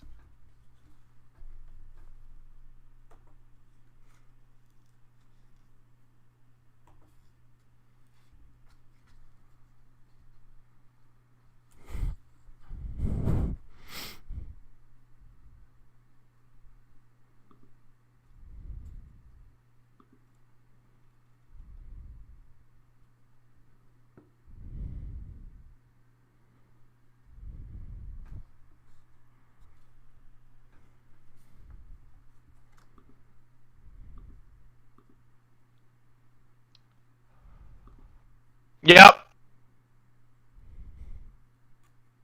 It's not like it's just something fun that you go out and do. People make a living off of this stuff. And there's 100,000 people right now that we're watching that aren't because of this. Right. Yep. And it was just willy-nilly. I guarantee you somebody somebody at Facebook was waiting for the moment that we did something that they thought was out of line. I mean, how are they going to pull it off in that bill? Do you have something? You look like you have something. It was a try not No, to I know. laugh We're just down challenge, 100,000 and people who were watching because of they- Facebook, which, again, I don't want Arbitrarily. I don't want to be that prodigal son They going after someone. hit him It with just a hard bothers strike me on that it. this is how it works with social media. I don't know if we need to get a phone in here for Instagram for people to see so that we tell them Trump's to get back starting on. to I have come no up, idea. That'd be yes. a good idea for someone to get in here from Come outside on, there. From Manuel! outside. If someone is Let's listening do out there, it. I know you guys are Let's having your party, but I go. kind of could use your support. I can tell you that Trump is going to be making a statement tonight for Okay. Fox News, so that's something to look Okay. out for. That is something to look out He's for, gonna be and also on another Fox. reason that maybe we'll be banned. And things are Probably. We'll Hey, talk you know more what? You during know that. what? If I were Biden and Facebook, and the two are one and the same, I'd hate me too. Yeah. I hate everyone in you this room blame too. him? Because having 500,000 people watching at that second, that's a rolling average of many, many millions. That's far better than anything CNN puts out there. People don't understand Yeah. that. It's a different metric. Yep. If I were them, I would hate us too. So you know what? Don't hate the player, hate the game, and Zuckerberg. The Zuck. and Zuckerberg. Now this Yep. is Fuck kinda, Zuckerberg. I knew this was on the ballot, Someone come in here with your Instagram shit. Go ahead. but Oregon just voted to decriminalize heroin, meth, and all other street drugs. Yeah, that's what they need. Oregon needs That- more. that'll of that. help. Yeah, that'll help. I mean, That's I what don't- Portland needs. Yeah. It's taking gonna be great. Antifa, Black Bloc, Yeah, that doesn't and give seem them very some smart. black tar in the I bag. gotta say, it's actually a smart plan. Yeah. Actually, it is. It's more sedated. Can you imagine how many Yeah. windows can they really break when they're in a back? Oh yeah, alley? if you're so fucked You know up, what I think can't it is? even I think how they're are you tired of the supposed to Black vote Bloc for the people. It's right kind of like fucking president. if you have a 90-year-old grandma, when you buy her a gift, Yeah. you don't really need to buy her a gift that she wants. You need to buy her a gift that you want, but you can go like another 2 years without. Like, look, Grandma, I have a 75-inch LED screen. Look, a new iPad. That's what they're doing with Oregon, and they're like, hey, guys, look, we legalized heroin, huh? Yeah, oh, we have Instagram right here. Hey, Instagram, just so you know, Facebook removed us, and we lost 100,000 people. So please do swipe up and go tune in right now to the live stream. It's back up on YouTube because they can't keep a good man down, and by that, I mean me.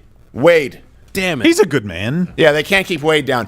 Everyone else here is horrible. Yeah, that's true. So And all of our endeavors are tawdry. Tawdry.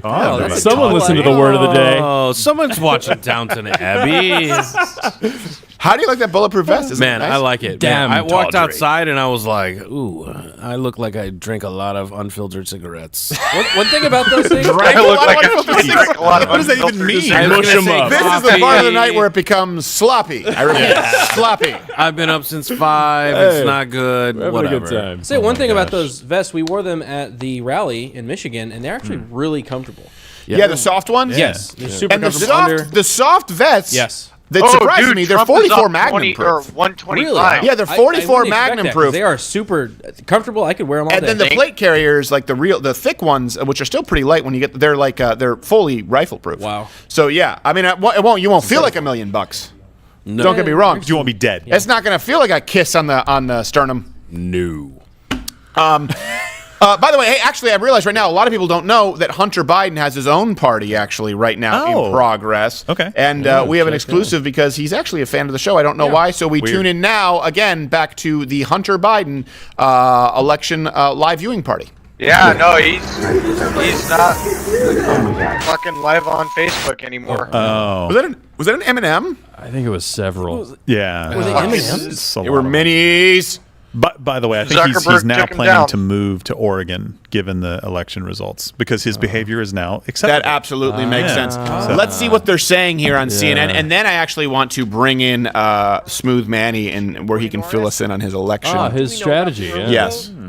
What are they talking about here? 22% of that current vote is early vote. Male at or the female moment. voice? But we don't expect it to stay that know. small What of a is it? share. We believe in Michigan, the early vote is going to make up a majority of the overall vote. That 55% of the overall vote in Michigan. Yeah, but like once every again, vote that's is where I told you counted, there's a 4-point will be spread in early vote. Michigan And with I the just early have to vote. stress, And right keep in now, mind, there was a 5-point spread in the general election last time. So a 4-point spread might as well be a no spread. Well, it equals to So- nothing. If you had a right. whole advantage of doing the early votes and your early votes go in one side versus the other, if it's not enough to overcome the prior advantage, you've got nothing now. Yeah, I feel like he's going to win Michigan.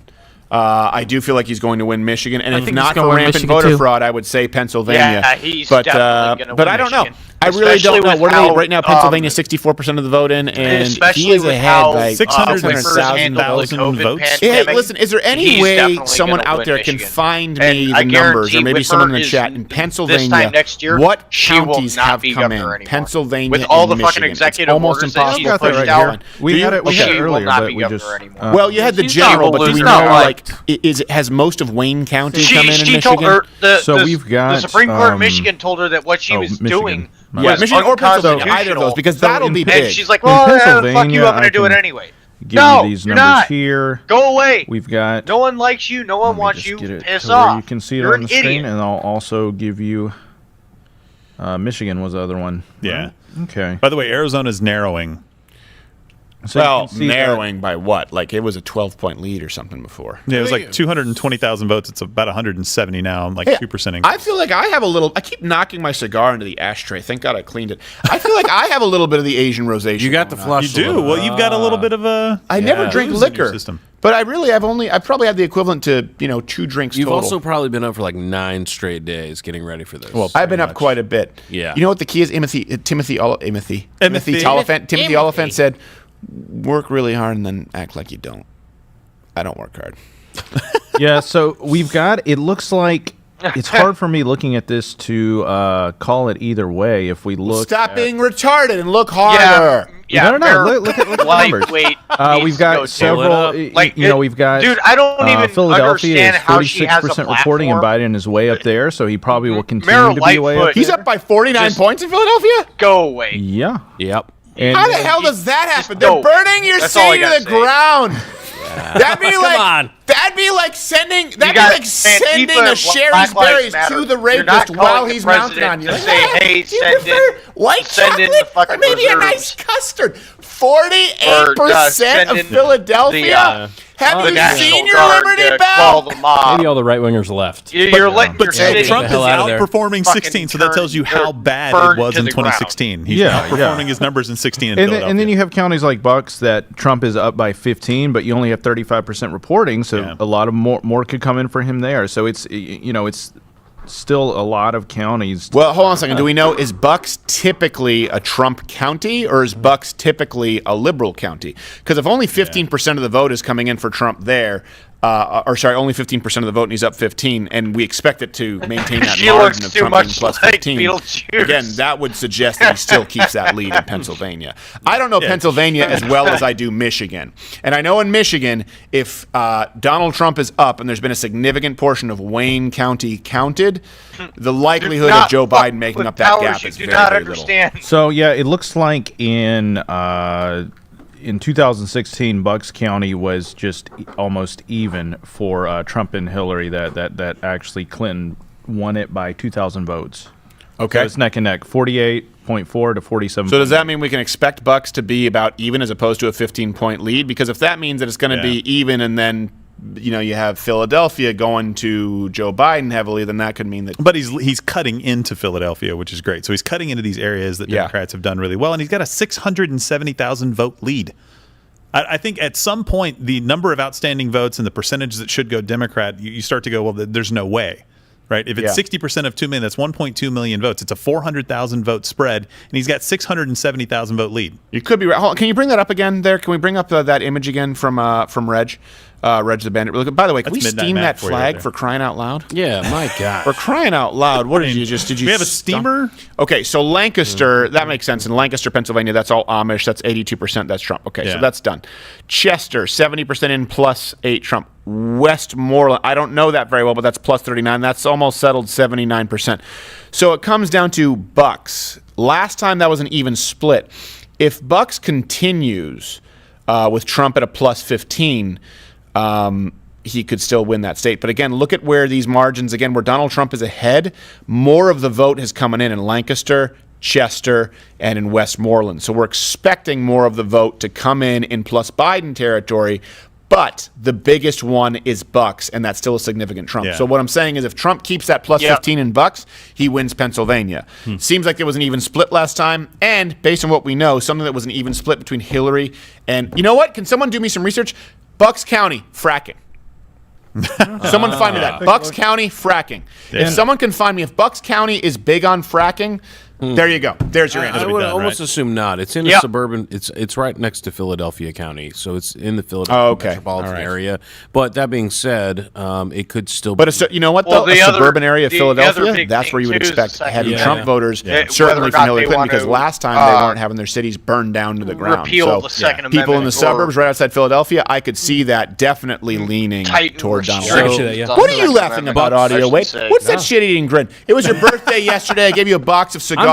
I'm excited about our next guest. Oh, happy birthday. Oh, give it on him for liking My your smile is a guest. segue. You say it's your birthday because you're back in the USSR. You don't know how lucky you are, babe. I just mixed those up. That was a treat for me, a Beatles fan. Well, go screw yourself. All right.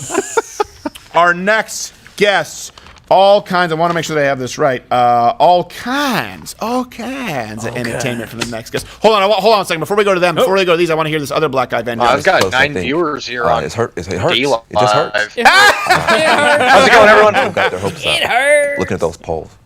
The political victory, I think, is still possible because you still have Pennsylvania, Michigan, Wisconsin, Nevada, Arizona, Nebraska, chew. Did you say chew? Oh, was he trying to talk about? Was he talking about Jimmy Chews? In the middle of it, like this hurts. Are you Thor? Well, it hurts. Van Jones. Here, listen. The fact that it hurts, Van Jones. That's enough for me. So they sound kind of scared. They do sound kind of scared. I think it could go either way. I really do. I think if Biden wins Georgia, that's a real problem. I'm not. But like I said, listen. Everybody out there who's watching this, I think Donald Trump is going to win. But if he doesn't, you guys need to go forward with a joyous heart and a joyous spirit because Joe Biden's going to die. No, that's I'm not saying take joy in him dying. What I'm saying is he's not going to be around for very long, and there aren't enough people for Kamala Harris to blow. There's a lot of Our next guest, Hodgetwinstour.com is where you can follow them. I don't know if they're necessarily touring anymore because of the COVID. You know them, you love them, I love them. I brought them out of the closet as conservatives, and then they berated me for it. Keith and Kevin Hodge, how are you, sirs? We're doing great, my white friend. That's racist, and we don't need racism here. Dude, I just want to say I put the coon in conservative. But there is, but there's no coon there. Add another conservative. You gotta put an extra O in there. Okay. It wasn't there. He put it in there. So you're not really putting it in. You're not putting the coon in conservative. You are inserting a new word into conservative. You know what we meant by that. Come on. Please don't tell me that you guys are as drunk as Alex Jones. He was the last guest before you guys, and that made my life very difficult. All right, guys, are you following the election tonight? Yeah, we've been following on CNN. It's funny how they will not call Texas, Georgia. Yeah, they won't call the states. And these liberal shithole counties are not counting anything. So you guys haven't been watching our stream because we've been watching CNN and following everything. If you're watching CNN, you're getting the states called like 2 hours late. Yeah, it's really late. Yeah, I noticed that. I was bouncing back and forth to Fox News. Yeah. Well, it looks like Trump's going to win North Carolina, and Georgia now leans slightly Biden, which surprises me. I got to tell you, I still don't believe it. If Biden wins Georgia, it's kind of over. If Trump wins Georgia, then there's a really strong likelihood that Trump wins because he's ahead in Michigan and Pennsylvania. What's your gut feeling right now? Do you think that Donald Trump is going to win this, or what does your brain say and what does your gut say? Not that either of you have guts because you're reptilian. Come to find out, what I'm feeling right now is a bunch of liberals. Pelosi was part of burning Jonestown? up Republican votes in these liberal shitholes like Philadelphia County. Yeah. How the hell you only got like 8% of the votes counted? Yeah, and it's like 48% for Biden. How do you have your city ablaze and vote for Biden? I don't understand it. Well, they're liberal. That explains a lot. I just don't understand why y'all on the East Coast, y'all still haven't counted your votes. You're 3 hours ahead of us. Yeah, it's like, why don't y'all have the votes? And like these liberal areas, the vote's going to go liberal, but why is like 20% your vote in? It's like almost like you're like saying like, let's hold off on counting all these votes. Yeah, until we need to know how many we need. Yeah, that's. Did you see Biden's speech where it was basically Biden's speech was just I'm going to bed, you guys go on without me. That was a I'm going to speech. bed, And I don't know if you saw, we got shut down on Facebook with that speech. We had we had 530,000 people, and then we got shut down on Facebook for Biden's speech, and then we had to work our way back up. So I'm sorry. I wish you guys had more people, but blame Sleepy Biden. He's actually Sleepy Joe. He is. He is. Yeah. It's midnight. He's tired. It's like everybody's in their cars blowing the horns, and then everybody gets out and they're like within 6 feet. I'm like, why the hell did you even go in cars? Yeah. Well, no one was actually blowing the horn. It was just like in Halloween 2 when that guy was supposed to save Jamie Lee Curtis, and he had so much blood loss he went.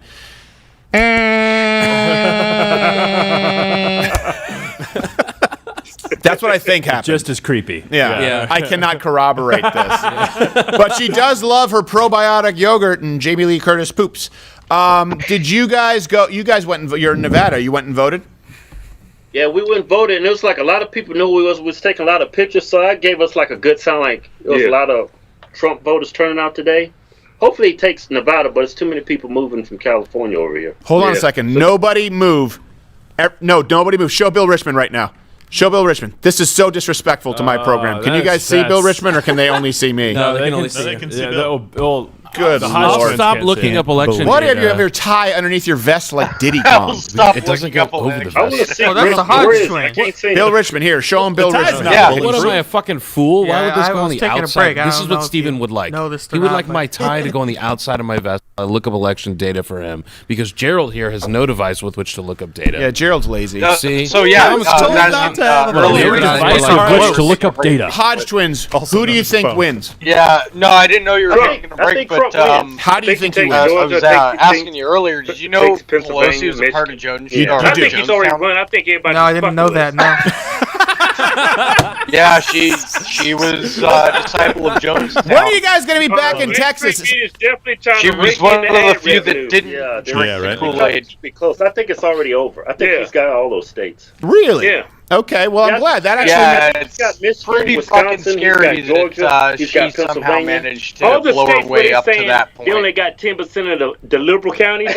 He already run that. He didn't even have to do it Kamala's way, you know? That's just some shit they came up with talking points. They came up with to make this shit look like it's close. Yep. Let me ask you, what do you think happens if Trump wins? What do you think happens on the street?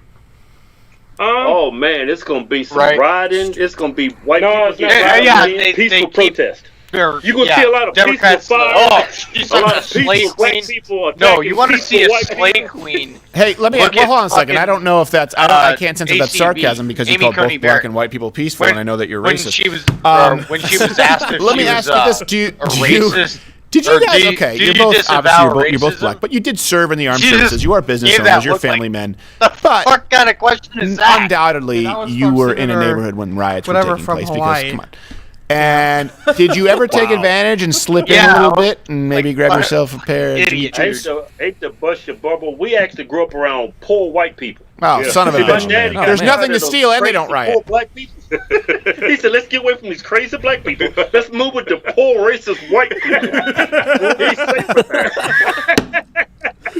I'm not kidding. We grew up around in a still poor stuck at 64%. white neighborhood. Yeah.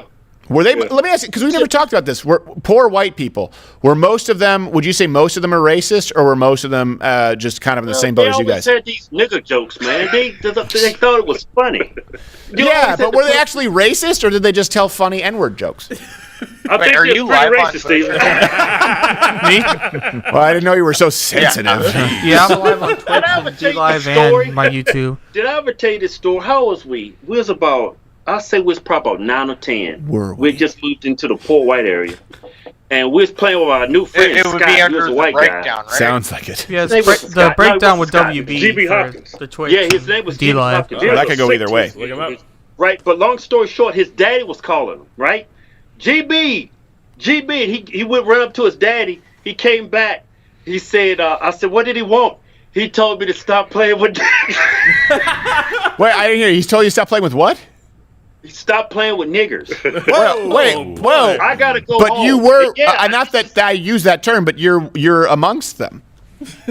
Yeah, he said that. I just remember, and then it's out to y'all in school tomorrow. I gotta go home. Oh, there we go. Damn. That sounds awful. That brutal. Shit is not funny. It is funny. It is funny, and I want to meet this person. I see you're and I'm going to have them in third chair. Yeah. Well, okay. That guy's always trying to kill himself. Well, listen, it sounds to me like you told a story that was funny, and then because I laughed, you were overly sensitive about it, despite those giant biceps. You decided to then tell me something. I'm only 54% black. Yeah. Yeah. Much more than a quarter. Get your facts right, buddy. You know what? You've ruined this stream. You can't bench press your way out of this one. No, listen. When are you guys going to be back in Texas? We love having you here. We need to assemble a coalition. You know, we had Brian Callen out here recently. We've had Dave Landau, Anthony Cumia.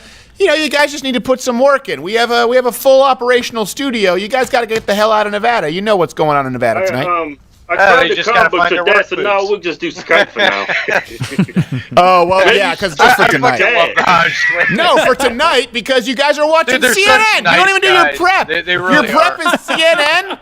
All you have to offer is Stelter's warm-ups. I love Mr. King on CNN. This dude is professional. Yeah. He's got the hands down the whole night. He's pointing to the mouse. This guy is professional. Oh, what website is that? What the hell does this mean, these hands? He's got the hands. He's got the hands. What are you talking about? All the TV shows, man. Everybody's doing the night coverage of the election. I just want to say, by far, I mean, Zeke, he came in a close second. But you guys are doing a good job over there with a lot of pride. Well, thank you very much. Yes. And that's why we kept you. We kept you as a last guest because we wanted you guys on last. Also because we assumed, given your ethnic makeup, you'd be late. Dude, Trump is catching up. In Arizona, he's closing the gap too. I am your friend. You know what, though? Here's one thing, too. You know, there's this whole idea of being colorblind. Is there any, by the way, hold on a second. Is there any new update that I need to know, guys? No new update. It's going to be slowing down right now, so we can shoot the bull a little bit. Don't you miss the like, you talked about growing up around poor white people. Okay. And some of them told N-word jokes, obviously, and that's something that they shouldn't be doing. But don't you find it far more endearing? You guys, let's be honest, you guys make white people jokes all the time when you're here. Don't you feel more comfortable? I know I feel more comfortable around black people who make jokes about white people. And I would imagine that black people feel more comfortable around people who are fine joking around about racial differences rather than either acting like they don't exist or asking what kind of an unaired grievance you have. We used to be at that point in the country where we could bust balls. Because you know what? You know how I know someone is not my friend, especially working in the circles that I run with as a comedian? If someone is not breaking balls, I know we're not buddies because I don't feel comfortable enough.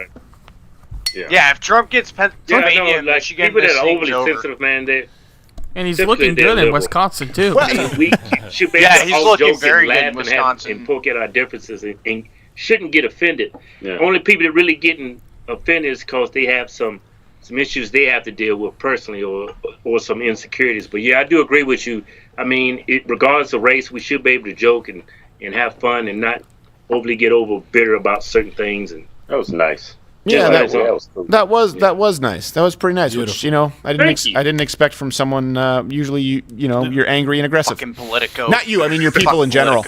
You just you fucking asshole. Yep, see? He just took that nice moment and ruined it. No, but I mean, listen, my grandfather was possibly one of the most racist people on the planet if you were to just go by his jokes. But you know what? If he didn't joke about you, he didn't want you in his house. That's what it was. My grandfather and my dad said. Now, was he actually racist? He might have been. But he was in the military with black people. And oh my God, if you were to pick someone who was more racist against any individual group of people, it was Italians. My grandfather on my dad's side, every single racist comment was about Italians, about eating too much, about never winning a war, all this stuff. And his best friend was an Italian. So I just say, I get it. He's a racist, but he's only one to be cool with you if he can make fun of you. Well, yeah. In other words, if you were to show up as a black man and you were like, oh, listen, I really appreciate what you've done for your culture as an ambassador, you're like, oh, that's a racist because when I leave, he's calling me a coon. You know what I'm talking about? Whereas you guys, when I was there, you said, yeah, you got that big, powerful white ass. It was gay, but I appreciated the candor. And by the way, a lot of people have been watching our jiu-jitsu video, too, so that's been going pretty well. I know that I owe you a gym visit where I'm going to go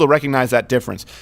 You got a lot more to say than just, I'm black and I like Trump. You had a lot more to risk, and that's something that I really do not only respect, I admire, but I really hope that it pays dividends for you guys. And I want to see you guys around for a long time. So I'd like it if you were in my vicinity more often, but I know you guys like being in the hellhole that is Nevada. She's cancer in the human society.